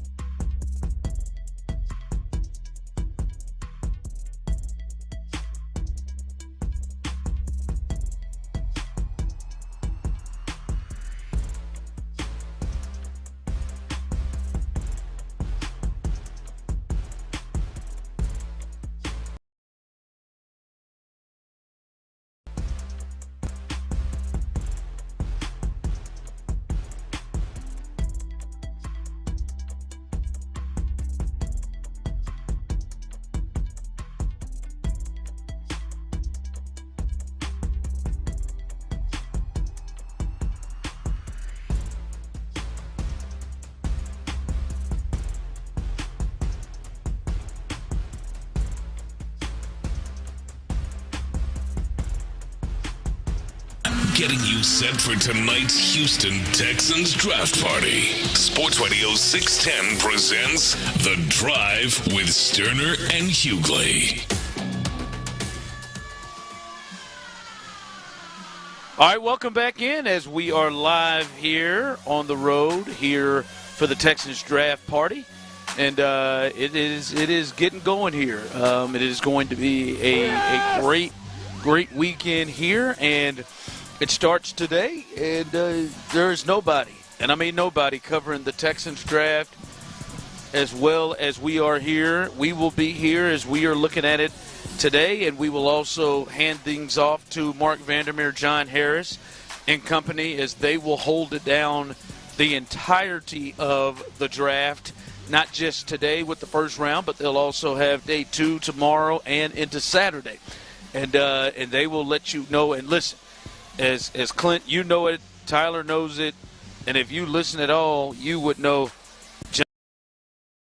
John, I don't know if he sleeps around this time. I think he just goes through I think John Harris will know every single player that is drafted. Pump sling not just for the Texans. I mean, for every single player, and have something about him, a memory as he goes and studies this thing as well as anybody. So you're in great hands when it comes to an expert in John Harris, Mark Vandermeer, the voice, obviously, as well. Sean Pendergast, I know, will be involved in it also. So stay tuned right here. And somebody did just text in and say, where are you guys at tomorrow? You're right. We're on the road today. We will be out and about as we continue our crawfish circuit. This will be the fourth leg, not just the third one, but the fourth leg of our 610 crawfish circuit. And it does take us up north, and it takes us to Blue Water Seafood. Blue Water Seafood, our great friends at Academy Sports and Outdoors. By the way, you can get your Jordan gear. And our great friends at Bud Light also are helping us put that together.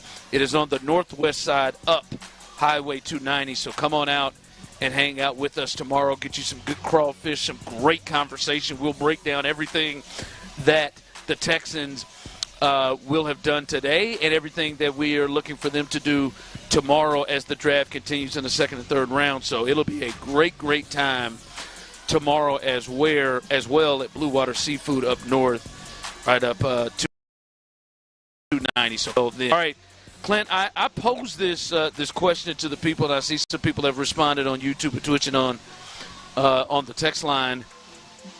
As you watch this, Clint, do you feel like this series between the Rockets and the Warriors, and it does feel a little bit more physical than others? We heard Stan Van Gundy, who is somebody I think loves physicality, how many times did he make reference to how physical this game? And on the play that Jimmy Butler got hurt, he said, this thing has everything. He at one point said Tom Izzo texted him, the head coach of Michigan State, who nothing is too physical, texted him and said, damn, this game is physical. Are you watching it and thinking this thing is pushed across the line of being too physical? I don't, not in the way that I think most people would take too physical. I don't mind the physical play. I don't mind the hacking. I don't mind the refs letting them play as long as it's fair and it's called that way on both ends of the floor, and it's called that way for 4 quarters of basketball. I'm one that appreciates the better defense. I appreciate a little bit more physicality allowed. If I were going to lean one direction, I would lean towards allowing the physicality. My beef with the physicality that's being allowed is all the stuff between plays ultimately.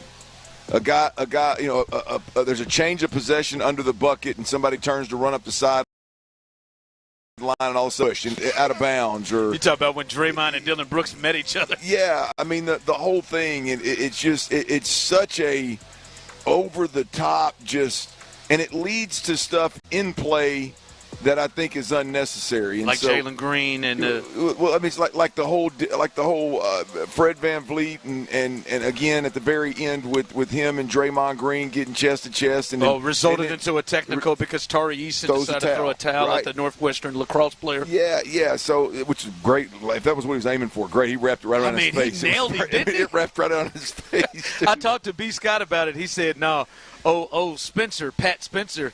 Like that. By the way, that did Courtney in. Courtney had to do a full deep dive on Pat Spencer. Like she was there 15 minutes just routing out. Did you know this boy played lacrosse?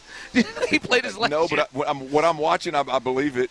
You talked about 51. No, he was 61. He had that right guard number out there playing with that T-shirt underneath him. But no, he did. He squared him up right in the face. Yeah. But a silly technical that he got caused by the face to face. Yeah, it's more of the silly stuff. Like and I know you making comparisons over the last few days about how, like in the old school way of playing basketball, and I get, like, I don't mind that as much as the stuff in between that and really Draymond's the one that does most of it. It's him trying to get Tari Eason to get a technical and trying to get Fred VanVleet to do something stupid that cost him a game, or that's the part of the physicality and the shoving and pushing and fighting and elbowing that I don't like. It makes it a tough watch for me. Yeah, for me, and I know some people might call me soft or whatever here. It is not as an enjoyable watch for me. I just think I am one that likes to see the athletes like Jalen Green have the freedom to run. Steph to run, and I think it's going both ways, right? I think they get, Draymond's pushing the limits. I think Dylan Brooks is pushing the limits on his end. I mean, I watched Fred VanVleet last night before. They were fixing the Warriors player didn't even have the ball out of bounds yet. They were fixing to inbound it, and he's on the left side of Steph Curry, and he's got his arm all the way around him, and he's got his shorts bunched up on his right hip. And they're just standing there looking at it, just watching it. Yeah, and Steph's complaining about it, but that's the kind of stuff that's like, come on, man, that's not even. But you could, that's nothing that you could do in the regular season. Yeah, you know what I mean? Yeah. And I could, for me, I don't mind the physicality. I just think it's when you let some go, and now it don't seem like there's a line. It seems like you can just roll through, and I think it leads to, I was listening to San Francisco today, and they had do you think the Amen Thompson play was a dirty play? I don't think it was a dirty play at all. And I think he was just playing hard and going hard and lost his balance and undercut him. I don't think it was malicious at all. But I do think the physicality that they're allowing to be played, I think it lends to everyone being on edge and everyone pushing the limits of what they could do. To me, take that play, and I agree. I don't think it was dirty at all. No, I don't think it was. But he was bracing to push two dudes that were bigger than him, one of them being our own damn player from the back. Like he was fixing to play a physical brand of basketball in a rebound stance and fixing to lean into these guys in a way. And they split, and he fell straight forward into Jimmy Butler's legs. And so it was a result of allowing the guys to play almost recklessly. And it's getting close to that. I think we've reached. Well, there's some guys that don't need a lot of help to be reckless. I mean, that's just how they play. There's at least two guys, one on each team, that's walking in with a little I think it's on both sides. I see the text line is rolling in Draymond. I think it's on both sides. I'll watch. To me, Alfred Şengün, every time he gets the ball in the paint. Yeah. It is a forearm. He gets fouled every time he gets it to the paint. It's a forearm, and they kind of take his legs out. But then, what they're allowing, and the Rockets should keep trying to do it, but what they're allowing the Rockets to get away with Steph trying to come off screens or they got Dylan on one word. I mean, he did it for so long you just couldn't. You just had him wrapped around. It's just that stuff. They got to chill out. And I do think Clint, it's going to lead. I talked to Brandon earlier today. He said there's going to be a fight. They're leading to that there is going to be. I'm going to tell you, if Butler doesn't play, like if they've realized they're going to be without Butler for a couple of games or even the rest of the series, Draymond's going to hunt somebody. No question. Like he's going to do it on purpose. He's going to. I think some of their guys are going to take it up a notch. I think Gary Payton's kid is one that can take it up a notch. I think we know Draymond will. Kuminga's another one that plays on the edge of reckless too. He's learned. But the thing is, now the Rockets are not scared, and I think they have guys that will do it too. But I don't think that's the route for them to go. I don't know what the officials are looking, because you have to look at this game, and to me it's a deal of like, all right, guys, maybe we need to reel it in a little bit. But I don't know. Like I don't know how the game is going to be called in Game 3 moving forward, because to me that was too physical. Well, I agree, but I think if they allow it, I think it's advantage Rockets. You're deeper. I think you're used to that physical play. You more so than any other team in the league has been playing at that level all year long, and I think your guys are used to it. Let's be honest. You don't have anybody on your team that's the caliber if you can take Steph Curry out of a game or at least getting frustrated throughout a game because they're allowing you to be so physical. That is a huge plus for the Rockets. And so, look, I mean, whether they tighten it up or I guess loosen it up or not, I think it's advantage Rockets. I'll be cool if they do, but if they don't, let's ride. Yeah, text line coming in. The last two texts, F the series, just win every fight. Come on, y'all. It's the playoffs. Toughen up. Listen, it's this ain't a toughen up thing. It's just, to me, I just like to me, it's basketball, right? Like you're not supposed to be allowed.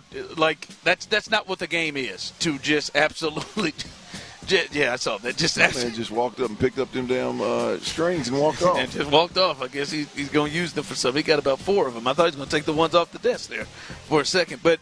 No, I mean, it's just like, to me, that's just not what the game is, and I think it takes away from, to me, like guys like Jalen Green, the athlete that he is, to be able to have the freedom of movement, which is supposed to be a thing, right? And to me, it's just so far away from how the game is normally played for 82 games. It's just silly to me.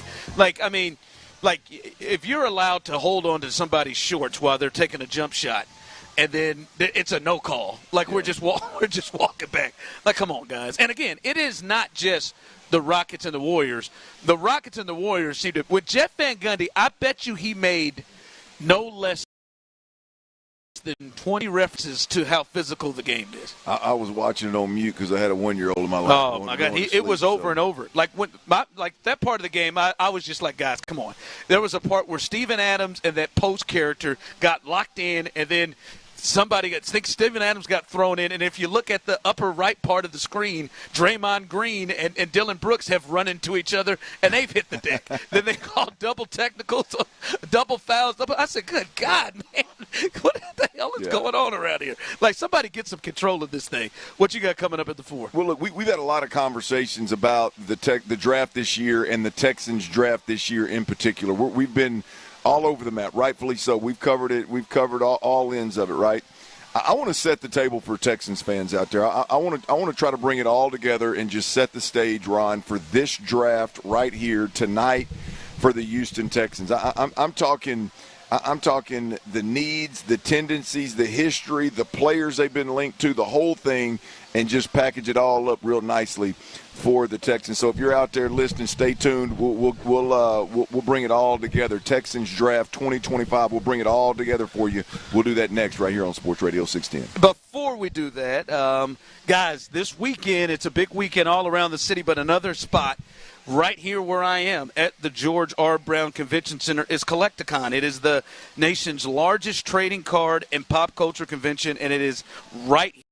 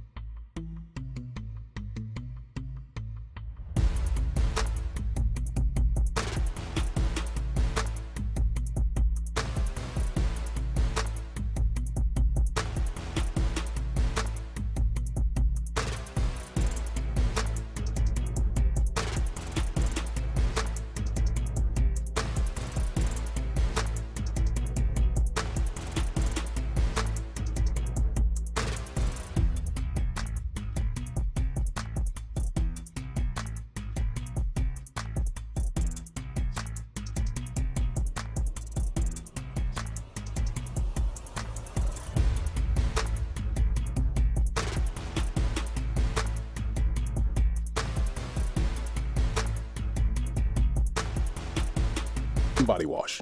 24/7 renewing moisture with daily use.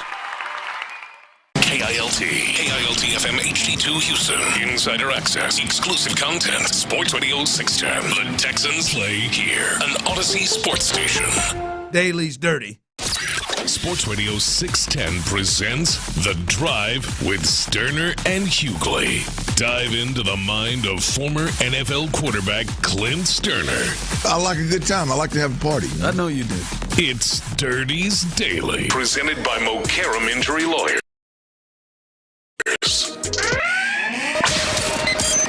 Sports Radio 610. Houston Texans breaking news.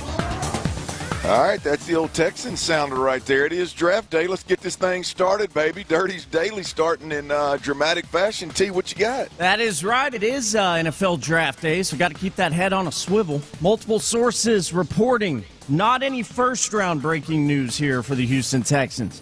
But reports are the Texans have traded their 2025 fifth-round pick and 2027 fifth-round pick to the Browns for Cleveland's 2025 sixth-round pick, 2025 sixth-round pick, and 2025 seventh-round pick. That was a typo by DJ Bijani, not me. All right, hit that again. Texans trade 2025 fifth-round, 2027 fifth-round picks to the Cleveland Browns for the Browns' 2025 sixth-round pick and a 2025 seventh-round pick. And it leaves the Texans with 9 draft picks this year, but none, I repeat, none in the 4th and 5th round right now. They've got 9 picks this year and no 4th or 5th round selections in the draft right now. I'm looking at the Texans. Here's the breakdown. This is from the Houston Texans Twitter. They're announcing their trade. The Texans are trading a 2025 fifth, a 2027 for a 2025 sixth, a 2025 sixth, and a 2025 seventh. So what you're looking at is they're giving up a 5th-round pick this year to get 2 sixths and a 7th this year, so that they have a bigger number of picks. Which, by the way, the Texans' 5th-round pick and the Browns' 6th-round pick, it's not as far apart as it sounds, right? You think 5th, 6th round, what the hell are we doing? You're 12 or 13 slots back right there. And if you're betting on the Browns not being very good this year, which I imagine plenty of people are, their 2025 6th-round pick probably is not going to be too far from the Texans' 2025 5th-round pick.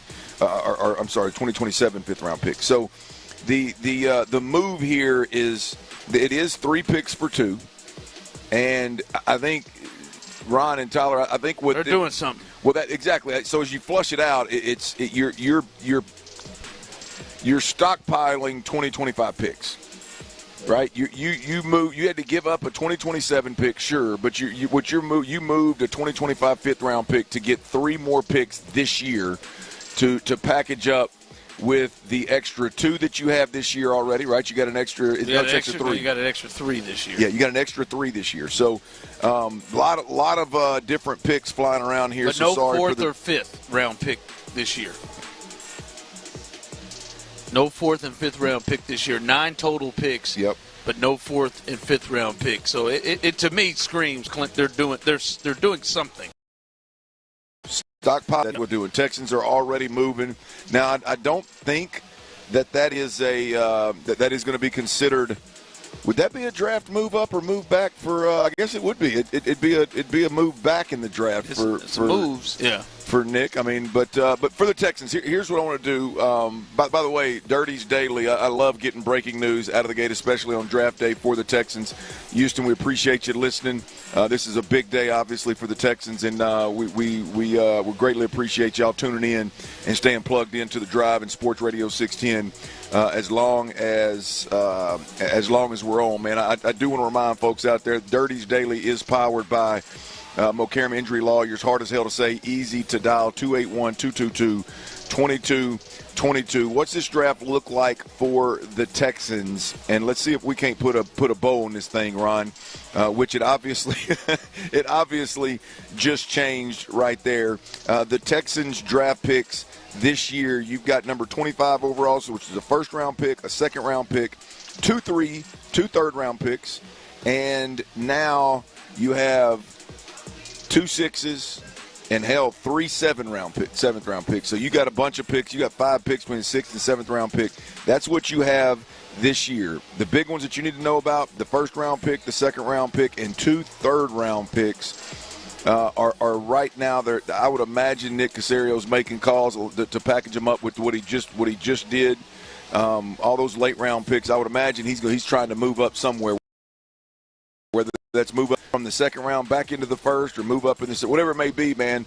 As Texans fans, this has to absolutely excite the hell out of you, no doubt about it. Now, so really, Ron, what we need to take from this is the point that was there all along. It just got strengthened, right? Is that the Texans have plenty of additional draft picks to trade and move up in this draft. They got the extra 3 this year. Now they got all the extra late picks this year. They also have that extra 2 next year that came from the Laramie Tunsil trade.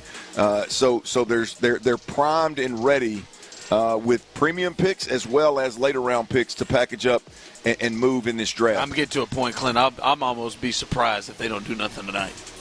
Yeah, I'm with you. That it just is there, just loading up to do something. I know many people. I see a lot of people on the text line on YouTube and Twitch. What is this? What is this? Clearly, I think they're doing something to help them make moves for something else. And you're stockpiling picks, trading a 5th-round pick for a bunch of late picks this year. That's a bold move unless you know those are the picks. Those additional picks are gonna bolster something that you already have in the works. So, I'd be shocked if we don't see D'Amico Ryans and Nick Caserio move up. I would have been shocked. I would have been surprised before this move. Now I'll be shocked. Whether that's the first round or it's the second round, I'll be shocked if they don't move up for a more premium player there. Now, the Texans need, guys, this is a lot tighter race for me, Ron, than I thought it would be. I thought I was going to be no-brainer. There ain't even a close second. And I'm still interior offensive line. I think guard, center guard, which you see all the guards, a couple of guards that are probably going to be available, at least in the reach of the Texans. I'm still at interior O-line, but I think that wide receiver position that Larry Stafford brought up a couple weeks ago, I do think that is a bigger issue and a bigger void than I think I probably gave credence to originally.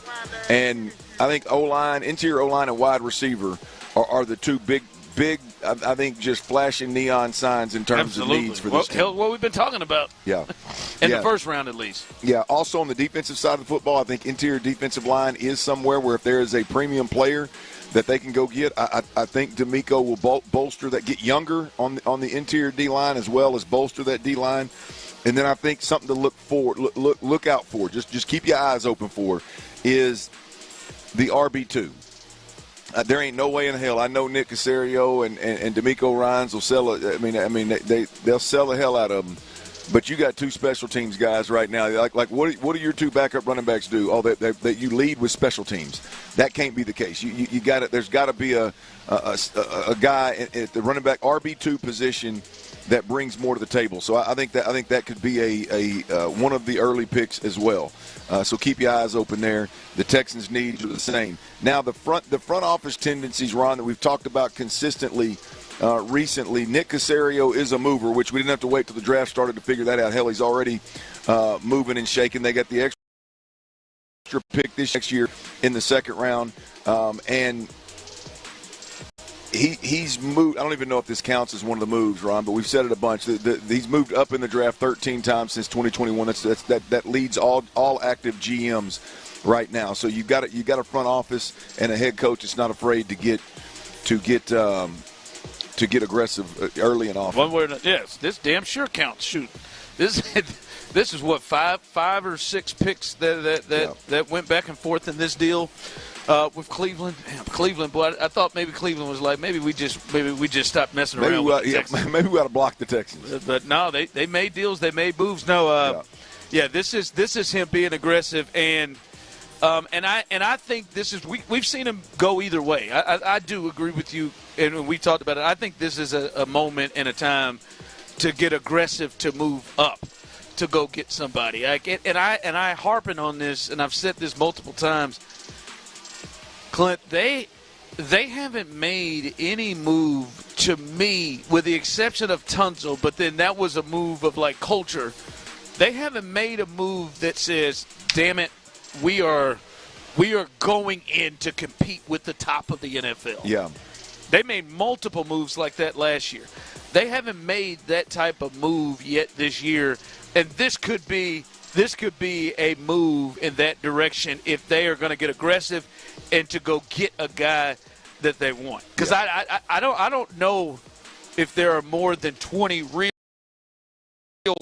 jump and day one starters, and obviously even less at the positions they need, receiver and O-line.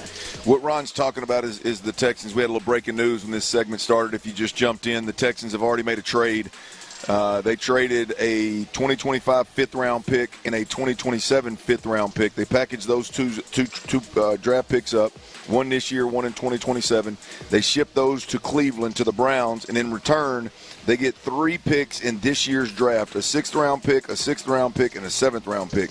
The significance there is obviously the Texans are trying to sweeten the package to get a deal done, whether that's to move up for earlier draft picks. Maybe it involves a player, Ron, that could come over in a trade. Either way it goes, stay plugged in to Sports Radio 610. Nick Caserio's already making moves. This is a big day, and we got you covered. We are down here at Avenida Plaza, right next to George R. Brown Convention Center, and there is food trucks, there's drinks, there's partying going on, there's tents everywhere. There's already people out here starting to thicken up. We're starting to see some jerseys, and we're rocking and rolling. The last piece of putting a bow on what all we've discussed this year, some of this stuff ad nauseum, to be honest with you, but I want to put a bow on it for all the people, Ron. The players that the Texans have been linked to, I got 4 of them, and I think a couple of them more so than the others. I may be missing somebody.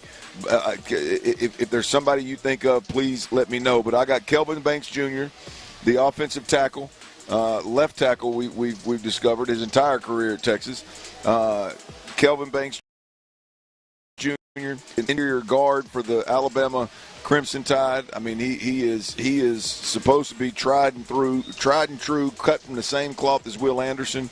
That's the guy that's probably been most tied to the Texans. Obviously, Gray Zabel, which is a guy that is just an interior offensive lineman that could potentially be reachable for the Texans in the first round. We'll see. And then Emeka Egbuka, he's the wide receiver at Ohio State that they've been linked to. Am I leaving anybody off the list or there's some guys that we'd like for them to be linked to, but they seem to be a little bit too high for the Texans to reach. Early on, there was Luther Burden Jr., or Luther Burden III, was linked to the Texans.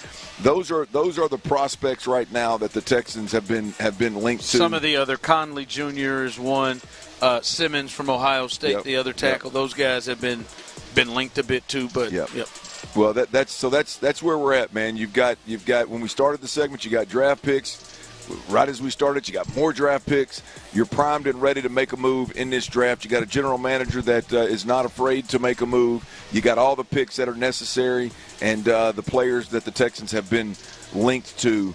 We will find out exactly what the Texans do with that first-round pick a little bit later tonight. But between now and then, again, get down here to Avenida Plaza. They bring the kids down. They got all kind of fields set up, soccer, football, all kind of stuff going on around us with music, and it's starting to fill up. Boys, I need y'all to tell me that I may have stepped outside my bounds a little bit earlier today. Well, I was getting me a little workout and went for a little jog.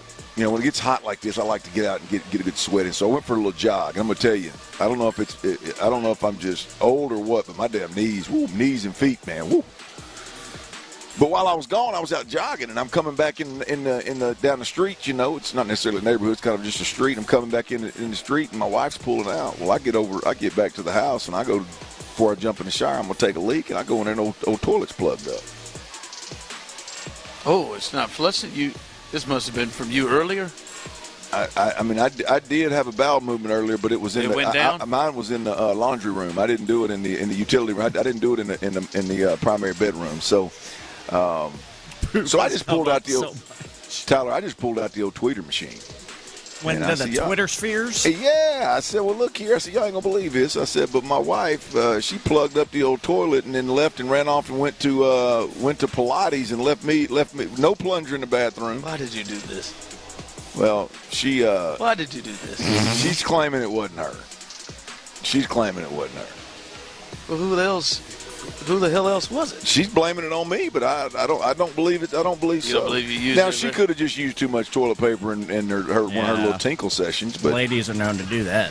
I mean, she claims it wasn't her. I may be in some hot water. It probably wasn't a good idea to talk about it on the radio either. Twitter already got her pretty hot. So like, because this is we're getting into Nico Harrison territory here. Like, what made you think like? Oh man, hey, we all plug up to no Twitter. Hit Twitter. Did you hit her up before you hit Twitter to ask? No, you hit Twitter but I tagged her too.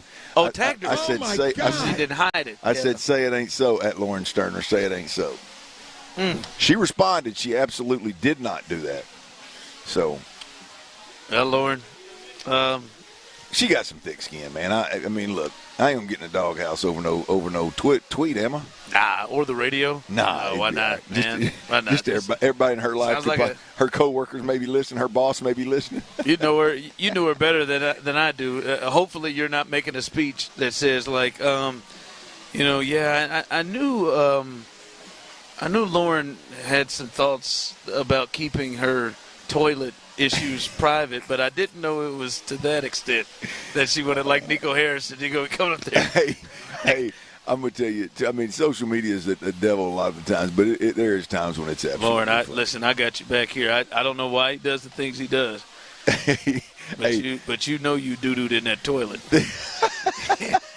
And you know you locked that up. I don't know. Maybe it was a shrimp scampi. I don't know what it is. Hold on, Coach. But you know it. Now just own it. The people that keep coming at me with like, bro, you're gonna be sleeping in the garage, man. Hey, man, what the hell you doing? They bypass the couch. Oh yeah, man. It's rough. I don't know. We'll see. I'll keep you posted on how it goes. She said she caught you on the couch. No, sleep out there in that hot ass garage. No, I want this couch too.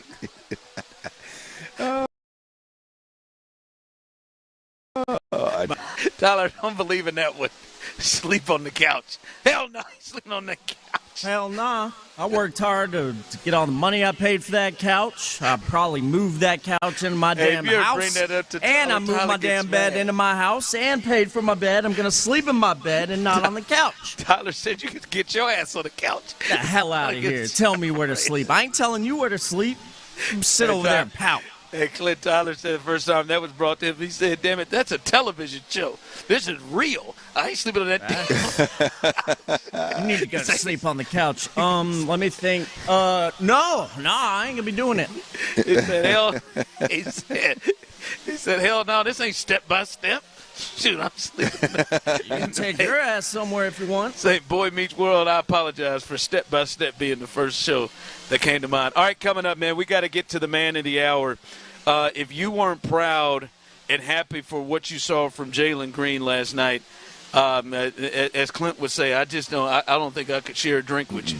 I really don't. We got to get into the man of the hour. That was a special performance last night. He was the best player on the floor with an all-time great on there. We'll discuss that coming up next. All right, y'all, look, it's time, man. It's a thirsty Thursday, no doubt about it. And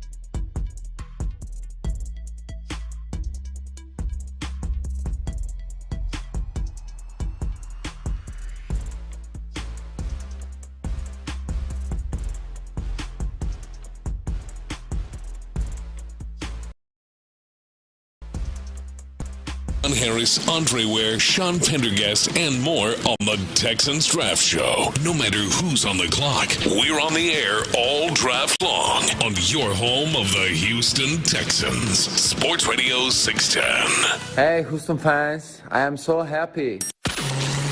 Live from Avenida, Houston, getting you set for tonight's Houston Texans draft party. Sports Radio 610 presents The Drive with Stoerner and Hughley.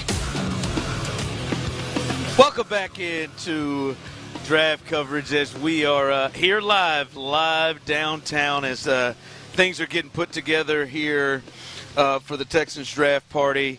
As we said, the gates open here at 6:30. Hey, they got food trucks around here. Greg Popovich is walking through here. Not Rudy Tomjanovich. I know we're used to seeing Rudy places. But Tyler, that wasn't Greg Popovich. Thank God he got out of his I know he had a health scare this week. Thank God he got out of there and was able to make it down here, and he's walking around. I don't mean to make light of it, but since he's out, I guess I will. Did it shrink him? Yeah, he got a little shorter here. That old boy there got figgy. I walked over. I said, "Is that little Greg Popovich?" But little Greg. It is little Greg. But no, man, it's a good time being had. They got food trucks. They'll have food trucks around here. They got drinks, and I'm sitting right across for you, the adults, and also for the kids as well. And you can see the Texans cheerleaders. You can see Toro, the mascot. You can see some of us hanging with us, and the Sports Radio 610 personalities, and even some of the engineers. You'll be able to see them as well. So a good time. You can get your face painted. The kiddos can get their face painted over there free. Ooh, I might get my face painted. Well, it's for the kids, but free face painting. Goes right. You get your face painted and get you some tenders too, Tyler. It's for adults too, Clint. Tyler likes to go to parties and get tattoos. To hell with face painting. That's true. Like real ones. Yeah. It goes and gets them done. That ain't got Tyler, man. If they break out the ink and needles, Tyler's all in. He's in. He's in. RSVP into that. He's in. I thought about going to that deal when they did the tattoos. I thought about going in there and seeing if I get a personal one done. You would not have been able to. Let me go up from that H. Do you think you could do an R? You can't get a discount. Hey, bub, forget that H, man. Give me an R. Yeah, can you do an H for me? Could do an H. Could you do an H for me and then go UGHLEY underneath that H? Just a little extra. I tip you. But no, if you are late, and I do want to get to Jalen Green here in a second. If you are just jumping in right as Clint's Dirty's Daily started, breaking news was hit because there's a trade. If you're just jumping in, my guy right there, he don't even know that that Nick Caserio just made a trade. There's a trade just made in the draft. The Texans are trading in the draft their 2025 fifth-round pick, which is 166 overall, a 2027 fifth-round pick to the Browns. Yes, the Browns again. And if you would think the Browns, hell, they might give them their first for that. But the Browns are trading two 2025 six-round picks, 179 and 216 overall, as well as a seventh-round pick in this year's draft. So the Texans are getting 3 extra draft picks. They now have 9 total. However, they don't have any in the 4th and 5th rounds, so they'll have the draft pick in the first, 1 in the 2nd, 2 in the 3rd, and then they will have those 2 in the 6th and 2 in the 7th. So that's where they stand right there. 5 picks being traded. The Texans get 3 picks in this year's draft. So that is the latest. Let me paint something for you. What do you want to paint? What you say we draft at 25? We just stay steady at 25. Just stay there and try to get up higher in a second. And then we use the extra second that we have next year, and all them little measly late picks that they just picked up from the Browns to get George Pickett. And we move up. We move up into the second round. What do you think? It's something that's happening. I could see that. I could see them doing something to move up higher in the first. I could see there's going to be some movement, right? I almost would be surprised if there is not movement today. right? If you use it right, with the extra 3 this year and the extra 2 next year, you could potentially – now, I don't know how crazy Nick wants to get in this year's draft, but you could potentially end up with 3 picks in the first and second round this year. Get out! Yeah.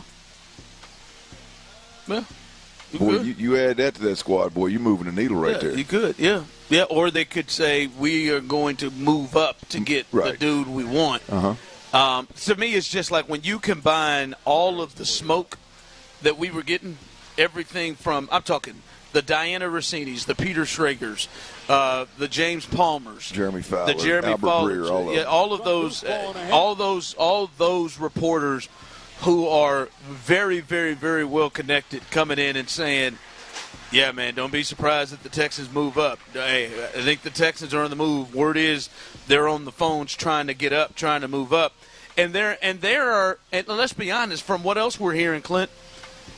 There ain't a lot of reports of teams dying to go up. Right. Most of the thing is teams. So they may be one of the few teams that are actually trying to move up. We've heard Jacksonville, for some reason, rumored to want to get up from 5. We've heard maybe some other things. So they may be, and so it may not be a lot of competition for them to have to move up in this thing. So something's in the works. When you combine, like I said, all the smoke that everybody's been talking about here, and they're going to move up, and then all of a sudden, a few hours before the draft starts, he picks in the draft. I would imagine something's going down. Yeah, man. It's just when you look at it again, his willingness to move, the extra 2 next year, the extra 3 this year, now all the extra late picks this year. Boy, it's and doing it right now before day 1 makes you think it's a day 1 move. Yeah, that's what I would think. Yeah. Look, I know we got to get to Jalen Green. Sorry about that. What the hell? We could get to him in the next segment. We've run through that. Well, I mean, he deserves every bit of it, man. What a damn night. So. Yeah, we'll get to him. By the way, someone texted in. People are texting in about your earlier thing. Said, Clint, you may need to be prepared to go and stop and get some flowers on the way home. We're gonna get your flowers for sure. Yeah. I just reminded her who gave her them 2 little beautiful girls. I think she should have been better. Maybe Liv flushed something down the toilet. You remember that pencil? Pencil took us out for 2 weeks. Liv don't mess around in our bathroom back in the bedroom much. I'm trying, Lauren. She don't get back there much. I'm trying, Lauren. I'm trying to give you an out. Now, look, I'll make it even worse. I bet you it was just overloading that toilet with some little tinkle paper. Yeah. For whatever reason, we're really working on flushing the toilet in the night. Yeah. And now, the thought is, well, what was the need to overload? With the poo-poo? Really get it clean. Yeah. Yeah. Well, to overload, yeah. The toilet paper. And again, I'm on your side, Lauren. We got to get to Jalen Green. As Clint just said, we got to talk about him, man. It was his night. It was his night, his best game to me in the history of his career when you talk about the stakes and everything that was on the line and the pressure he was under. Were you surprised? Let's start with that thought of it. Were you surprised that Jalen Green stepped up in that moment, in that pressure situation, in a must-win game that way? We'll discuss that next. All right, now for over 8 years, y'all, QC Kinetics is the nation's leader.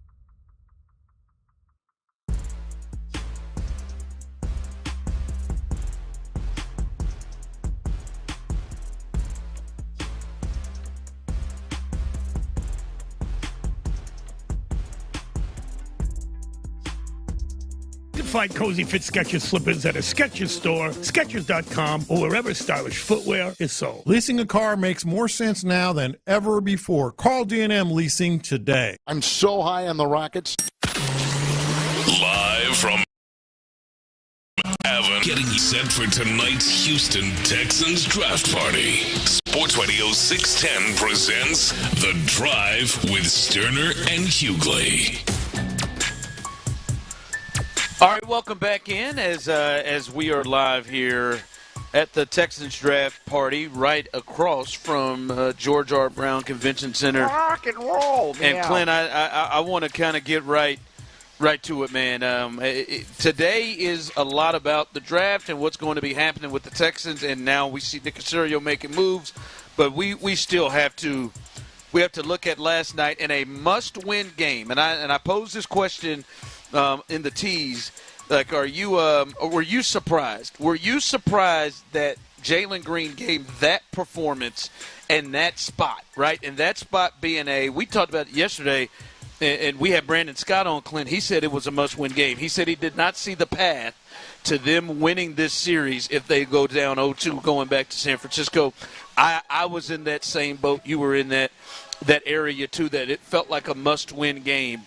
And he stepped up 38 points, 6 assists, 4 rebounds, 3 steals with 2 turnovers last night. He was special, his best game he's ever played, especially when you take in the stakes of this thing. Clint, were you surprised that he bounced back like that he gave that performance last night? No, sir. Really? No, sir. Look, I mean, there's the only thing that's going to surprise me with Jalen Green can consistently do it over an extended period of time. Right now, I mean, we've seen great. Now, hell, in 2 games, we've seen the best and the worst. You know what I mean?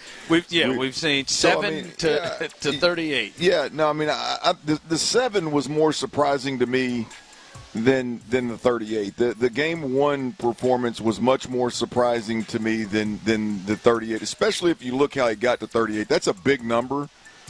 But I mean, he hit several down. It was one of those. That game for the majority of the fourth quarter was a hard watch. I mean, it was not good basketball. I mean, they were walking up and down the floor. I mean, Jalen Green, the guys were getting wide open shots. I mean, Golden State they were ready to tap out. It was over. And he knocked down. Talking towards the Yeah, he knocked down several shots late to make that number look so just wow. But the thing about Jalen Green is nobody knows this. I mean, hell, this is the dead horse that everybody beats, if you want to call it a dead horse. I mean, it's like you don't know what you're going to get from him. And we in 2 games we've seen the best and the worst, literally the best and the worst performance of his career. When the stakes are higher, and he went for 7 points, and it was just an abysmal outing. And then you see last night. So. No, I'm not surprised. I would be more surprised if we see another bad game than I would if we see more of those big time games like that. Text line coming through, as I said, were you surprised in that moment that Jalen Green put that type of performance? Best game that he has ever played. Someone texted, "No, I'm not surprised. He was drafted as a scorer, and he just needs to live up to his potential." Last night, just said you're forced to play your game. Is coming from the text line. Tyler, if you could help me out back there, and the audio of Jalen after last night's game, talking about where he was in game 1. This, if you missed him, this was as transparent as you can ever hear an athlete. Most guys don't even want to say this to even admit it, to have it out there. But this was Jalen Green after last night's game, saying where he was in game 1. It was more so mindset. But yeah, that first game, the lights were bright, the crowd was here, the court looked huge. So yeah, I couldn't really get a chance to settle in. My legs was a little shaky, but that's part of it. Went through it, and I feel like I did a good job answering back. When I heard him say that, Clint, to think of the pressure and how he was feeling going into his first playoff game, and then, Clint, for him to play the way he did, And listen, we talked about Fred a lot, but I think most people looked at it. Hold on, man. You're this team's best player in many respects. You came out here and scored 7 points. Şengün showed up with 26, but you came out here with 7 points, right? That's what you're right, and you scored 7 points. To me, like, the pressure didn't subside, Clint. It was ratcheted up. It was must win, and I would not have guessed on my bingo card, Clint, that he's going to play the best game he's ever played. I thought he was going to bounce back, Clint, but, like, if you'd have told me, yep, he's going to go out there and by a mile be the best player on the floor with Steph Curry in it, Jimmy Butler, obviously, he got hurt, but with that, that's not something that I would have placed money and bet on. That would I'm talking about the severity of what he did, how good he was. That was, to me, surprising based off the pressure he felt going into game one, which I think was probably doubled or tripled going into game two. Showed a lot about his character. Yeah. No, look, I agree. I wouldn't have bet on it. Tyler's the only one that would have bet on it. He did. We had the opportunity. I told Tyler, I said, man, you don't know what he's going to do. Well, and we still don't. Betting on it and being surprised are two different things. I'm not going to be surprised by anything. But after that outing on Sunday night, I'm damn sure wasn't going to bet the over. Tyler's the only one that let him hang, and he not only hit the over, hell, he doubled it up. So, that dude ain't going to surprise me with nothing that he does. I promise you that. Yeah. Someone texted in playing devil's advocate how much of Jalen's success last night was because Butler was out. Listen, there's an opportunity they could have put Jimmy Butler on him, but to Clint's point earlier today when we talked about the Jimmy Butler injury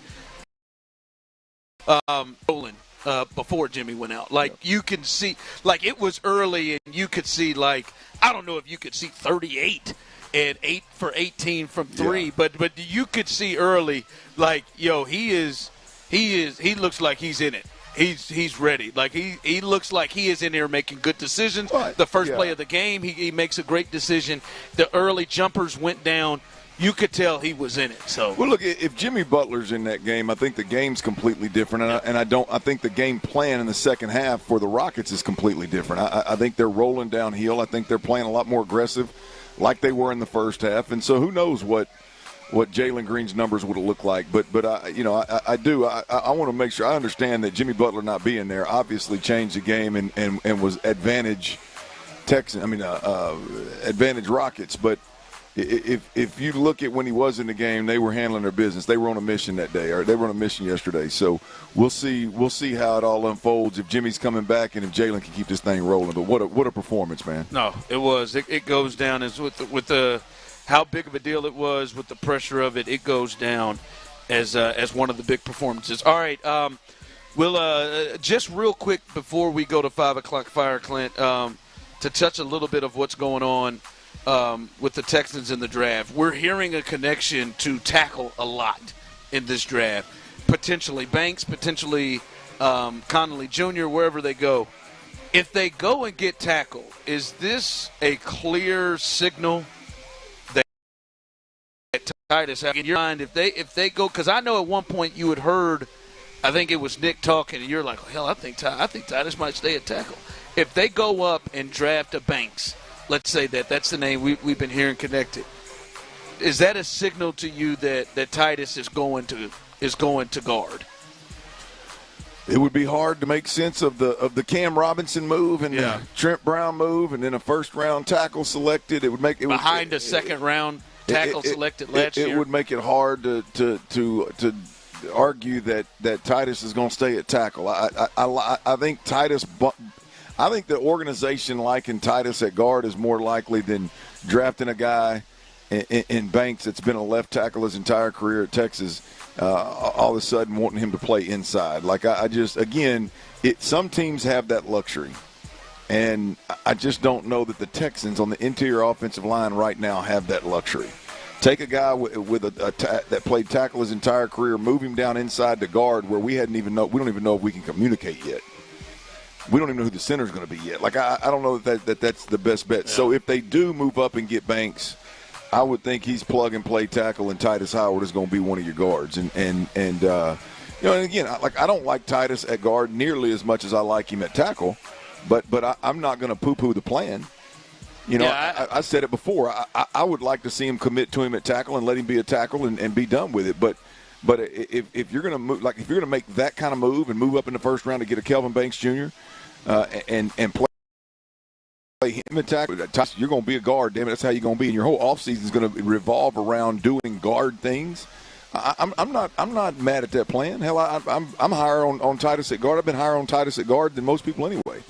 Yeah, to me, if you draft a tackle, right, and 2 years in a row, as you've said, and not just you've said, you've repeated what D'Amico has expressed, that we expect the first round pick to be a step-in day one starter. That's right, Clint. It is hard to make sense of the offseason of, all right, this offseason we're going to go and get Cam Robinson and give him $14 million, and then we're going to go and get Trent Brown and bring him in, and then we're going to have drafted Blake Fisher last year and then draft in the first round and potentially move up in the first round to get another tackle, and the plan not be Titus Howard at guard.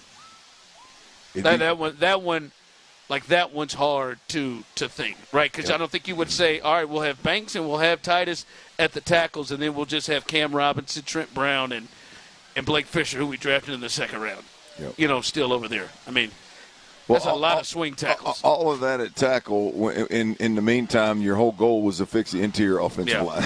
That doesn't seem to add up. So, but you've got a bunch of options. If they go O-line in the first round, it's going to be hard for me to complain about it, boy. It's going to be a good day. Yep.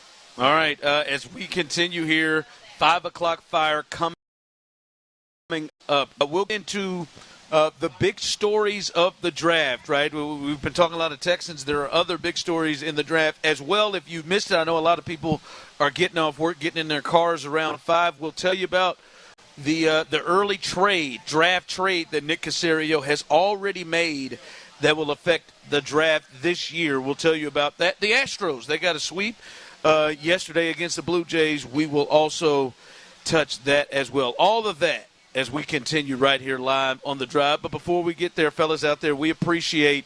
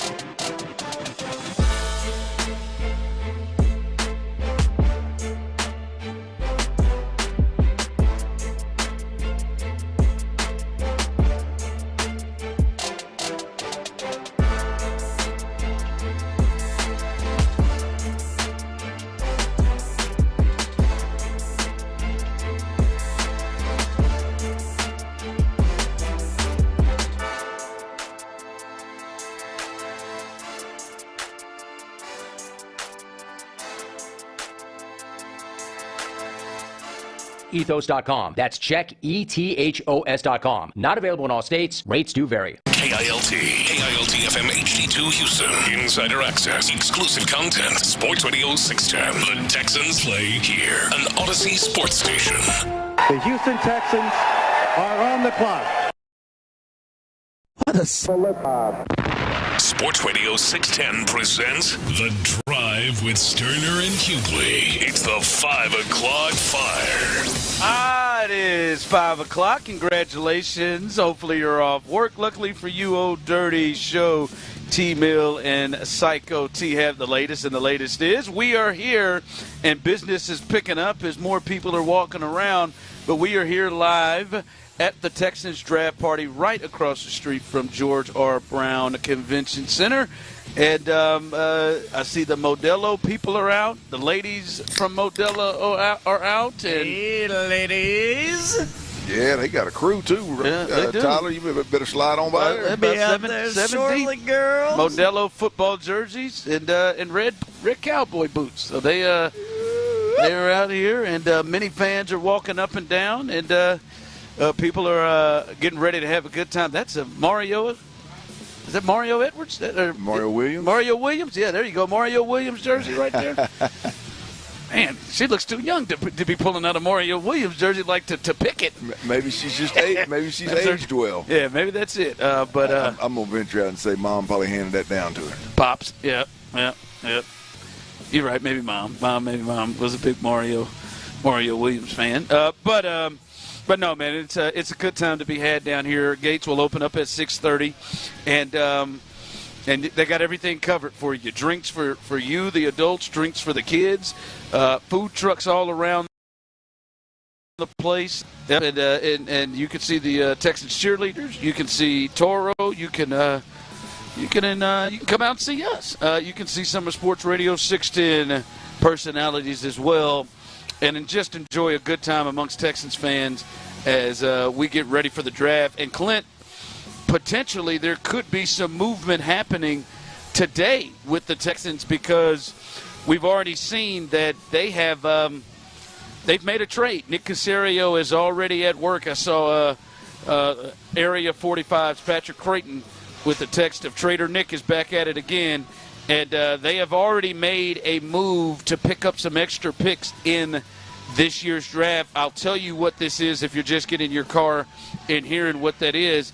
And those moves are they have traded a 5th-round pick from this year and also a 5th-round pick from the 2027 draft.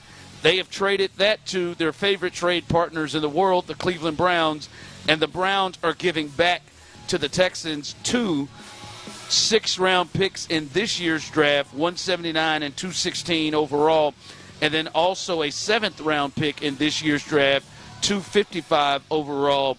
They are swapping those picks. The Texans pick up 3 extra picks, and they now have 9 picks total in this year's draft, none in the 4th and 5th round right now. But that's where they are. And Clint, to me, this just goes along with what we were hearing yesterday about them word that they're trying to move up and go up. I think this may just add to them trying to position themselves into making a move today. I don't know how you can make any other sense of it. I mean, you gave up a 5th-round pick in this year's draft and a 5th-round pick in 2027 to go out and get more picks, which all of them happen to be in this year's draft later than the picks that you gave up. I mean, so the only way to make sense of it is hey, they needed multiple picks to sweeten some deal to move up in this draft. It doesn't make sense for Nick to trade a 5th-round, a 2027 5th-round pick, or hell, this year's 5th-round pick for extra 6s and 7s if he's just going to pick with them this year. That makes zero sense. So it's definitely a move to stockpile picks to sweeten some level of deal, whether it's packaging it with our 1st-round pick to move up in the 1st today, packaging it with our 2nd-round pick to move up in the 2nd tomorrow, packaging it with the extra 3rd that you have in this draft to move up or at some level, packaging it with next year's additional second-round pick that you got to move up to some degree. There's so many different options for Nick, but there's two things. You don't move back from the 5th round to the 6th. I don't even care if it's 2 picks like that, unless you're stockpiling to move up and get a premium, improve a premium pick, number one. And number two, I don't think you trade something 2 hours, 3 hours before the first round of the draft to do something in the second round tomorrow, right? I mean, this is we know that, all right, tonight, if Banks is a guy, if Banks starts to slide a little bit and we got to move 2 or 3 spots, we've already talked to teams and we know somewhat what it's going to take to move those spots. If Booker's our guy and it looks like Booker's going to come off the board a little bit before us and we got to move a couple places, how are we going to do that? Now they got the ammo. They got more ammo, to do it now, to move however far they need to move. And so not only do I think it's stockpiling picks for this year, hell, I think it's stockpiling picks either for insurance tonight or for a surefire we're making a move tonight. Is your and people on the text line, the Jim Adler Texas Hammer text line 713-572-4610, YouTube and Twitch, you can answer this too. Is your gut feel right now that in some form or fashion the Texans aren't actually going to be selecting at 25 tonight? Yes. I think they're going to move up. I think they're going to be forced to move up and get their guy, whoever that may be, whether it's an O lineman or a wide receiver. I would be comfortable with both. I'd be good with both. I'd be excited as hell about both. I think it's going to be an offensive lineman. There's several. There's I say several. There's a handful of them that I think they could be preparing to get one or the other. Again, I'm over the top confident in Nick and D'Amico together. In these drafts, and it's closer. The closer it gets here, which we're pretty close right now, the more excited I get about it, man. All right, there she's with Texas Sage. Okay, Texas Sage. I did not know where that was. I ain't got that one. Yeah, Tyler, that was holy shaky. hell, man! Name that bush. Look at her now. I can't keep them alive. I was going to say Shannon Tweed. You know how hard it is to kill a Texas Sage, and I've killed several. I can't keep them alive. Oh, I forgot you did have that planning run that you were just making stops at local businesses and just picking up plants. Mm-hmm. Yeah. All right, that's the draft or the trade part.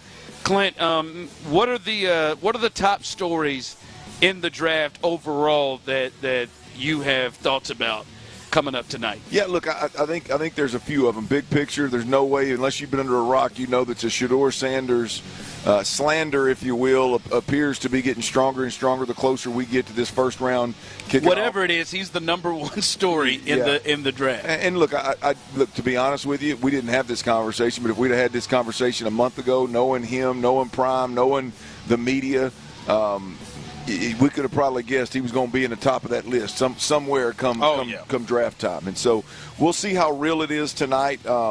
Look, I think it's part of the game. When you're as flashy as he is, and you're as good as a player as he is, and you're Deion Sanders, one of the greatest athletes of all time.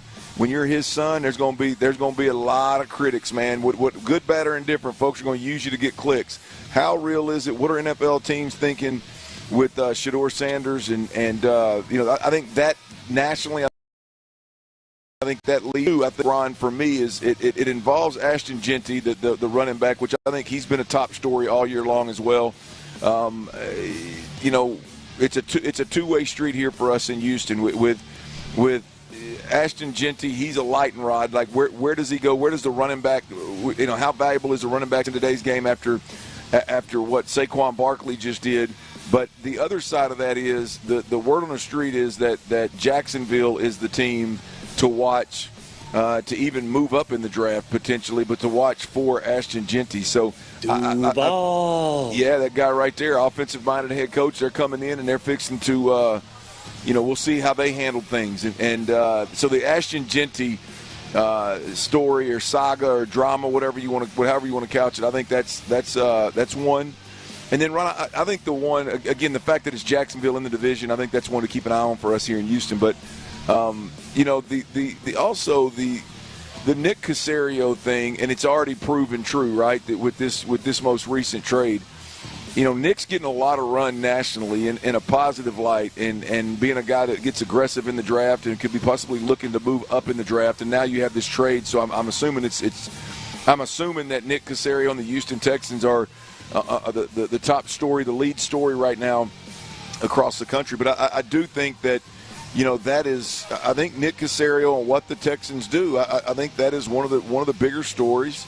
You got a team that's been stuck in the second round of the playoffs, that's fighting an uphill battle. AFC, they're right there. They got their quarterback. They got their head coach. They got a general manager that's fun to talk about come draft time. And so I think that's a real story. And for us, it's a hell of a follow, man. I'm excited to see what Nick does. Clint, back to the top story that you said. Shedeur Sanders. I found something that Dan Orlowski said earlier today on ESPN that stuck out to me. He said, unlike many other sports, football is the sport in which, man, it comes down to, hey, man, can this dude play? Can he play? Like, yeah, there may be some personal stuff, but or whatever. But ultimately, it is can he play? And can he play? Like, yeah, old Randy Moss he's a problem, but hey, Minnesota said, can he play? That's right. Like, we'll go get him. A lot of teams hate they passed on that problem, didn't they? Yeah. I mean, you can think of a lot of people that, oh boy, but yeah, there's issues, concerns, and some of it has gone left, and some of it has worked out. And if you can play, you can play. So I do think the quarterback position is very, very obviously important. There are 6 teams who need quarterbacks now. I'd say there's another 2 to 3 teams that could be looking for their quarterback of the future, even though they have an older guy there like a Geno Smith or like a Matt Stafford. So there are teams that need to go after quarterback, and I do think that it happens with Shedeur because I think he can play. And Clint, I've had this. I'm sure maybe some people have made it. What do you think about the Baker comp? With Shedeur? Yes. I like him with the Dart kid, Jackson Dart. I'm just talking stylistically. I don't know. You're probably talking more about the arrogance and I'm just all of it together. You like, because I look at it, neither Baker or Shedeur have, any the overwhelming talent of like this crazy arm or the speed and being able to run. But I think they're accurate and they put the ball where they want to put it. And I think they are, they got that outward cockiness, like both of them have. And to me, Baker's been successful two different times in his career, and went number 1 overall. And been I that's the feel I get kind of from him. I know you said Jackson Dart too, but I'm just talking stylistically play. I mean, look, I think when I see Shedeur, I think he ends up. We make so much about this moving around in the pocket and athletic ability and yada yada. I think we see a guy that plays the game at the NFL level. We end up seeing a guy that plays the game like C.J. Stroud. I think we see a guy that plays the game more like Joe Burrow, more like Jared Goff, like from the pocket. I think he is a pure pocket passing quarterback. I think he excels with touch and accuracy, which I think from the pocket is an absolute monster. And at the league, I think the league brings that out more so than college does. You can dance around in college and be a lesser athlete and make athletic plays and. You've got to be able to make. I always call it. You got to be able to make the football dance. Yeah.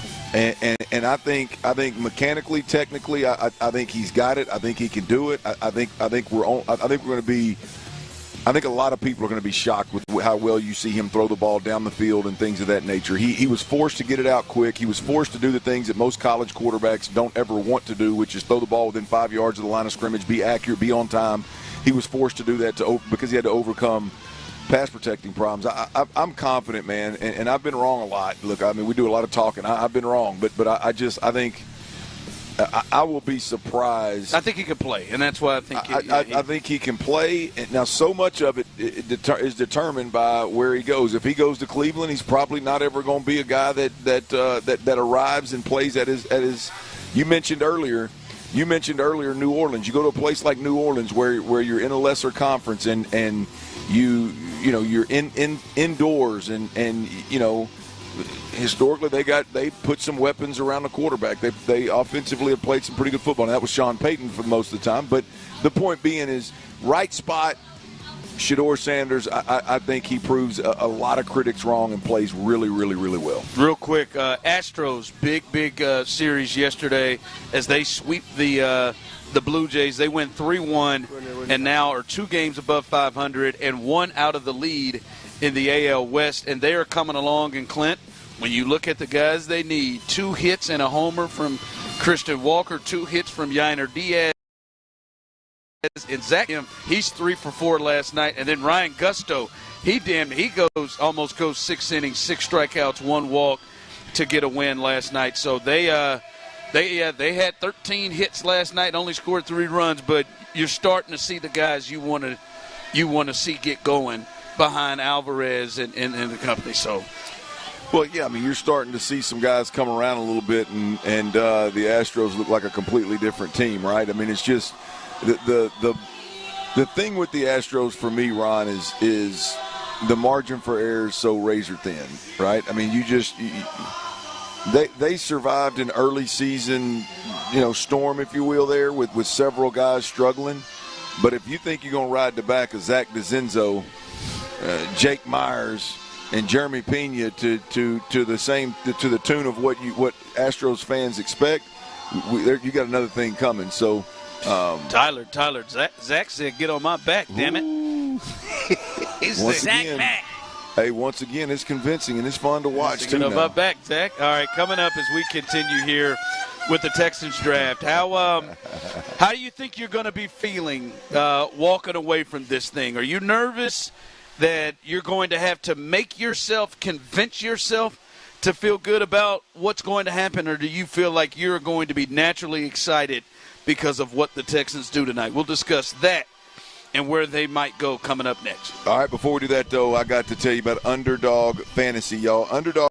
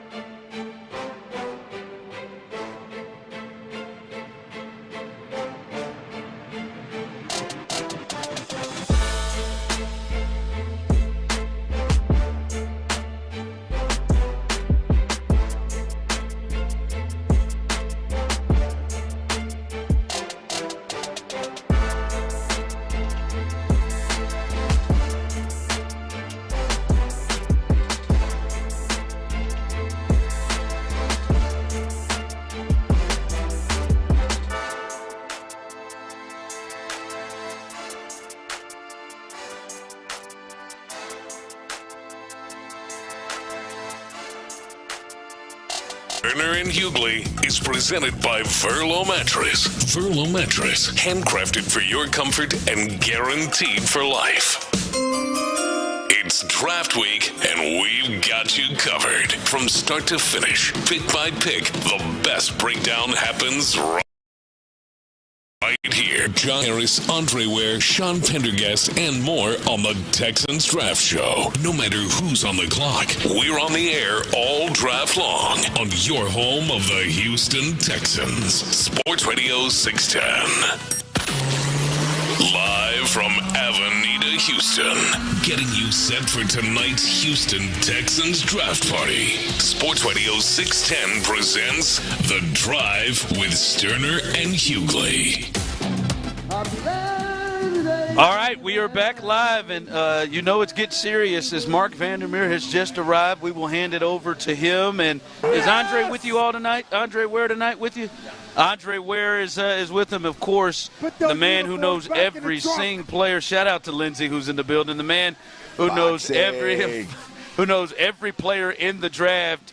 Our guy, John Harris, he will also be along, and they will be covering this thing big time tonight. So you listen, there are no other places covering it like we are here at Sports Radio 610. I think Sean Pendergast will find his way out here this weekend, if not tonight as well, Clint. It'll be a good time, and this thing is starting to fill up. And I'm just wondering, I want to hear from the people. 713-572-4610. You can jump in on this YouTube and Twitch as well. How do you predict you're going to be feeling walking away from here, right? You know what I mean. There are times like, listen, hardcore Texans fans, no, Clint, you know, because this is just fans of anything. No matter what it is, you're going to spin and see the positive or see the this is how it could work type of a thing for the most part. Now, unless they draft a fullback or something or a punter or something like then you're like, what the hell? But You'll like if it's somebody that is maybe a work in progress or something, you'll see it and make it spin to the positive thing. But how do you think you're going to be feeling? You think it's going to be that feeling of having to convince yourself that this is a good move, or do you think and feel like you're going to be walking away from tonight thinking, hell yeah, there goes Nick again, like he did when he came away with CJ, when he came away with Will Anderson in 15 minutes, like he did, like he did with Kamari Lassiter, like he did. How do you think you're going to be feeling after tonight? I don't know that we're ever going to feel the way that, or I hope we never feel the way that we felt with CJ backed up by Will Anderson. I mean, I told you I watched that video a little earlier of Andre Ware and Johnny Harris just freaking out. That's lose your mind type of stuff, man. So I don't know that we're ever going to feel that. Hopefully we don't. I mean, that's a position that you're in. But look, here's the thing with the Texans for me, is even if the Texans went off the rails and picked a position that none of us see coming, right? You still look at it and you go, oh boy, that's going to be fun to watch. Yeah. Right? I mean, is there a position, right, let's put it this way. You need offensive linemen. You need wide receivers. You would like to have an interior defensive lineman. I would like to have a running back too, right? So what if they go tight end in a first or second round competitor? Whoa, come on now. Are you kidding me? I can get real excited about that. What if they go especially if it's that dude? Yeah, well, I mean they don't go that far, but I mean like I don't know if there's a position out there, maybe linebacker. I mean, I could get excited about corner, safety. I could get excited about maybe linebacker, maybe the only one that I'd be like, what the hell is going on? But yeah. And look, I'm not for everybody out there. I'm not saying they're going to do that. I'm just saying that would fall in the category of having to convince yourself of seeing what they're seeing. You tell yourself, oh man, D'Amico must love him. Like D'Amico must think he could be a special player. Yeah. I'm 100% confident. I'm gonna walk away from really not just the first round, but all the premium picks feeling really, really, really good and positive about what Nick Caserio's doing. Because either he's filling an absolute need or he's drafting a player that with the pieces that are already in place, we're going to see that guy excel immediately. We're going to see that guy plug and play and make plays immediately. So, that's for me. I mean, all these premium picks, man, the 1, the 2, the 2 3s, all of those picks right there, man, I just expect Nick and D'Amico to hit that thing out of the damn park. Text line coming in. If we get a big sum B from the O-line, I'll be happy. This is what Nick trust. So someone just like, hell yeah, Nick we trust. Someone texted in and said, I think I'm going to be heartbroken. The Texans already made a sucky trade with the Browns. I think if you're letting 5th-round picks and 6th-round picks, that also include 2027 picks, boy, you're letting that break your heart. Woo. Yeah. No, I get the sense that Texans fans are not going to have to fake their way through this one or try to convince themselves through this one. I think, Clint, we know that the Texans have 2 glaring needs, and we know that there are better players in those positions than others. And I think, and I agree with you what you said in 5 o'clock fire, that the Texans are going to be aggressive and make a move to get one. And I think Texans fans are going to be excited and happy because they're going to make a move and they're going to get aggressive and they're going to go get somebody at one of those positions.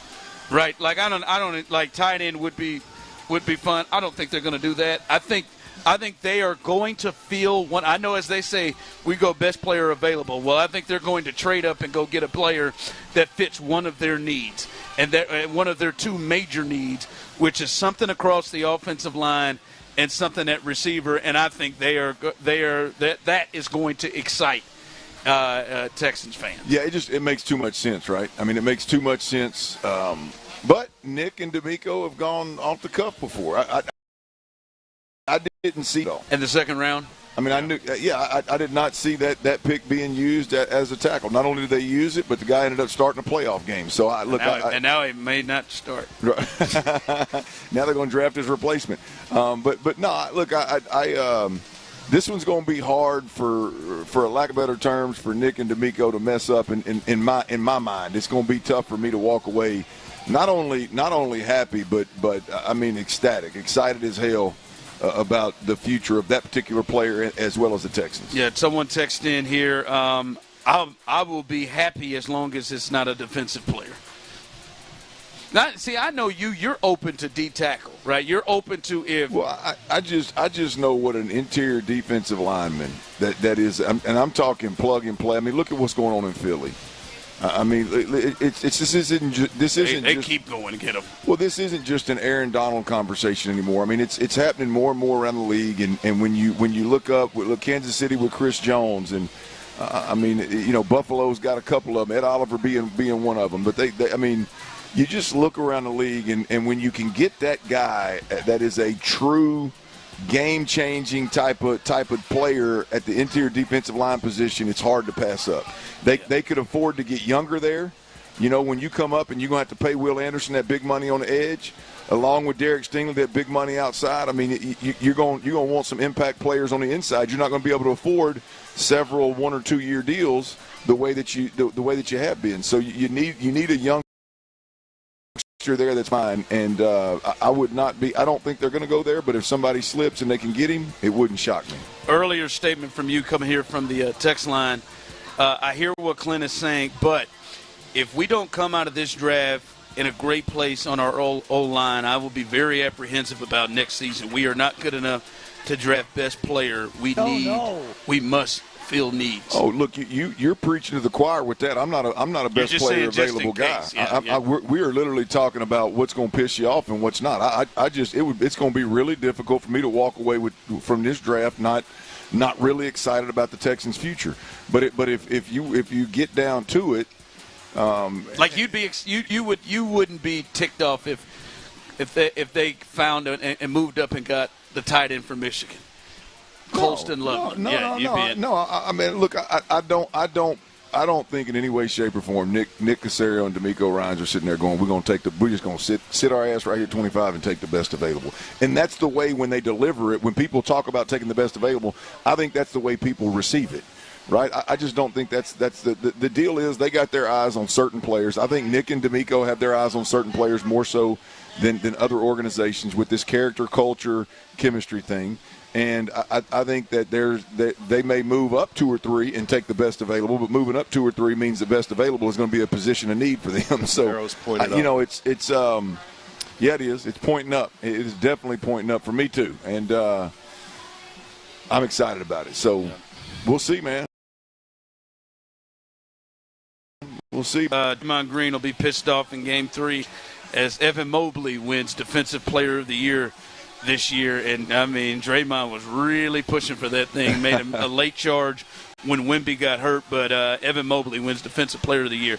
All right, coming up as we continue live from the Texas Draft Party, I want to show some love to a couple of people with the Rockets that, aren't getting a lot of the headlines that I think really stepped up and helped them really come away with this win yesterday to even up that series. And we'll do it. You can do it as well. We'll give our prediction of what the Texans are going to do tonight. We'll give our prediction and see if we're right. Coming up next, we'll continue that right here live on The Drive. Mokaram Injury Lawyers, y'all. Hard as hell to say, easy to dial. 281-222-2222. Look, if you've been injured in an accident,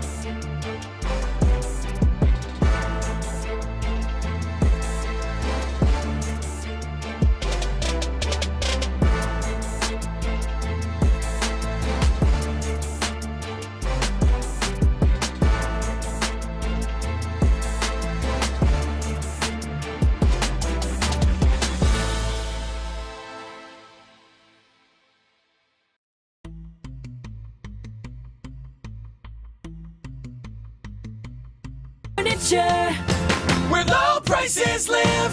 Hughley has came in the game.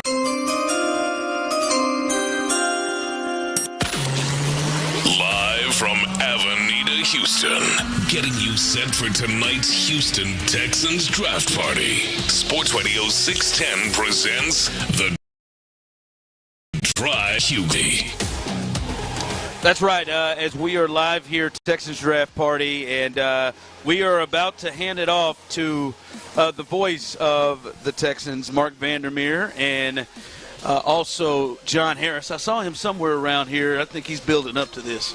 This is John's moment right here. John, he'll be here, and like I said, man, you're not getting any better analysis and nobody more prepared for these players in the draft than John Harris, and then Andre Ware. He will join the gang as well. So that's who we're handing that off to. I imagine Johnny Harris, Ron, just staring at himself real hard in the bathroom somewhere right now. You got this. You're the best. Here he is. He just came out. Yeah, probably got on some clean kicks. Johnny's fighting that sun. Johnny's like, let me get over here in this shade, baby. That sun's going to bake me. Johnny said he's ready to go, man. I can't wait.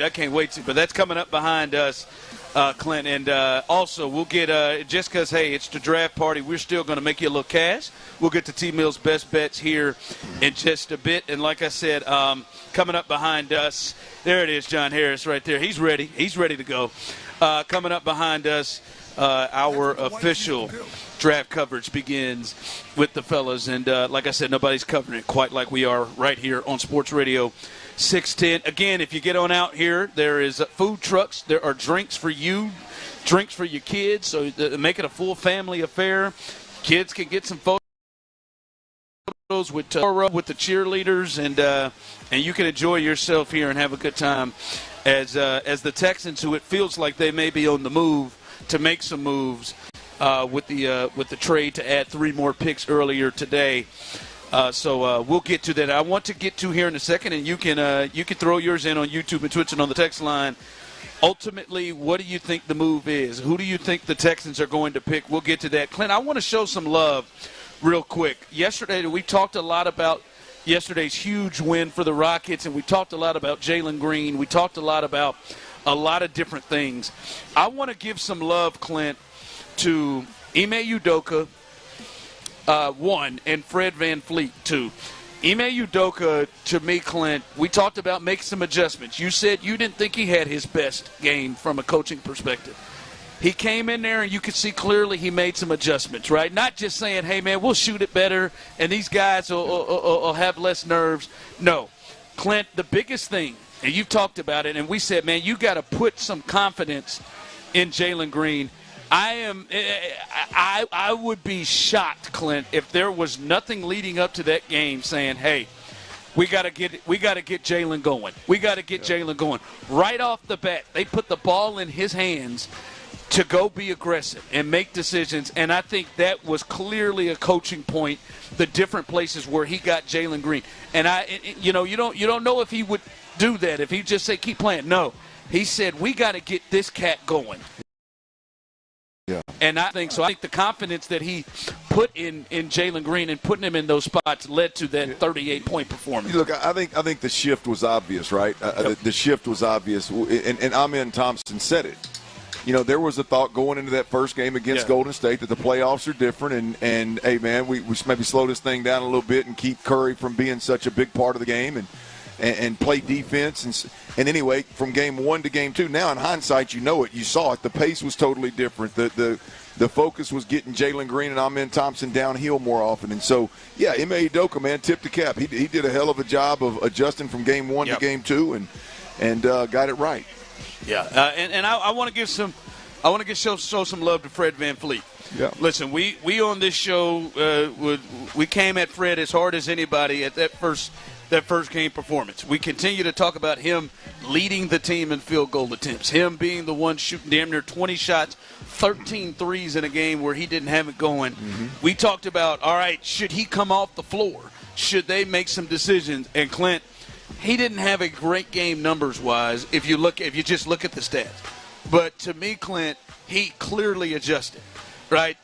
he was the fifth player in terms of shot attempts in the game, right? And that, to me, is where he should be, right? And he only had one more attempt than Amin Thompson, who I think needs to be a little bit more aggressive, but that's another thing. But that, to me, was a clear adjustment that he was going to try to get others involved and not just keep taking shots and going without guys like Şengün and guys like Jalen Green to get going. And I like that adjustment, so I give him a shout-out because, hey, man, I played bad like that. No, man, I'm going to come back and I'm gonna get it. I'm going to get it up for my team, and he did it in a different way. Yeah, I think that's the biggest tip of the cap to Fred VanVleet is simple, when you are a player with those pelts on the wall, that kind of veteran making that kind of money, and you go out and have a bad night, and I'm talking to a point where everybody in the NBA is talking about, we weren't the only one focused in on Fred VanVleet. It was an unorthodox night where he just wasn't good.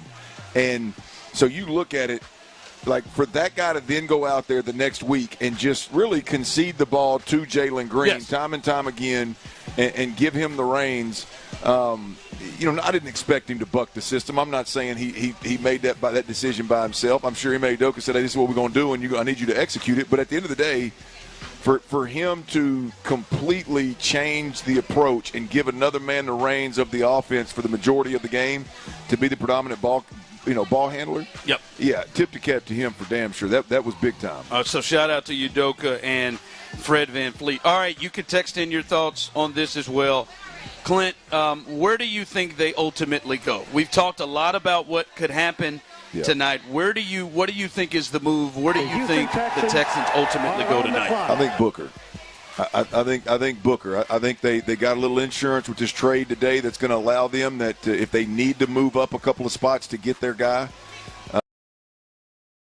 tonight, the insurance, they have the draft picks, they have the draft capital to do so. But I think Booker is where they got their mind. You can't sell me that they need more tackles. I think they need more guards. I think they need youth. They need a guy that fits what they want this offensive line to look like, not just the culture of the Texans. And for all intents and purposes, what I'm hearing is Booker is that guy. So I'm gonna go with Booker, the guard out of Alabama.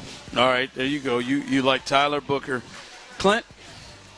I don't know, man. I got a sneaky feeling, Clint, as you've said earlier. I get the feeling that they're more comfortable with their offensive line moves than I think many of us are. Yep. And many of fans are. And when you think about moving up, because I think they are putting things together to move up, and we're hearing a lot of that. I think they're going to try to move up to get a big weapon. Ooh. And I am going to say that they go and move up to go get Golden from Texas. I think they're going to move up to go get another outside receiver. I could get down to with go it. To go and fill that void. Listen. I feel like their priority should be the line, but again, I think they feel more comfortable about that. I think they feel more comfortable where they are right now with the offensive line than they feel about John Mechie, Justin Watson being the third receiver. I think that's very fair, and I could be dead wrong. I think they're going to move up, and I don't know that you just move up for another tackle, Clint. Yep. And I know Kelvin Banks. We talked about Kelvin Banks can play inside too. I think you move up for something that you feel for sure about. Well, I could get good and turned on for that. They have a propensity to go out and get guys that have ties to Houston. Yeah. Golden's damn sure got that. He knows Tank Dale knows him. CJ, I'm sure, knows him through Tank. And so, I could get down with that. What's up, man? Yeah. I could get down with that. Definitely. All right, as we continue, as I said, we'll hand this thing off. That was aggressive. It was. I remember him last year. He was aggressive. He doesn't mean nothing by that. No, he doesn't. It's a fun aggressive. It's a good aggressive. It's not a Draymond aggressive. All right, we'll hand this thing off to the fellas, Mark Vandermeer, John Harris, and Andre Ware in just a second. But let's make some money. Let's win some money last night. 3 out of 5, 60%. And we did our thing last night, Tyler. Let's see if we can make the people some money again. That is right. We rebounded the way we needed to last night on those NBA playoff bets, and we're going to do the same. Being pretty consistent this week. We got NBA playoffs, so I'm giving you some more NBA playoff bets. No Rockets. Game 3, if you did not know, that's going to be Saturday night, so be on the lookout for that. But I got six of them today. Yeah. Bumped it up one. We got work to do. Here are your 6 bets real quick. If you miss any of them, I tweet them out at TMillRealDeal. Do say them a little bit fast here. Grizzlies plus 9.5. Take the points against the Thunder tonight. With the points plus 6 at the Clippers this evening. Yeah. That same game, Nuggets Clippers over 213.5. Thunder